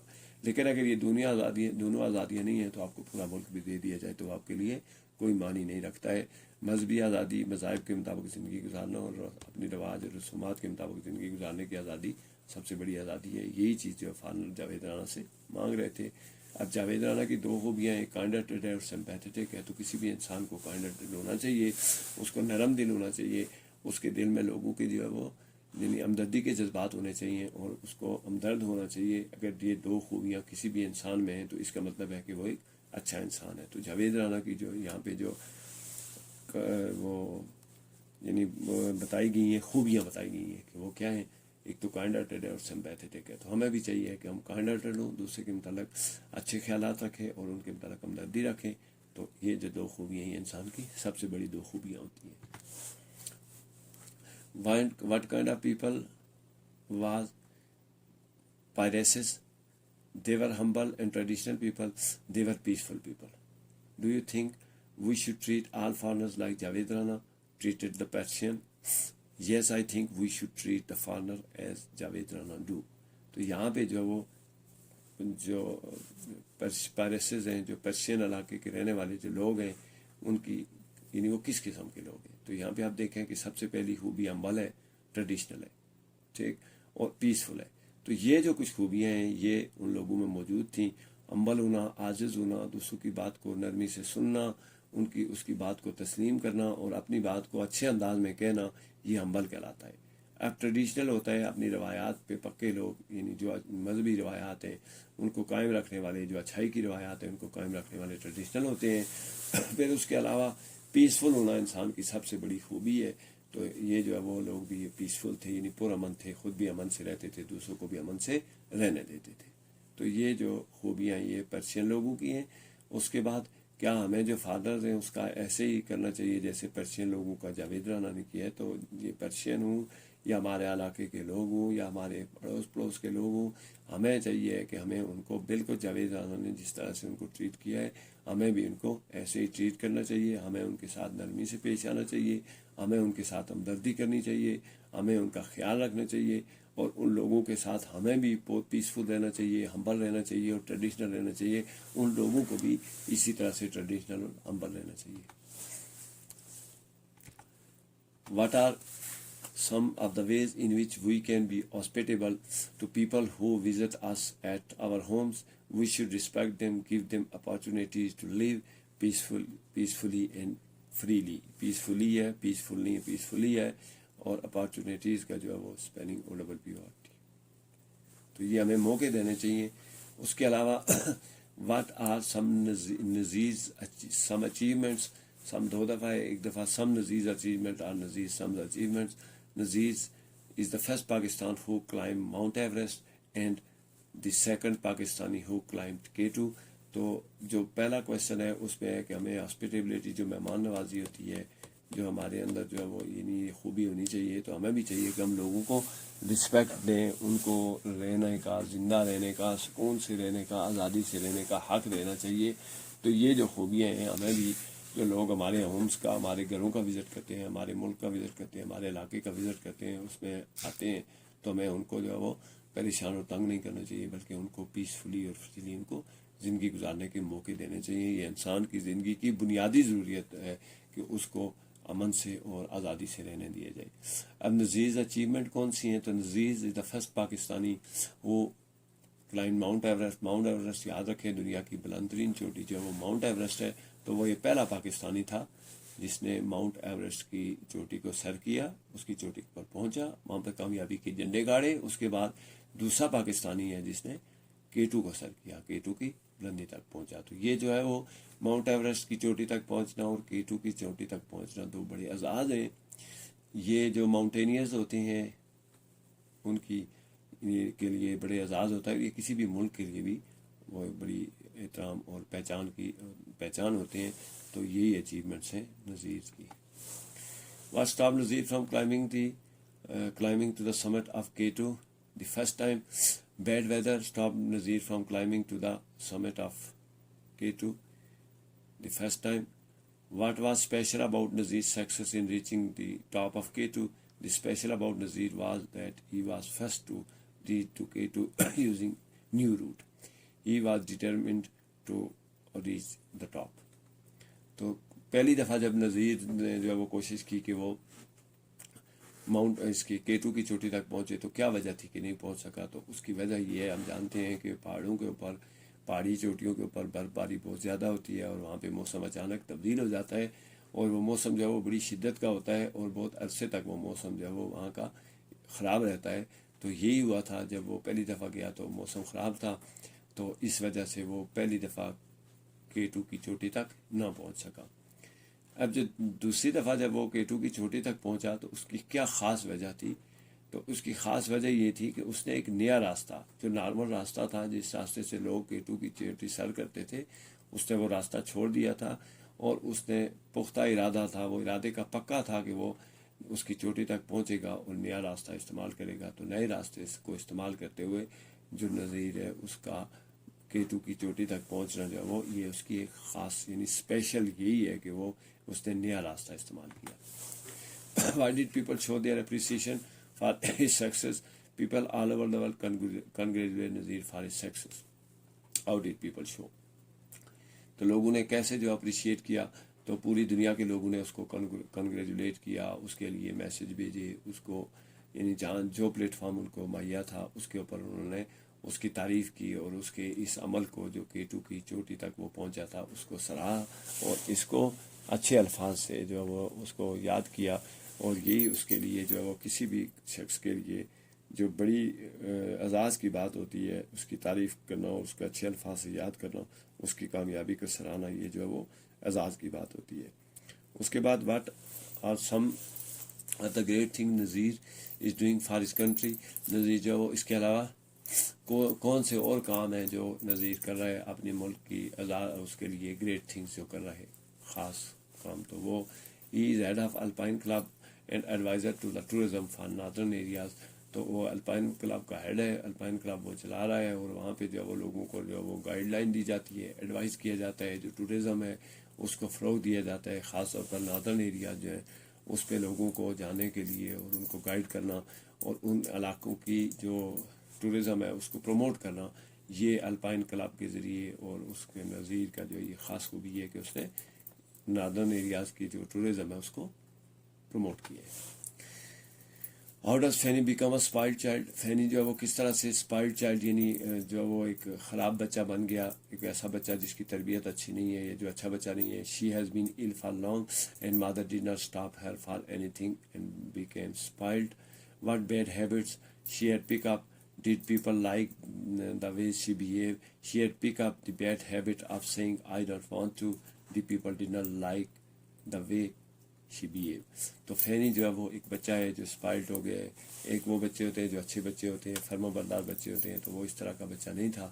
اس کی وجہ کیا تھی؟ چونکہ وہ بیمار تھا اور اس کی ماں نے اس کو جو ہے وہ ماں کے لاڈ اور پیار کی وجہ سے وہ جو ہے وہ اسپائلڈ ہو گیا اور وہ اچھا بچہ نہیں رہا.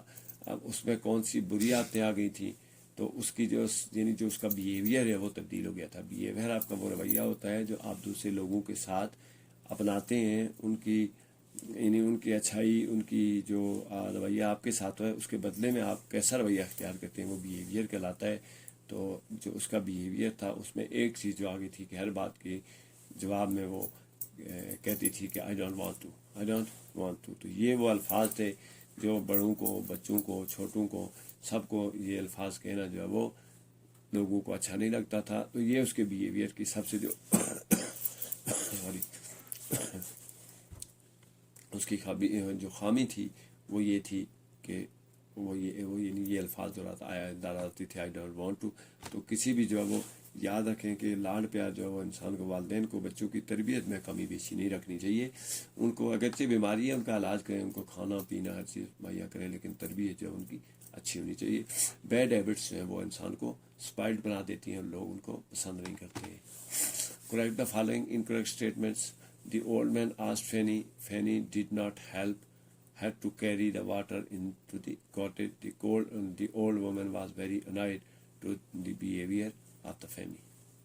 جو یہ جو ہے وہ جو کچھ اسٹیٹمنٹ ہے تو ان کے بارے میں جو ہے وہ یعنی بوڑھی عورت جو اس کو مدد کے لیے کہتی ہے تو وہ اس کی مدد کوئی نہیں کرتی ہے, اور وہ اس کو پانی جو ہے اسے کہتی ہے کہ مجھے پانی جو ہے وہ میرے کاٹے تک پہنچا دے, میری جھونپڑی تک, تو وہ اس کی مدد کوئی نہیں کرتی ہے, جس کی وجہ سے وہ جو بوڑھی ہے وہ بہت پریشان ہوتی ہے اور اس کو یہ رویہ اس کا پسند نہیں آتا ہے.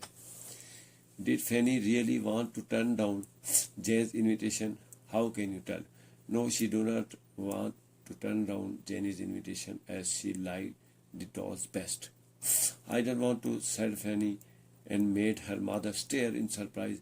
Why was her mother surprised? She was very fond of sweets, but when she refused, her mother became surprised. اب یہ اسی بچے کا جو اسپائلڈ ہے, اس کی والدہ نے اس کی جو ہے وہ اس کو نرمی میں رکھا ہے بیماری کی وجہ سے, تو وہ اب اس کی عادت بن گئی ہے کہ وہ ہر بات میں آئی ڈونٹ وانٹ ٹو کہتا ہے. تو جب اس کو انوائٹ کیا گیا, جینز نے جب اس کو انوائٹ کیا تو اس نے انسٹنٹلی کہہ دیا آئی ڈونٹ وانٹ ٹو. اگرچہ وہ جو ڈالز تھیں اس کو بہت پسند تھی, وہ اس انویٹیشن میں جانا بھی چاہتی تھی, لیکن اس نے کہہ دیا آئی ڈونٹ وانٹ ٹو. تو یعنی وہ انٹینشنلی اس کی جو انویٹیشن ہے اس کو ریجیکٹ نہیں کرنا چاہتی تھی, لیکن وہ جو اس کی عادت بن گئی تھی اس کی وجہ سے جو وہ اس نے اس کو اس کی دعوت کو رد کر دیا یہ الفاظ استعمال کرتے ہوئے آئی ڈونٹ وانٹ ٹو. اب اس کے ساتھ اگلا کویشچن ہے I don't want to set Fanny and made the mother stare in surprise. تو اس نے جب کہا کہ آئی ڈونٹ وانٹ ٹو تو اس کی والدہ بھی پریشان ہو گئی, حیران ہو گئی کہ یہ اس نے کیوں کہا ہے, جبکہ یہ ڈالس کو بھی بہت پسند کرتی ہے, یہ سویٹس کو بھی بہت پسند کرتی ہے, یہ دوستوں کے ساتھ کھیلنے کو بھی بہت پسند کرتی ہے, دوستوں کے ساتھ گھومنے پھرنے کو بھی بہت پسند کرتی ہے. لیکن جب اس نے آئی ڈونٹ وانٹ ٹو کہہ کے ان ساری جو انویٹیشنز ہیں ان کو ریجیکٹ کر دیا تو اس کی والدہ بھی حیران رہ گئی, اور اسے بھی یہ احساس ہو گیا کہ یہ جو ہے وہ یعنی جو الفاظ بول رہی ہے یا اگرچہ انٹینشنلی بول رہی ہے لیکن یہ اس کے لیے بڑے عجیب ہیں, اور یہ ایسے موقع پر ایسے الفاظ بولے نہیں جاتے ہیں. تو جب کوئی اسپائلڈ ہو جاتا ہے تو پھر اس کے الفاظ میں, اس کے بیہیویئر میں اس طرح کی تبدیلیاں آ جاتی ہیں. کچھ عادات ایسی ہوتی ہیں جو لوگوں کو پسند نہیں آتی ہیں اور جو ہمارے لیے بھی نقصان دہ ہوتی ہیں, تو ہمیں بہتر یہ ہے کہ ان کو چھوڑ دینا چاہیے. والدین اور اساتذہ کی ذمہ داری ہے کہ اگر اس عادات کسی میں ہیں تو ان کو چھڑانے کی کوشش کی جائے. When the old woman visited Fanny's that night, what bargain did she make with her? The old woman visited late at night and made a bargain that if she will left bad habits of refusing, she could correct her tongue. That's the way to talk, said the woman, and she smiled. Why did she say that, and why did she smile? Because Fanny replied in positive. That's why the woman said that's the way to talk. تو بوڑھی عورت جو وہ اس کے گھر آتی ہے رات کو دیر سے شام سے, تو وہ اس سے پھر کیا وعدہ لیتی ہے, یعنی اس کے ساتھ کیا سودا بازی کرتی ہے, اس کو کیا بتاتی ہے کہ وہ کیا کرے گی تو اس کے بدلے میں اسے کیا دیا جائے گا. تو بری عورت جو وہ رات کو اس کے گھر آتی ہے تو اسے یہ کہتی ہے کہ اگر وہ یہ بری عادت آئی ڈونٹ وانٹ ٹو والی یا اس طرح کی عادتیں، جو کوئی بھی بری عادت ہے اس کو اگر اسے چھوڑ دیں تو وہ اس کی زبان کو ٹھیک کر دے گی، یعنی اس کو جو درست بنا دے گی۔ تو جو اصل مقصد یہ ہے کہ جب آپ بری عادت کو چھوڑتے ہیں تو اس کے بدلے میں لوگ آپ سے پھر اچھے انداز میں پیش آتے ہیں، اور جیسے ہی اس نے پازیٹیو وے میں رسپانس کیا ہے تو بری عورت جو وہ خوش ہو گئی ہے، وہ مسکرائی ہے، اور وہ مسکرائی کیوں ہے؟ کیونکہ اس نے پہلی دفعہ، وہ اکثر جو وہ اس کا جو رپلائی ہوتا تھا وہ نیگیٹو ہوتا تھا، وہ نیگیٹو بیہیویئر تھا اس کا، تو جب اس نے وہ پازیٹیو بیہیویئر میں جواب دیا تو بری عورت بھی جو ہے وہ اس کے پازیٹیو جو بیہیویئر ہے اس پہ اسمائل کرتی ہے، اور اسمائل کرنا جو ہے وہ اس چیز کی نشانی ہوتی ہے کہ کوئی کسی کو پسند کرتا ہے اور کسی پہ جو ہے وہ خوش ہے۔ تو اس لیے جب اس نے کہا کہ that's the way to talk, یعنی آئی ڈونٹ وانٹ ٹو کہنے کے بجائے یہ جو یس کا ہے دیٹس وے ٹو ٹاک، تو یہ جو طریقہ ہے بات کرنے کا۔ After the old woman visit it was easy for Fanny to be well behave, true اور فالس، چونکہ اس کی عادت بن چکی تھی تو اب اس کے لیے اتنی جلدی اپنی عادتیں چھوڑنا آسان نہیں تھا، ٹھیک ہے۔ تو یہ اسٹیٹمنٹ فالس ہے کہ جب بوڑھی عورت وہاں سے واپس چلی گئی تو اس کے لیے بہت آسان ہو گیا تھا بیہیویئر اپنا چینج کرنا۔ تو بیہیویئر جو ہوتے ہیں، یعنی آپ جب کسی ایک بات کو دہراتے ہیں، ایک بات کو اپناتے ہیں تو وہ آپ کی عادت بن جاتی ہے، اور جب وہ عادت بار بار دہرائی جاتی ہے تو خصلت بن جاتی ہے، اور خصلت جو ہوتی ہے یعنی نیچر بن جاتی ہے۔ اس کو تبدیل کرنا، nature can not be change, اس کو چینج کرنا کین بی چینج لیکن مشکل ہے، یعنی اس کو جو اپنانا جو ہوتا ہے وہ نئی چیز کو مشکل ہوتا ہے۔ تو اسی لیے یہ فالس اسٹیٹمنٹ ہے۔ Which do you think was easier for Fanny, pick up the bad habits of weaving I don't want to or breaking the bad habit by. تو for Fanny it was easy to pick up the bad habit, bad habit جو اس نے اپنا لی تھی نا وہ اس کے لیے بہت آسان تھا، اور اس کو چھوڑنا بہت مشکل تھا۔ تو جب آپ میں کوئی بری عادت پڑ جاتی ہے، بری لت پڑ جاتی ہے، تو اس کو چھوڑنا ہمیشہ مشکل ہوتا ہے، اس کو اپنا لینا بہت آسان ہوتا ہے، یعنی برائی کا آپ کے اندر اثر کر لینا یہ بہت آسان ہوتا ہے، اور برائی بہت جلدی آپ کے اندر اثر کر لیتی ہے، لیکن اس برائی سے بچنا اور اس برائی کو چھوڑنا یہ زیادہ مشکل ہوتا ہے۔ تو یہاں پر بھی کچھ اس طرح کی صورتحال ہے کہ اس کے لیے برائی کو چھوڑنا جو وہ زیادہ مشکل تھا بنسبت اس کے کہ، تو یہ کیوں؟ وائی؟ بیکاز نیچر جو ہے وہ چینج کرنا مشکل ہوتا ہے، اس کو چینج کرتے ہوئے بری عادتیں آپ میں آ جانا آسان ہے، ان کو چھوڑنا مشکل ہوتا ہے، یہ فطری بات ہے، اس لیے اس کے لیے یہ مشکل تھا۔ In spite of her annoying habit of saying I don't want to, Fanny was really a good girl. Do you agree? تو yes, she was good as she was willing to correct herself.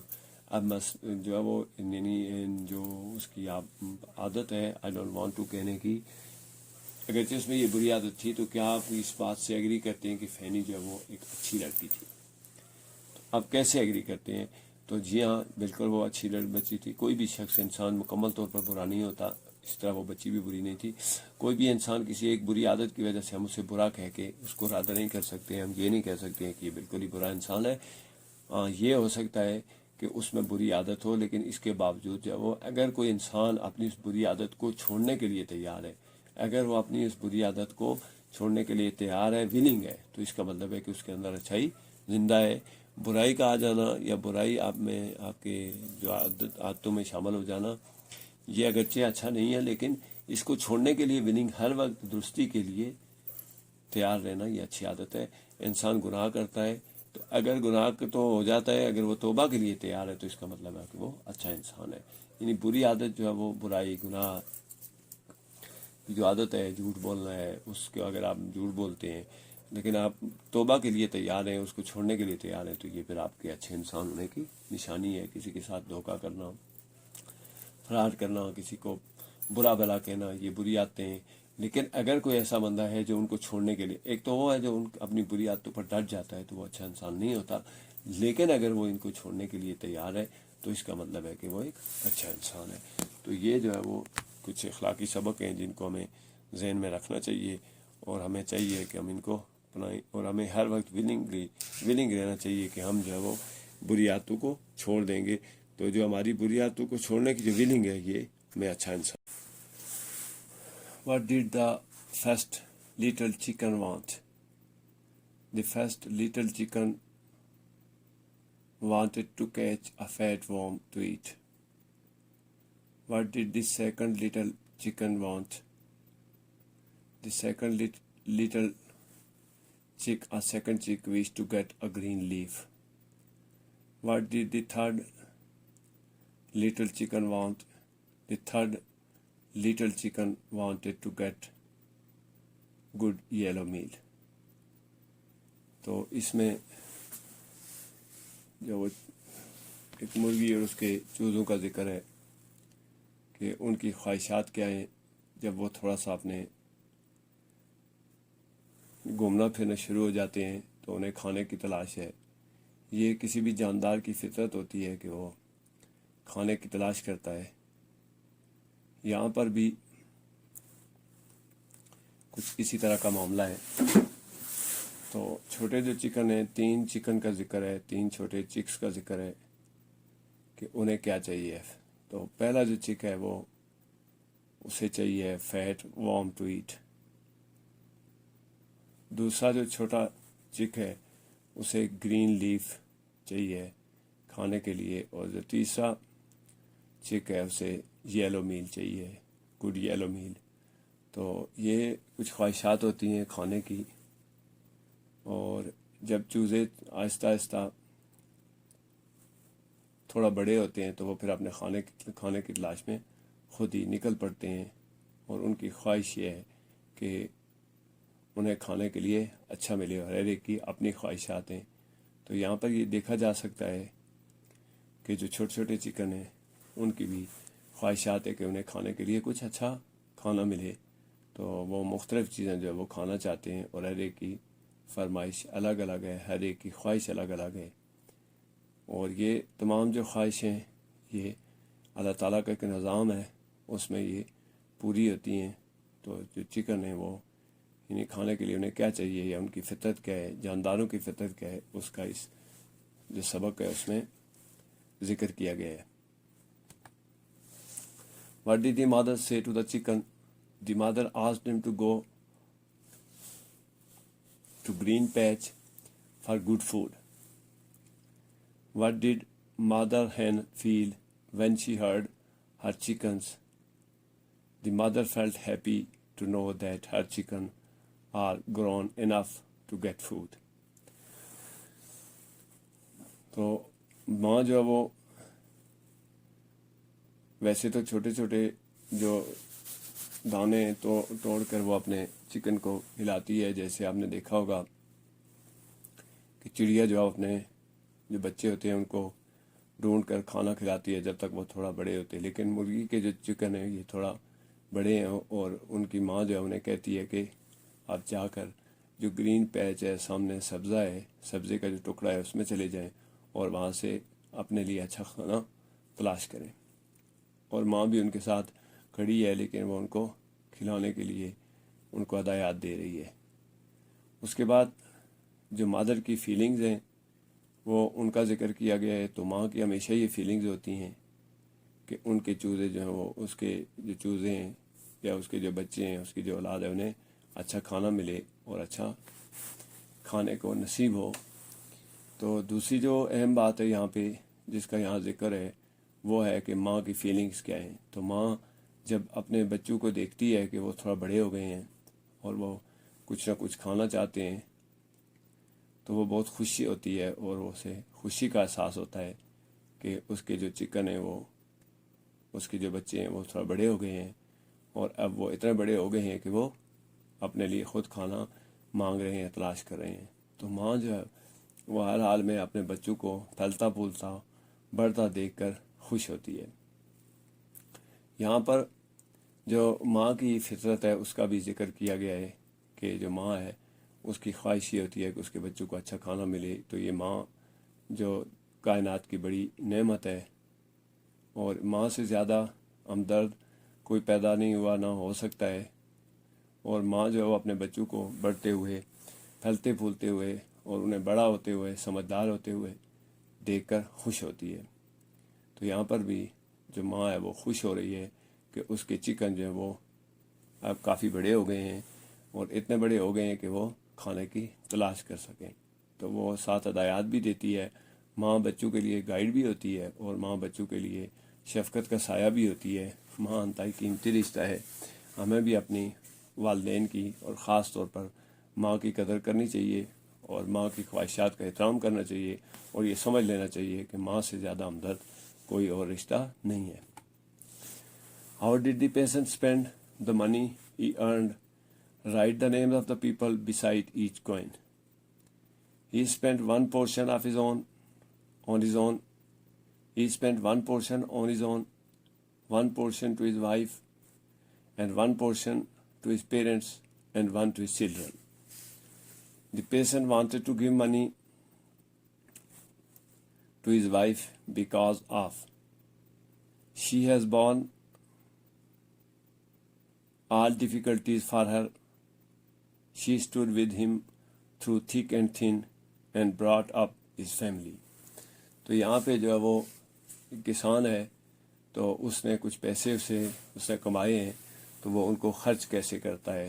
یعنی جب انسان جو ہے وہ والد بن جاتا ہے تو وہ کس طرح سے اپنی فیملی کے بارے میں پریشان ہوتا ہے اور کس طرح سے وہ کوشش کرتا ہے کہ اپنی فیملی کو منصفانہ انداز میں کھانا پینا اور جو مدد ہے وہ فراہم کر سکے.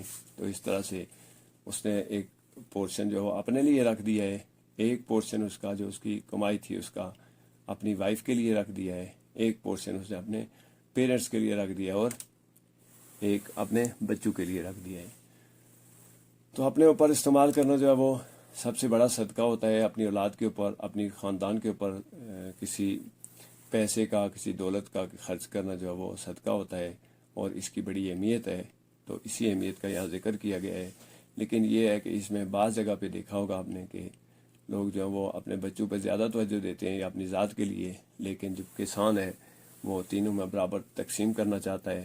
وہ تینوں میں اس نے برابر تقسیم کیا ہے, اپنے لیے بھی رکھا ہے, اپنی وائف کے لیے بھی رکھا ہے اور اپنے والدین کے لیے بھی رکھا ہے, اپنے بچوں کے لیے بھی رکھا ہے. تو یہاں پہ جو سب سے اہم پورشن ہے وہ یہ ہے کہ اس نے اپنے والدین کے لیے الگ سے ایک حصہ رکھا ہوا ہے. تو ہمیں بھی چاہیے کہ اگر ہم کچھ کماتے ہیں تو اپنے والدین کا الگ سے اس میں حصہ رکھیں.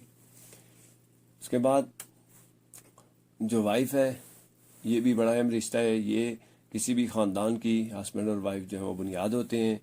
تو جو وائف ہے اس کا اپنا ایک مقام ہے اور اسی مقام کو مد نظر رکھتے ہوئے, مقام یہ اس کو کیوں ملا ہے, اس کی وجہ یہ ہے کہ وہ بہت سی مشکلات برداشت کرتی ہے اور ہر مشکل وقت میں اپنے ہسبینڈ کے ساتھ کھڑی ہوتی ہے اور جو اپنی فیملی ہے, جو بچے ہیں, ان کو پالتی ہے, ان کو پال پوس کر بڑا کرتی ہے. تو یہ بڑا اہم جو ہے وہ رشتہ ہے. یہاں پہ وجہ کیا ہے, یعنی کسان نے جو ہے وہ اپنی بیوی کے لیے کیوں کچھ حصہ مقرر کیا ہے, تو اس کی وجہ یہ ہے کہ اس نے جو مشکل حالات میں اس کا ساتھ دیا ہے اور اس کے بچوں کو پالا ہے. تو اس لیے اس کے لیے الگ سے حصہ رکھا گیا ہے, چونکہ ایک خاوند کی ذمہ داریوں میں آتا ہے, ہسبینڈ کی ذمہ داریوں میں آتا ہے کہ وہ اپنی بیوی اور اپنے بچوں کے لیے مناسب انداز میں کما کر رکھے اور ان کو کھلائے پلائے. یہ عین ہمارے دین کے مطابق بھی, دین کی تعلیمات بھی یہی ہیں کہ ہمیں اپنے والدین, اپنے بچوں اور اپنی وائف کا جو ہے وہ خیال رکھنا چاہیے اور ان کے لیے الگ سے حصہ رکھنا چاہیے. اتنا حصہ رکھنا چاہیے کہ جس سے وہ انہیں اپنی زندگی اچھے انداز میں گزار سکیں. اور ہمیں ناانصافی سے کام نہیں لینا چاہیے بلکہ سب کے لیے ایک مناسب پورشن جو ہے وہ رکھنا چاہیے. The patient wanted to give money to his parents. What has they done for him? They have given him life. They have brought him up. They have given him the most precious time of life. Why did the patient agree to tell the minister the answer of the riddle? Because the patient was very intelligent. He has understood his riddle of seeing his face 100 times in this face of coins. تو جو یہاں پہ جو ہے وہ انہیں اپنے والدین کے لیے اس نے ایسا کیوں رکھا ہے, تو یہ یاد رکھیں کہ اس دنیا میں لانے والے آپ کے والدین ہوتے ہیں. وہ آپ کو پال پوس کر بڑا کرتے ہیں تو ان کے حقوق زیادہ ہیں. اور سب سے جو اہم بات یہ ہے کہ وہ اپنی زندگی کا انتہائی قیمتی حصہ, جو جوانی کا حصہ ہوتا ہے, وہ دیتے ہیں. بہت سی تکلیفیں برداشت کرتے ہیں اور ان تکلیفوں میں جو والدہ ہے وہ ایک رات میں کہتے ہیں کہ جو خود گیلے بستر پر سو جاتی ہے اور بچے کو خوش جگہ پر سلاتی ہے، تو اسی کا ساری زندگی اگر والدین کی خدمت کریں تو اس کا بدلہ ہم نہیں دے سکتے ہیں۔ تو یہاں پہ بھی کچھ ایسے ہی ہے کہ چونکہ جو کسان ہے اس کے والدین نے اسے پالا پوسا ہے، بڑا کیا ہے، قیمتی وقت دیا ہے، لہذا اس نے ان کے لیے الگ سے اپنی جائیداد، اپنی دولت میں حصہ رکھا ہے۔ تو یہ ایک ریڈل ہے، یعنی ایک پہلی سمجھ لیں کہ کسان نے جو ہے وہ دیکھا ہے کہ 100 سکے ہیں اور ان پر اس کے جو فیس ہے وہ بنا ہوا ہے، تو کسان جو ہے وہ اس کو بادشاہ کو یہ بتاتا ہے، یعنی اس کو سمجھ جاتا ہے اس پہلی کو، اور وہ کسان کو جو ہے وہ اس کی حقیقت بتاتا ہے کہ اس کا مطلب کیا ہے، یعنی 100 کوئنز جو ہے وہ، اور اس پہ اس کے جو فیسز ہیں اس کا مطلب کیا ہے، اور اس نے کس طرح سے اپنی دولت کو استعمال کرنا ہے، اور یہ دولت کی اور اس کی نشانی ہے۔ Did the patient break the promise? To the kind, give reason to your answer. No, he did not break the promise. Do you agree with the way the patient divided his money? Yes, I agree. The patient has made best division. If I would divide, I would also do so. تو کسان جو ہے وہ یعنی اپنی اولاد پر، اپنے والدین پر، اور جو اس کی جو فیملی ہے اس پر بڑا مہربان ہے، تو اس مہربانی کا جو پرومز ہے، یعنی کسان نے جو کیا ہوا ہے، کیا اس نے اس کو توڑ دیا ہے؟ تو کسان نے جو وعدہ کیا ہے اس نے اس کو توڑا نہیں ہے۔ تو وعدہ جو ہے وہ توڑنا اور وعدے پر قائم رہنا بھی، نہ رہنا بھی ایک بری بات ہے۔ تو وعدہ جو ہے وہ بے شک وعدوں کے بارے میں پوچھا جائے گا، اس سے جو ہے آپ کر لیں اس کو ہمیشہ پورا کرنا چاہیے۔ اب یعنی کیا جو کسان ہے اس نے جس طرح سے اپنی دولت کو تقسیم کیا ہے کہ اس کا کچھ پورشن اپنے لیے رکھا ہے، کچھ اپنی وائف کے لیے رکھا ہے، کچھ اپنے والدین کے لیے، اور کچھ اپنے بچوں کے لیے رکھا ہے، تو یہ بالکل جو ہے وہ یعنی اتفاق ہے مجھے اس سے کہ ڈویژن اسی طرح سے ہونی چاہیے، یہی بہترین ڈویژن ہے۔ کسی قسم کی ناانصافی نہیں ہونی چاہیے کہ کسی کو اس کا حصہ دیں اور کسی کو اس کا حصہ نہ دیں۔ تو اگر یعنی کسان کی جگہ میں ہوتا تو یقیناً اس کو ایسے ہی تقسیم کرتا، اور کوئی بھی جو انسان ہے جس کی فیملی ہوتی ہے اس کو اسی طرح سے تقسیم کرنا چاہیے، اور اس کی یہ تقسیم انتہائی مناسب موضوع ہے۔ Do you think children should look after their parents? Why? Yes, it is duty of children to look after the parents. Why was more frightened? Because some hunter were chasing him to collect his feeder. تو یہاں پہ جو پہلا question ہے اس میں بھی بڑا اہم سوال بھی ہے اور بڑا اہم سبق بھی ہے کہ کیا بچوں کو اپنے والدین کا دیکھ بھال کرنی چاہیے، ان کا خیال رکھنا چاہیے؟ تو یقیناً جو والدین آپ کو پال پوس کر بڑا کرتے ہیں ان کی خدمت کرنا، ان کے لیے ان کا حصہ رکھنا، ان کی ضروریات ہیں وہ پوری کرنا، یہ والدین کی جو ضروریات ہیں وہ بچوں کی ذمہ داری ہوتی ہے کہ ان کی خدمت کریں، ان کا خیال رکھیں، اور اگر انہیں کسی چیز کی ضرورت ہو تو وہ پوری کریں۔ جب ہمیں ان کی ضرورت تھی تو انہوں نے ہماری ضرورتوں کو پورا کیا ہے، تو اس لیے بچوں کو بھی چاہیے کہ وہ اپنے والدین کی ضروریات کو پورا کریں اور ان کو اچھے انداز میں پورا کریں۔ یہ ان کے اوپر فرض ہے کہ وہ اپنے والدین کے حقوق کا خیال رکھیں۔ مور بڑا خوبصورت جانور ہے، یہ جو ہے وہ گھروں میں بھی رکھا جاتا ہے لیکن یہ جنگلوں میں زیادہ پایا جاتا ہے۔ تو اس کے پر بہت خوبصورت ہوتے ہیں، اور اس کے پر جو ہے وہ لوگ ان کو سجاوٹ کے لیے اور دیگر استعمال کے لیے گھروں میں لاتے ہیں۔ تو مور جو ہے وہ پریشان کیوں تھا، ڈرا ہوا کیوں تھا؟ تو کچھ شکاری اس کا پیچھا کر رہے تھے جو یہ چاہتے تھے کہ اس کے پروں کو توڑیں اور پروں کو نکال لیں اس کو شکار کر کے۔ تو وہ اس لیے پریشان تھا، ان سے بھاگ رہا تھا اور ان سے بچنا چاہتا تھا، کیونکہ وہ یہ نہیں چاہتا تھا کہ اسے جو ہے وہ شکار کیا جائے، اور صرف اس وجہ سے اس کا شکار کیا جائے کہ اس کے پر خوبصورت ہیں۔ چونکہ جو ہر خوبصورت چیز ہے وہ اللہ تعالیٰ کی بنائی ہوئی چیز ہوتی ہے، پیدا کرنے والے کی ثنا خوانی ہوتی ہے، تو ہمیں اس پیدا کرنے والے کی ثنا خوانی کرنی چاہیے، نہ کہ ہمیں جو ہے اس کو توڑ لینا چاہیے۔ اور یہ مور جو ہے اس کے پیچھے شکاری ہیں، تو وہ شکاری جو ہے اس کے پر نوچنا چاہتے ہیں، تو اس لیے مور پریشان ہے، ڈرا ہوا ہے، خوفزدہ ہے، تو وہ ان سے بچنا چاہتا ہے، کیونکہ وہ نہیں چاہتا ہے کہ اس کے جو پر ہیں وہ جو شکاری ہیں وہ اس کے پر نوچیں اور ان کو اپنے کسی ایسے استعمال میں لائیں جس کی انہیں ضرورت نہیں ہے۔ اور قدرت کے حسن کو خراب کریں. Why did Moore and Jekyll go to the eulogy for advice? تو eulogy جو ہے وہ because they thought that eulogy was very old and advice better. What was eulogy's plan? Eulogy's plan was to tame wolves the peacock by wearing them peacock feather. اب مور جو وہ یعنی ایک بزرگ ہے اس کے پاس نصیحت کے لیے جاتے ہیں کہ شکاری ہمارا پیچھا کر رہے ہیں تو ہمیں ان سے کیسے بچنا چاہیے. وہ یہ سمجھتے ہیں کہ وہ انہیں بہتر نصیحت دے گا. یہاں پر یہ جو چیز ہے یہاں غور سے دیکھیں اگر تو ویری اولڈ یعنی جو بزرگ ہوتے ہیں ہمارے جو بوڑھے ہوتے ہیں جو سمجھدار ہوتے ہیں جنہوں نے دنیا میں زندگی گزاری ہوئی ہوتی ہے ان کا تجربہ زیادہ ہوتا ہے تو ہمیں چاہیے کہ ہمیں جب کوئی مسئلہ مسائل ہو تو ہم اپنے بزرگوں سے اس کا مشورہ کریں ان کی نصیحت لیں اور وہ ہمیں بہتر انداز میں نصیحت کر سکتے ہیں. اب اسی نصیحت کے لیے جب اس کے پاس جاتے ہیں تو پھر جو ہے وہ ان کو کیا نصیحت کرتا ہے تو وہ انہیں بتاتا ہے کہ اگر وہ بچنا چاہتے ہیں تو بہتر ان کے لیے یہی ہے کہ وہ جو وہ ان کی پیر پہن لیں اس کے اور وہ اپنا اولیاء تبدیل کر لیں تاکہ لوگ جو ہے ان سے ڈریں اور ان کا شکار نہ کریں. تو یہ ایک بزرگ کی نصیحت ہے کہ انسان کو ضرورت کے وقت اپنا اولیاء تبدیل کرنا چاہیے, اس میں سختی آ جانی چاہیے تاکہ جو ناجائز اس کے اوپر قبضہ کرنے والے ہیں, جو ناجائز ان کو شکار کرنے والے ہیں, جو ناجائز ان کو تنگ کرنے والے ہیں ان کو ڈرایا بھی جا سکے اور ان سے بچا بھی جا سکے. چونکہ مور عام حالات میں انسانوں کے ساتھ اور شکاریوں کے ساتھ لڑائی نہیں کر سکتا, لیکن اگر وہ اپنا اولیاء تبدیل کرتا ہے تو وہ اپنے آپ کو بچا سکتا ہے. What are the poachers pleased to see the 5 large peacock? Why are the poachers pleased to see the 5 large peacocks? The poachers were very happy that they will get more feeder from these moors.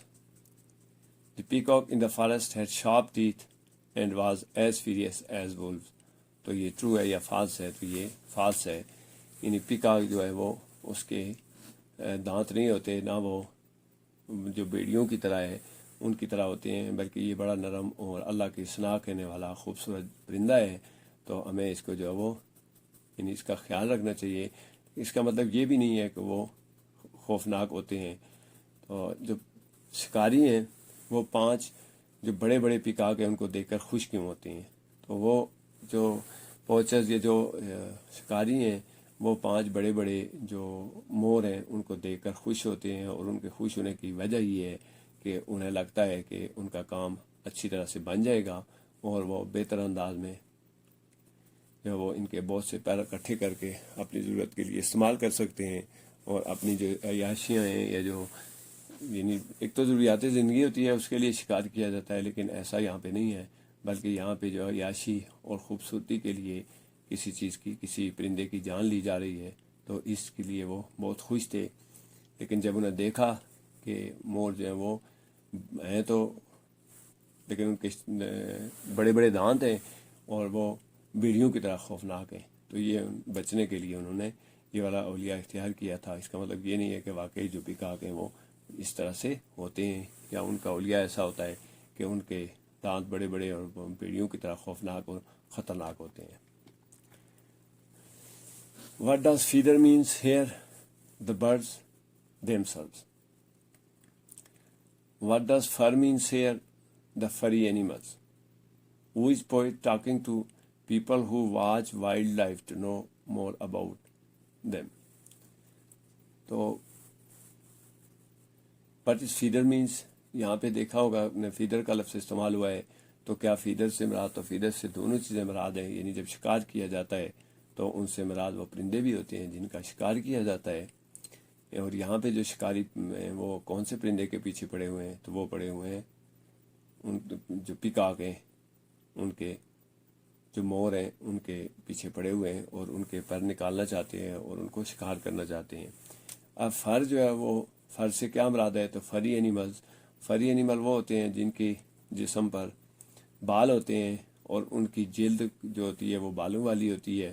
جس طرح سے بلی کی جلد ہے تو وہ بلی جو ہے وہ فری اینیمل ہے, اس کے علاوہ شیر جو ہے یہ فری اینیملز ہے. تو یہ کچھ ایسے جانور ہیں جن کی کھال جو ہے وہ اس پہ فر ہوتے ہیں. تو ان کو یعنی یہاں جو فر ہے اس سے مراد جو ہے وہ جانور ہیں جن کے جسم پر کھال ہے اور جو بالوں والی کھال ہے, اور وہ یعنی کپڑے بنانے کے لیے یا دیگر ضرورتوں کے لیے استعمال ہو سکتی ہے. تو جو پوئٹ ہے وہ کس کے متعلق باتیں کر رہا ہے؟ تو پوئٹ جو ہے وہ بتا رہا ہے کہ وہ لوگ ہیں جو جنگلی حیات کو دیکھتے ہیں اور جنگلی حیات سے فائدہ اٹھانا چاہتے ہیں اور ان کو نقصان پہنچانا چاہتے ہیں. تو یہاں پہ ان لوگوں کا ذکر ہے. Why do the poet says do not steer? What will happen if you steer? The poet says do not steer. It means do not make a noise. It will disturb the wildlife and make them run away. Do the animals and birds make the noise when they move about in the wood? Yes. تو شاعر جو ہے وہ یعنی کہتا ہے کہ do not steer, مطلب یہ ہے کہ شور شرابہ اور زیادہ آوازیں پیدا نہ کرو. اگر آوازیں پیدا ہوں گی تو کیا ہوگا؟ تو یقیناً جو ہے وہ جو وائلڈ لائف دیکھنے والے ہیں, جو خوبصورتی سے انجوائے کرنے والے لوگ ہیں, وہ پرندوں کو دیکھنے کے لیے آتے ہیں, ان کی جو خوبصورتی ہے اس سے لطف اندوز ہونے کے لیے آتے ہیں. تو اگر وہ شور شرابہ کریں تو وہ پھر جو پرندے ہوتے ہیں وہ اڑ جاتے ہیں اور بھاگ کر دوسری جگہ چلے جاتے ہیں. تو شاعر یہ کہتا ہے کہ یعنی جنگلی حیات میں جا کر آپ کو شور شرابہ نہیں کرنا چاہیے اور جو وائلڈ لائف ہے اس کو ڈسٹرب نہیں کرنا چاہیے. جو جانوروں نے جہاں پہ پودوں نے, پرندوں نے, جانوروں نے جہاں پر اپنی رہائش اختیار کر رکھی ہوتی ہے, ایسے حالات پیدا نہیں کرنے چاہیے کہ وہ اپنی جگہ چھوڑنے پر مجبور ہو جائیں. تو کیا پرندے جو ہیں وہ بھی شور مچاتے ہیں جنگلوں میں؟ تو یقیناً شور تو نہیں مچاتے ہیں, لیکن وہ بڑی پیاری آواز میں گیت گاتے ہیں. اور جو مور ہے وہ بڑی پیاری آواز میں بولتا ہے. اس کے علاوہ جو دیگر جانور ہوتے ہیں وہ بھی ضرورت کے وقت آواز ضرور پیدا کرتے ہیں. جب وہ چلتے ہیں تب بھی آواز پیدا ہوتی ہے, لیکن یہ والی آواز جو ہے وہ نوائز نہیں ہوتی ہے, بلکہ اس جگہ کی, اس جنگل کی جہاں پر وہ پرندے رہ رہے ہوتے ہیں وہاں کی خوبصورتی ہوتی ہے. صبح کے وقت جو پرندوں کا بولنا ہے وہ انتہائی خوبصورت ہمارے اوپر اثر کرتا ہے, ہماری طبیعت کے اوپر اچھا اثر ڈالتا ہے. اور جو پرندے ہیں ان کا چلنا, گھومنا پھرنا اور ایک جگہ سے دوسری جگہ چلنا جو ہے وہ موو کرنا سے, وہ اس کی وجہ سے جو ہے وہ یعنی یہ وائلڈ لائف کی خوبصورتی ہے. اور یہ ہماری جو وائلڈ لائف ہے اس کا حسن, یہ پرندے, ان کے شور, ان کا بولنا, پرندوں کا چہچہانا, یہ ہماری وائلڈ لائف ہے اور ہمیں اس کا خیال رکھنا چاہیے. اور ہمیں چاہیے کہ ہم کوئی ایسا حالات یا ایسے شور شرابہ نہ کریں جس سے جانور جو وہ متاثر ہوں اور وہ اپنی جگہ چھوڑنے پر اور وائلڈ لائف کو جو ہم ویران کر سکتے ہیں اگر ہم ایسا کریں گے. تو اس لیے جو شاعر ہے وہ کہتا ہے کہ شور نہیں مچانا چاہیے. اور دوسرا جو پرندوں کی آواز ہے وہ خوبصورتی کی آواز ہے, اس علاقے کے یا اس جگہ کے حسن کی جو ہے حسن کی نشانی ہوتی ہے. Who is the poet talking about when he says a friend, another person? Nasiruddin's wife was happy when her husband asked her to cook the meat. True, Nasiruddin's neighbor was a rich man. True. تو یہ جو poet ہے وہ کچھ دوستوں کا ذکر کر رہا ہے. تو وہ دوست کون ہیں؟ تو یقیناً جو پوئٹ ہے اس کے ساتھ کچھ دیگر لوگ بھی ہیں جو وائلڈ لائف کو دیکھنے کے لیے آئے ہیں, جو اس سارے مناظر کو دیکھ رہے ہیں کہ کس طرح سے جو وہ شکاری پرندوں کا شکار کرتے ہیں, کس طرح سے وہ جو جنگلی حیات ہے اس کو ڈسٹرب کرتے ہیں. تو اس لیے جو دوسرے لوگ ہیں اس کے ساتھ ان کے بارے میں وہ کہتا ہے کہ یہ فرینڈز ہیں. اس کے علاوہ جو جنگلی حیات ہوتی ہے جیسے مور ہیں اور کیٹس ہیں, جنگلی جو بلیاں ہیں اور جو شیر ہیں, اس کے علاوہ جو لیپرڈ ہیں اور دوسرے جو جانور ہیں, وہ سارے جو کسی بھی جنگلی حیات میں جو اس وائلڈ لائف کا حصہ ہوتے ہیں وہ دوست ہوتے ہیں. نصیر الدین جو وہ جب کہتا ہے کہ یعنی میں گوشت پکانا چاہیے, تو کیا اس سے جو نصیر الدین کی وائف ہے وہ خوش ہوتی ہے؟ تو یقیناً جو ہے وہ اچھا کھانا جو ہوتا ہے وہ کسی کے لیے بھی خوشی کا باعث ہوتا ہے. تو اسی وجہ سے یہ بالکل ٹرو سینٹینس ہے کہ اس کی جو وائف ہے وہ خوش ہوتی ہے کہ ہم جو وہ گوشت پکائیں گے, یعنی اچھا کھانا ہم کھائیں گے. اس کے بعد نصیر الدین جو ہے وہ اس کے کچھ پڑوسی ہیں, تو کیا وہ امیر لوگ ہیں؟ تو یقیناً نصیر الدین کے پڑوسی جو ہیں وہ امیر لوگ ہیں, انہیں ہر وقت اچھا کھانا نصیب ہوتا ہے, وہ اچھا کھاتے ہیں اور گوشت کھانے میں استعمال کرتے ہیں. جبکہ نصیر الدین کو ایسی جو ہے وہ عیاشیاں کرنے کا موقع کبھی کبھی ملتا ہے, بہت کم ملتا ہے. اس لیے اس کی وائف بھی خوش ہے اور جو اس کے پڑوسی ہیں وہ امیر ہیں. تو امیروں کو چاہیے کہ وہ غریبوں کا بھی خیال رکھیں اپنے پڑوسیوں کا بھی خیال رکھیں اور جو خود کھاتے ہیں وہ کوشش کریں کہ انہیں بھی دیں اور انہیں بھی اپنے ساتھ خوشیوں میں شامل کریں. Why was Habibullah so surprised when Nasiruddin brought a pot back the next day? Because Nasiruddin never gave back the borrowed things. The second thing was that there was also a small pot inside the pot. Habibullah and his wife were greedy people. Yes. تو حبیب اللہ جو ہے وہ surprise یعنی حیران کیوں ہو جاتا ہے جب نصیر الدین ان سے جو برتن مانگ کر لے گئے ہے وہ واپس کرتا ہے. تو چونکہ نصیر الدین کی عادت ہے کہ وہ برتن واپس نہیں کرتا، جو چیز وہ مانگ کر لے جاتا ہے تو وہ اسے واپس نہیں کرتا ہے. تو جب وہ واپس لے کر آیا تو اس کی جو نصیر الدین تھا وہ حیران بھی ہوا ہے اور خوش بھی ہوا ہے کہ اس کی چیز، لیکن ساتھ میں دوسری جو خوشی کی بات ہے وہ یہ ہے کہ اس پاٹ کے اندر جو ایک چھوٹا سا اور برتن بھی شامل تھا. یعنی انہوں نے ایک برتن لے کے گئے تھے اور واپس وہ دو کر رہے تھے. تو یہ یاد رکھیں کہ کسی سے ادھار لے کر چیز لینا جو اس کی حفاظت کرنی چاہیے، ہمیں اس کی چیز کو ضائع نہیں کرنا چاہیے. تو اس پہ یہ جو اخلاقی سبق ہے وہ یہ ہے کہ نصیر الدین چونکہ چیزیں واپس نہیں کرتا تھا ادھار لے کر، تو اس لیے اس کے جو پڑوسی تھے یا جو دوسرے لوگ تھے وہ اس کو اس کی حرکت کی وجہ سے پریشان ہوتے تھے. لیکن جب وہ اس نے برتن واپس کرنے آیا اور اس میں ایک اور برتن بھی تھا تو وہ جب وہ بہت خوش ہوتے ہیں. حالانکہ حبیب اللہ ہے وہ اس کی وائف جو ہے وہ لالچی لوگ ہیں. تو جی، اور لالچ کرنا جو ہے بری بلا ہے. ہمیں لالچ نہیں کرنا چاہیے بلکہ ہمیں قناعت پسندی کا مظاہرہ کرنا چاہیے. جو کچھ ہمارے پاس ہے ہمیں اس پر شکر کرنا چاہیے اور ہمیں یہ خواہش نہیں رکھنی چاہیے کہ جو دوسروں کی چیزیں ہیں وہ ہمیں مل جائیں اور ہم ان چیزوں کو حاصل کر کے اپنے استعمال میں لائیں. تو یہ بھی جو ہے وہ ایک اخلاقی سبق ہے کہ لالچ جو ہوتا ہے یہ بری بلا ہے. اس کے متعلق آپ نے بہت سی اسٹوریاں سنی ہیں کہ جو بھی لالچی لوگ ہیں ان کو اینڈ آف دا ڈے نقصان ہوتا ہے. What reason dead Naseer Uddin give for not returning دا پاٹ؟ تو نصیر الدین جو ہے وہ جب برتن واپس یہ نہیں کرتا تھا، جو چیز وہ لے کے جاتا تھا، تو وہ پھر کیا کہتا تھا؟ یعنی بٹ اس کی he said that pot was dead and in grave a pot can give birth a baby why can't it die. ٹھیک، تو یہاں پہ جو ہے وہ برتن میں جب چھوٹا سا برتن لا کے انہیں دیتا ہے تو وہ یہ کہتا ہے کہ یہ اس برتن میں جو مانگ کے لے کے گیا تھا اس نے بچہ جو ہے وہ اس کا ہے. تو دوسری جو بات یہ ہے کہ نصیر الدین جب برتن واپس نہیں کرتا تھا، اس سے مانگتے تھے تو وہ کہتا تھا کہ وہ برتن مر گئے ہیں اور وہ قبر میں دفن ہیں. یعنی وہ جو لوگوں سے مانگی ہوئی چیزیں انہیں اپنے پاس رکھ لیتا تھا اور بہانے بنا کر ان کو واپس نہیں کرتا تھا، جو کہ انتہائی خراب اور بری عادت ہے. بعد نصیر الدین میڈ، تو نصیر الدین جو ہے وہ میڈ مینس یعنی کیا وہ اس پہ پاگل والی حرکت کرتا تھا. تو یقیناً یہ پاگلوں والی حرکت ہی ہے. Why are snow cats becoming extinct? The snow cats are being killed in large number every year. They are killed to get their fur to make warm clothes. تو جو بلیاں ہیں یہ وائلڈ لائف کی خوبصورتی ہے، جنگلی جو بلیاں ہیں، لیکن وہ آہستہ آہستہ نایاب ہوتی جا رہی تھیں. اب ان کی نسل ختم ہوتی جا رہی تھی اور وہ بہت کم نظر آتی تھی. تو اس کی وجہ کیا تھی؟ اس کی سنو کیٹس جو ہیں یعنی سفید جو بلیاں ہوتی ہیں جو برفانی علاقے میں پائی جاتی ہیں، تو ان کے بارے میں ہے کہ وہ ان کو لوگ جو وہ جا کر شکار کرتے تھے، شکاری، تو وہ ان کو مارتے تھے ہر سال بہت بڑی تعداد میں. اور وہ کرتے اس لیے تھے کہ ان کی فر جو ہے ان کی کھال اتار کر گرم کپڑے بنا سکیں. تو اس لیے جو بلیاں ہیں وہ آہستہ آہستہ نایاب ہوتی جا رہی تھیں. تو یہاں پہ ہم نے دیکھا ہے کہ شکار میں پہلے مور ہیں اور اس کے بعد جو سنو کیٹس ہیں ان کی شکار کا ذکر ہے. تو ہمیں جو ہے وہ اپنی اس طرح کی چھوٹی چھوٹی ضروریات پوری کرنے کے لیے کسی کی جان نہیں لینی چاہیے، اور ہمیں جانوروں کو اور وائلڈ لائف کی جو خوبصورتی ہے، جو جنگلی حیات کی خوبصورتی ہے، اور ان کو جو وہ ضائع نہیں کرنا چاہیے. ہر زندہ چیز کا حق ہے کہ اسے زندہ رہنے کے لیے اسے جگہ دی جائے اور اسے اس کا موقع بھی دیا جائے. تو اگر ہم ایسا نہیں کریں گے تو ہمارا یہ عمل جو ہے وہ اللہ تعالیٰ کے نزدیک، پیدا کرنے والے خدا کے نزدیک ناپسندیدہ ہے، اس لیے ہمیں اسے بچنا چاہیے. تو یہاں پہ بھی کچھ ایسا ہی معاملہ جو ہے وہ اور سنو کیٹس کے ساتھ ہے کہ ان کو محض گرم کپڑے بنانے کے لیے، ان کی فر اتارنے کے لیے ان کو شکار کیا جاتا ہے، جس کی وجہ سے ان کی تعداد کم ہوتی جا رہی ہے.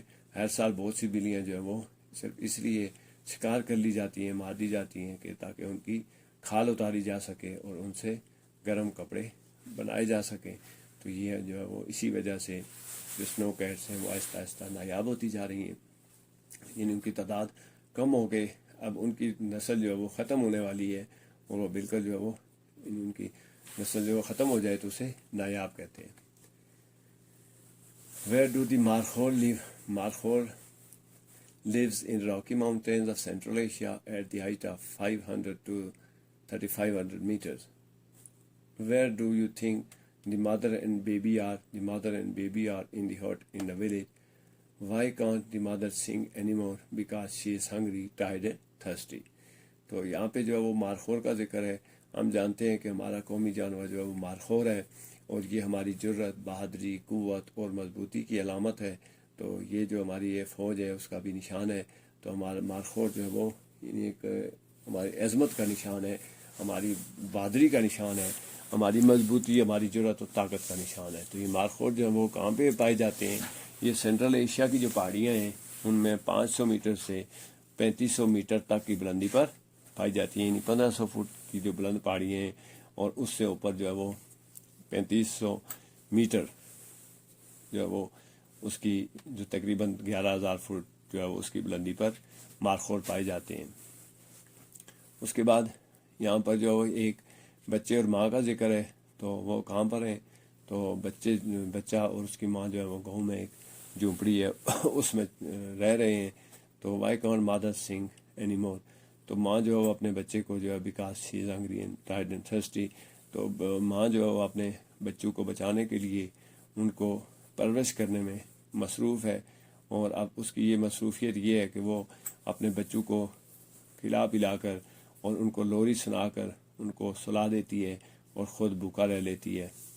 لیکن یہاں پہ جو ہے وہ ماں کے بارے میں یہ ذکر ہے کہ وہ بھی چونکہ انسان ہے اور اس سارے عمل میں اس پر بھی تھکاوٹ آ جاتی ہے, وہ بھوک لگتی ہے, اسے بھی پیاس بھی لگتی ہے. تو وہ ایک ایسا رشتہ ہے کہ جو بھوک اور پیاس اور تھکاوٹ برداشت کرتا ہے لیکن اپنے بچوں کو پالنے میں لگا رہتا ہے. تو اسی لیے جو ہے وہ ماں جو گیت سنا رہی ہے اب وہ مزید گیت نہیں سنا سکتی. اس کی وجہ یہ ہے کہ اسے بھوک لگی ہوئی ہے, وہ تھکی ہوئی ہے اور اسے پیاس لگی ہوئی ہے. Which of these words would you use to describe the mother in the poem? The word that can describe the mother is caring and loving. How did Eddy Foundation help Emmanuel? Eddy Foundation took a body of Emmanuel's mother to his village and arranged burial without charging single rupee. تو یہاں پہ جو پہلا ہے وہ ہے کہ ماں کے بارے میں کچھ الفاظ بتائیں. تو ماں کے بارے میں جو سب سے جو اہم لفظ ہے وہ یہ ہے کہ ماں انتہائی پیار کرنے والا رشتہ ہے, اور انتہائی کیئر کرنے والا, انتہائی خیال رکھنے والا, اور انتہائی جو ہے وہ یعنی ہر تکلیف میں اپنے بچوں کی خاطر تڑپ جانے والا رشتہ ہے. تو اس لیے یہاں پہ جو لفظ ہے کیئرنگ اینڈ لونگ, یہ جو ہے وہ دو لفظ ہیں جو ماں کے رشتے کو خوبصورت انداز میں بیان کر سکتے ہیں. تو ایڈی فاؤنڈیشن نے ایمانوئل جو ہے اس کی کیسے خدمت کی یا کیسے اس کی مدد کی, تو ہمیں پتہ ہے کہ ایڈی صاحب نے جو ہے ایڈی فاؤنڈیشن قائم کی تھی. تو یہ جو ہے وہ ایک لیجنڈ ہے, ایک ایسی ہستی ہیں جن کو زمانہ جو ہے وہ یاد کرتا ہے اور یاد کرتا رہے گا, چونکہ انہوں نے لوگوں کی خدمت کی ہے بغیر کسی پیسے کے, بغیر کسی لالچ کے. انہوں نے قربانی دی ہے, اپنا وقت دیا ہے, اور اپنی جو ساری زندگی ہے وہ لوگوں کی خدمت کے لیے وقف کر دی ہے.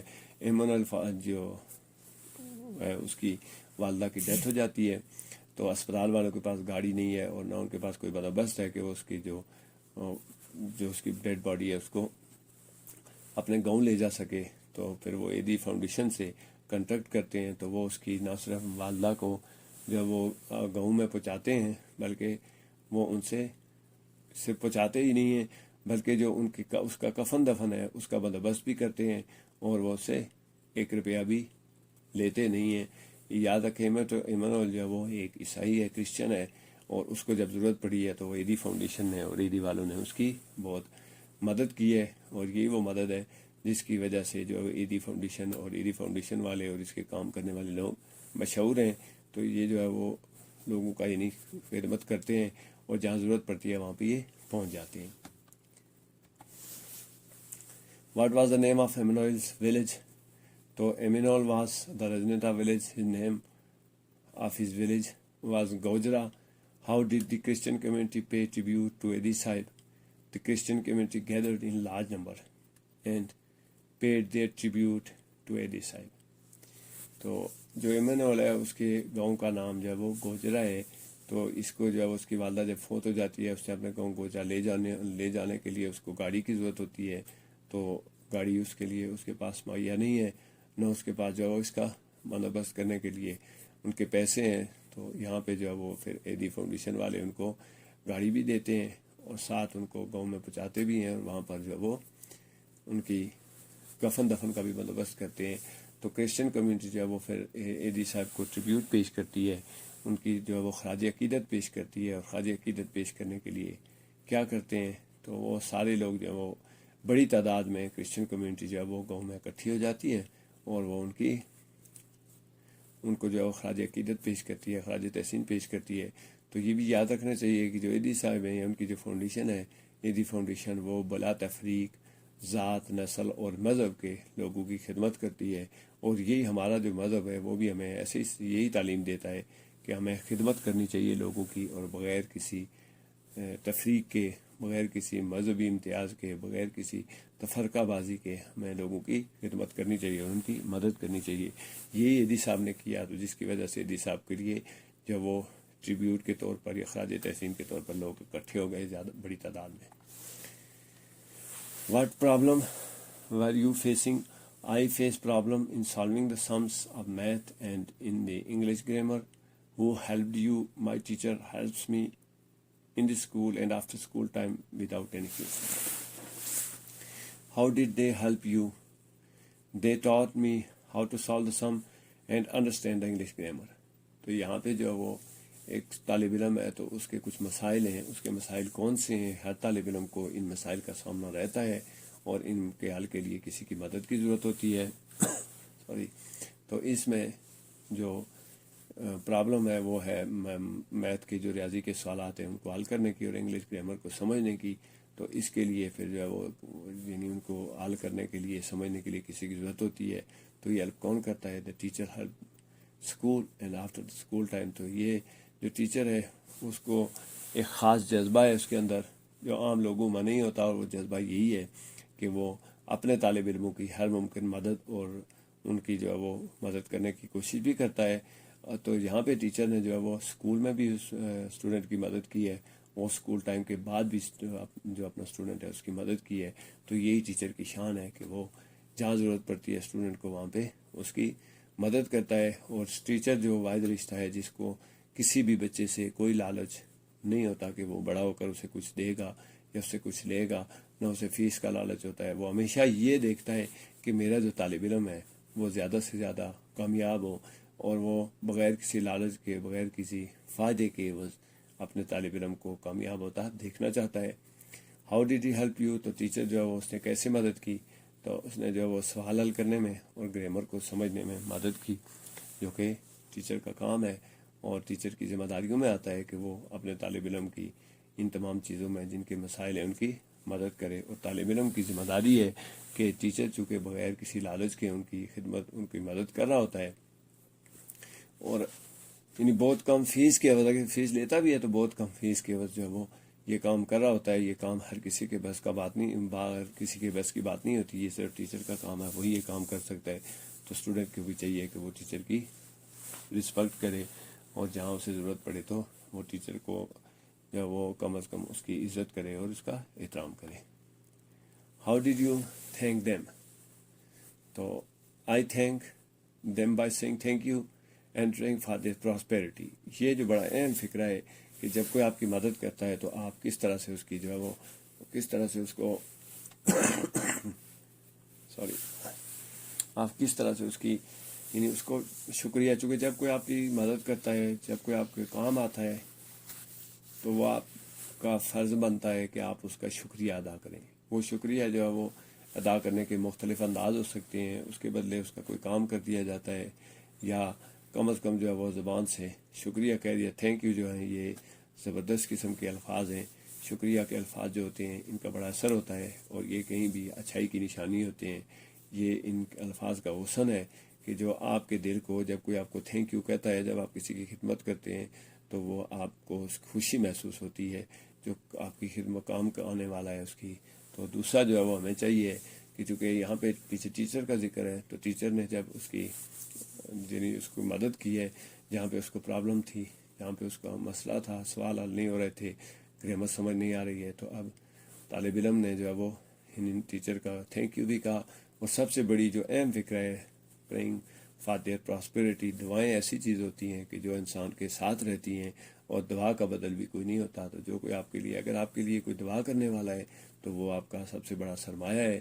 تو ہمیں بھی چاہیے کہ ہم اپنے جو اساتذہ ہیں جنہوں نے ہمیں لکھنا پڑھنا سکھایا ہے اور جنہوں نے ہمیں اس قابل بنایا ہے کہ ہم آج جو ہے وہ کامیاب لوگ ہیں، ہمیں لکھنا پڑھنا آتا ہے اور ہمیں جو ہے وہ کامیاب زندگی گزار رہے ہیں، تو ہمیں ٹیچر کا شکریہ قربانی کہہ کر بھی ادا کرنا چاہیے. اور سب سے بڑی بات یہ ہے کہ ہمیں ہمیشہ ان کے لیے دعا گو رہنا چاہیے کہ اللہ تعالیٰ ان کو ہمیشہ خوش و خرم رکھے، ان کو خوشحال رکھے، اور جس طرح سے انہوں نے ہماری مدد کی ہے، جس طرح انہوں نے ہمیں کامیاب بنایا ہے، اسی طرح اللہ تعالیٰ ان کو بھی کامیاب بنائے اور ان کو کامیابی عطا کرے اور ان کو خوشحال رکھے. اب سادہ طرز زندگی کیا ہوتی ہے واضح کریں. سادہ طرز زندگی وہ ہے جس میں کھانا پینا، رہنا سہنا، ذرائع آمدرفت اور ذرائع مواصلات سادہ ہوں. یہ سادہ طرز زندگی کی نشانیاں ہیں. جدید دور کی رابطہ کاری کو مثالوں سے واضح کریں. جدید دور میں رابطہ کاری کی مثالیں موبائل فون، انٹرنیٹ، ای میل، ہوائی جہاز اور ریڈیو ٹی وی ہیں. آپ کیوں سمجھتے ہیں کہ آپ کے دادا دادی کا زمانہ بدل گیا ہے؟ تو ہمارے دادا اور دادی کے زمانے میں بدل گیا ہے کیونکہ اب جدید آلات، مشینیں اور طرز زندگی آ گئے. تو سادہ طرز زندگی جو ہے وہ اس کی نشانیاں کیا ہوتی ہیں کہ ان لوگوں کا کھانا پینا سادہ ہوتا ہے، ان کا رہنا سہنا بھی سادہ ہوتا ہے، اس میں نمود و نمائش نہیں ہوتی، یعنی نمائشی چیزیں نہیں ہوتی ہیں. اس کے علاوہ جو ان کے ذرائع آمد و رفت ہیں اور ذرائع مواصلات وہ سادہ ہوتے ہیں. جو ہمارے آج کے ذرائع آمد و رفت ہیں جن میں ہوائی جہاز اور ریلیں اور یہ وہ، تو یہ اس وقت شامل نہیں تھیں، اور نہ ہی موبائل فون اور یہ انٹرنیٹ وغیرہ کی سہولت تھی. تو وہ جو ہے وہ سادہ طرز زندگی کہلاتا ہے جس میں یہ ساری چیزیں نہیں ہوتی تھیں. اب جدید دور میں رابطہ کاری ہوتا ہے کسی کا ایک دوسرے کے ساتھ رابطہ کرنا ہو، ایک دوسرے سے ملنا جلنا ہو، ایک دوسرے تک آنا جانا. تو جدید دور میں جو ہے وہ رابطہ کاری کی جو بہترین مثالیں ہیں، ان میں سب سے بہتر مثال جو ہے وہ سب سے بڑی مثال موبائل فون ہے، جس نے فاصلوں کو کم کر دیا ہے اور دنیا کو ایک گلوبل ولیج بنا دیا ہے. ہم مل کر ایک دوسرے کے نزدیک آ گئے ہیں. اس کے علاوہ انٹرنیٹ ہے، ای میل ہے، اور ہوائی جہاز کے ذریعے ہمارے جو بہت دور دراز کے سفر تھے، جو مہینوں کے سفر تھے، وہ دنوں سے گھنٹوں میں آ گئے ہیں. اور ریڈیو ٹی وی کے ذریعے ہم دنیا کے ہر معاملے میں باخبر رہتے ہیں. تو یہ جو ہے وہ جدید رابطہ کاری کے ذریعے ہیں. اور ہمارے دادا دادی کے زمانے میں چونکہ جدید آلات نہیں تھے، موبائل فون نہیں تھا، انٹرنیٹ نہیں تھا، ہوائی جہاز نہیں تھے، تو اب یہ زمانہ بدل گیا ہے کیونکہ اب جدید آلات آ گئے ہیں. اور یہ جو اوپر جن کا ذکر ہے یہ جدید آلات ہیں. اور اس کے علاوہ مشینیں آ گئی ہیں، اور مشینوں کے ذریعے جو زندگی گزاری جانے لگی ہے، لہذا دادا دادی کا زمانہ بدل گیا ہے. ماضی میں خط لکھنا کیسا تھا؟ ماضی میں خط لکھنا معاشرتی رابطے کا ذریعہ تھا اور اس سے ایک دوسرے کی خبر رکھ سکتے تھے. روزمرہ زندگی میں کمپیوٹر جیسے آلات کا استعمال کیسا ہے؟ تو روزمرہ زندگی میں کمپیوٹر جیسے آلات کا استعمال بہت مفید ہے اور یہ ہماری زندگی کو آسان بناتا ہے. آپ کی پسندیدہ ایجاد کون سی ہے؟ نام لکھیں. تو میری پسندیدہ ایجاد وہ ہے جو آج کل بہت زیادہ استعمال ہو رہی ہے، اور اس کا نام موبائل فون ہے. نئی ایجادات لوگوں کی زندگیاں کیسے بدل سکتی ہے؟ تو نئی ایجادات جو ہیں وہ زندگی کو آسان اور تیز ترین بنا سکتی ہیں. ان سے ہمارے لیے سہولیات میں اضافہ ہو رہا ہے. ایک تو یہاں پہ جو ہے وہ پرانے زمانے اور جدید دور کا جو ہے وہ موازنہ پیش کیا گیا ہے کہ پرانے زمانے میں خط لکھا جاتا تھا، خط ڈاکخانے میں ڈالا جاتا تھا، پھر 4-5 دن اس کو جو ہے وہ آدمی تک پہنچنے میں لگ جاتے تھے، پھر اس کا جواب لکھا جاتا تھا، اور اس طرح سے کافی عرصہ جو ہے وہ اس درمیان میں گزر جاتا تھا. تو یہ جو خط لکھنے ہے یہ معاشرتی رابطے کا ذریعہ تھا. اس کے ذریعے ہم ایک دوسرے کی خبر رکھ سکتے تھے. تو یعنی ایک دوسرے کی خبر رکھنے کے لیے ہمیں خط اور ٹیلی گرام وغیرہ کرنے پڑتے تھے. آج کل اس کی جگہ موبائل فون آ گئی ہیں. اب کمپیوٹر جو ہے وہ روزمرہ زندگی میں بہت مفید ہے. ہم جانتے ہیں کہ کمپیوٹر کے ذریعے ہمارے بہت سے مسائل حل ہو گئے ہیں. مثال کے طور پر لکھنے کا مسئلہ جو ہے وہ، اس کے علاوہ جو میڈیکل سائنس ہے اس میں اب الٹرا ساؤنڈ اور اس کی وجہ سے بہت سی، اور اس کے پیچھے سارا کمپیوٹر ہے اور یہ سارا کمپیوٹر نظام ہے. تو اس لیے کمپیوٹر جو ہے وہ اس کی وجہ سے ہماری زندگی جو ہے وہ آسان بنا دی ہے اس نے. تو سب سے جو بہترین اور پسندیدہ ایجاد ہے وہ پسندیدہ ایجاد جو ہے وہ موبائل فون ہے۔ موبائل فون کے ذریعے ہم بہت تیزی سے اور بہت جلدی اپنے دوستوں سے، اپنے بہن بھائیوں سے، رشتہ داروں سے رابطہ رکھ سکتے ہیں، ان تک پہنچ سکتے ہیں اور ان کو اپنی مسائل سے آگاہ کر سکتے ہیں، اور ان کے مسائل کی، ان کی دکھوں کی، پریشانیوں کا ہمیں تیزی سے جلدی پتہ چل جاتا ہے۔ تو جو نئی ایجادات ہیں یہ یعنی کیسے بدل سکتی ہیں؟ تو نئی ایجادات سے زندگی آسان اور تیز ترین ہو گئی ہے۔ مثلاً ایک جگہ سے دوسری جگہ جانا آسان ہو گیا ہے، سامان کا ایک جگہ سے دوسری جگہ لانا آسان ہو گیا ہے، اور ہمارے لیے سہولیات میں اضافہ ہو گیا ہے۔ یعنی ہمارے لیے جو سہولیات ہیں وہ اب اس نئی ایجادات کی وجہ سے، مثلاً پہیے کی ایجاد کی وجہ سے، گاڑی، ہوائی جہاز، موبائل فون، تو ہمیں جو ہے وہ بہت سے مسائل جو پہلے جن کا سامنا تھا اب ہمیں ان مسائل کا سامنا نہیں کرنا پڑتا ہے، بلکہ یہ ہمارے لیے سہولیات کا اضافہ ہو گیا اور ہمارے لیے زندگی آسان بھی ہو گئی ہے اور تیز ترین بھی ہو گئی ہے۔ ایجادات کی تعریف کریں تو یہاں پہ جو ایجادات سے مراد وہ اشیاء ہیں جو پہلے موجود نہیں تھیں، اور تھیں بھی تو اتنی مفید شکل میں موجود نہیں تھیں جیسی اب ہے۔ ان ایجادات کی مثالیں دیں جو روزمرہ زندگی میں آپ کے کام آتی ہیں۔ ہماری زندگی میں روزمرہ استعمال ہونے والی ایجادات سوئی، پہیہ، کمپیوٹر، موبائل فون، سیل اور بلب ہیں۔ دو یا دو سے زیادہ ایجادات کے نام تحریر کریں تو دو جو ایجادات ہیں بڑی اہم ہیں ہماری زندگی میں، وہ کمپیوٹر اور ہوائی جہاز ہیں۔ تو ایجادات جو ہے نا وہ کوئی نئی چیز لانا، اسے ایجاد کہتے ہیں۔ تو ایجادات سے مراد وہ اشیاء ہوتی ہیں جو پہلے موجود نہیں تھی، یعنی کوئی نئی چیز لانا۔ جیسے کہ پہلے لالٹین سے بجلی کا بلب آ گیا ہے، اچھا پھر سیل آ گیا ہے، اور سیل میں مزید تبدیلی یہ آئی ہے کہ اب جو ہے وہ سولر سیل آ گیا ہے، یعنی جو سورج کی روشنی سے چارج ہوتا ہے اور ہمارے لیے روشنی اور دیگر جو ہے وہ ضروریات پوری کرنے کا سبب بنتا ہے۔ تو پہلے یہ چیزیں اتنی موجود نہیں تھیں اور یہ اتنی مفید شکل میں نہیں تھی جتنی اب ہے۔ اب ہماری جو روزمرہ زندگی ہے اس میں بڑی اہم ایجادات ہیں۔ سوئی کی ایجاد بہت اہم ہے، پہیہ بہت اہم ہے، پہیے نے تو پوری زندگی جو ہے وہ اس میں انقلاب برپا کر دیا ہے۔ پھر کمپیوٹر ہے، کمپیوٹر نے ہماری زندگی کو تیز ترین اور آسان ترین بنا دیا ہے۔ موبائل فون نے ہماری زندگی کو آسان بنا دیا ہے، ایک دوسرے سے رابطہ کاری آسان ہو گئی ہے۔ سیل ہے اور پھر بلب کی ایجاد ہے، تو ان چیزوں سے ہمیں جو ہے وہ بڑا فائدہ ہو رہا ہے۔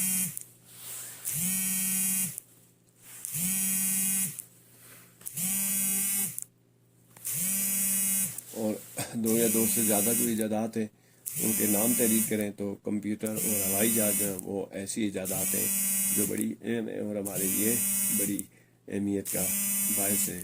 وہ کمپیوٹر اور ہوائی جہاز ہیں، یہ دو ہیں وہ بڑی اہم ایجادات ہیں۔ ویکسین کس لیے استعمال ہوتی ہے؟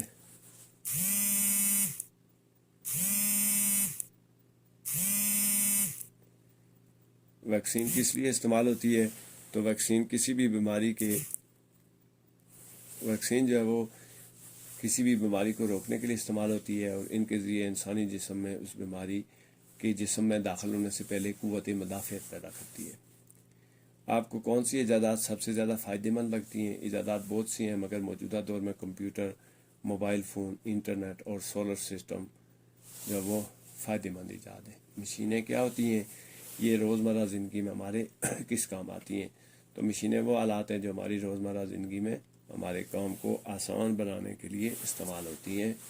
کام تو ہم ویسے بھی کرتے ہیں لیکن ان کو آسان بنانے کے لیے استعمال ہوتی ہیں۔ تو اب یہاں پہ جو ہے وہ ویکسین ہے، تو ویکسین جو ہے وہ اس کے ذریعے انسانی جسم میں قوت مدافعت پیدا کی جاتی ہے۔ اصل میں جو ویکسین ہے اس کا طریقہ کار یہ ہوتا ہے کہ جو بیماری یعنی جو وبا یا جو بیماری پھیل رہی ہوتی ہے اس کے کمزور جراثیم کو انسانی جسم میں داخل کیا جاتا ہے۔ انسانی جسم میں ہم جانتے ہیں کہ وائٹ جو بلڈ سیلز ہیں وہ اس بیماری کے خلاف لڑتے ہیں اور اس بیماری کو ختم کرنے کی کوشش کرتے ہیں۔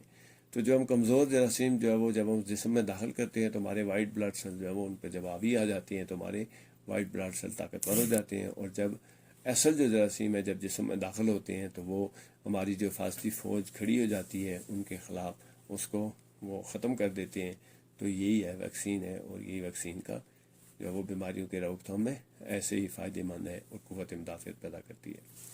اب ایجادات موجودہ دور کی سب سے جو اہم ایجاد ہے وہ کمپیوٹر ہے، موبائل فون ہے، انٹرنیٹ ہے، سولر سسٹم ہے۔ کمپیوٹر جو ہے وہ اس میں کوئی شک نہیں ہے کہ جدید ترین ایجاد ہے، اور اس نے پوری زندگی میں، پوری جو زندگی ہے لوگوں کی، اس میں انقلاب برپا کر دیا ہے۔ کمپیوٹر کے ذریعے آپ کے بہت سے مشکل کام جو ہے وہ آسان ہو گئے ہیں، اور کمپیوٹر کی ایک شکل جو ہے وہ موبائل فون ہے، یہ بھی کمپیوٹر کی ایک شکل ہے۔ اور آج کا جو ہے وہ موبائل فون میں اسمارٹ فون جو ہے وہ بڑے اہم ہے۔ یہ جو ہمارا ٹچ والا موبائل ہوتا ہے اسے اسمارٹ فون کہتے ہیں۔ تو انٹرنیٹ جو ہے وہ یعنی مختلف کمپیوٹر جو ہے وہ ایک نیٹ ورک کے ذریعے جو ایک دوسرے سے ملے ہوئے ہوتے ہیں ان کو انٹرنیٹ کہتے ہیں۔ اور سولر سسٹم جو ہے ہم جانتے ہیں کہ اس نظام شمسی کا سورج جو ہے وہ بڑا ستارہ ہے، اور اس سے ہمیں روشنی حرارت ملتی ہے۔ تو اس کی روشنی کے ذریعے ہم جو چیزیں سسٹم بناتے ہیں جس میں سولر سیل ہیں اور پھر سولر پلیٹیں ہیں، وہ لگا کر ہم بجلی پیدا کرتے ہیں اور گھروں کو روشن رکھتے ہیں، تو وہ جو ہے بڑی ایجادات ہیں۔ اب مشین کا لفظ سنتے ہی ہمارے ذہن میں یہ آ جاتا ہے کہ شاید کوئی بہت بڑا جو ہے وہ ایک اسٹرکچر ہوگا، وہ مشین ہوتی ہے۔ تو ایسا نہیں ہے۔ یہاں پر جو مشینیں ہیں یعنی ہر وہ چیز جو آپ کے کام کو آسانی پیدا کرے اسے مشین کہا جاتا ہے۔ یہ مثال کے طور پر جب آپ بال کاٹنے کے لیے کینچی استعمال کرتے ہیں تو وہ بھی ایک مشین ہے، وہ بھی ایک مشین ہے۔ یا تار کاٹنے کے لیے پلاس استعمال کرتے ہیں، پلائر استعمال کرتے ہیں، تو وہ بھی ایک مشین ہے۔ تو مشینیں وہ چیز ہوتی ہیں جو ہماری زندگی کو، وہ آلات ہوتے ہیں جو ہماری زندگی کو آسان بناتے ہیں۔ اب سادہ مشین کی تعریف کریں اور ان کی اقسام بیان کریں۔ سادہ مشین کیسے ایسے سادے آلے کا نام ہے۔ ان کے نام نمبر 1 چرخی، لیور، پہیا، فانا، پیچکس اور ڈلوان سطح ہے۔ ہماری زندگی میں قوت کی موجودگی کیا اہمیت رکھتی ہے، مثالوں سے واضح کریں۔ ہماری زندگی قوت کی ہی محتاج ہے۔ قوت کے بغیر زندگی ممکن نہیں ہے۔ قوت سے ہی انسان کام کرتا ہے، مشینیں چلتی ہیں اور زندگی میں روانی آتی ہے۔ حرکت کی تعریف کریں۔ ہم حرکت کی سمت کیسے معلوم کر سکتے ہیں؟ تو حرکت سے مراد ہوتی ہے کسی ساکن شے کا ایک جگہ سے دوسری جگہ منتقل ہونا۔ دھکیلنے سے حرکت کی سمت دور اور کھینچنے سے حرکت کی سمت نزدیک ہوتی ہے۔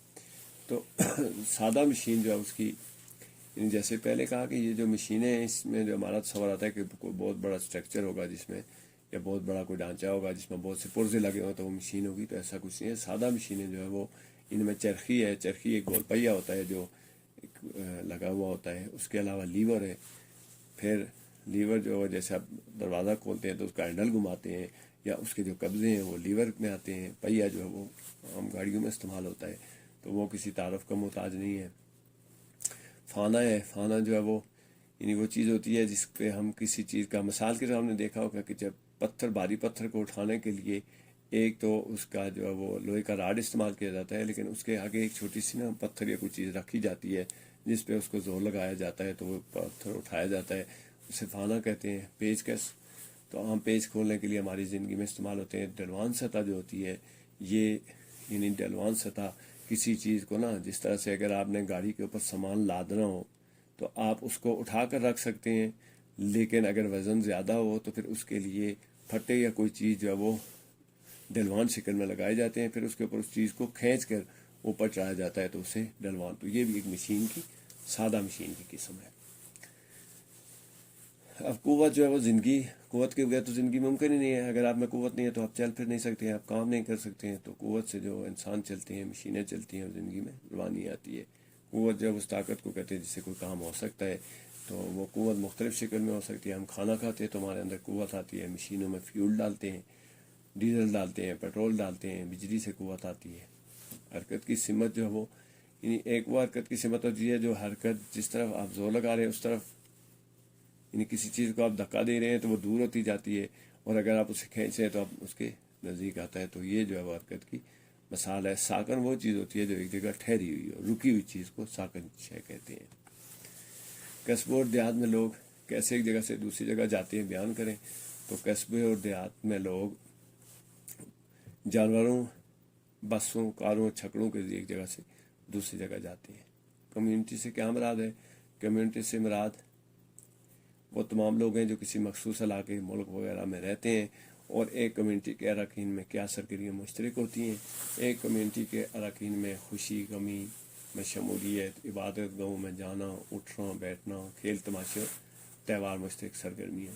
تو قصبوں میں ہم جانتے ہیں کہ قصبوں اور شہروں کی نسبت جو وہ ایک جگہ سے دوسری جگہ جانے کے انداز میں بڑا فرق ہے۔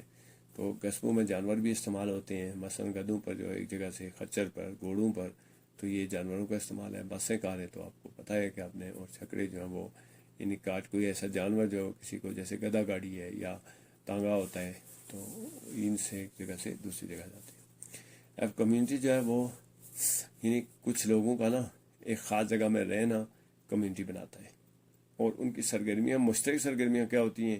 خوشی غمی ہو جائے تو سارے شامل ہوتے ہیں، مسجد میں نماز کے لیے جاتے ہیں، عبادت گاہوں میں جاتے ہیں، مسجد کے علاوہ دیگر مذاہب کی عبادت گاہیں، اٹھنا بیٹھنا، ان کے کھیل تماشے، اور ان کے تہوار جو ہیں وہ مشترک ہوتے ہیں۔ تہوار جس طرح سے جو ہے وہ، اگر آپ ہندوؤں کا دیکھ لیں تو ہولی اور دیوالی ہے، اور عیسائیوں کا دیکھ لیں تو کرسمس ہے، اور ہمارے جو تہوار ہیں وہ عید الفطر ہے، عید الاضحیٰ ہے، اس کے علاوہ عید میلاد النبی۔ تو یہ ہمارے کچھ تہوار ہیں، انہیں تہوار کہتے ہیں، جنہیں ہم مل کر، آپس میں مل کر، اکٹھے ہو کر مناتے ہیں، تو وہ تہوار کہلاتے ہیں، اور یہ ہماری جو ہے وہ مشترکہ سرگرمیاں ہوتی ہیں۔ صاف ہوا اور صاف پانی کیوں ہمیں؟ صاف ہوا اور صاف پانی ہمیں بیماریوں سے بچاتا ہے، یہ ہماری زندگی اور صحت کا ضامن ہے، اس لیے ہم ہوتے ہیں۔ حکومت کے فرائض کیا ہوتے ہیں؟ مختصر بیان کریں۔ حکومت کے فرائض میں لوگوں کو رہائش اور خوراک کی فراہمی اور ان کی تعلیم اور صحت کی سہولیات مہیا کرنا فرائض میں شامل ہے۔ ملک میں ایک بہتر جگہ بنانے میں شہری، ملک کو ایک بہتر جگہ بنانے میں شہری کس طرح حصہ لے سکتے ہیں اور حکومت کی مدد کر سکتے ہیں؟ ملک کو بہتر بنانے میں لوگ قوانین کا احترام کر کے، باہمی اتحاد و اتفاق کو فروغ دے کر اور اچھے شہری بن کر حصہ لے سکتے ہیں اور حکومت کی مدد کر سکتے ہیں۔ تو صاف پانی بنیادی ضرورت ہے ہر انسان کی، اور ہوا، صاف ہوا، یعنی آلودگی سے پاک ہوا جو ہے وہ، اگر یہ دو چیزیں صاف نہ ہوں، پانی صاف نہ ہو اور ہوا صاف نہ ہو، تو بیماریاں پھیلتی ہیں اور ہماری صحت خراب ہو سکتی ہے۔ اب حکومت کے فرائض کیا ہیں؟ تو حکومت کے فرائض یہی ہیں کہ صاف پانی بھی دے، صاف ہوا بھی دے، اچھی رہائش دے، لوگوں کو خوراک کی فراہمی کو یقینی بنائے، اور تعلیم اور صحت کی سہولتیں یہ یعنی بغیر بلا تفریق تمام لوگوں کو مہیا کرنا حکومت کے فرائض میں شامل ہے۔ اسکول دینا، اسپتال دینا، خوراک مہیا کرنا اور رہائش مہیا کرنا۔ ملک کو ایک بہتر بنانے کے لیے تو ہم سب سے پہلے ہمیں چاہیے قوانین کا احترام کریں، ہمیں قانون نہیں توڑنا چاہیے، دوسرا ہمیں اتحاد و اتفاق سے رہنا چاہیے، اور اس طرح سے ہم اچھی شہری بن سکتے ہیں، اور جب ہم اچھی شہری بنیں گے تو ہم حکومت کی مدد کر سکتے ہیں اور اپنے ملک کو ایک اچھا اور خوبصورت ملک بنا سکتے ہیں، جہاں پر لوگ جو وہ اتحاد و اتفاق سے رہتے ہوں۔ تو اس طرح سے ہم اچھی شہری بن کر ان کی مدد کر سکتے ہیں، حکومت کی بھی مدد کر سکتے ہیں، اور اپنے ملک کو رہنے کے لیے ایک بہتر جگہ بنا سکتے ہیں، جہاں حکومت کی ذمہ داریاں رہائش، خوراک، تعلیم اور صحت فراہم کرنا ہے، وہاں پہ ہماری ذمہ داری اچھا شہری بننا، قانون کا احترام کرنا، آپس میں مل جل کر رہنا، یہ ہماری ذمہ داریاں ہیں۔ جب ہمیں غصہ آتا ہے، اختلاف کیا ہوتا ہے بیان کریں۔ اختلاف سے مراد وہ ہے کہ گروہ یا کسی بھی سنجیدہ معاملے پر ایک دوسرے سے متفق نہ ہونا، لوگوں یا ان کے گروہ کا متفق نہ ہونا۔ بہتر معیار زندگی کے لیے آپ کو اپنی زندگی کے کن پہلوؤں کا احترام کرنا یقینی بنانا ہے؟ تو بہتر معیار زندگی کے لیے غصے پر قابو پانا، حسد نہ کرنا، کینہ نہ رکھنا، معاف کرنا، تعاون کرنا، وہ پہلو ہیں جن کا خیال رکھنا ضروری ہے۔ اپنے جذبات بالخصوص غصے کا اظہار کرنا ہمارے لیے کیوں اہم ہے؟ غصے کا اظہار ایک فطری عمل ہے، یہ فطری عمل روکا نہیں جا سکتا، مگر غصے کا ہمیں لڑائی جھگڑے کی طرف لے جانا ایک خطرناک عمل ہے۔ تو اختلاف کیا ہوتا ہے؟ یعنی کسی ایک بات پر لوگوں کا متفق نہ ہونا اختلاف ہوتا ہے، ان کے گروہ کا کسی سنجیدہ معاملے پر جو وہ متفق نہ ہونا اختلاف کراتا ہے۔ اب بہتر طرز زندگی کے لیے سب سے پہلے ہمیں اپنے غصے پر قابو پانا چاہیے، حسد نہیں کرنا چاہیے۔ حسد یہ ہے کہ ایک بندے کے پاس ایک چیز ہے تو آپ یہ خواہش رکھیں کہ اس کے پاس سے وہ چیز چھین جائے، یہ حسد ہے۔ ٹھیک، کینہ نہیں رکھنا چاہیے، نہیں دل میں جو ہے وہ دوسرے کے لیے نفرت رکھنا، بغض رکھنا، یہ پھر ہمیں معاف کر دینا چاہیے دوسرے کو۔ اگر ہم چاہتے ہیں کہ ہماری معیار زندگی بہتر ہو تو پھر ہمیں ایک دوسرے سے تعاون کرنا چاہیے، ان پہلوؤں کا ہمیں خیال رکھنا چاہیے۔ اپنے جذبات، غصے کے اظہار کیوں ضروری ہے؟ تو غصہ ہر انسان کو آتا ہے، یہ ایک فطری عمل ہے، اس کو روکا نہیں جا سکتا، مگر جب یہ غصہ میں لڑائی جھگڑے کی طرف لے جاتا ہے تو یہ خطرناک عمل ہے اور یہ معاشرے کے لیے نقصان دہ ثابت ہو سکتا ہے۔ جب ہمیں غصہ آئے تو ہمیں کیا کرنا چاہیے؟ جب ہمیں غصہ آئے تو بیٹھ جانا چاہیے، پانی پینا چاہیے، غصے کو قابو کرنا چاہیے اور دور چلے جانا چاہیے تاکہ غصہ کم ہو سکے۔ کیا لڑائی جھگڑے سے کوئی تنازع حل ہو سکتا ہے؟ اگر نہیں تو تنازعات کیسے حل کیے جا سکتے ہیں؟ لڑائی جھگڑے سے کوئی تنازع حل نہیں ہوتا. تنازعات کو ہمیں باہمی صلاح و مشورے سے اور پرسکون رہ کر حل کرنا چاہیے. تو جب غصہ آئے تو یہ نبی صلی اللہ علیہ وسلم کی سنت ہے کہ ہمیں پانی پینا چاہیے اور بیٹھ جانا چاہیے. تو اگر ہمیں غصہ آ جاتا ہے تو ہمیں چاہیے کہ ہم بیٹھ جائیں, پانی پئیں اور کوشش کریں غصے کو قابو, اور پھر اس جگہ سے جس وجہ سے یا جس جگہ پہ ہمیں غصہ ہے وہاں سے دور چلے جائیں تاکہ غصہ کم ہو سکے اور اس کے جو نقصان دہ اثرات ہیں ان کو بچا جا سکے.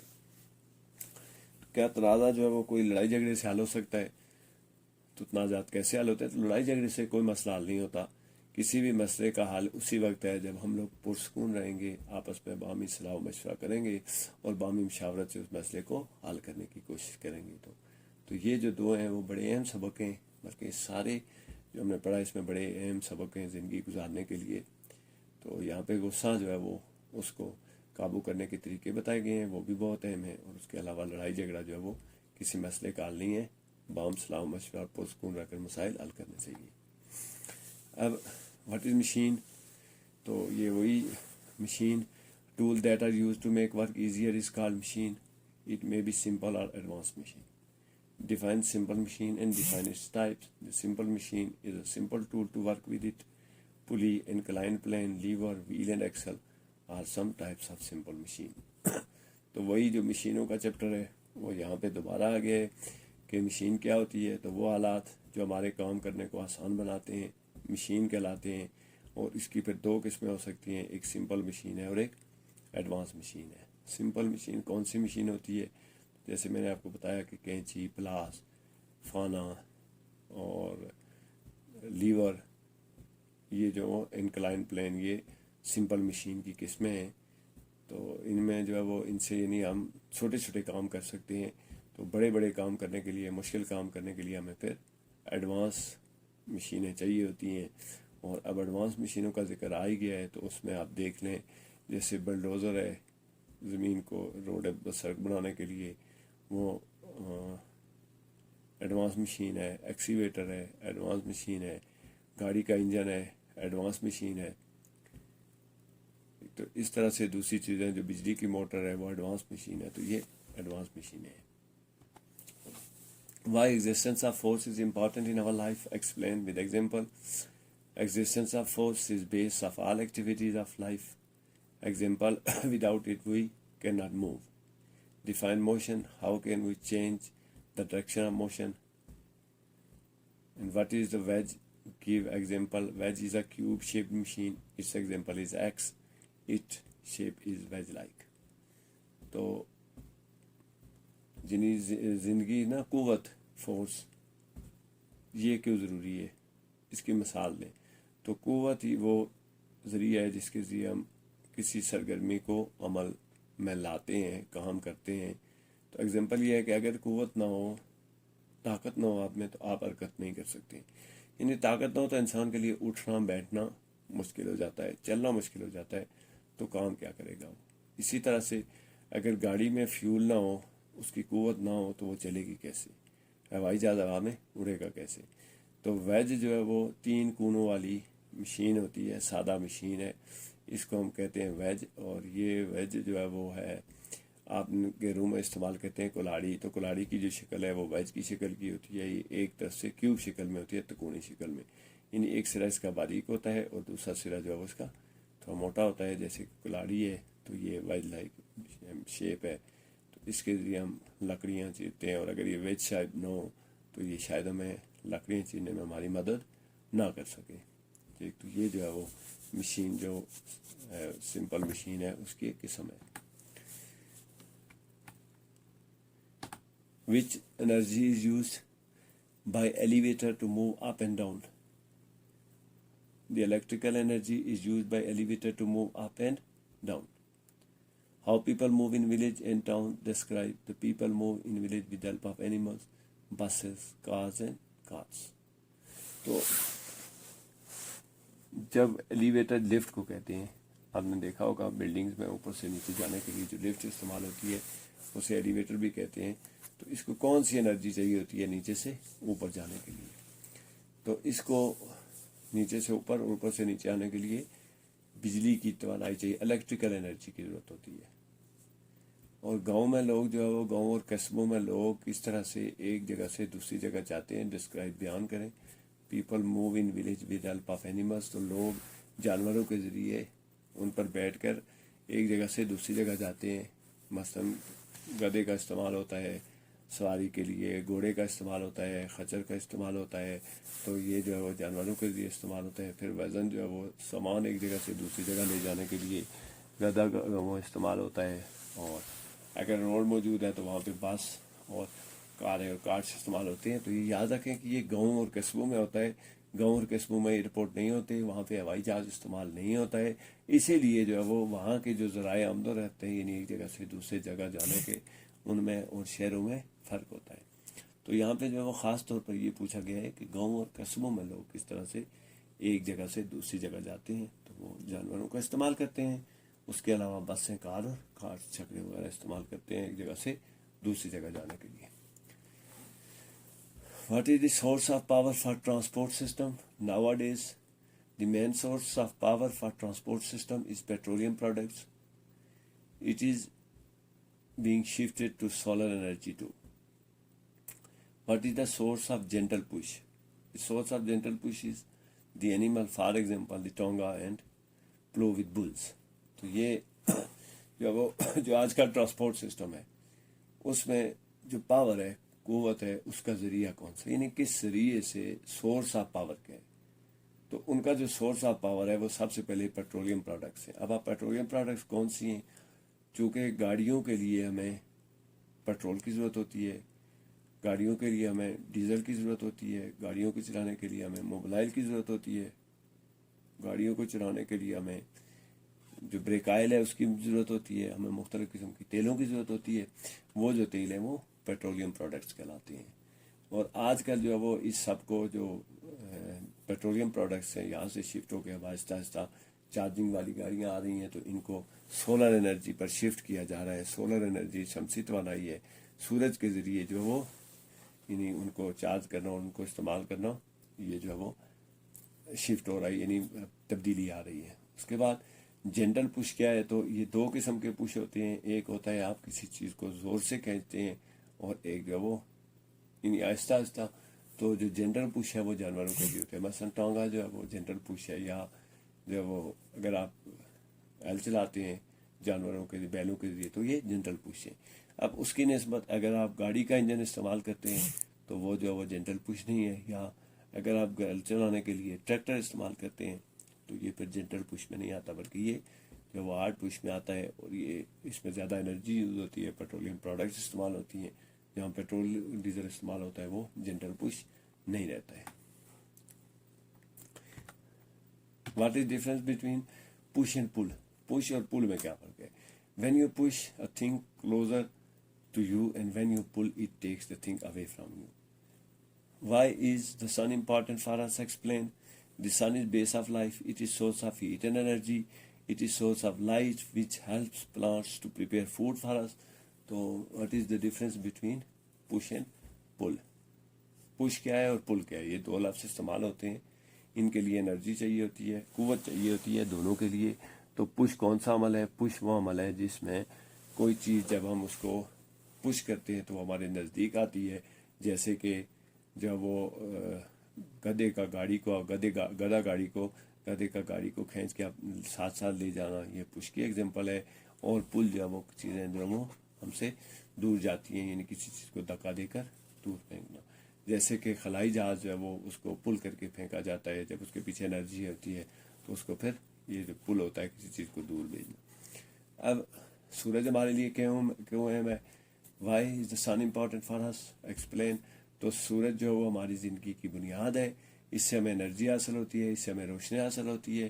یہ سورس آف لائٹ ہے. تو اسی کے ذریعے ہمیں خوراک تیار کرتے ہیں پودے. اگر سورج کی روشنی نہ ہو تو پودے خوراک تیار کرنا بند کر دیں گے، اور بیج پیدا نہیں ہوں گے، فصلیں پیدا نہیں ہوں گی، ہمارے لیے خوراک جو ہے وہ نہیں ہوگی. تو یہ سورج جو ہے وہ یعنی اس لیے اہم ہے کہ یہ ہمیں اور روشنی بھی دیتا ہے، حرارت بھی دیتا ہے. اور اسی روشنی اور حرارت کے ذریعے ہمارے لیے کھانے پینے کی اشیاء تیار ہوتی ہیں، فصلیں تیار ہوتی ہیں اور یہ ہمارے لیے جو ہے وہ غذا کا باعث بنتا ہے. تو یہ وہ چیز ہے جس کی وجہ سے سورج ہمارے لیے اہم ہے. What are two movements of the earth? Name and explain them. The two movements of earth. Number one, around its center point like a top on its axis around the sun. Describe shadow. When some translucent object comes in the way of the sun and stops its light to earth, the shadow is created like a dark spot. تو یہ دو question یہاں پہ بڑے اہم ہیں کہ جو زمین کی جو حرکات ہیں اس کی یعنی زمین کی کون سی دو حرکات ہیں ان کے نام بھی بتائیں اور ان کے ایکسپلین بھی کریں. اب زمین دو طرح سے جو ہے وہ گردش کرتی ہے. پہلا جو ہے جس طرح سے ہم لٹو کو گھماتے ہیں تو وہ اپنے ایک خاص مرکز کے گرد گھومتی ہے. وہ جو مرکز کے گرد گھومنا ہے وہ زمین کی ایک حرکت ہے اور دوسری ایک راستے پر چل کر سورج کے چاروں طرف چکر لگانا اس کی دوسری حرکت ہے. اور یہ دونوں حرکات ساتھ ساتھ چلتی رہتی ہیں. اب جو ٹاپ کی طرح کی ہے اس کا فائدہ یہ ہوتا ہے کہ دن اور رات بنتے ہیں, دن اور رات بنتے ہیں اور اس سے ہمیں جو وہ یعنی جو سورج کے سامنے جو زمین کا حصہ ہوتا ہے اس پہ دن ہوتا ہے, جو سورج سے اوٹ پر چلا جاتا ہے اس پہ رات ہو جاتی ہے. اس کے بعد سورج کے گرد ایک خاص راستے کے اوپر جو بیضوی ہے انڈے کی شکل کا ہے اس پہ زمین چلتی رہتی ہے. کبھی وہ اس کے سورج کے نزدیک سے گزرتی ہے تو کبھی دور چلی جاتی ہے. اور اس کے علاوہ اس کا زاویہ جو ہے اس میں بھی فرق پڑ جاتا ہے. جب وہ ایکسس پہ گھومتی ہے تو اس سے پھر ہمارے موسم بنتے ہیں. شیڈو کیا ہوتا ہے یعنی سایہ کیا ہوتا ہے؟ تو جب کوئی ایک تو شفاف چیز ہے, غیر شفاف چیز جب کسی سورج کے راستے میں آ جاتی ہے اور سورج کی روشنی کو زمین تک نہیں پہنچنے دیتی ہے تو وہاں پہ ایک دبا بنتا ہے, ایک اندھیری یعنی اندھیرا جو ہے وہ سب بن جاتا ہے, اسے سایہ کہتے ہیں. وہ ڈارک سپاٹ کو جو دبا بنتا ہے یا جو سایہ بنتا ہے اسے شیڈو کہتے ہیں. what are cardinal directions? Write the abbreviation used in this system. تو cardinal direction جو ہے وہ cardinal directions are east, west, north and south. Describe how to find direction if you are facing east.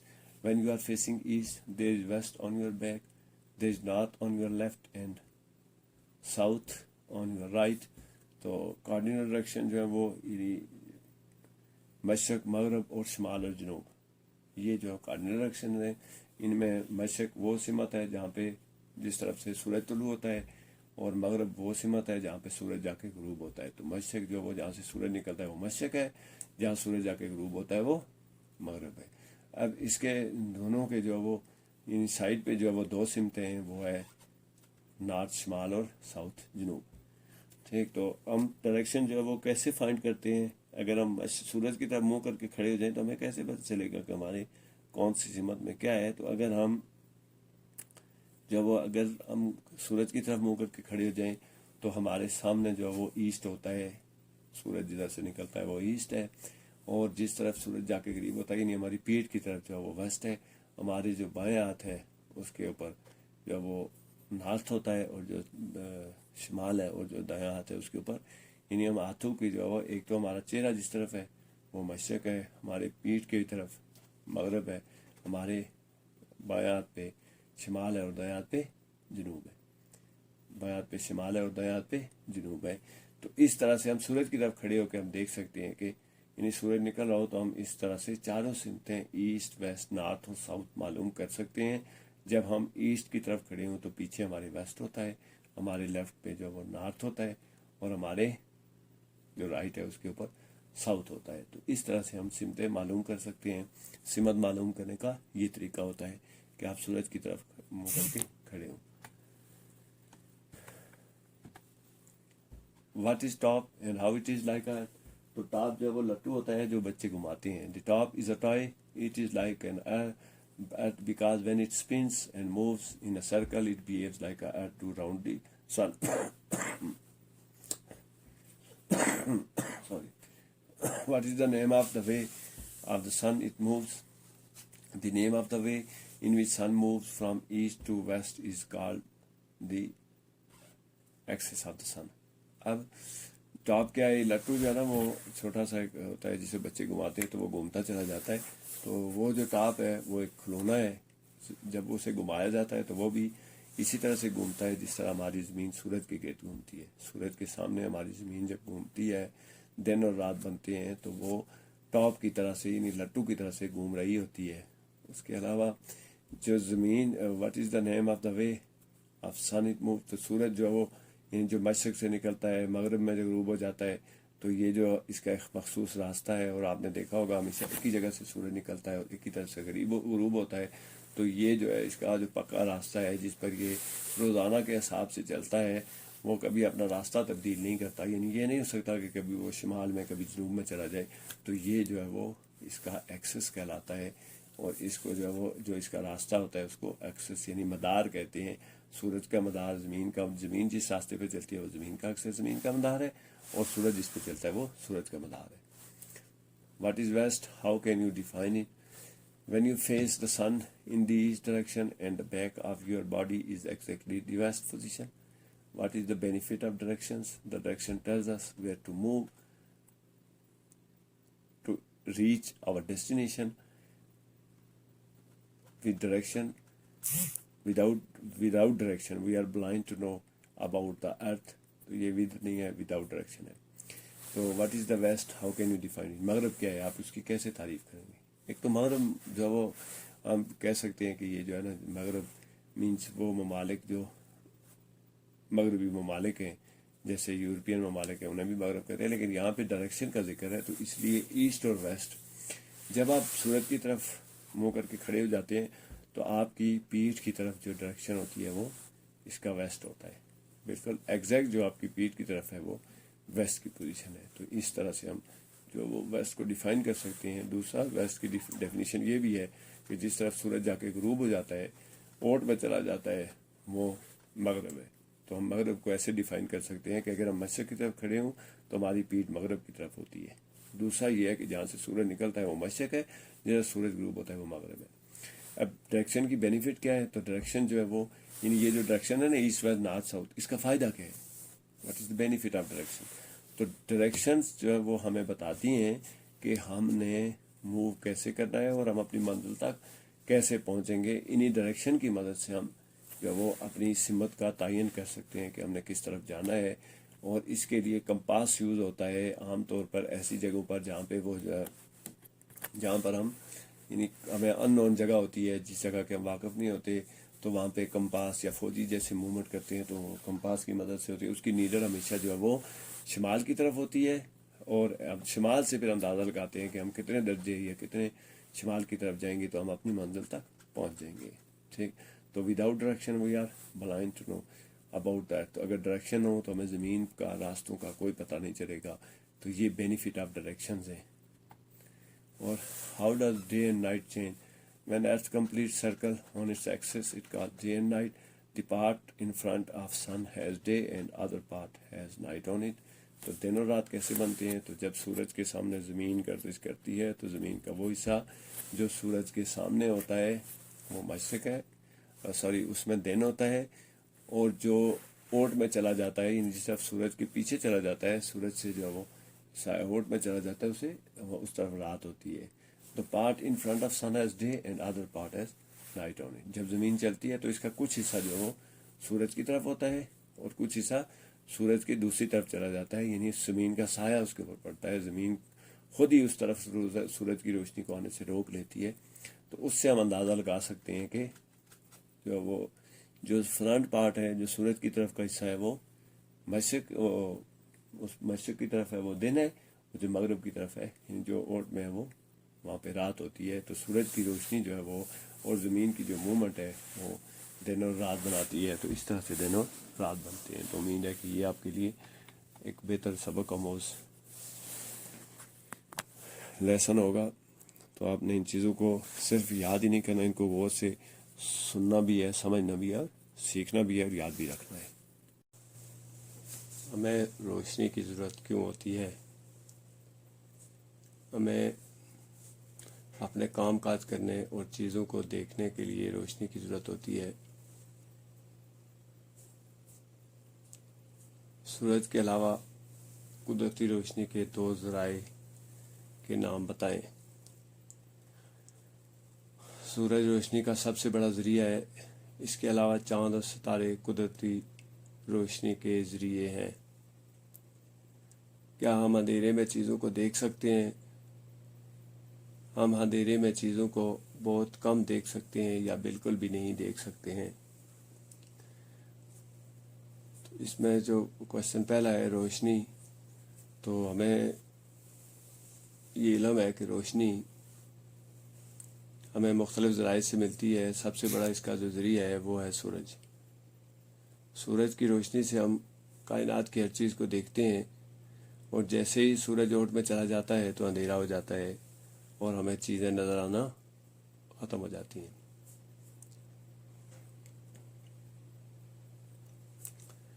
इसके अलावा अगर रोशनी पे बात की जाए तो आग, यानी वो बत्ती की शक्ल में हो, गैस की शक्ल में हो, सिलेंडर की शक्ल में हो, ये जंगल में लगी आग की शक्ल में हो, ऐसी सूरत में वो हमें रोशनी देती है। तो ये भी रोशनी का ज़रिया है। इसके अलावा आजकल बिजली के जो बल्ब हैं वो रोशनी का ज़रिया है। तो हमें जो काम काज हम करते हैं और जो चीज़ों को देखते हैं उनके लिए रोशनी की ज़रूरत होती है। असल में रोशनी वो ज़रिया है जो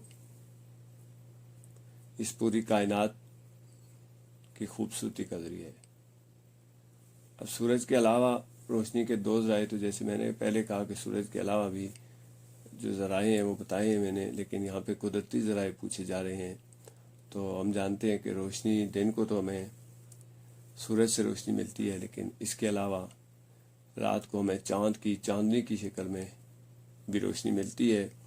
और जब सूरज और चाँद दोनों गायब हो जाते हैं तो फिर सितारों की टिमटिमाती हुई हल्की रोशनी हर वक्त कायनात में मौजूद रहती है। अब रोशनी का फ़ायदा क्या होता है कि रोशनी के जरिए हम चीज़ों को देखते हैं। तो क्या हम अंधेरे में भी चीज़ों को देख सकते हैं?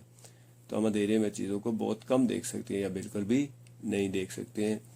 जहाँ अंधेरा ज़्यादा हो वहाँ चीज़ें नज़र नहीं आती, वैसे थोड़ी रोशनी में हमें चीज़ें नज़र आती हैं।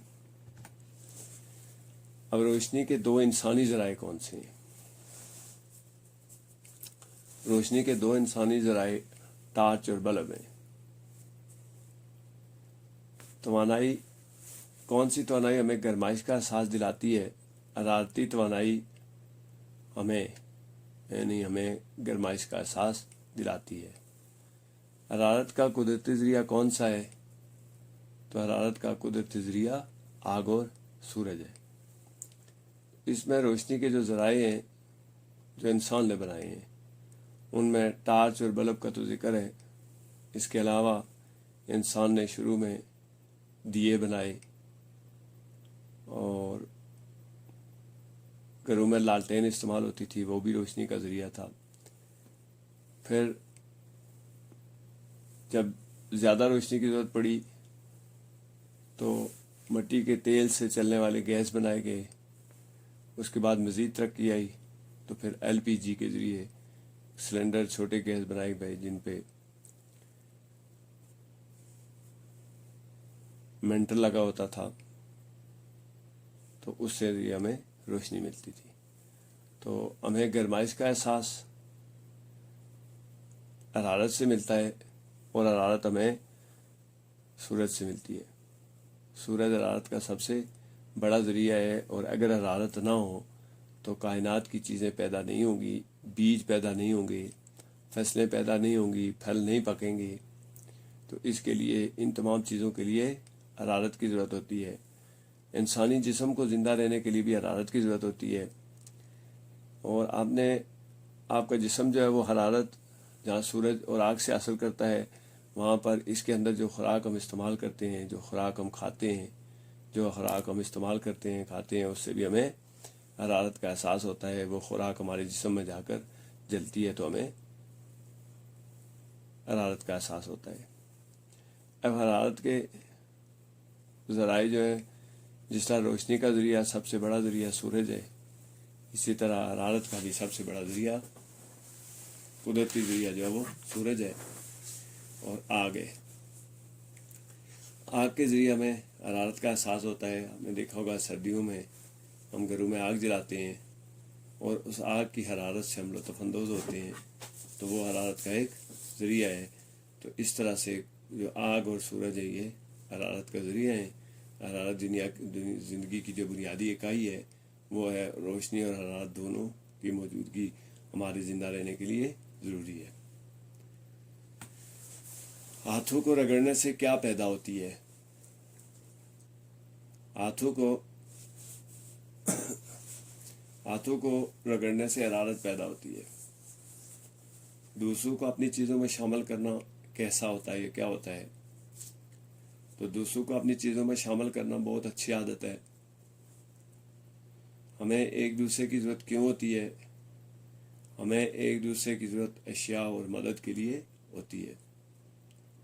تو ہاتھوں کو رگڑنا یعنی کوئی بھی دو ایسی چیزیں جن کو آپس میں رگڑا جائے، یا جب دو چیزوں کو آپس میں رگڑ لگتی ہے تو اس سے حرارت پیدا ہوتی ہے۔ اس کی مثال آپ ہاتھوں کو خود رگڑ کے فیل کر سکتے ہیں کہ جیسے آپ ہاتھوں کو رگڑیں گے تو ان سے حرارت پیدا ہوگی۔ اس کے علاوہ اگر ہم دو چیزوں کو، مثلا دو پتھر ہیں، دو لکڑیاں ہیں، دو لوہے کے راڈ ہیں، ان کو اگر ہم آپس میں رگڑیں، دو شیشے ہیں کہ جو راڈ ہیں ان کو آپس میں رگڑیں تو حرارت پیدا ہوتی ہے۔ اگرچہ حرارت کی مقدار کم ہوتی ہے، وہ حرارت اتنی نہیں ہوتی کہ اس کو سورج کی طرح جو ہے اس کو دور تک محسوس کیا جا سکے۔ اب دوسروں کو اپنی چیزوں میں شامل کرنا، تو ہم جانتے ہیں کہ انسان جو ہے وہ مل جل کر رہنے کا عادی ہے، اور یہ دوسروں کو اپنی چیزیں دیتا ہے اور ان سے چیزیں لیتا ہے۔ انسان ازل سے ایک دوسرے کی ضرورت اس کو پڑتی ہے۔ یعنی آپ عام زندگی میں دیکھ رہے ہیں، اگر کوئی گندم پیدا کرتا ہے تو اسے آلو پیدا کرنے والے کی ضرورت ہے، اگر کوئی آلو پیدا کرتا ہے تو اسے گندم پیدا کرنے والے کی ضرورت ہے، اگر کسی کے پاس پیسے ہیں تو اسے کوئی کام کر کے دینے والے کی ضرورت ہے، اور اگر کوئی کام کر کے دینے والا ہے تو اسے پیسوں کی ضرورت ہے۔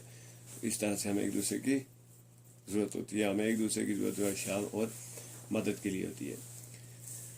لیکن یہاں پر جو اچھی عادت ہے جس کا یہاں پہ ذکر کیا گیا ہے وہ یہ ہے کہ ہمیں اپنی جو چیزیں ہیں ان کو وہ دوسروں کو دینی چاہیے، اور دوسروں کی چیزیں بھی ان سے لینی چاہیے۔ ایک دوسرے سے جو ایک دوسرے کا لین دین ہے، ایک دوسرے کو لینا دینا، یہ ایک بہت اچھی عادت ہے۔ کوئی بھی انسان اپنی ایک جگہ پر یعنی اکیلے مکمل نہیں ہوتا، اس کو ضرورت پڑتی ہے چیزوں کی۔ تو اس لیے یہ ایک اچھی عادت ہے کہ ہم ایک دوسرے سے چیزیں لیں اور ایک دوسرے کو چیزیں دیں۔ تو دوسروں کو اپنی چیزوں میں شامل کرنا، مثلا کھانا کھا رہے ہیں تو کسی دوسرے کو دعوت دینا، اس کو شامل کرنا، یا ہمارے پاس کوئی چیز ایسی ہے جو اپنی ضرورت سے زیادہ ہے، فالتو ہے، تو وہ کسی غریب کو دینا، کسی ضرورت مند کو دینا ایک بہت اچھی عادت ہے، اور ہمیں اس پر عمل کرنا چاہیے۔ کچھ پیشہ وروں کے نام بتائیں جن پر ہم انحصار کرتے ہیں، اور ان کے کام بھی بتائیں۔ پیشہ ور جن پر ہم انحصار کرتے ہیں وہ نائی، موچی، کمار، باورچی اور ڈرائیور ہیں۔ تو یہاں پہ کام کا ذکر نہیں ہے، تو وہ تھوڑا سا آپ کو تفصیل سے بتا دیتے ہیں۔ ویسے تو یہ نام جو ہے وہ جانے پہچانے اور سنے ہوئے ہیں کہ نائی جو ہے یا حجام جسے کہتے ہیں، وہ ہمیں بال بنوانے میں، بال تراشنے میں، بالوں کو جو ہے وہ ڈریسنگ کرنے میں اس کی ضرورت ہوتی ہے۔ ہم یہ جانتے ہیں کہ یہ کام ہم خود نہیں کر سکتے ہیں، یا اگر کچھ لوگ کر بھی سکتے ہیں تو ہر بندہ یہ کام نہیں کر سکتا ہے۔ تو نائی کا کام جو ہے وہ بالوں کو سنوارنا، بالوں کو ڈریسنگ کرنا ہے۔ موچی کی ضرورت ہمیں جوتے مرمت کرنے کے لیے پڑتی ہے، تو یہ کام بھی جو انسان خود نہیں کر سکتا۔ کمار کی ضرورت جو ہمیں دو صورتوں میں پڑتی ہے، ایک تو وہ برتن بناتا ہے، اس کے علاوہ باورچی جو ہے وہ ہمیں کھانا پکا کر دیتا ہے۔ تو کوئی ضروری نہیں ہوتا کہ ہر بندہ خود کھانا پکا لے۔ اور گاڑیوں کو چلانے کے لیے ڈرائیور کی ضرورت ہوتی ہے، ڈرائیور کے بغیر بھی ہمارا نظام نہیں چل سکتا، نہ ہی ایسا ہو سکتا ہے کہ ہم خود ہی ساری جو گاڑی ہیں وہ خود ہی ڈرائیو کریں۔ تو دوسرا کویشچن جو ہے وہ پیشہ کیا ہوتا ہے؟ تو روزی کمانے کا وہ طریقہ جسے کوئی کافی عرصہ کے لیے اپنائے پیشہ کہلاتا ہے۔ یعنی ویسے تو روزی کمانے کے لیے مختلف ذرائع استعمال کیے جاتے ہیں، مختلف طریقے استعمال کیے جاتے ہیں، لیکن وہ جو عارضی ہوتے ہیں انہیں ہم پیشے کا نام نہیں دے سکتے ہیں۔ جس طرح باورچی ہے تو وہ اس کا کام ہوتا ہے، وہ کھانا پکانے کے فن کا ماہر ہوتا ہے، وہ کھانا پکا کر ہمیں دیتا ہے، اور جو کھانا پکا کر ہمیں دیتا ہے تو وہ چونکہ اس کا کام ہی یہی ہوتا ہے، اس لیے اس کا پیشہ جو ہے وہ باورچی کا ہے۔ ڈرائیور بھی پیشہ ہے۔ اس کے علاوہ جو کمار، موچی، نائی ہے، اس کے علاوہ جو دیگر مددگار جو ہمارے لوگ ہوتے ہیں وہ سارے ہمیں مدد دیتے ہیں، ہمارا کام کرتے ہیں، اور یہی ان کے پیشے بھی ہیں۔ تو جیسا اوپر ہے کہ پیشہ وروں کے نام بتائیں، تو وہ پیشہ ور جو ہے نام اوپر لکھے ہوئے ہیں، تو ان کا جو ہے وہ پیشہ ہے۔ پھر یہاں سے اگلا سوال پیشہ کیا ہوتا ہے؟ تو یہ جو لوگ ہیں یہ کافی عرصہ تک ایک کام کو کرتے ہیں اپنی روزی کمانے کے لیے، اور اشیاء و خدمات کی فراہمی میں، اشیاء کی فراہمی میں ان لوگوں کا کردار کم ہوتا ہے، لیکن جو خدمات ہیں ان کی فراہمی میں ان کا کافی کردار ہوتا ہے۔ تو خدمات سے مراد وہ یعنی کام ہوتے ہیں جو کوئی دوسرا ہمیں کر کے دیتا ہے، وہ خدمات میں آتا ہے۔ اپنے ارد گرد موجود ان 5 لوگوں کے نام بتائیں جو روزمرہ زندگی میں آپ کے کام آتے ہیں۔ تو یہاں پہ مزید کچھ لوگوں کا ذکر ہے ہمارے ارد گرد، ہمیں جن لوگوں کی ضرورت پڑتی ہے، جو لوگ ہماری زندگی کے کام کرتے ہیں، ہمارے ارد گرد مستری، مزدور، کارکن اور نوکر ہیں جو ہمارا کام کرتے ہیں۔ تو مستری جو ہے وہ مستری معمار بھی کہتے ہیں، اس کا کام مکان بنانا، مکانات کی تعمیر، ان کی تزئین و آرائش کرنا جو ہے وہ ان کا کام ہوتا ہے، اور ان کے ساتھ یہ کام وہ اکیلے نہیں کر سکتے ہیں، بلکہ ان کو اس کام کے لیے کچھ مددگار لوگوں کی ضرورت ہوتی ہے۔ وہ جو مددگار لوگ ہیں وہ مزدور کہلاتے ہیں۔ اس کے علاوہ ایک بہت اہم پیشہ کان کنی ہے۔ کان کنی سے مراد زمین کے اندر کھود کر معدنیات نکالنے والے لوگ ہیں، جو زمین کے اندر کھدائی کر کے گہرائی تک جاتے ہیں اور وہاں سے مختلف معدنیات نکالتے ہیں۔ جیسا کہ ہمیں کوئلہ نکالنے والے جو ہیں وہ کوئلے کی کان میں کام کرنے والے کان کن ہوتے ہیں۔ اس کے علاوہ نمک کی کانیں ہوتی ہیں، ان میں بھی کام کرنے والے، اور دیگر معدنیات کی جو ہوتی ہیں، معدنیات ہوتی ہیں، ان کو زمین سے نکالنے کے لیے گہرائی میں جو لوگ کام کرتے ہیں جا کے، اور ان کو کھود کر نکالتے ہیں اور ہمارے لیے اشیاء فراہم کرتے ہیں، تو وہ کان کن کہلاتے ہیں۔ اس کے علاوہ نوکر جو ہے مینس کوئی بھی ایسا بندہ جو آپ کو کوئی کام کر کے دیتا ہے، آپ نے خاص طور پر اسے اپنی مدد کے لیے گھروں میں رکھا ہوا ہے، یا اس سے کام لیتے ہیں، تو یہ نوکری کا جو لفظ ہے یہ تو بڑا وسیع معنوں میں استعمال ہوتا ہے۔ اس کا مطلب ہوتا ہے کسی پیسے کے لیے یا کسی شے کے عوض کسی کے لیے کام کرنا نوکری یا نوکر کہلاتا ہے۔ لوگ پیسہ کیوں کماتے ہیں؟ لوگ پیسہ پیشہ اس لیے اپناتے ہیں کہ وہ اپنی روزی کما سکیں اور بچوں کا پیٹ پال سکیں۔ تو لوگ پیشہ کیوں اختیار کرتے ہیں؟ تو لوگ پیسہ کیوں کماتے ہیں؟ ہمیں اپنی زندگی نظم و ضبط سے گزارنے کے لیے کیا کرنا چاہیے؟ ہمیں قوانین اور معاشرتی روایات پر عمل کرنا چاہیے۔ دوسروں کی عزت کیسے کی جاتی ہے؟ 3 نکات بیان کریں۔ ان کی بات سن کے، ان کی بات پر عمل کر کے اور ان کی مدد کر کے دوسروں کی مدد کی جاتی ہے، دوسروں کی عزت کی جاتی ہے۔ تو لوگ پیسہ کیوں کماتے ہیں؟ تو پیسہ کماتے ہیں لوگ زندگی گزارنے کے لیے، اپنا پیٹ پالنے کے لیے، اپنے بال بچوں کا پیٹ پالنے کے لیے، اور اس مقصد کے لیے جو کام وہ اپناتے ہیں، جو روزی کمانے کے لیے جو کام کیا جاتا ہے وہ پیشہ کہلاتا ہے۔ نظم و ضبط زندگی کا بڑا اہم حصہ ہوتا ہے۔ کوئی بھی کام اگر نظم و ضبط کے بغیر کیا جائے تو وہ افراتفری اور خرابی کا باعث تو ہو سکتا ہے، کسی اچھائی کا باعث نہیں ہوتا ہے۔ تو اس لیے نظم و ضبط ہمیں زندگی گزارنے کا طریقہ سکھاتا ہے۔ زندگی ہر کام کو کرنے کو ایک خاص طریقہ مخصوص ہوتا ہے، اسے نظم و ضبط کہتے ہیں۔ تو نظم و ضبط جو ہے وہ اس کے لیے ہمیں سب سے پہلے قوانین پر عمل کرنا پڑتا ہے، کیونکہ قوانین وہ تحریری یا غیر تحریری شکیں ہوتی ہیں جو حکومت اور جو کچھ لوگ مل کر کسی معاشرے کے لیے ترتیب دیتے ہیں، جن کی خلاف ورزی پر باقاعدہ سزائیں دی جاتی ہیں، تو انہیں قوانین کہتے ہیں۔ جبکہ معاشرتی روایات ایسی روایات ہوتی ہیں جو اگرچہ ان پہ اس طرح کی سزائیں نہیں دی جاتی، لیکن یہ ایک مضبوط قسم کے جو خود ساختہ قوانین ہوتے ہیں، جو لوگ آپس میں مل بیٹھ کر طے کر لیتے ہیں کہ کون سی چیز اچھی ہے اور کون سی چیز برائی ہے، تو اسے معاشرتی روایات کہتے ہیں۔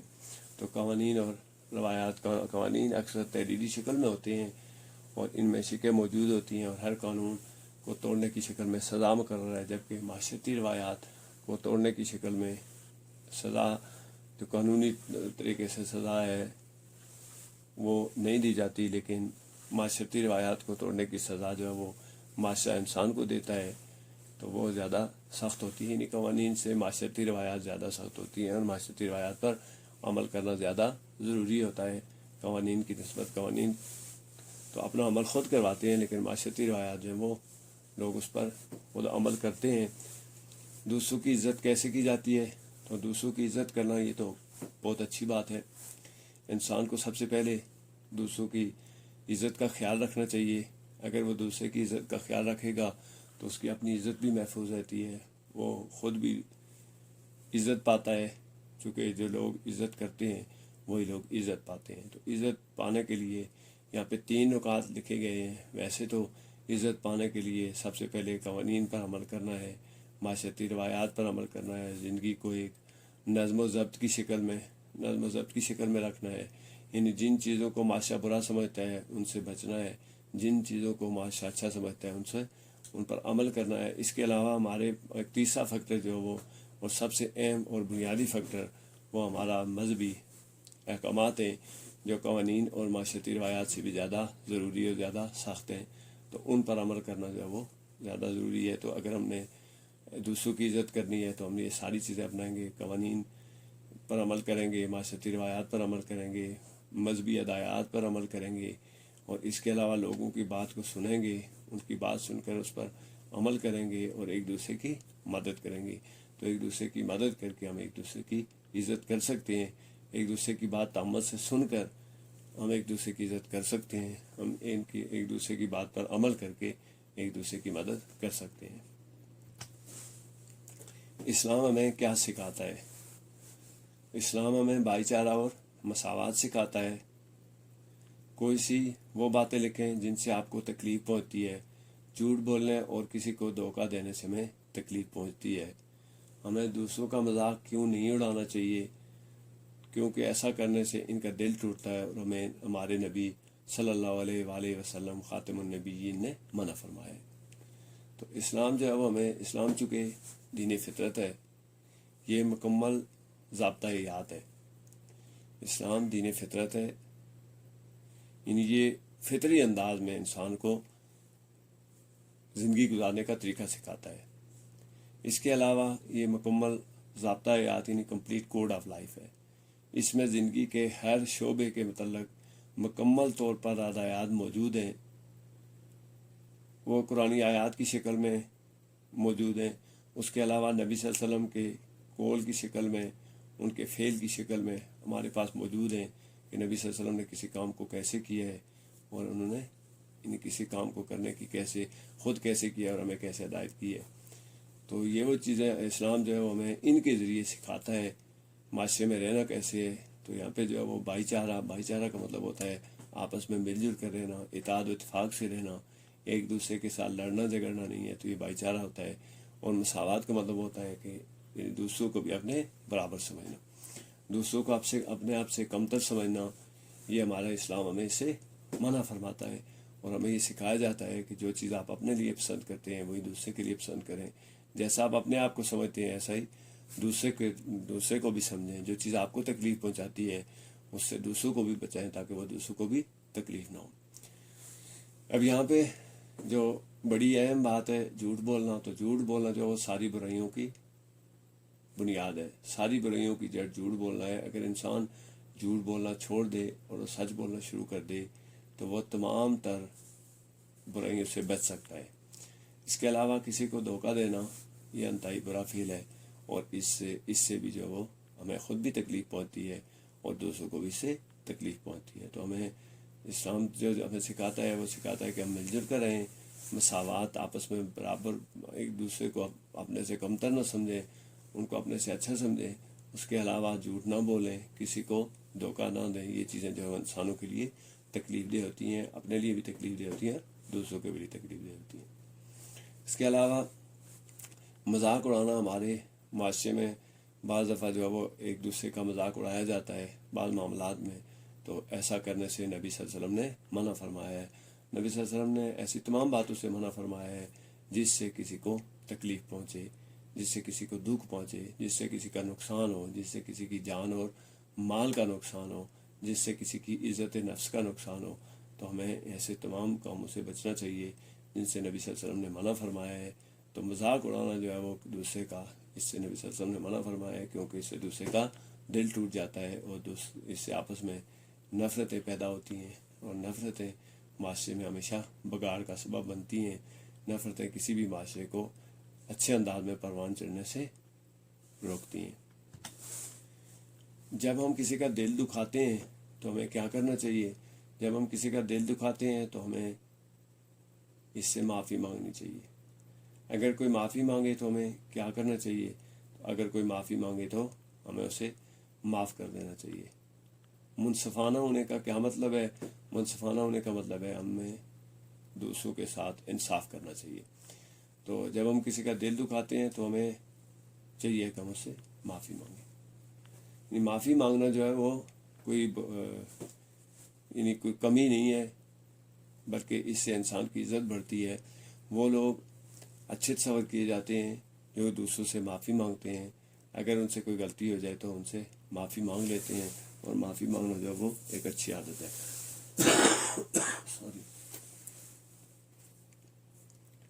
تو دل اگر کسی کا آپ دکھا دیں، آپ سے کوئی ایسی چیز ہو جاتی ہے جس سے کسی کا دل دکھے اور آپ کو احساس ہو گیا ہے کہ اس کا دل دکھا ہے، تو اس سے معافی مانگ لینی چاہیے۔ اب ایک تو معافی مانگنا ہے، اور دوسرا اگر کوئی معافی مانگے تو ہمیں کیا کرنا چاہیے؟ ٹھیک ہے، تو ہمیں جو اگر کوئی معافی مانگتا ہے، یعنی کسی سے ہماری دل آزاری ہو گئی ہے، کسی سے ہمارا کوئی نقصان ہو گیا ہے، کسی نے ہمیں کوئی تکلیف پہنچا دی ہے، تو ہمیں اگر وہ ہم سے معافی مانگے تو ہمیں چاہیے کہ ہمیں اس کو معاف کر دینا چاہیے۔ نبی صلی اللہ علیہ وسلم نے اپنی زندگی میں دوسروں کو معاف کرنے کی بڑی تلقین فرمائی ہے، اور عملی طور پر بھی انہوں نے لوگوں کو معاف کیا ہے۔ واقعہ اگر آپ طائف کا ذکر کریں، دیکھیں تو جب لوگوں نے ان پہ پتھر مارے نبی صلی اللہ علیہ وسلم کو، تو چونکہ وہ دین کی تبلیغ کے لیے گئے ہوئے تھے، تو انہیں کہا گیا کہ اگر آپ حکم دیں تو ہم ان لوگوں کو نیست و نابود کر دیں، لیکن نبی صلی اللہ علیہ وسلم نے فرمایا تھا کہ نہیں، میں جو وہ رحمت بن کر آیا ہوں۔ تو معاف کرنا جو ہے نبی صلی اللہ علیہ وسلم کی سنت ہے۔ ہمیں چاہیے کہ دوسروں کو معاف کر دینا چاہیے، اور ہم سے کوئی غلطی ہو جائے تو معافی مانگ لینی چاہیے۔ منصفانہ کا لفظ جو ہے یہ انصاف سے نکلا ہے، اور انصاف کرنے والے کو منصف کہتے ہیں، انصاف کرنے والے کو منصف کہتے ہیں، اور انصاف کرنے کے عمل کو منصفانہ ہونا کہتے ہیں، یعنی دوسروں کے ساتھ انصاف کیا جائے۔ اگر کسی کے کوئی نقصان ہوا ہے تو اس کے نقصان کی بھرپائی کی جائے، اگر اس کی دل آزاری ہوئی ہے تو اس کی دل سے معافی مانگی جائے۔ تو دوسروں کے ساتھ انصاف کرنا جو ہے وہ ایک بہت اچھی عادت ہے، اور ہمیں چاہیے کہ ہم اس عادت کو اپنائیں، اور جب کبھی ہمیں ضرورت پڑے تو ہم دوسروں کے ساتھ انصاف کریں۔ انصاف کرنا جو ہے وہ اچھی عادت ہے، کیونکہ کوئی بھی بادشاہ جو ہے وہ انصاف کے بغیر پروان نہیں چڑھ سکتا ہے۔ اگر اس معاشرے میں انصاف موجود نہیں ہے تو وہ بادشاہ جو ہے وہ لوگوں کے رہنے کے قابل نہیں رہتا، بلکہ وہ لوگوں کے لیے تکلیف کا باعث بنتا ہے۔ تو اگر آپ جو کامیابی ہے، جو معاشرتی کامیابی ہے، وہ انصاف کے ساتھ منسلک ہے، انصاف ہوگا تو معاشرہ کامیاب ہوگا۔ اگر آپ کے ساتھ کوئی غیر منصفانہ عمل کرے تو آپ کو کیسا لگے گا؟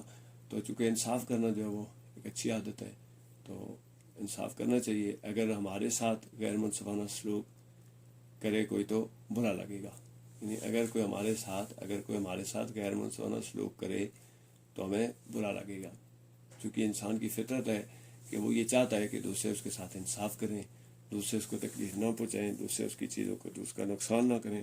اور اگر کبھی ایسا ہوتا ہے تو وہ اس کی دل آزاری ہوتی ہے، دکھ ہوتا ہے، تکلیف ہوتی ہے۔ تو اس لیے اگر کوئی ہمارے ساتھ غیر منصفانہ سلوک، یعنی انصاف کا سلوک نہ کرے تو ہمیں برا لگے گا۔ ہم اپنے دوستوں کے ساتھ کیسے منصفانہ سلوک کر سکتے ہیں، یعنی ہم انصاف کیسے کر سکتے ہیں؟ تو ہمیں ان کا احترام کرنا چاہیے، ان کی دل آزاری نہیں کرنی چاہیے، اور نہ دل آزاری کرنی چاہیے، ان کی دل آزاری نہیں کرنی چاہیے۔ یعنی دونوں صورتوں میں ایک ہی چیز لکھی ہے کہ ان کی دل آزاری نہیں کرنی چاہیے۔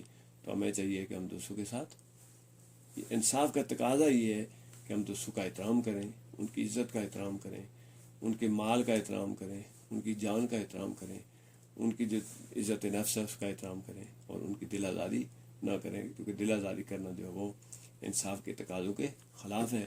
دوسرے کا احترام نہ کرنا انصاف کے تقاضوں کے خلاف ہے، اور ایک غیر منصفانہ عمل ہے، اور جیسا کہ ہمیں اگر غیر منصفانہ عمل سے تکلیف ہوتی ہے تو دوسروں کو بھی غیر منصفانہ عمل سے تکلیف ہوتی ہے۔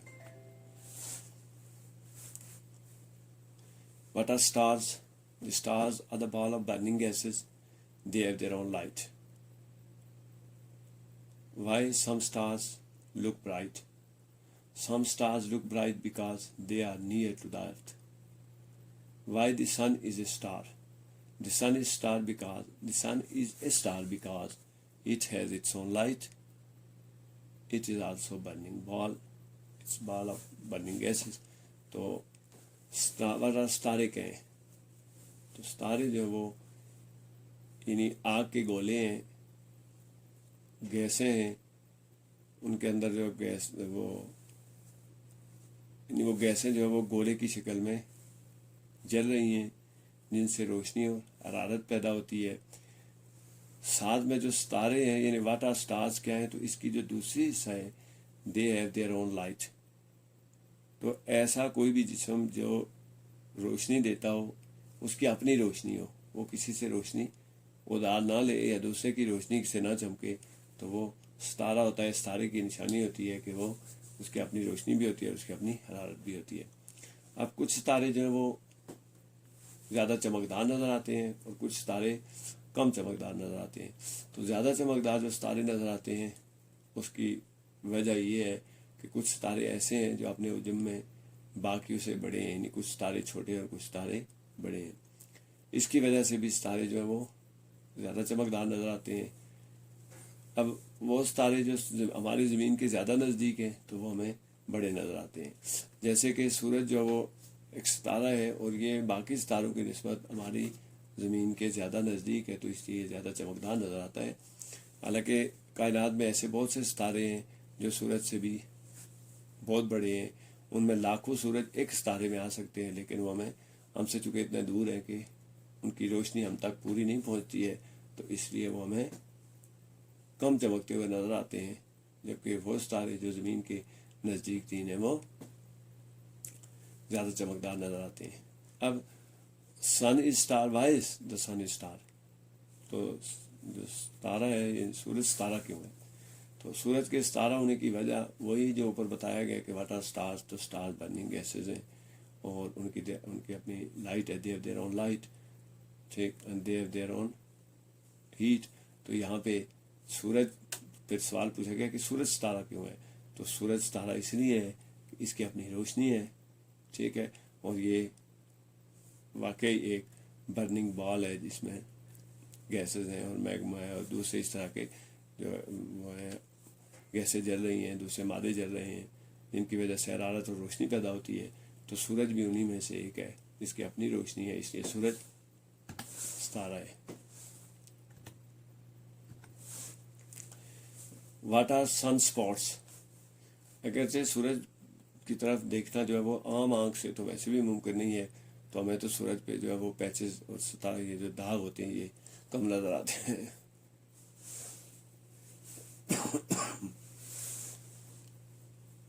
The dark patches on the surface of the sun are sunspots. What is the use of heat? By the help of heat of sun we feel warm. It ripe fruit. How far is the sun from the earth? The sun is 150 million kilometer away from the earth. تو سن spots, چونکہ ہمیں سورج جو وہ چمکتا ہوا نظر آتا ہے اس لیے ہمیں اس کے اوپر اسپاٹ نظر نہیں آتے ہیں، جبکہ اس کے کچھ حصے ایسے ہیں جہاں پہ روشنی جو ہے وہ کم ہے، ڈارک ہیں، تو وہ جو ڈارک اس کے ایریے ہیں وہ انہیں سن اسپاٹ کا پیچز کہتے ہیں، وہ تو انہیں سن اسپاٹ کہتے ہیں، جو ڈارک پیچز ہیں، یعنی وہاں پہ جہاں پہ روشنی کم ہے، جہاں پہ سورج کی چمک کم ہے، جہاں پہ سورج کی جو برننگ آگ جل رہی ہے وہ کم ہے، وہاں پہ وہ علاقے جو وہ ڈارک پیچز سن اسپاٹ کہلاتے ہیں۔ اب ہیٹ کا استعمال کیا ہے؟ تو ہیٹ جو وہ حرارت کو یا گرمی کو کہتے ہیں، تو اس کا استعمال تو ہمیں اچھی طرح سے پتہ ہے کہ ہمیں یہ جو ہیٹ ہے یہ سورج سے ملتی ہے۔ اس کے علاوہ بھی ہیٹ کا استعمال ہے، اور ہیٹ ہمیں گھروں میں آگ جلانے سے ملتی ہے، اور جب ہم گھروں میں آگ جلاتے ہیں اگر ہم آگ گھروں میں نہیں جلائیں گے تو ہمارا کھانا نہیں پکے گا، تو ہماری جو دیگر ضروریات زندگی ہیں وہ پوری نہیں ہوں گی۔ اب آپ دیکھیں اگر آپ کپڑے جو استری کرتے ہیں تو اس کے لیے بھی آپ کو حرارت کی ضرورت ہوتی ہے، اگرچہ وہ حرارت سورج سے اور آگ دونوں سے، آگ سے پرانے زمانے میں کوئلے ڈال کر استری گرم کی جاتی تھی، تو یہ ہمارا اس کا استعمال ہے۔ اس کے علاوہ جو حرارت ہے وہ اسی حرارت کی وجہ سے پھل پکتے ہیں، فصلیں پکتی ہیں، اور ہمیں پھل اور فروٹ اور جو باقی جو سبزیاں ہیں یہ پک کر قابل استعمال بنتی ہیں۔ اس کے علاوہ اگر حرارت نہ ہو تو بیج ہی پیدا نہیں ہوں گے، فصلیں نہیں اگیں گی، جب فصلیں نہیں اگیں گی تو پھر ان پر پھل کہاں سے لگے گا، درخت ہی نہیں اگیں گے تو پھل کہاں سے لگے گا۔ آپ نے دیکھا ہوگا اگر آپ کسی پودے کو چھاؤں میں رکھ دیں تو اس کی بڑھوتری متاثر ہوتی ہے، وہ اتنا نہیں بڑھتا ہے جتنا وہ پودا بڑھتا ہے جو سورج کی روشنی میں ہو۔ تو اس لیے جو ہیٹ ہے اس کا استعمال، یہ ہیٹ کا استعمال ہے۔ ہاؤ فار از دا سن، تو سورج جو ہے وہ 150 ملین کلومیٹر زمین سے زیادہ دور ہے۔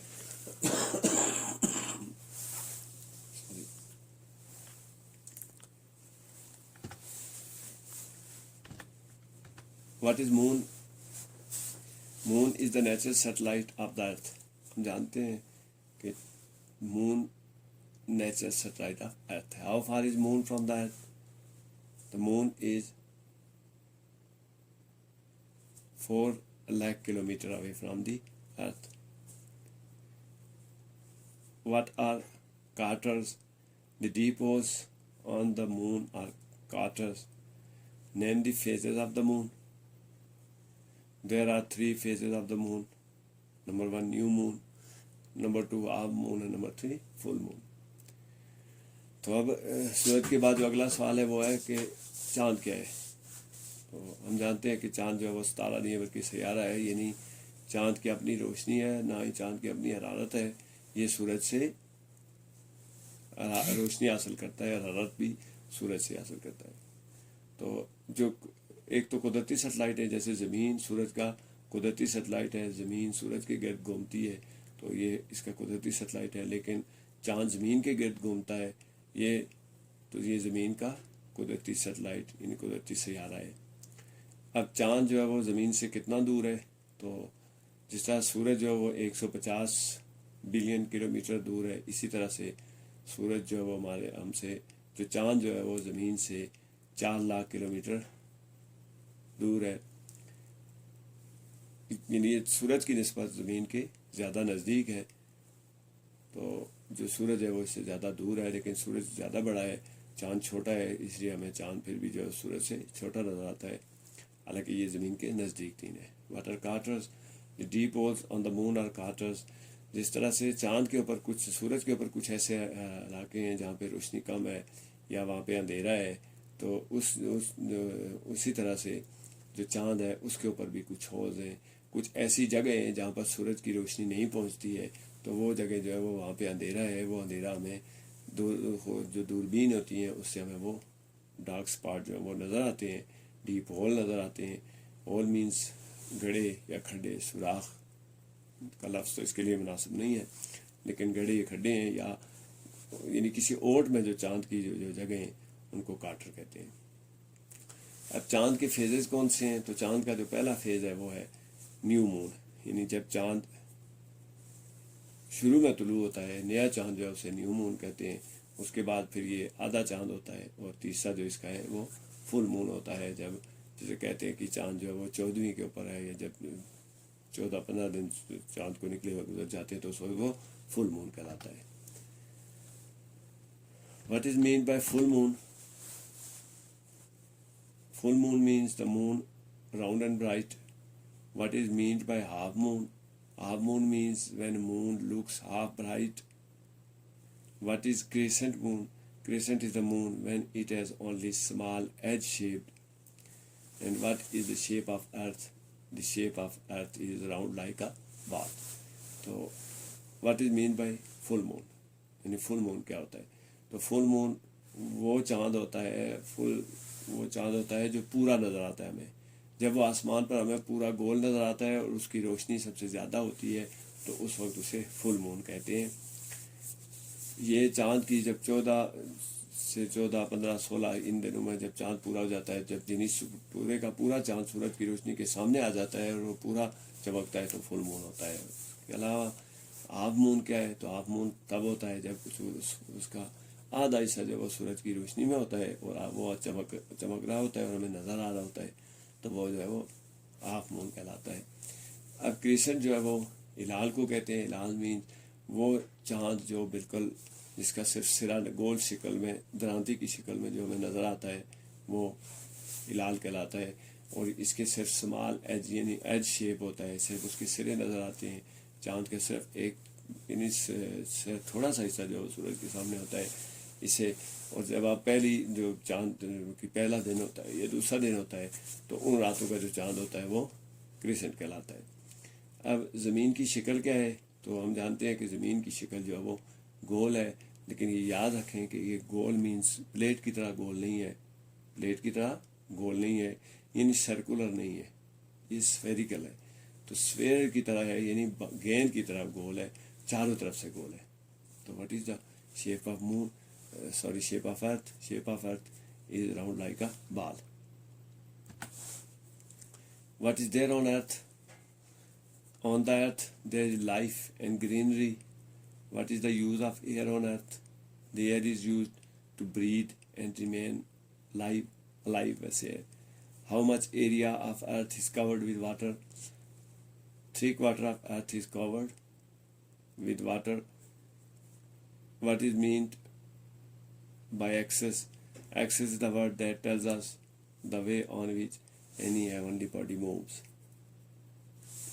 अब what is there on earth? चूँकि हम ज़मीन पे रहते हैं तो हम इसको तो हमें पता है कि ज़मीन के ऊपर क्या है। ज़मीन के ऊपर जो वो सब्ज़ा है, दरख्त हैं, पौधे हैं, ऑक्सीजन है, पानी है, जो ज़िंदगी है, जानदार हैं, ये सारी चीज़ें जो ज़मीन के ऊपर हैं। और यही ज़मीन को बाकी सैयारों से मुनफरद और अलग बनाती हैं। अब हवा का इस्तेमाल क्या है? What is use of earth, air on earth? तो हवा का जो इस्तेमाल है वो ज़मीन के ऊपर ये है कि हम इसमें सांस लेते हैं।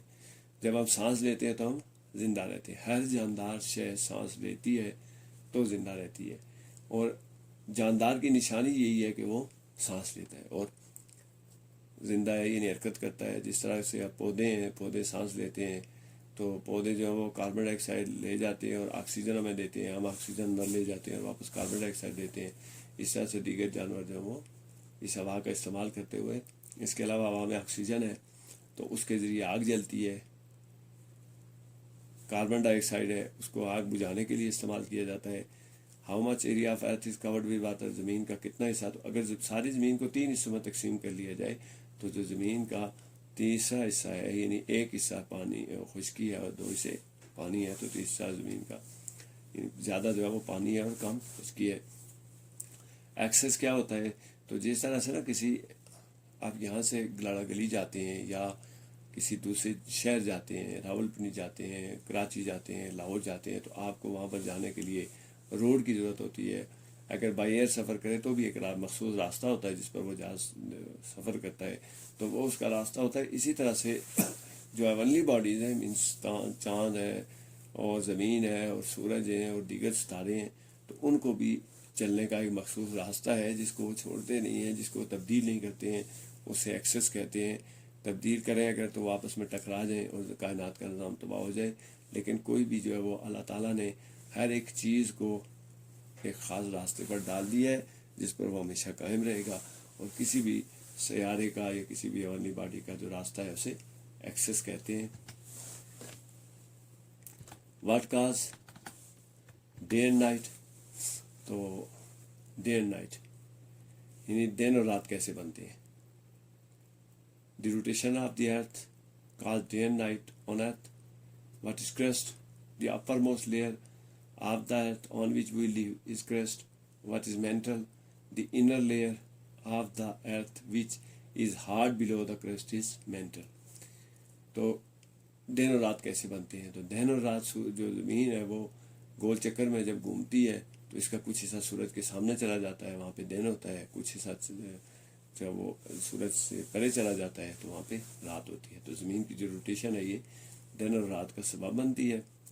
क्रस्ट जो है वो ज़मीन के ऊपर ही है जिस पे पौधे हैं, जिस पे हम रहते हैं, जिन पे हम फसलें उगाते हैं, जिससे हम खोदते हैं और इसमें से खोद के हम جب وہ مختلف چیزیں اگاتے ہیں ان کے اوپر جو مٹی کی تہ ہے اسے کرسٹ کہتے ہیں، زمین کی اوپری تہ کو، زمین کی سب سے اوپر والی تہ اسے کرسٹ کہتے ہیں۔ اس کے بعد اس کی جو انر لیئر ہے، یعنی جو کرسٹ ہے اس کے نیچے بھی ایک لیئر ہے، ٹھیک، تو وہ اس کے اندر لیئر مینز ایک تہ ہے، ایک تہ بچھی ہوئی ہے، جس طرح ہم تہ رہتا ہے کسی چیز کو رکھتے ہیں، اسی طرح سے سب سے اوپر والی تہ کو کرسٹ کہتے ہیں۔ اس کے نیچے ایک تہ ہے جو زیادہ سخت ہے، ٹھیک ہے، اور وہ اس کرسٹ کے نیچے ہے تو اسے مینٹل کہتے ہیں، یعنی وہ زمین کی اندرونی تہ ہے، زمین کی بیرونی تہ کو کرسٹ کہتے ہیں، تو اس کے اندر والی تہ کو مینٹل کہتے ہیں۔ اور اس سے پھر نیچے ایک تہ ہے جس میں جو ہے وہ معدنیات وغیرہ، گیس، تیل اور یہ چیزیں پائی جاتی ہیں، تو یہ اس طرح سے زمین جو ہے وہ تہ در تہ رکھی گئی ہے۔ How does earth gets heat and light? زمین جو حرارت اور روشنی کہاں سے حاصل کرتی ہے؟ تو دی ارتھ Gates heat and light from the sun. Why do animals and plants need air? The animal and plants need air to breathe and remain alive. How long does it take for Earth to turn once on its axis? It takes 24 hours for Earth to turn once on its axis. تو روشنی کی ضرورت جو ہے اور حرارت کی ضرورت، تو ہم جانتے ہیں کہ روشنی اور حرارت جو ہے وہ زندگی کی بنیادی اکائی ہیں، ان کے بغیر زندگی ممکن نہیں ہے۔ تو زندگی کو قائم رکھنے کے لیے، برقرار رکھنے کے لیے ہمیں روشنی کی ضرورت ہوتی ہے اور ہمیں حرارت کی ضرورت ہوتی ہے۔ تو روشنی اور حرارت جو ہے وہ بنیادی طور پر زمین کی بنیاد ہے، یہی جو زمین کی زندگی ہے، زمین کے اوپر اس کی بنیاد ہے۔ تو یہ کہاں سے ملتی ہے؟ How does? تو زمین چونکہ خود اس کی نہ روشنی ہے اور نہ اس کی خود حرارت ہے، تو یہ دونوں چیزیں ہیٹ اور لائٹ چاہیے سورج سے حاصل کرتی ہے زمین۔ کہاں سے حاصل کرتی ہے زمین؟ سورج سے حاصل کرتی ہے۔ سورج جب چمکتا ہے تو ہمیں حرارت ملتی ہے، اور سورج جب چمکتا ہے تو ہمیں اس سے روشنی ملتی ہے۔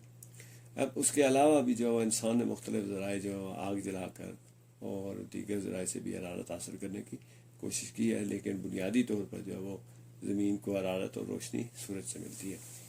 اب جانوروں اور پودوں کو ہوا کی ضرورت کیوں ہوتی ہے؟ تو جانوروں اور پودوں کو سانس لینے کے لیے ہوا کی ضرورت ہوتی ہے، اور زندہ رہنے کے لیے ہوا کی ضرورت ہوتی ہے۔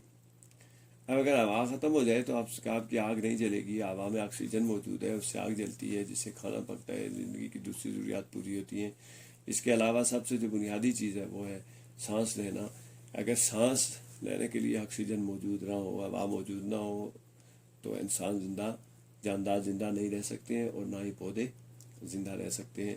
ان کا دم گھٹ سکتا ہے اور ان سے ان کی موت واقع ہو جاتی ہے۔ پودے مرجھا جاتے ہیں اور پھر مرجھا کر بالکل ختم ہو جاتے ہیں اگر ان کو ہوا نہ ملے تو۔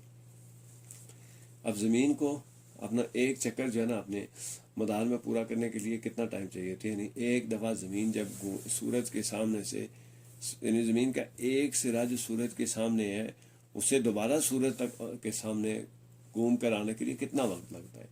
تو یہ جو اپنی زمین اپنی ایکسس کے جو ہے وہ اس کو 24 گھنٹے لگتے ہیں، تو تب جا کے وہ اپنے یعنی ایک سرا جو اس کا گھوم کر دوبارہ سے اس کے سامنے آتا ہے۔ تو اسی سے ہم جانتے ہیں کہ دن اور رات بنتے ہیں، اور 24 آور دن اور رات کے گھنٹے کتنے ہوتے ہیں؟ 24 گھنٹے ہوتے ہیں۔ تو اس کا مطلب یہ ہوتا ہے کہ زمین کو 24 گھنٹے چاہیے ہوتے ہیں اپنا ایک چکر مکمل کرنے کے لیے۔ What did little George get for his birthday? Little George got an axe for his birthday gift. How did he feel when he got the present? He felt very happy when he got the present. Why did his father tell him about what did his father tell him about the axe? Father told him about the axe to use it carefully. It was not a toy. تو اب birth day جو ہے وہ ہم جانتے ہیں کہ birth day بڑا مشہور ایک موقع ہوتا ہے، بڑا مشہور معروف یعنی اصطلاح ہے جسے ہم استعمال کرتے ہیں، اور اس کے خاص میننگ ہوتے ہیں ہر انسان کی زندگی میں۔ تو اسی طرح جاج کی زندگی میں بھی جو برتھ ڈے ہے اس کے خاص میننگ ہے اور خاص موقع ہے، تو اس کو، اور ہم جانتے ہیں کہ ہم بھی جب برتھ ڈے مناتے ہیں تو پھر ایک دوسرے کو تحفے تحائف دیتے ہیں۔ تو جارج کو بھی تحفے میں جو ایک چھوٹی کلاڑی اس کو تحفے میں دی گئی تھی. تو جارج کو برتھ ڈے کے تحفے میں کیا ملا تھا؟ تو ایک چھوٹی کلاڑی ملی تھی. How did he feel when he got present? تو جو تحفہ دینا اور تحفہ لینا دونوں صورتوں میں ہمیں بڑی خوشی محسوس ہوتی ہے. یعنی جب ہم کسی کو تحفہ دیتے ہیں تو ہمیں خود بھی خوشی محسوس ہوتی ہے، اور جسے ہم تحفہ دیتے ہیں اسے بھی خوشی محسوس ہوتی ہے. تو اس لیے جب اسے تحفہ دیا گیا تو اسے کیسا محسوس ہوا؟ تو اسے بہت یعنی خوشی محسوس ہوئی. وہ بہت خوش ہوا وہ تحفہ لے کر. جو اس کے والد نے اس کو جو تحفہ دیا تھا برتھ ڈے پر، اس سے لے کر وہ بہت خوش ہوا. اب ساتھ ہی جو ہے وہ جب اسے تحفہ دیا گیا تو اسے کچھ ہدایات بھی دی گئی ہیں. والدین کی ہدایات تو ہر جگہ موجود ہوتی ہیں اور ہمارے لیے بڑی مقدس اور اہم ہوتی ہیں. والدین جو طریقہ ہمیں بتاتے ہیں ہمیں اس پر منون جیسے وہ بتاتے ہیں ایسے عمل کرنا چاہیے، کیونکہ والدین کی اطاعت انسان کی زندگی اور آخرت کی کامیابی کا ذریعہ ہے. ہمیں چاہیے کہ والدین جو بھی ہدایت دیں ان پہ اچھی طرح سے عمل کریں. تو والد نے اسے کلاڑی کے متعلق بتایا کہ اس کو احتیاط سے استعمال کرنا ہے، یہ کوئی کھلونا نہیں ہے، یعنی اس کو اس طرح سے استعمال نہیں کرنا ہے کہ اس سے نقصان ہو. What did the judge do with the axe? تو George cut the little tree with the axe. How did his father feel when he saw the dying cherry tree? His father was very upset when he saw the cherry was dying. Did George tell a lie so that his father would not punish him? No, George told the truth to his father, and as a reward he was not punished. اب George نے جو وہ کلاڑی کا سب سے پہلے استعمال کیا تو اب کلاڑی کا جو ہمارے یہاں استعمال ہے وہ بھی بالکل ایسے ہی ہے جیسے جارج نے کیا ہے. اس نے ایک چھوٹے سے درخت کو چیری کا جو درخت تھا اس کو کلاڑی سے کٹ لگا دیا.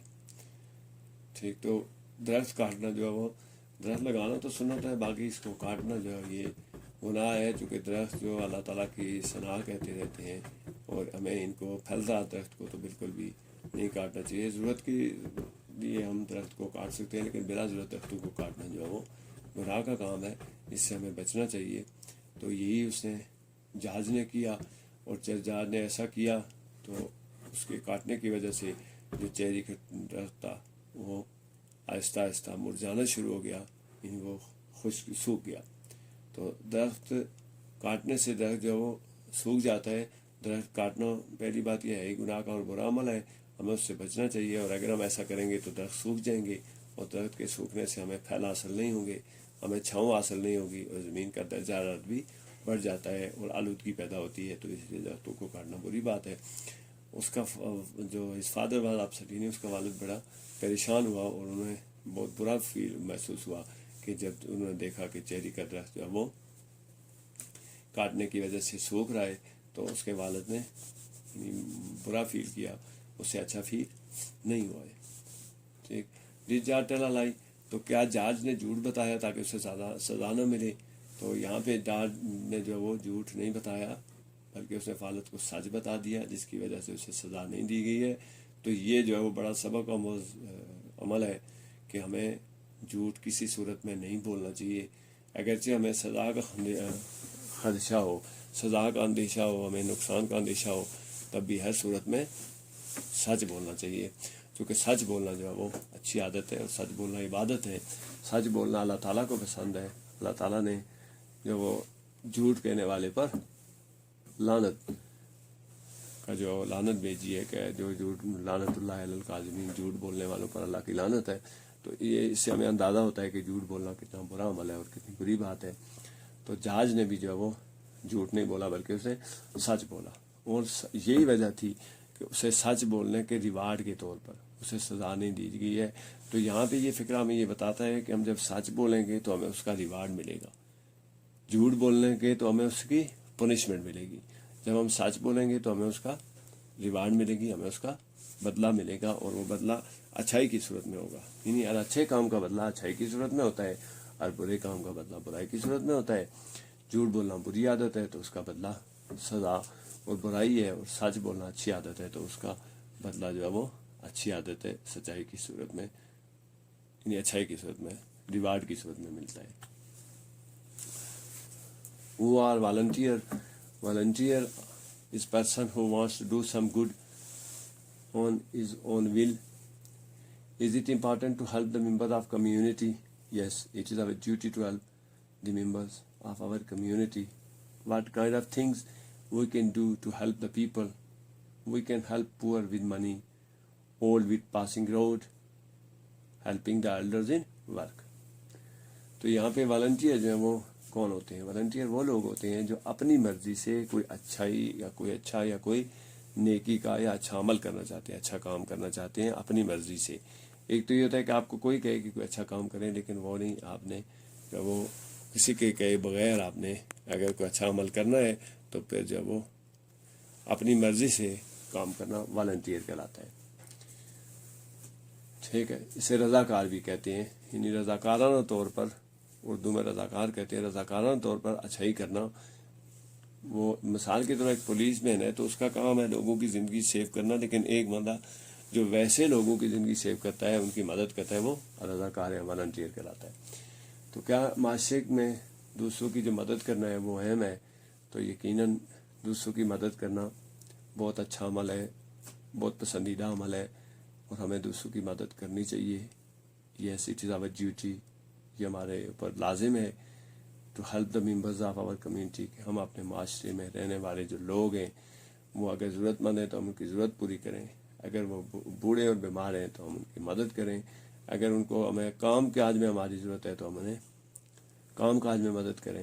اگر کوئی کسی کے پاس پیسے نہیں ہیں، کسی کے جوتے کپڑے پھٹے ہوئے ہیں، اگر ہمارے پاس اپنی ضرورت سے زیادہ ہیں تو ہمیں انہیں دینے چاہیے، ہمیں ان کی مدد کرنی چاہیے. اس کے علاوہ اگر کوئی بوڑھا ہے، نابینا ہے اور وہ روڈ پار نہیں کر سکتا تو ہمیں اس کو ہاتھ پکڑ کے روڈ پار کروانا چاہیے، راستہ دکھانا چاہیے. کوئی نابینا ہے تو اس کو راستہ دکھانا چاہیے. تو یہ کچھ چیزیں ہیں جو ہمیں کرنی چاہیے. تو what kind of things we can do to help the people. تو ہمیں چاہیے کہ ہم غریب جو لوگ ہیں، ضرورت مند ہیں، ان کو پیسے دے کر ان کی مدد کر سکتے ہیں. اگر پیسے نہیں ہیں تو ہم بوڑھے لوگوں کی روڈ پار کروانے میں مدد کر سکتے ہیں، نابینا کو راستہ دکھا سکتے ہیں. اس کے علاوہ اگر کوئی بزرگ ہے، وہ وزن اٹھا کر چل رہا ہے تو اس سے جہاں تک ہم اس کے ساتھ چل رہے ہیں اس سے لے لینا، جو ہے اس سے اس کی ہیلپ ہو جاتی ہے. تو یہ جو سارے عمل ہیں یہ ہمیں کرنے چاہیے، اور یہ اچھے عمل ہیں. ان پر ہمیں اگر ہم عمل کریں گے تبھی جا کر معاشرہ ہمارا ایک جنت کی شکل میں بن سکتا ہے. اگر ہم ایسا نہیں کریں گے تو ہمارا معاشرہ پھر جنت کی شکل میں، معاشرہ جنت مینس اچھا معاشرہ جہاں پہ لوگ پرسکون رہتے ہیں، جہاں پہ لوگ خوش رہتے ہیں. وہ وہی ہوتا ہے جہاں لوگ رضاکارانہ ایک دوسرے کی مدد کرتے ہیں بغیر کسی بدلے کے عوض، جو ایک دوسرے کے کام آتے ہیں. What did Tom do when he woke up? He started groaning as he was seriously ill. Why did he pretend to be ill? Because there was test of science in school and he was not prepared. What did he put on his face and arm? He put red ink spots on his arm and face. How did the doctor knew Tom was not ill? When was the red marks and the pen on the table?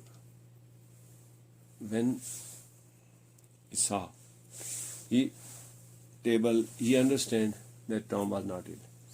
تو Tom جب جاگا تو اس نے کیا کیا؟ تو جس طرح سے اسکول کے بچے کرتے ہوتے ہیں، کوئی بہانہ بنا لیتے ہیں، تو اس نے بھی بہانہ بنا لیا اور اس نے رونا شروع کر دیا کہ وہ بہت بیمار ہے. درد سے کرانا شروع کر دیا، یعنی ہائے کرنا شروع کر دیا. تو اس نے ایسا کیوں کیا؟ کیونکہ اس کا سائنس کا ٹیسٹ تیار نہیں تھا. تو ٹیسٹ تیار نہ کرنا، ٹیچر کا بتایا ہوا کام نہ کرنا، یہ بہت بری بات ہے. اس کے بعد پھر ٹیسٹ تیار نہ کر کے ایک بہانہ بنانا اور جھوٹ بولنا، یہ اس سے بھی بری عادت ہے. تو ہمیں چاہیے کہ جو ٹیچر ٹیسٹ بتائیں اس کی تیاری خود بھی کریں، والدین سے مدد لیں، اور والدین بھی ہماری مدد کرنے کو تیار ہوتے ہیں. تو ہمیں بہانے نہیں بنانے چاہیے. اس نے کیا کیا؟ اپنے فیس اور آرم کے اوپر اس نے جو ریڈ انک تھی، سرخ جو روشنائی ہے، وہ اس نے سرخ سیاہی تو ہم نہیں کہہ سکتے ہیں، ویسے تو ہمارے غلط کلام میں سرخ سیاہی کہتے ہیں. تو سیاہی سیاہ ہوتا ہے، سرخ سرخ ہوتا ہے، سرخ سیاہی ہوتی نہیں ہے، لیکن یہ ہے کہ سرخ روشنائی، اس کو روشنائی کہتے ہیں. تو روشنائی اس نے اپنے چہرے کے اوپر اور اس کے اوپر ڈال دی، اور اس پہ اس نے جو وہ اسپاٹ بنا دیے، یعنی داغ لگا دیے کہ وہ بیمار ہو گیا ہے. تو ایک تو ڈاکٹر کو کیسے پتہ چلتا ہے؟ جب ڈاکٹر نے وہ ریڈ پین دیکھی تو اسے پتہ چل گیا ٹیبل کے اوپر کہ ٹام جو ہے وہ بیمار نہیں ہے بلکہ یہ بہانے بنا رہا ہے، کیونکہ اس جو ریڈ انک تھی اس کی وجہ سے اسے اندازہ ہو گیا کہ یہ جو داغ لگے ہوئے ہیں یہ اس کے کسی بیماری کی وجہ سے نہیں ہے، بلکہ اس نے خود اپنے اوپر سیاہی گرا، وہ روشنائی گرا لی ہے، لگا لی ہے. What made Tom get out of bed? The fear of injection made him free and come out of bed. Why was BFT scared? BFT was scared of being cut by someone as trees were cut by people. So, what does BFT stand for? BFT stands for Big Friendly Tree. It was a tree in the garden. Tom جو ہے وہ جب اسے بتایا گیا کہ doctor اس کو injection دے گا، وہ چونکہ بیمار ہے، تو وہ اس کے خوف سے جو ہے وہ بستر سے نکل آیا، اسے بتا دیا کہ وہ بیمار نہیں ہے. اب B F T big friendly tree, یہ گاؤں میں ایک درخت ہے، تو وہ کیوں گھبرایا ہوا ہے؟ تو جیسا کہ پہلے بتایا کہ درختوں کو کاٹنا بہت برا عمل ہے، گناہ کا کام ہے، اور ہمیں درختوں کو حفاظت کرنی چاہیے، نہ کہ ہمیں انہیں کاٹنا چاہیے. تو اس لیے جو بگ فرینڈلی ٹری ہے اس کو یہ خوف تھا کہ جس طرح باقی لوگ درختوں کو لگاتار کاٹ رہے ہیں تو اس کا بھی نمبر آ جائے گا اور لوگ اسے کاٹ دیں گے. تو what does B F T stand for? B F T stand for big friendly tree. It was a tree in the garden. باغ کا ایک درخت ہے، اسے big friendly tree, friendly means وہ جو درخت ہے وہ لوگوں کو سایہ بھی دیتا ہے، پھل بھی دیتا ہے اور لوگوں کو آسانیاں مہیا کرتا ہے، لہذا وہ فرینڈلی تھا. تو وہ ڈر رہا تھا کہ لوگ اسے بھی کاٹ دیں گے. Our B F T friends, جو بگ فرینڈلی ٹری تھا اس کے دوست کون سے تھے؟ The other trees and the little plants for B F T friends. اس کے آس پاس جو چھوٹے چھوٹے پودے تھے جو اگے ہوئے تھے وہاں پہ، وہ اس کے دوست تھے. How you can save B F T? آپ بگ فرینڈلی ٹری کو کیسے بچا سکتے ہیں؟ We can save B F T by not let anyone cut it. ہم بی ایف ٹی کو اس طرح سے بچا سکتے ہیں کہ ہم کسی کو اس درخت کو کاٹنے نہ دیں. درخت کاٹنا بری بات ہے، درختوں کو لگانا چاہیے، درخت لگانا سنت ہے.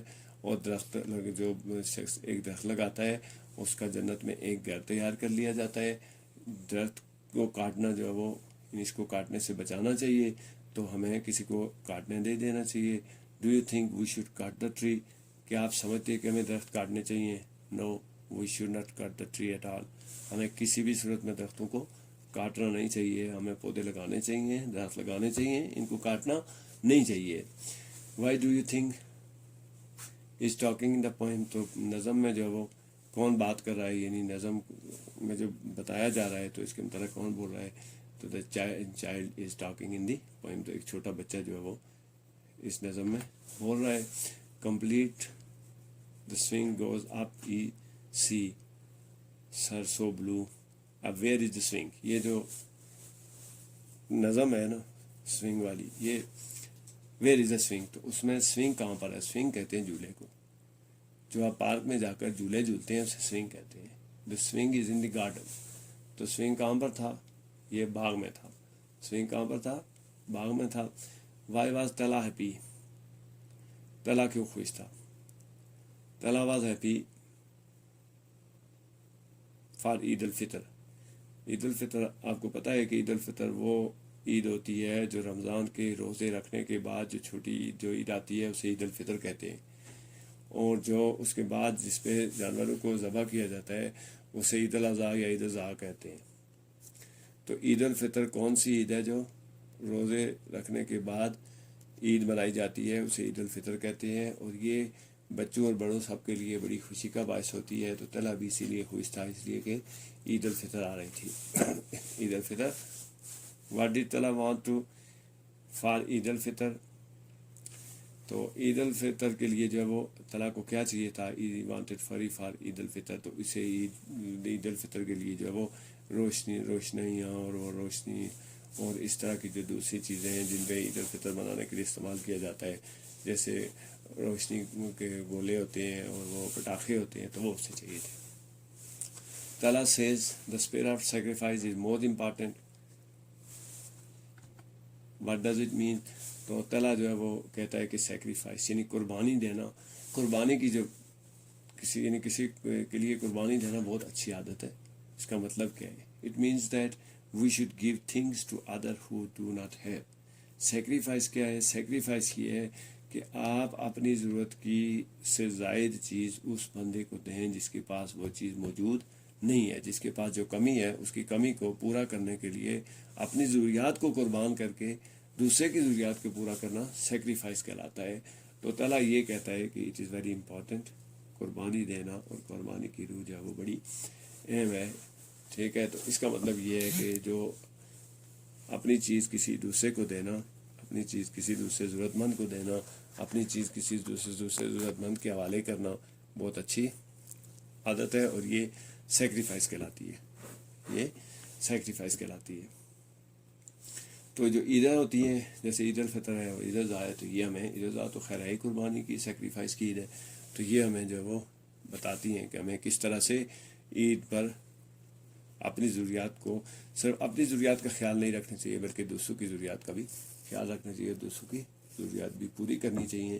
تو یہ ایک یعنی بہت اچھا میسج ہے کہ تعالیٰ جو ہے وہ عید الفطر آ رہی ہے تو اس پر بہت خوش ہے، لیکن ساتھ ہی جو ہے وہ تعالیٰ کے ذہن میں یہ بھی ہے کہ ہمیں سیکریفائس کرنی چاہیے۔ تو یہ جو سیکریفائس کرنا ہے یہ ہمارے معاشرے کی بڑی بنیادی، اسلامی معاشرے کی جو بنیادی روح ہے وہ سیکریفائس کرنا ہے، دوسروں کی ضروریات کو پورا کرنا، اپنی ضرورت سے زائد چیز دینا، اور اپنی ضرورت کی چیز بھی، اپنی ضرورت کی چیز کسی کو دینا سیکریفائس کہلاتا ہے۔ مثال کے طور پر اگر آپ نے پٹاخے بجانے ہیں تو اس کے لیے آپ کے پاس پیسے ہیں، لیکن ساتھ میں کوئی ایسا بچہ ہے جس کے پاس کھانے کے لیے کچھ نہیں ہے، تو بجائے وہ پیسے پٹاخے بجا کر ضائع کرنے کے، اس بچے کے لیے کھانے کا بندوبست کر دینا یا اسے کوئی چیز لے کے دے دینا، وہ جو ہے وہ سیکریفائس کہلاتا ہے۔ تو سیکریفائس جو ہے وہ ایک اچھی عادت ہے، یہ ہمیں اپنانی چاہیے اگر ہم چاہتے ہیں کہ ہمارا معاشرہ کامیاب ہو، ہمارا معاشرہ اچھا بنے، ہم وہاں پر پرسکون رہیں، خوش رہیں، وہاں کے رہنے والے دوسرے لوگ بھی خوش رہیں، تو ہمیں چاہیے کہ ہم سیکریفائس سے کام لیں۔ تو یہ کچھ جو کویشچن آنسر تھے، ان کے ساتھ کچھ اخلاقی سبق بھی ہیں جو ہمیں ذہن میں رکھنے چاہیے۔ اگر ہم انہیں اپنے ذہن میں رکھیں گے تو یہ یعنی صرف سبق نہیں رہے گا بلکہ یہ ہمارے لیے بہت اچھا ایک مورل لیسن بھی بن جائے گا، اور ہر سبق میں، ہر کویشچن میں کچھ نہ کچھ ایسی چیز بتائی جا رہی ہے جو بہت اچھی ہے۔ تو ہمیں صرف کویشچن آنسر ان کو یاد کر لینا، ان کو پڑھ لینا، ان کو لکھ دینا اور ان کو لکھ کر پیپر پاس کر لینا، یہ اس کا مقصد نہیں ہے۔ ان تمام کا مقصد جو ہے وہ کوئی اخلاقی سبق دینا اور بچوں کو ذہنی طور پر اچھائی کے لیے تیار کرنا ہے۔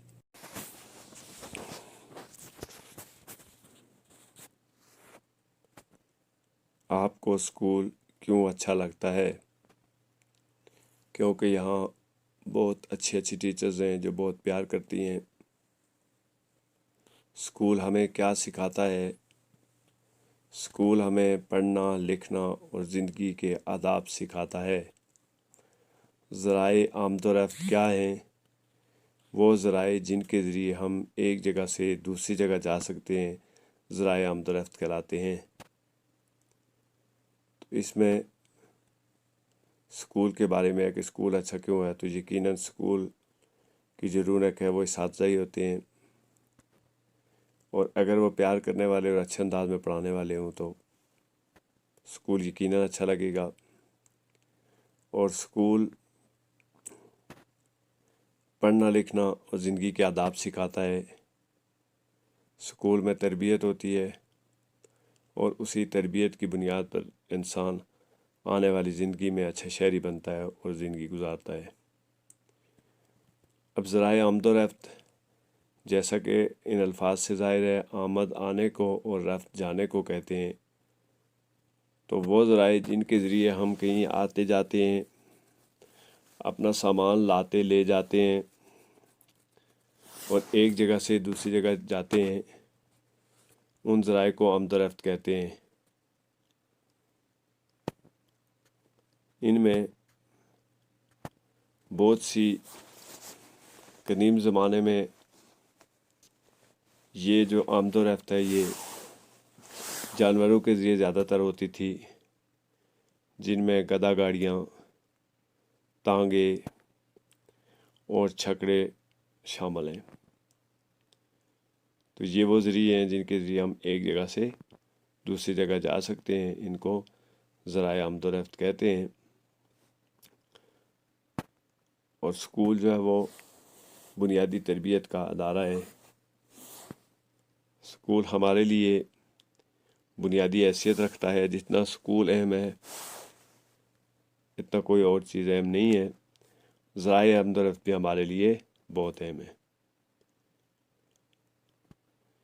زمین پر چلنے والے ذرائع آمد و رفت کون کون سے ہیں؟ اب زمین پر چلنے والے ذرائع آمد و رفت کاریں، بسیں، رکشے اور ٹرک وغیرہ ہیں. زمین کے علاوہ ذرائع آمد و رفت کون کون سے ہیں؟ زمین کے علاوہ بحری جہاز، کشتیاں اور ہوائی جہاز بھی ذرائع آمد و رفت ہیں. ٹریفک قوانین کیا ہوتے ہیں؟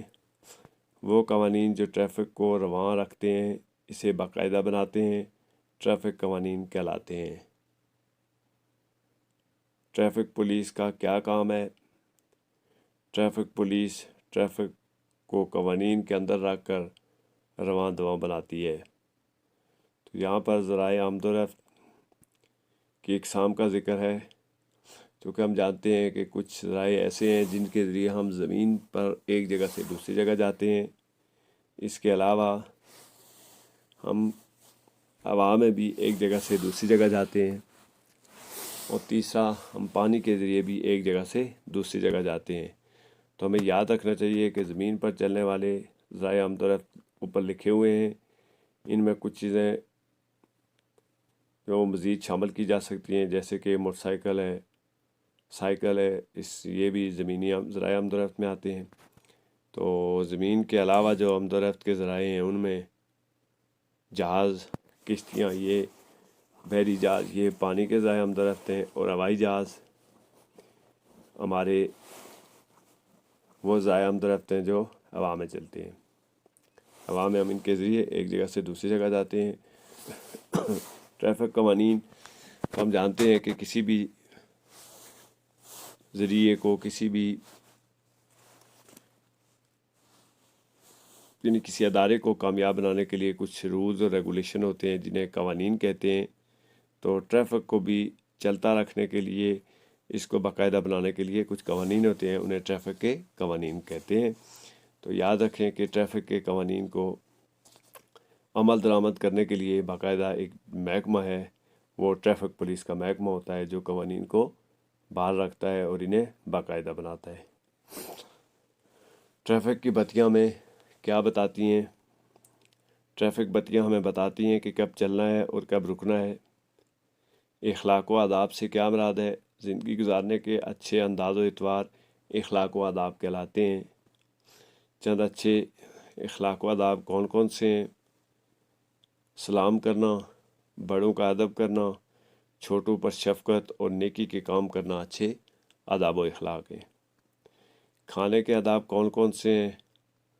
ہاتھ دھونا، بسم اللہ پڑھ کر کھانا شروع کرنا، بسم اللہ پڑھنا، بیٹھ کر کھانا، چھوٹے نوالے لینا کھانے کے آداب ہیں.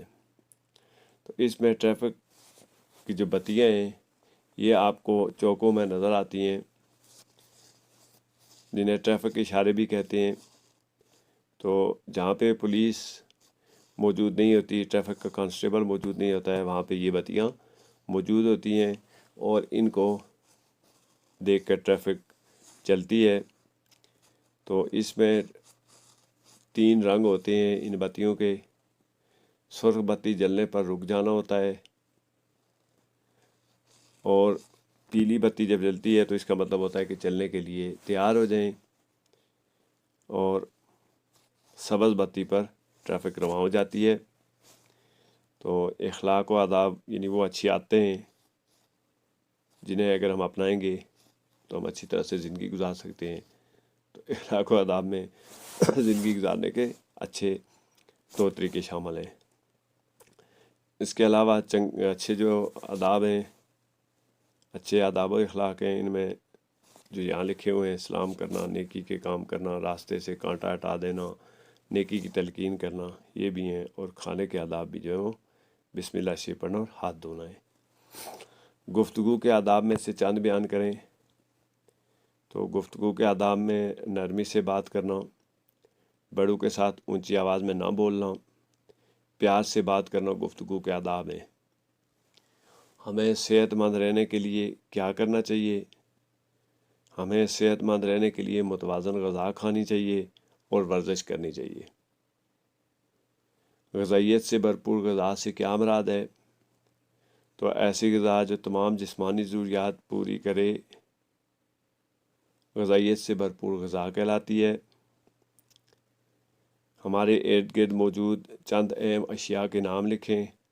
ہمارے ارد گرد درخت، پہاڑ، مکان، کھیت اور کھلیان ہیں۔ تو یہاں پہ گفتگو کے آداب کا بھی ذکر ہے۔ پہلے کھانے کے آداب کا تھا۔ کھانے کے آداب جو ہے وہ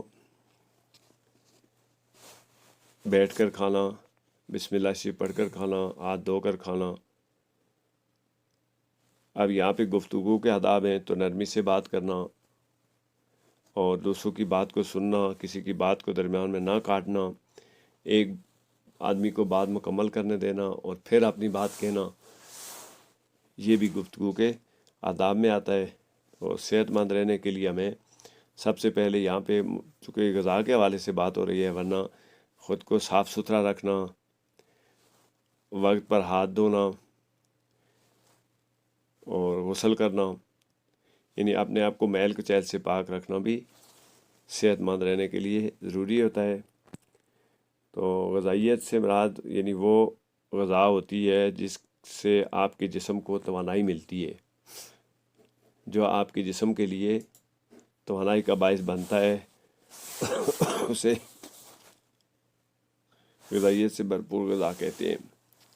تو ہمارے ارد گرد بہت سی چیزیں ہیں، یہاں پر چند چیزوں کا ذکر کیا گیا ہے، چونکہ چند اشیاء کا نام لکھیں تو ان میں اب جہاں پہ آپ بیٹھے ہوئے ہوں تو وہاں پہ بھی چند چیزیں آپ کے ارد گرد، مثلا اسکول میں تو ڈیسک ہے، کرسی ہے، کلاس میں لگا ہوا بلب ہے،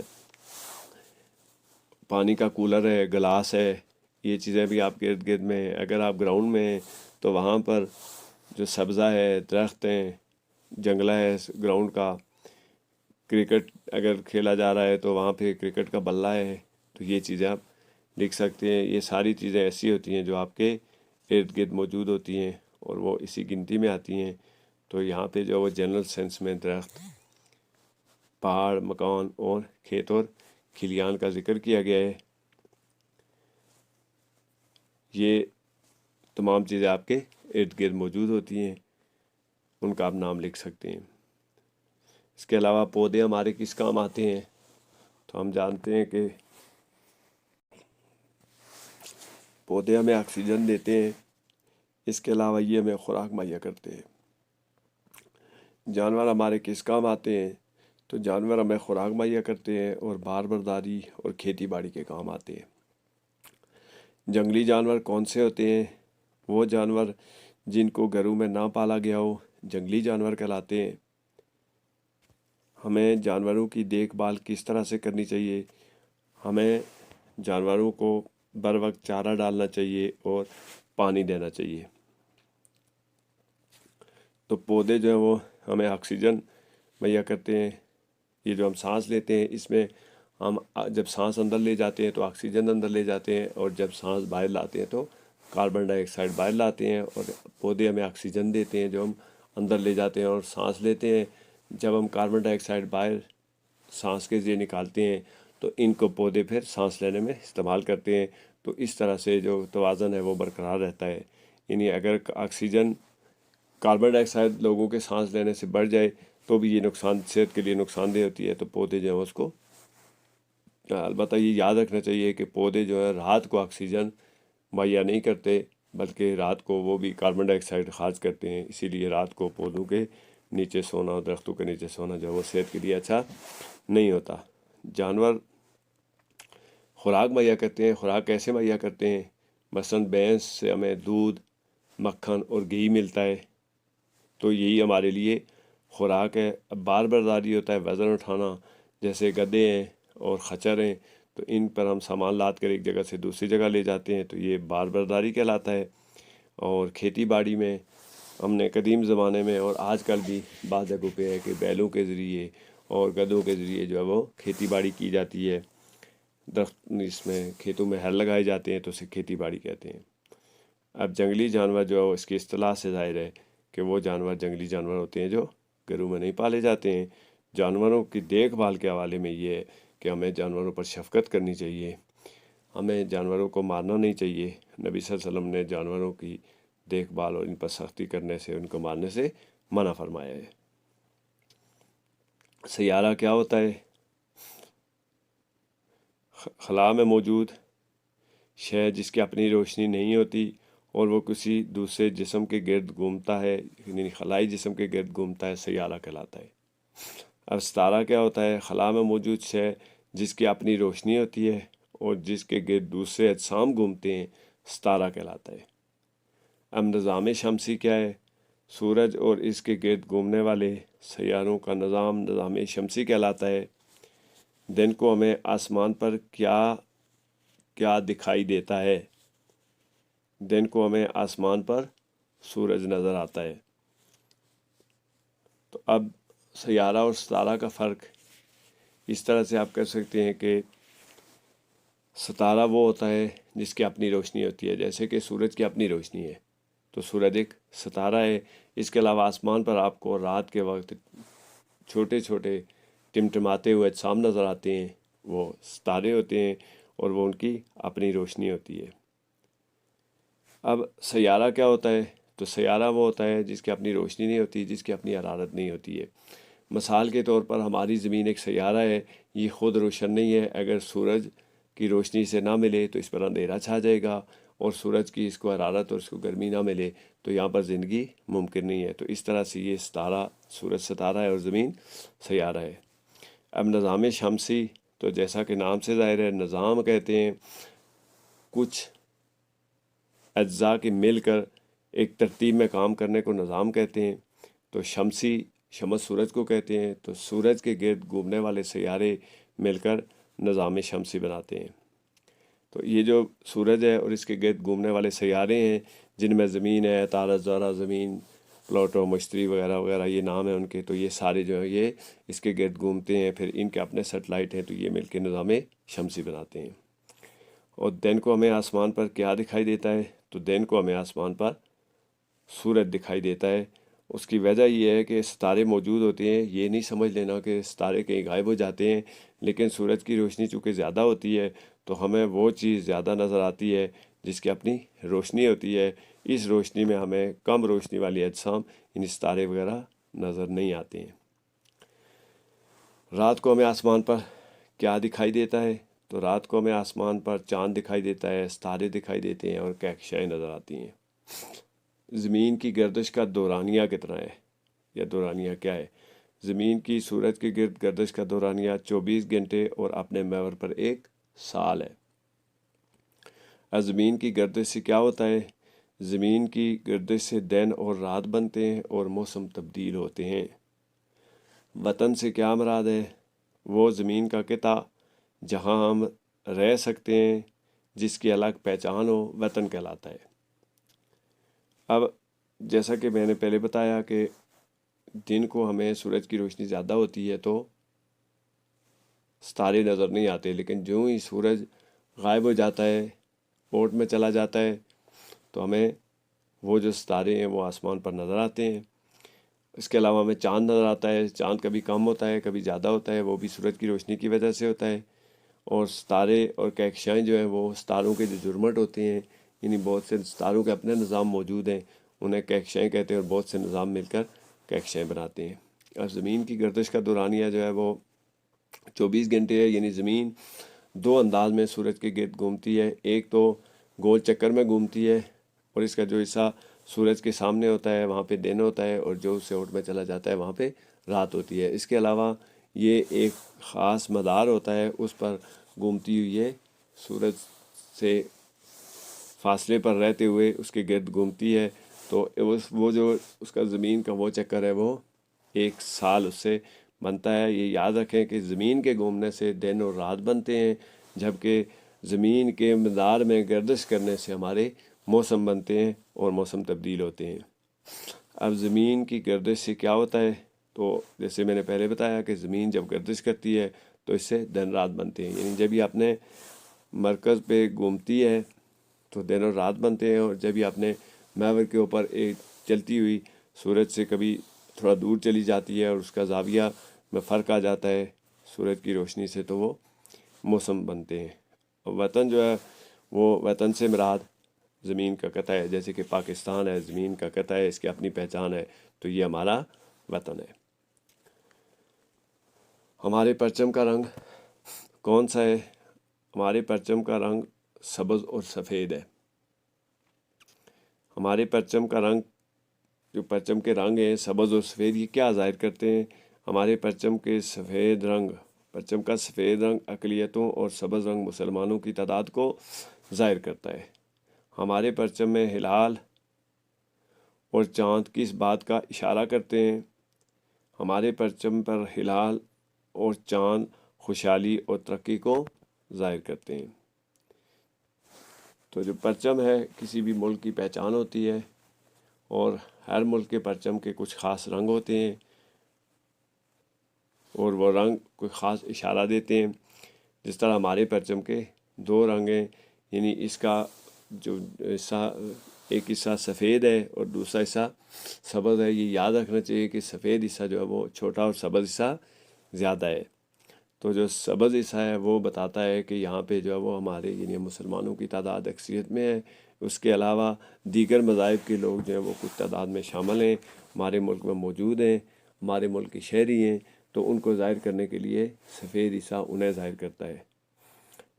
تو اقلیتوں سے مراد یعنی وہ لوگ ہوتے ہیں جو تعداد میں یعنی کچھ وہ لوگ ہوتے ہیں جو تعداد میں زیادہ ہوتے ہیں، اور کچھ وہ لوگ ہوتے ہیں جو تعداد میں کم ہوتے ہیں۔ تو اکثریت اور اقلیت، یعنی زیادہ تعداد والوں کو اکثریت کا لفظ استعمال کیا جاتا ہے، اور کم تعداد والوں کے لیے اقلیت کا لفظ استعمال کیا جاتا ہے۔ اب ہمارے پرچم پر چاند بھی ہے بنا ہوا ہے، اور چاند جو ہے وہ ہلال بنا ہوا ہے۔ ٹھیک، ہلال اس چاند کو کہتے ہیں جو چھوٹا چاند ہوتا ہے، یعنی گول جو چاند کا ایک سرا نظر آتا ہے اسے ہلال کہتے ہیں۔ اور ہلال جو پرچم ہے وہ ہماری خوشحالی اور ستارہ اور جو چاند ہے یہ ہمارے ملک کی خوشحالی اور ترقی کی طرف اشارہ کرتے ہیں۔ یہ ہمیں بتاتے ہیں کہ ہمارا ملک جو ہے وہ خوشحال ہے اور یہ ترقی کر رہا ہے اور یہ ترقی کرے گا۔ تو اس طرح سے یہ ہمارے پرچم کی کچھ پہچان ہے جو آپ لوگوں کو پتہ ہونی چاہیے۔ پرچم یاد رکھیں کہ پرچم بھی ہماری پہچان ہے، اور اس پہ رنگ بھی جو ہے وہ کسی نہ کسی مطلب کو ظاہر کرتے ہیں، اور ان سے کچھ خاص میننگ ملتے ہیں۔ اب یہ چونکہ اردو کے پہلے کویشچن تھے، تو اب انگلش کے کویشچن آ گئے ہیں۔ Is it easy to work alone or work with friend? تو اس کا آنسر ہے it is easy to work with friend, it is difficult to work alone۔ دوسرا کویشچن ہے where were the donkey and camel going? The donkey and the camel were going up to the hill. What did donkey say to camel? Donkey said to camel that he is weak and want his help. Is it good to help others or not? Yes, it is good to help others where it is easy. تو یہاں پہ بھی کچھ اخلاقی سبق بھی ہیں، مثلا is it easy to work alone or work with friend؟ تو اکیلے کام کرنا جو ہے وہ اچھا ہوتا ہے، آسان ہوتا ہے، یا دوستوں کے ساتھ مل کے کام کرنا؟ تو یاد رکھیں کہ کوئی بھی کام جو مل کر کیا جاتا ہے اس میں برکت ہوتی ہے، اس میں زیادہ سکون ہوتا ہے بنسبت اکیلے کام کرنے کے۔ اور انسان جو ہے وہ پیدا ہی جب ہوا ہے تو یہ مل جل کر اس نے رہنا سیکھا ہے، تو یہ مل جل کر رہنے میں اس کو زیادہ آسانی ہوتی ہے۔ اس کے بعد ڈنکی گدھے کو کہتے ہیں اور کیمل اونٹ کو کہتے ہیں۔ تو یہ گدھا اور اونٹ کہاں پر جا رہے تھے؟ تو یہ گدھا اور اونٹ جو ہے نا وہ پہاڑی کے چڑھائی کے اوپر چڑھ کر جا رہے تھے۔ تو گدھا جو ہے وہ کیمل سے یعنی کیا کہتا ہے، واٹ ڈیڈ ڈونکی سے ٹو کیمل؟ تو گدھے نے کہا کہ آئی ایم ویک، میں کمزور ہوں، تو آئی وانٹ ہز ہیلپ، یعنی he want his help and wanted his help, اس کو اس کی مدد چاہیے تھی۔ تو یہاں پہ وانٹیڈ چونکہ پیچھے سیڈ ہے تو آگے wanted his help.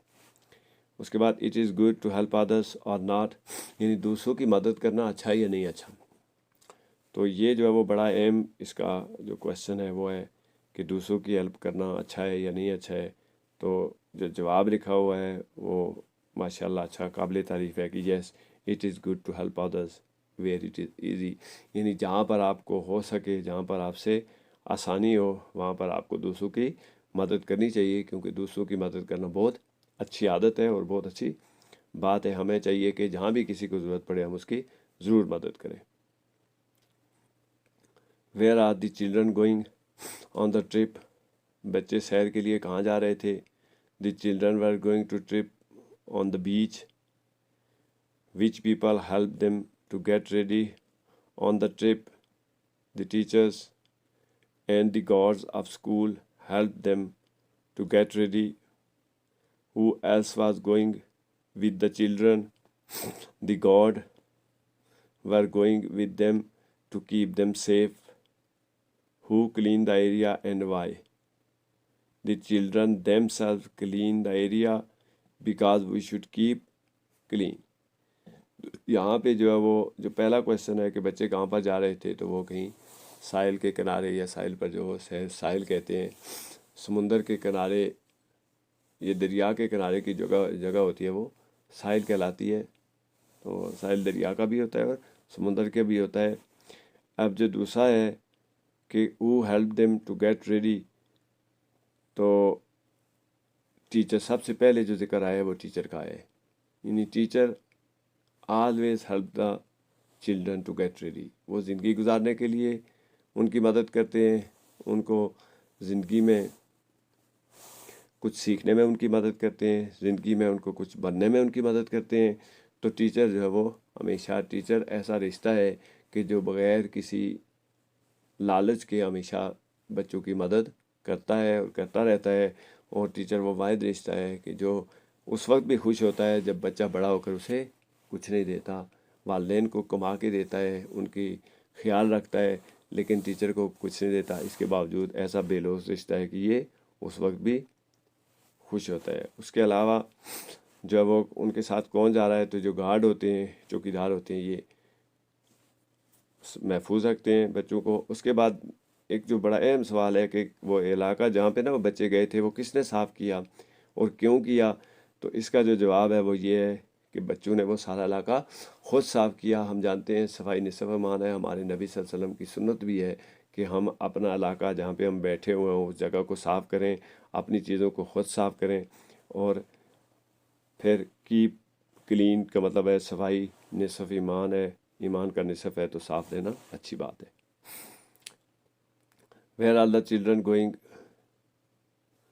On the trip, یہ دوبارہ سے وہی جو ہے وہ آگے، تو اس پہ مزید بات کر سکتے ہیں ہم.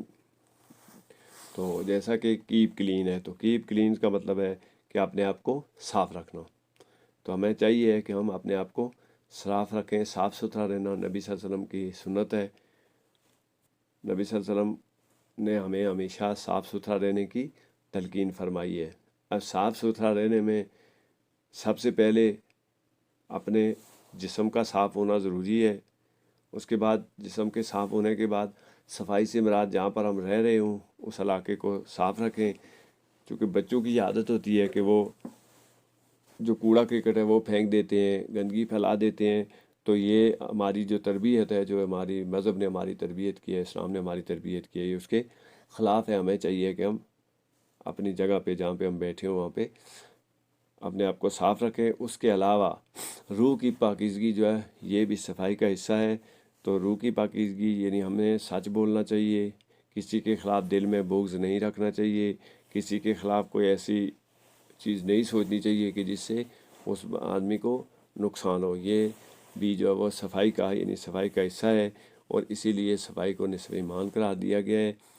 تو اب دیکھیں کہ اگر آپ صاف ستھرے نہیں ہوں گے تو صاف ستھرے نہ ہونے سے وضو نہ ہو، غسل نہ ہو، تو نماز بھی آپ نہیں پڑھ سکتے ہیں. آپ قرآن پاک کو چھونے سے پہلے ہمیں یہ تلقین کی گئی ہے کہ ہم وضو کر لیں اور اپنے آپ کو یعنی صاف ستھرا رکھیں. بغیر وضو کے قرآن پاک کو چھونا جو ہے وہ یعنی اس سے گناہ ہوتا ہے. تو اس لیے یہ بڑا اہم جو پوائنٹ ہے کہ کیپ کلین، یعنی we should keep because we should keep clean, کیونکہ ہمیں صاف ستھرا رہنا چاہیے، صاف ستھرا رکھنا چاہیے، اور صاف ستھرا دوسروں کو صاف ستھرا رہنے کی تلقین بھی کرنی چاہیے اور ان کو طریقہ بھی سکھانا چاہیے کہ کس طرح سے وہ صاف ستھرا رہ سکتے ہیں، اور ان کو یہ بتانا چاہیے کہ یہ اچھا کام ہے اور یہ اچھائی ہے، اس کی طرف جو وہ ہمیں یعنی ہماری جو نبی صلی اللہ علیہ وسلم ہیں ان کی سنت پر عمل کرتے ہوئے ہمیں اپنے آپ کو بھی صاف رکھنا چاہیے، جہاں پہ ہم رہتے ہوں وہ جگہ کو بھی صاف رکھنی چاہیے، اور دوسروں کو بھی صاف رہنے کی تلقین کرنی چاہیے، اور عملی طور پر صفائی کا مظاہرہ کرنا چاہیے۔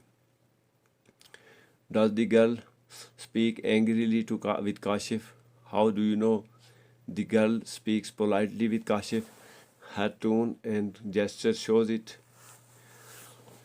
Which are better, cloth bag or plastic bag? Why? The cloth bags are better than plastic bags. They cause less pollution. What type of the games can we play in large groups? We can play cricket, football, hockey and kabaddi in large groups. تو جو پہلا question ہے does the girl speaks angrily with the Kashif, تو اس کا answer جو ہے وہ اس میں بھی ہمارے لیے ایک اخلاقی سبق ہے کہ ہمیں دوسروں کے ساتھ اینگریلی یعنی غصے سے اور بلند آواز میں نہیں بولنا چاہیے، بلکہ پولائٹلی شائستگی سے بولنا چاہیے، نرمی سے بولنا چاہیے، دوسروں کی بات سننی چاہیے، اور اس کے بعد اپنی بات کہنی چاہیے، اور اپنی بات بھی جب کہیں تو وہ ہارشلی نہیں کہنی چاہیے بلکہ پولائٹلی کہنی چاہیے۔ ٹھیک ہے، اب جو ٹون اور جیسچر یعنی آپ کی بات کرنے کی جو ٹون ہے، جو آواز ہے، وہ بتاتی ہے کہ آپ پولائٹ ہیں یا نہیں ہیں، اور جیسچر مینز آپ کی باڈی لینگویج یعنی آپ کے چہرے کے تاثرات، آپ کے جسم کے باقی جو حرکات و سکنات ہیں انہیں جیسچر کہتے ہیں، تو وہ بھی یہ ظاہر کرتے ہیں، ان سے بھی ہمیں شائستہ ہونا چاہیے، صرف زبان سے شائستہ ہونا کافی نہیں ہوتا۔ اس کے بعد کلاتھ بیگ اور پلاسٹک بیگ، تو ہم جانتے ہیں کہ پلاسٹک بیگ جو ہے نا وہ زیادہ آلودگی پھیلاتے ہیں، وہ گلتے سڑتے نہیں ہیں، پائپ بند کر دیتے ہیں، ان سے پولوشن اور گندگی زیادہ پھیلتی ہے، اس لیے جو کلاتھ بیگ ہے وہ زیادہ بہتر ہے۔ اس کے بعد گیمز جو ہے وہ یعنی یہاں پہ مل جل کر جو گیمیں کھیلی جاتی ہیں ان کی اہمیت کا ذکر ہے کہ جہاں پہ مل جل کر رہنا، مل جل کر کھانا، مل جل کر اٹھنا بیٹھنا، اور مل جل کر آپس میں معاملات طے کرنا، یہ معاشرہ کہلاتا ہے۔ تو اس لیے یہاں پہ جو مل جل کر گیمیں ہیں گروپ میں، جو لارج گروپ میں کھیلی جاتی ہیں، ان میں کرکٹ اچھی گیم ہے، اور فٹ بال ہے، یہاں پہ ایک دوسرے کی رسپیکٹ کی جاتی ہے، ایک دوسرے کا خیال رکھا جاتا ہے، رول ریگولیشن کو دیکھا جاتا ہے۔ اسپورٹس مین اسپرٹ مینز دوسروں کو برداشت کرنا، اپنی بات کو، اپنے انداز کو، اپنے آپ کو ایکسپریس کرنا، یہ اسپورٹس مین اسپرٹ ہوتی ہے۔ تو یہ جو ہے وہ ہمیں لارج گروپ میں یہ جو کھیلیں یہ کھیلی جا سکتی ہیں۔ Is it fun to play alone or with the people? To play with other people has more fun than playing alone. Why Zain and Asim were happy? Zain and Asim were happy because they were going on a sports day festival. Have you seen the documentary? What were they about? Yes, I have seen many documentaries. They are about the great invention of the world. تو یہ جو اس میں بھی آپ دیکھیں کہ پھر جو وہی نا دوبارہ سے وہی بات آ گئی ہے کہ اکیلے کھیلنے میں مزہ آتا ہے یا لوگوں کے ساتھ کھیلنے میں مزہ آتا ہے۔ تو اکیلے تو چند کھیلیں کھیلی جا سکتی ہیں، کھیلنے میں تو مزہ لوگوں کے ساتھ ہی آتا ہے، لیکن مل جل کر انسان چونکہ معاشرتی جانور ہے، یہ مل جل کر رہتا ہے، تو یہاں پر جو اس کا جواب ہے وہ یہ ہے کہ مل کر لوگوں کے ساتھ اور ان کے ساتھ مل کر رہنے میں، مل کر کھیلنے میں، مل کر اٹھنے بیٹھنے میں زیادہ مزہ آتا ہے۔ اب زین اور عاصم کیوں خوش تھے؟ تو وہ جا رہے تھے اسپورٹس ڈے فیسٹیول پر۔ یہ جو اسپورٹس ڈے ہوتے ہیں یہ ہمارے لیے بہت اہم ہوتے ہیں، صرف کتابیں پڑھنا کافی نہیں ہوتا، ایکسٹرا کریکولر ایکٹیویٹیز یعنی نصاب سے ہٹ کے کھیلیں اور اسپورٹس ڈیز یہ ہمیں بہت کچھ سکھاتے ہیں، یہ ہمارے لیے بڑے سبق آموز ہوتے ہیں۔ یعنی جو ہم اس طرح کے اسپورٹس ڈیز میں شامل ہوتے ہیں تو ہم دوسروں سے لرن کرتے ہیں۔ دوسروں سے ہم کیا لرن کرتے ہیں؟ دوسرے سے ہم اٹھنا بیٹھنا، بولنا چالنا، ان کے ساتھ جو رولز ریگولیشن ہے وہ سب ہم لرن کرتے ہیں، ان سے سیکھتے ہیں، کچھ وہ ہم سے سیکھتے ہیں، کچھ ہم ان سے سیکھتے ہیں۔ تو اس طرح سے ایک ٹیچنگ لرننگ کا پروسیس چلتا رہتا ہے جو فطرت میں پہلے سے موجود ہے کہ دوسروں کو دیکھ کر ہم بہت سی چیزیں سیکھتے ہیں۔ اب جو ڈاکومنٹریز ہیں ان میں نا بہت سی ایجادات ہیں، ان کو دکھایا جاتا ہے کہ وہ ایجادات کیسے ہوئی، وہ ہمارے کس کام آتی ہیں۔ اس کے علاوہ بھی ڈاکومنٹریز ہوتی ہیں، جیسے کہ چینی کیسے بنتی ہے، صابن کیسے بنتا ہے، آکسیجن گیس جو ہے وہ لیبارٹری میں کیسے بنائی جاتی ہے، اور یہ قدرت میں کیسے بنتی ہے۔ تو یہ ساری جو چیزیں ہیں ان کے اوپر باقاعدہ جو ڈرامہ کی طرح انداز میں عملی طور پر کر کے دکھایا جاتا ہے، وہ ڈاکومنٹری ہوتی ہے، اور یہ ہمارے لیے بہت سے سبق ہمیں سکھاتی ہے۔ اس کے بعد what profession are shown in the lesson. The profession shown in the lesson are painter, policeman, doctor and the teachers. تو یہ یاد رکھیں کہ یہاں پہ جو ہم نے سیکھا ہے وہ ہے مل جل کر رہنا، اچھی بات ہے، مل جل کر کام کرنے میں مزہ آتا ہے، مل جل کر کھیلنے میں مزہ آتا ہے، مل جل کر رہنے میں مزہ آتا ہے، ٹھیک۔ اس کے علاوہ جو سپورٹس ڈیز ہوتے ہیں یہ ہمیں ملنا جلنا، آپس میں ایک دوسرے سے سیکھنا سکھاتے ہیں۔ اور اس کے بعد آخر میں جو ہے وہ چند پروفیشن کا ذکر کیا گیا ہے، تو ان میں جو پروفیشن ہے ان میں ایک پینٹر کا پروفیشن ہے۔ پینٹر آپ جانتے ہیں کون ہوتا ہے، جو تصویریں بناتا ہے، ان کو کینوس کے اوپر جو ہے وہ جو قدرتی مناظر ہوتے ہیں ان کی تصویر کشی کرتا ہے، یا وہ خطاطی کرتا ہے رنگوں سے، اور رنگوں کے ذریعے خیالات کا اظہار کرنے والے کو، جذبات کا اظہار کرنے والے کو، فطرت کا اظہار کرنے والے کو پینٹر کہتے ہیں۔ پولیس مین جو ہے یہ ہمارے لیے کوئی نیا لفظ نہیں ہے، یہ تو ہم جانتے ہیں کہ وہ لوگ جو باوردی قوانین کے نفاذ کے لیے موجود ہوتے ہیں، جن کا کام لوگوں کی جان و مال کی حفاظت کرنا ہے، جو قانون توڑنے والے کو سزا کی طرف لے کے جاتے ہیں، وہ پولیس مین ہوتے ہیں۔ اب آگے جو لاسٹ میں دو پروفیشن ہیں، تو یہ دنیا پورے میں سب سے بیسٹ پروفیشن جو ہیں وہ گنے جاتے ہیں۔ ان میں ڈاکٹرز ہیں، ڈاکٹر بہت اچھا شعبہ ہے، یہ ہمیں ہماری کس طرح سے مدد کرتے ہیں، یہ ہمیں یعنی ہماری زندگیاں بچاتے ہیں، بیماری میں ہماری علاج کرتے ہیں، ہماری مدد کرتے ہیں۔ اور آخری پروفیشن ٹیچر کا ہے، تو ٹیچر دنیا کا سب سے بہترین پیشہ ہے، اور سب سے مقدس پیشہ ہے، اور سب سے قابل عزت پیشہ ہے۔ ہمارے نبی صلی اللہ علیہ وسلم نے کہیں نہیں فرمایا مجھے ڈاکٹر بنا کر بھیجا گیا ہے، نہ کہا پولیس والا بنا کر بھیجا گیا ہے، نہ کہا پینٹر، لیکن یہ فرمایا کہ مجھے معلم بنا کر بھیجا گیا ہے، مجھے استاد بنا کر بھیجا گیا ہے، اور مجھے ٹیچر بنا کر بھیجا گیا ہے۔ تو یہ وہ الفاظ ہیں جن سے ٹیچر کی اہمیت کا پتہ چلتا ہے۔ ہمیں ٹیچر کی رسپیکٹ جو ہے یہ بنیادی ہماری ذمہ داری ہے کہ ہم ٹیچر کی رسپیکٹ کریں، چونکہ یہ ہے ہی پیشہ ہی ایسا ہے جو قابل عزت ہے، قابل احترام ہے، اور یہ دنیا کا سب سے بہترین پیشہ اور سب سے زیادہ قابل عزت پیشہ ہے۔ اس کے بعد ہے one day a man is going up a big hill with a tall camel and a little donkey. The two animals were carrying heavy bags of salt on their backs. ایک دن ایک آدمی ایک بڑے اونٹ اور ایک چھوٹے گدھے کے ساتھ پہاڑی پر جا رہا تھا۔ دونوں جانوروں نے اپنی پیٹھ پر نمک کے تھیلے لاد رکھے تھے۔ The donkey said to the camel, I am weak, camel. This salt is heavy. Help me. Please take this salt. I cannot carry it. تو یہاں پہ جو ہے یعنی دو ایگزامپل سے دو جانوروں کی مثال دی گئی ہے، ایک اونٹ ہے اور ایک گدھا ہے، اور انہوں نے بھاری وزن اٹھا رکھا ہے، اور ایک جو ہے وہ کمزور ہے اور ایک طاقتور ہے۔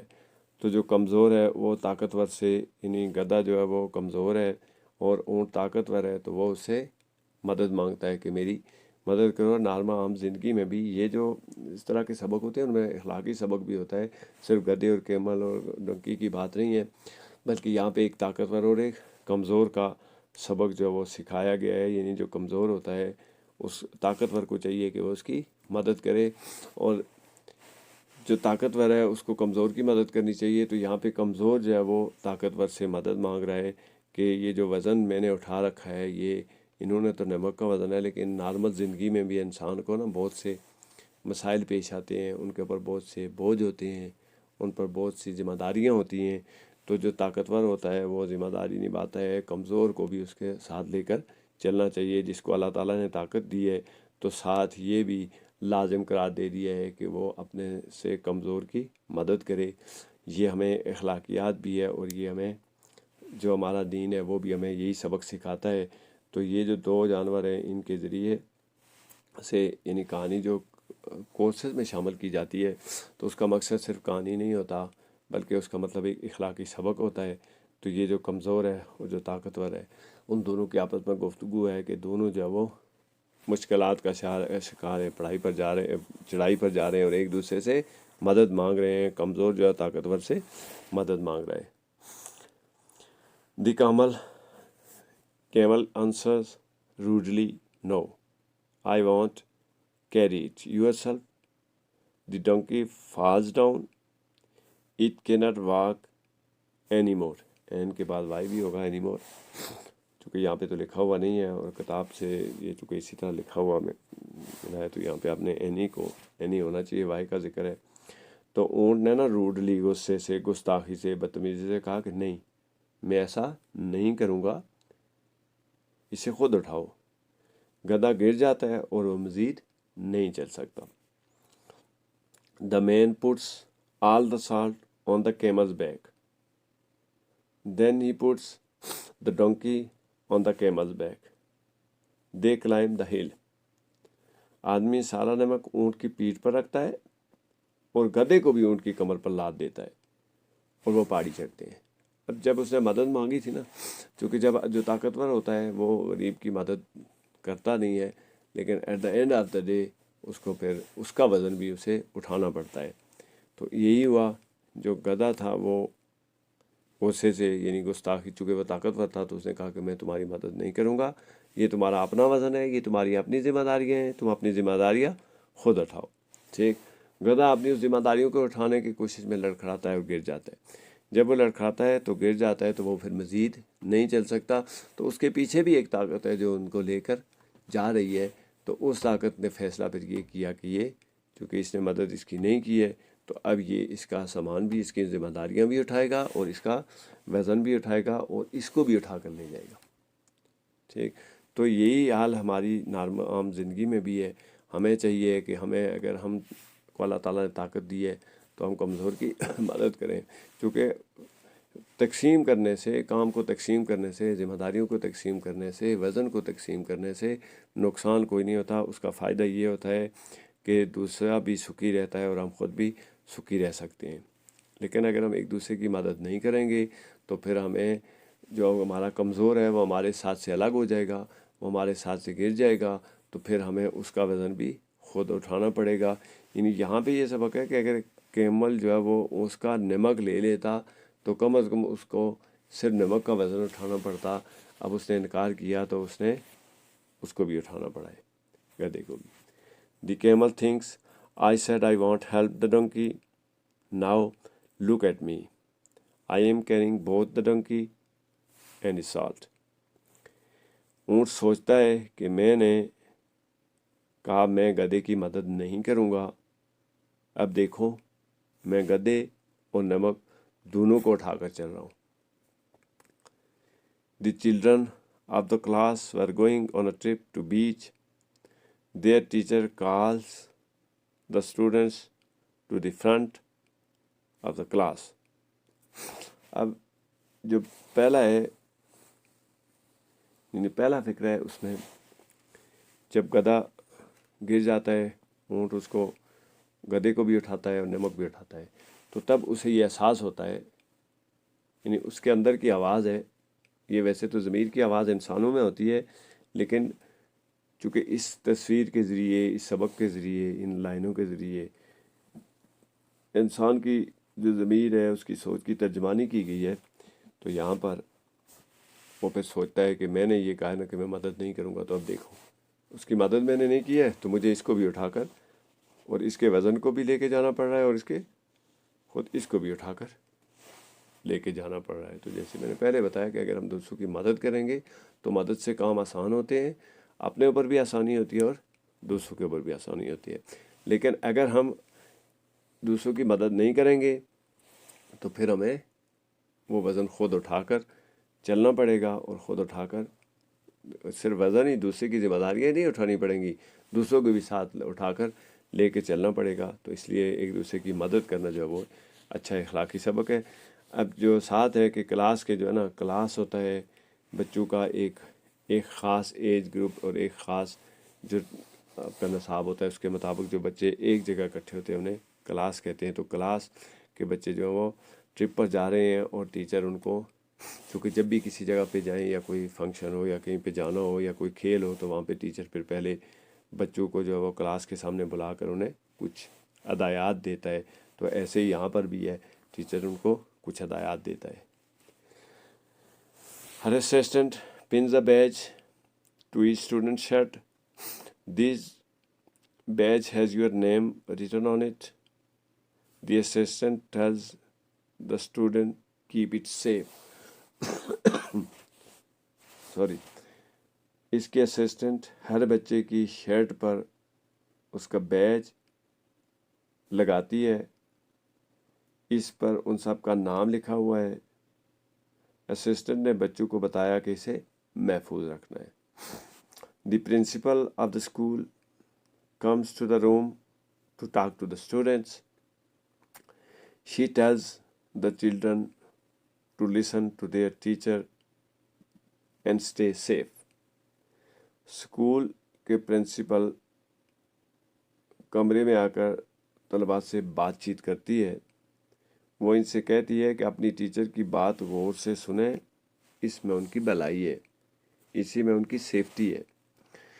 اب یہاں پہ جو اسسٹنٹ ہے وہ بیج لگاتا ہے، تو یہ بیج ہوتا ہے، جو نام ہوتا ہے، یہ آپ کی پہچان ہوتی ہے۔ اس نام کو آپ نے سیف رکھنا ہوتا ہے، اور یہ نام اگر صرف بیج کے اوپر رکھا ہوا ہے تو سیف نہیں رکھنا ہوتا، بلکہ زندگی کے سارے معاملات میں آپ نے اپنے نام کو، اپنی شہرت کو، اپنی عزت کو جو آپ کے نام کے ساتھ منسوب ہوتی ہے وہ آپ نے بچانی ہوتی ہے۔ تو اسی لیے جو ٹیچر ہے یا اس کے اسسٹنٹ ہے وہ ان کو کیا ہدایت کرتی ہے کہ یہ آپ کا نام لکھا ہوا ہے اس کے اوپر، یہ آپ کا بیج ہے، اور ساتھ ہی انہیں یہ بھی کہتی ہے کہ اس کو آپ نے سیف رکھنا ہے، اس کو آپ نے محفوظ رکھنا ہے، اس کو آپ نے بچانا ہے، اس کو آپ نے خراب نہیں ہونے دینا ہے۔ تو اسی طرح سے زندگی میں بھی آپ نے اپنے نام کو سیف رکھنا ہے اور اس کو خراب نہیں ہونے دینا ہے۔ اس کے ساتھ کوئی ایسی چیز نہیں آنے دینی ہے جو آپ کے لیے اور آپ کی جو عزت نفس ہے اس کے لیے اچھی نہ ہو۔ پھر اسکول کی پرنسپل جو ہے وہ آ کے بات چیت کرتی ہیں، اور پرنسپل کی ہدایت پر آپ غور سے دیکھیں تو وہ یہ ہے کہ اپنی ٹیچر کی بات غور سے سننا، اسی میں ان کی بھلائی ہے۔ اینڈ اسٹے سیف، یعنی ٹیچر کی بات کو آپ نے، ٹرپ پر جا رہے ہیں، کہیں بھی جا رہے ہیں، زندگی گزار رہے ہیں، گھر جا رہے ہیں، اسکول سے واپس جا رہے ہیں، تو آپ نے ٹیچر کو بات کو غور سے سننا ہے، اس پر توجہ دینی ہے، اس پر عمل کرنا ہے۔ یہی آپ کی کامیابی اور حفاظت کی ضمانت ہے۔ I hope you have fun. The principal says. The student go outside where the bus is waiting. The guards help the student to climb to the bus. مجھے امید ہے کہ آپ سب کو مزہ آئے گا، پرنسپل نے کہا۔ طلباء باہر جاتے ہیں جہاں بس کھڑی انتظار میں۔ گارڈز یعنی اسکول کے جو گارڈ ہیں وہ بس میں سوار ہونے میں مدد کرتے ہیں۔ They are also going to the beach to make sure the students are safe. The children have wonderful time at the beach. وہ بھی ان کے ساتھ جا رہے ہیں تاکہ بچوں کو محفوظ رکھ سکیں۔ بچوں کو ساحل سمندر پر بچوں نے بہت عمدہ وقت گزارا۔ اب یعنی ٹیچر ان سے یہ کہتا ہے کہ اگر آپ نے، جو اسسٹنٹ ہے اس کی ہدایت یہ ہے کہ اپنا نام بچا کے رکھنا ہے۔ اب ٹیچر کہتے ہیں کہ آپ نے ٹیچر کی بات کو غور سے سننا ہے، اسی میں آپ سیف ہوں گے، یہی اسی میں آپ کی بھلائی ہے۔ تو پھر ساتھ ہدایت یہ ہے کہ یعنی یہ ساری چیزیں کرنے کے بعد مجھے امید ہے کہ آپ کو بہت وہاں پر جو یہاں پر ٹرپ پہ آپ جا رہے ہیں وہاں پر آپ کو بہت مزہ آئے گا۔ یہ مزہ تبھی آئے گا جب آپ ٹیچر کی بات کو فالو کریں گے، ٹیچر کی بات کو سنجیدگی سے لیں گے، ٹیچر کی بات کو توجہ سے سنیں گے۔ تو اب وہ باہر جاتے ہیں اور وہاں پہ جو گارڈ ہیں وہ بھی ان کے ساتھ جاتے ہیں، جو گاڑی میں بیٹھنے میں ان کی مدد کرتے ہیں۔ اب اس کے بعد وہ بھی ان کے ساتھ کیوں جا رہے ہیں کہ تاکہ طلباء محفوظ ہیں۔ تو یہ جو طالب علم ہوتے ہیں اور جو ٹیچر ہوتے ہیں، یہ طالب علم ہر وقت ایک ساحل پر ہوتے ہیں، اور جو اساتذہ ہوتے ہیں جو پورا سسٹم ہوتا ہے ان کی بنیادی ذمہ داری یہی ہوتی ہے کہ ان کے نام بھی محفوظ رہیں اور ان کی ذات بھی محفوظ رہے اور وہ کچھ سیکھیں. جب یہ سارا وہ سیف رہتے ہیں، کچھ سیکھ لیتے ہیں، حفاظت سے رہتے ہیں اور ان کی ہر یعنی کام میں ان کی مدد بھی کی جاتی ہے، تو تب جا کے انہیں یعنی وہ جو ماحول ہے وہ مزیدار ہوتا ہے، اس میں مزہ آتا ہے اور وقت جو ہے وہ اچھا گزرتا ہے اور اس سے ہمیں فائدہ ہوتا ہے. تو یہ بھی کچھ بنیادی سبق ہے. اس کے بعد they play lots of games and eat yummy foods. At the end of the day their teacher ask them to pick up their things. انہوں نے بہت سی کھیلیں کھیلیں اور مزیدار کھانا کھایا. آخر میں ان کی ٹیچرز نے ان سے کہا کہ اپنی چیزیں اٹھا لیں. It is very important to clean the area. یہ اے آگے اس کے ہونا چاہیے. We use their teacher tells them we should lighter to make a mess. All the children clean the area. یہ بہت اہم ہے کہ ہم جو جگہ استعمال کرتے ہیں اسے صاف رکھیں. ان کی ٹیچر نے انہیں بتایا کہ ہمیں کوڑا اور گندگی نہیں پھیلانی چاہیے. سب طلباء نے وہ جگہ صاف کی. اب وہاں پہ جب وہ جاتے ہیں تو ٹیچر کی ہدایات کے مطابق ٹیچر کی نگرانی میں، گارڈز کی نگرانی میں وہ جو ہے وہ کھیلیں بھی کھیلتے ہیں، کھانا بھی کھاتے ہیں اور آخر میں ان کو پھر ٹیچر کی طرف سے ہدایت ملتی ہے جو پہلے ملی تھی کہ ان کی بات کو غور سے سننا ہے. تو ان کو ہدایت دی جاتی ہے کہ وہ اپنی جو چیزیں ہیں اب سمیٹ لیں. نہیں واپسی کا کوئی بھی سفر جو ہے اس میں ایک واپسی کا وقت آتا ہے. تو یہاں پہ بھی پھر جب اسٹوڈنٹ کو کلاس میں آتا ہے نا، اسکول میں آتا ہے، تو چھوٹا بچہ ہوتا ہے تو وہ پھر اپنے سامان لے کر آتا ہے. کبھی گندگی پھیلاتا ہے، کبھی کیا کرتا ہے، کبھی اور اینڈ آف دا ایئر جو اپنی چیزیں سمیٹتا ہے، اگلی کلاس میں جاتا ہے اور ایک خاص سیکشن تک، خاص کلاس تک جا کے وہ اپنی چیزیں، اس کو پھر ہدایت ہوتی ہے کہ اپنی چیزیں اٹھاؤ، اب واپسی کا سفر شروع ہو رہا ہے. اس کے بعد جو سب سے اہم بات ہے وہ یہ ہے کہ ٹیچر ان کو یہ ہدایت دیتی ہے کہ جو جگہ ہم استعمال کرتے ہیں ہمیں چاہیے کہ ہم اسے صاف رکھیں. یہ ٹیچر کی جو اخلاقی تربیت ہے یہ ٹیچر نے بچوں کی کرنی ہوتی ہے. بحیثیت ٹیچر کا ذمہ داری ہے کہ وہ بچوں کو اچھے آداب و اطوار، اچھے اخلاق سکھائے. اور اچھے اخلاق اور آداب و اطوار یہی ہیں کہ بچوں کو یہ بتایا جائے کہ جو جگہ پہ وہ بیٹھتے ہیں اس جگہ کو صاف رکھیں، ٹھیک، اور گندگی نہیں پھیلانی چاہیے. تو پھر ٹیچر کی اس ہدایت پر عمل کرتے ہوئے بچے کیا کرتے ہیں؟ گندگی نہیں پھیلاتے ہیں. اگر ان سے کوئی چیز گر گئی ہے تو وہ اس چیز کو سب نے مل کر صاف کیا ہے. تو مل جل کر اپنی جگہ کو صاف کرنا بھی ایک اچھائی ہے اور اخلاقی سبق ہے. اس کے بعد why our earth is unique. The presence of life makes our earth unique. How much water covers the part of our earth? The water covers 2/3 of our earth. From which direction the sun rises? The sun rises from the east direction. How moon looks from the earth? آگے اس کا answer نہیں ہے. تو why our earth is unique.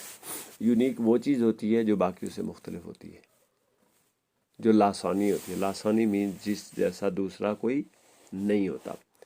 تو ہماری زمین جو ہے وہ یونیک ہے، ٹھیک ہے. ہماری زمین یونیک کیسے ہے؟ ہماری زمین لاسانی کیسے ہے؟ ہماری زمین باقیوں سے الگ کیسے ہے؟ کہ یہ واحد سیارہ ہے جس پر زندگی موجود ہے. پریزنس آف لائف، یعنی اگر آپ مریخ پہ چلے جائیں، مشتری پہ چلے جائیں، پلوٹو پہ چلے جائیں، یا تو وہ بہت ٹھنڈے ہیں یا وہ بہت گرم ہے، وہاں پر انسان زندہ نہیں رہ سکتا. یہ واحد سیارہ ہے جو ماڈریٹ ہے، جس کا ٹیمپریچر ایسا ہے، جہاں پہ ایسی سہولتیں ہیں، ایسا ماحول ہے کہ یہاں پہ زندگی ممکن ہے. تو اس لیے جو ہماری زمین یونیک ہے. اس کے بعد ہماری زمین کا کتنا حصہ پانی پر ہے؟ تو ہم جانتے ہیں کہ ہماری زمین کا 70% حصہ جو ہے وہ، یعنی اگر ساری زمین کو 3 حصوں میں تقسیم کر دیا جائے، 3 حصوں میں تقسیم کر دیا جائے، 3 حصے بنا دیے جائے، تو ایک حصہ خشکی ہے اور 2 حصے پانی ہے. 2/3 مینس 3 میں سے 2. تو 2/3 جو ہے وہ ہمارا جو زمین ہے وہ یعنی 2/3 پانی ہے اور 1/3 جو ہے وہ یعنی باقی جو خشکی ہے جس پر ہم رہ رہے ہیں. اب سن جو ہے وہ رائزز، سن سورج کو کہتے ہیں رائزز، طلوع ہوتا ہے، جہاں سے سورج نکلتا ہے، جہاں سے سورج سامنے آتا ہے. تو اس ڈائریکشن تو ہمیں یہ یاد رکھنی چاہیے کہ جس طرف سے سورج نکلتا ہے اسے ہمیشہ کیا نام دیا جاتا ہے؟ تو اسے ہمیشہ مشرق کا نام دیا جاتا ہے. جو ہمارا سورج ہے وہ مشرق سے طلوع ہوتا ہے، سورج مشرق سے طلوع ہوتا ہے، یہ یاد رکھے، اور مغرب میں جا کر غروب ہو جاتا ہے. اس کے بعد how moon looks from the earth, چاند زمین سے کیسا نظر آتا ہے؟ The moon looks round and bright from the earth. اس کے بعد what are the stars, stars are burning bright bodies in the sky from where the planets get heat. The planets get heat from the earth from where the planets get light. The planets get light from the sun in the sky. تو یہ بڑے معلوماتی question ہیں. چاند زمین پر سے کیسے نظر آتا ہے؟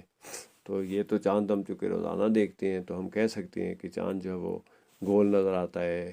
اچھا، کبھی درانتی کی طرح نظر آتا ہے، تو کبھی یہ پورا دائرے کی طرح نظر آتا ہے، ٹھیک ہے، لیکن یہ گول نظر آتا ہے، راؤنڈ.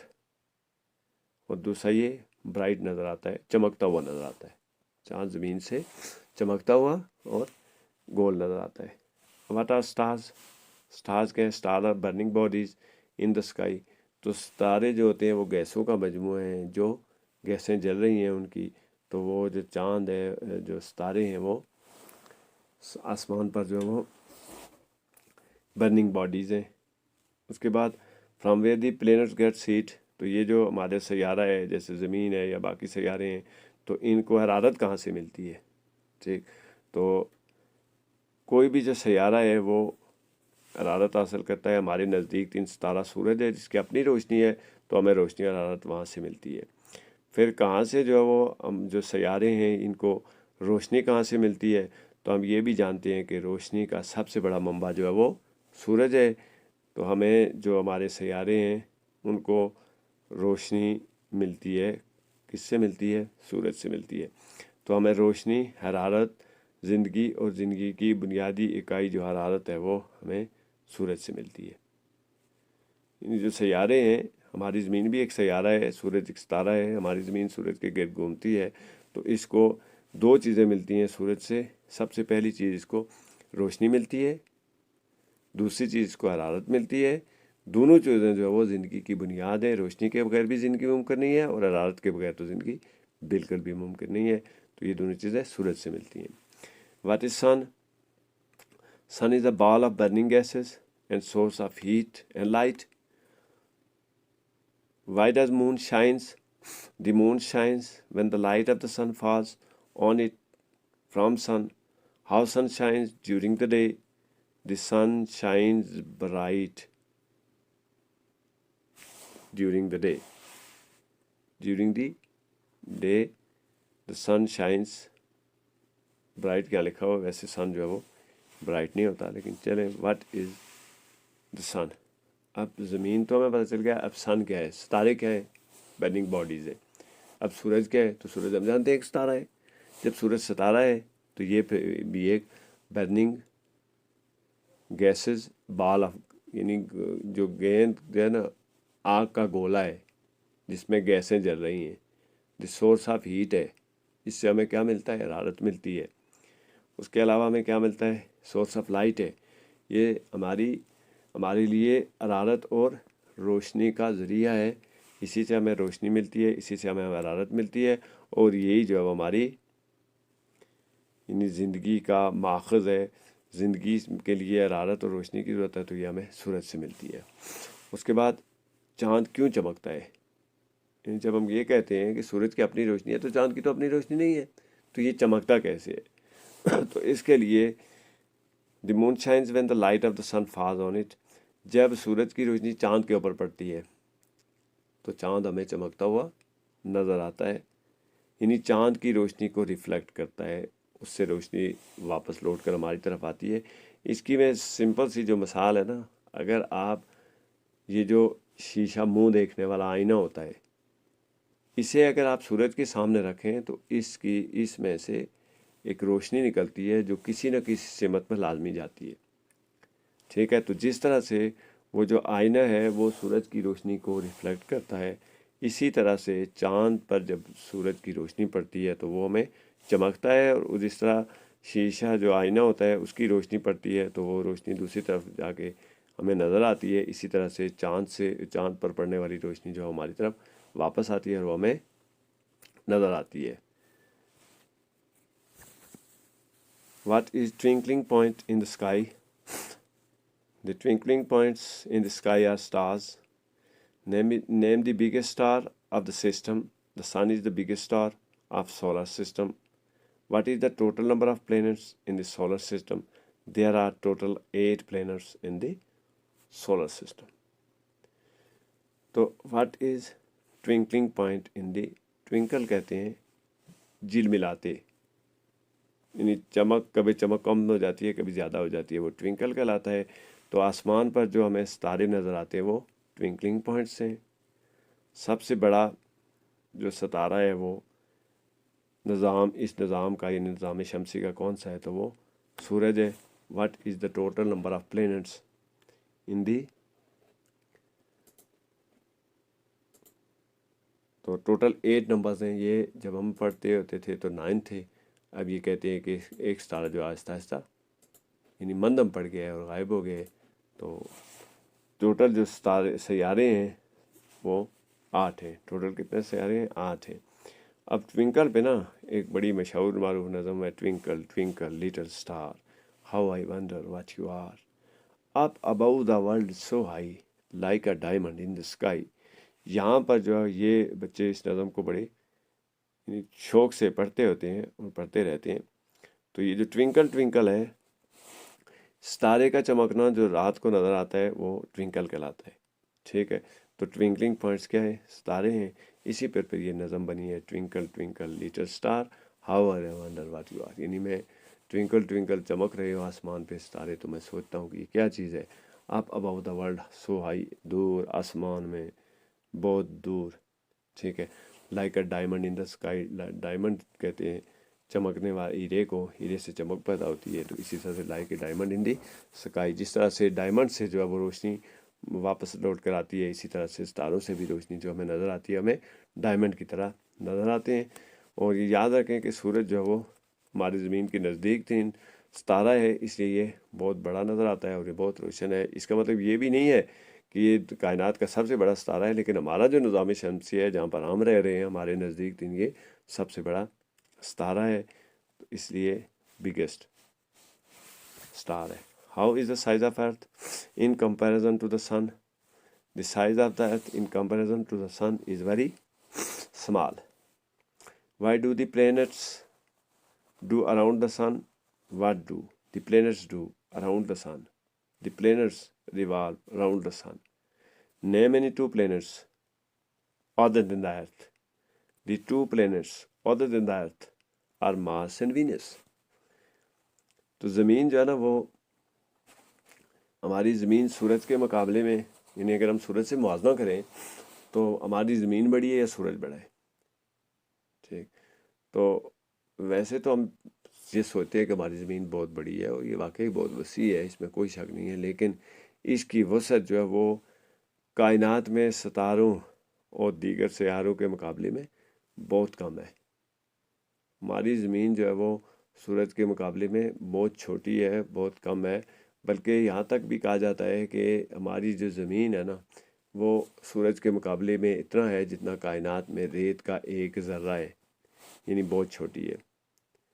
लेकिन हमारे लिए जो है वो ये जो कि हम यहीं पे रहते हैं, हमारे लिए ज़िंदगी का जो बुनियाद है वो यही है, तो इसलिए हमारे ज़मीन हमारे लिए बहुत बड़ी है, लेकिन ज़मीन सूरज के मुकाबले में बहुत छोटी है।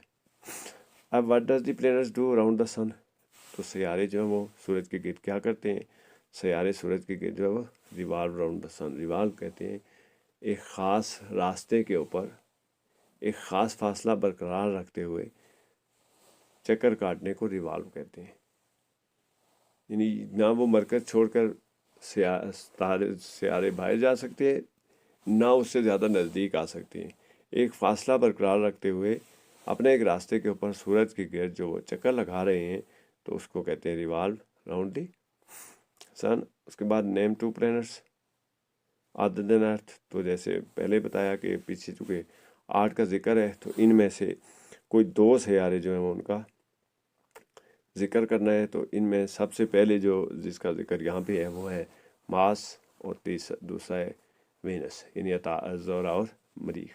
तो ये 2 जो सैयारे हैं उनका जिक्र है, उर्दू में इनके नाम ये है।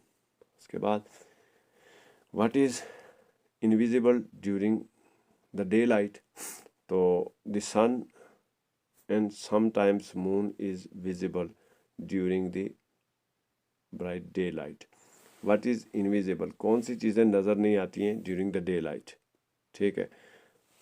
तो यहाँ पे जो जवाब है वो इसका दिया गया है कि the sun is sometime, the sun and sometime moon is visible during the bright day light. तो हमें यहाँ पे वो इसके जवाब ये दिया गया है कि चाँद और सूरज, ये जो चीज़ें हमें दिन की रोशनी में नज़र आती हैं। सूरज तो हमें नज़र आता है क्योंकि आसमान पर होता है, कभी कभी चाँद भी नज़र आता है, जब वो उससे पीछे रह जाता है, जब उसके बिल्कुल नज़दीक होता है तो नज़र कोई नहीं आता, क्योंकि सूरज की रोशनी ज़्यादा होती है और इंसानी आँख उसको नहीं देख सकती है। लेकिन ये है कि सूरज जो है वो सूरज, और अब इनविजिबल क्या है, यानी वो कौन सी चीज़ें हैं जो नज़र नहीं आती हैं। तो यहाँ पे इनका जिक्र नहीं है। हमें रात को सितारे नज़र आते हैं, तो हमें सितारे जो हैं वो दिन को नज़र नहीं आते, वो इनविजिबल हैं। हमें रात को शाबिये नज़र आते हैं, यानी उड़ते हुए सितारे नज़र आते हैं, वो उसमें चलते हुए नज़र आते हैं, वो भी हमें नज़र नहीं आते हैं। इसके अलावा जो सितारे हैं बहुत से, जो रात को हमें आसमान भरा हुआ नज़र आता है, वो भी हमें नज़र नहीं आते हैं। तो ये वो चीज़ें हैं जिनको हम कह सकते हैं कि वो इनविजिबल है, यानी जो हमें नज़र नहीं आती हैं। इस तरह से सॉरी, जो ये यानी निज़ाम शमसी के बारे में है कि सबसे बड़ा जो निज़ाम शमसी का सितारा सूरज है, उसके साथ ज़मीन की तरह और इसके 8 और सैयारे हैं जो उसके गिर्द गर्दिश करते हैं। और एक और मज़े की बात की है कि ज़मीन के गिर्द फिर गर्दिश करने वाला एक और सैयारा है जो कुदरती सैयारा है, वो चाँद है। चाँद ज़मीन के गिर्द गर्दिश करता है और ज़मीन सूरज के गिर्द गर्दिश करती है। तो ज़मीन जो है वो सूरज का सैटेलाइट है, यानी सूरज का सैयारा है, और जो चाँद है वो ज़मीन का सैयारा है। जो चीज़ यानी जो सूरज, ज़मीन जब सूरज के गिर्द, तो वो सूरज का सैयारा है, और जब वो चाँद जो है वो जब ज़मीन के गिर्द गर्दिश करता है तो वो ज़मीन का सैयारा है। तो ये जो है वो कायनात बड़ी वसी है, उसके बारे में अभी जो वो यानी चंद चीज़ें आपको बताई गई हैं, तो इनको अपने जहन में रखना है।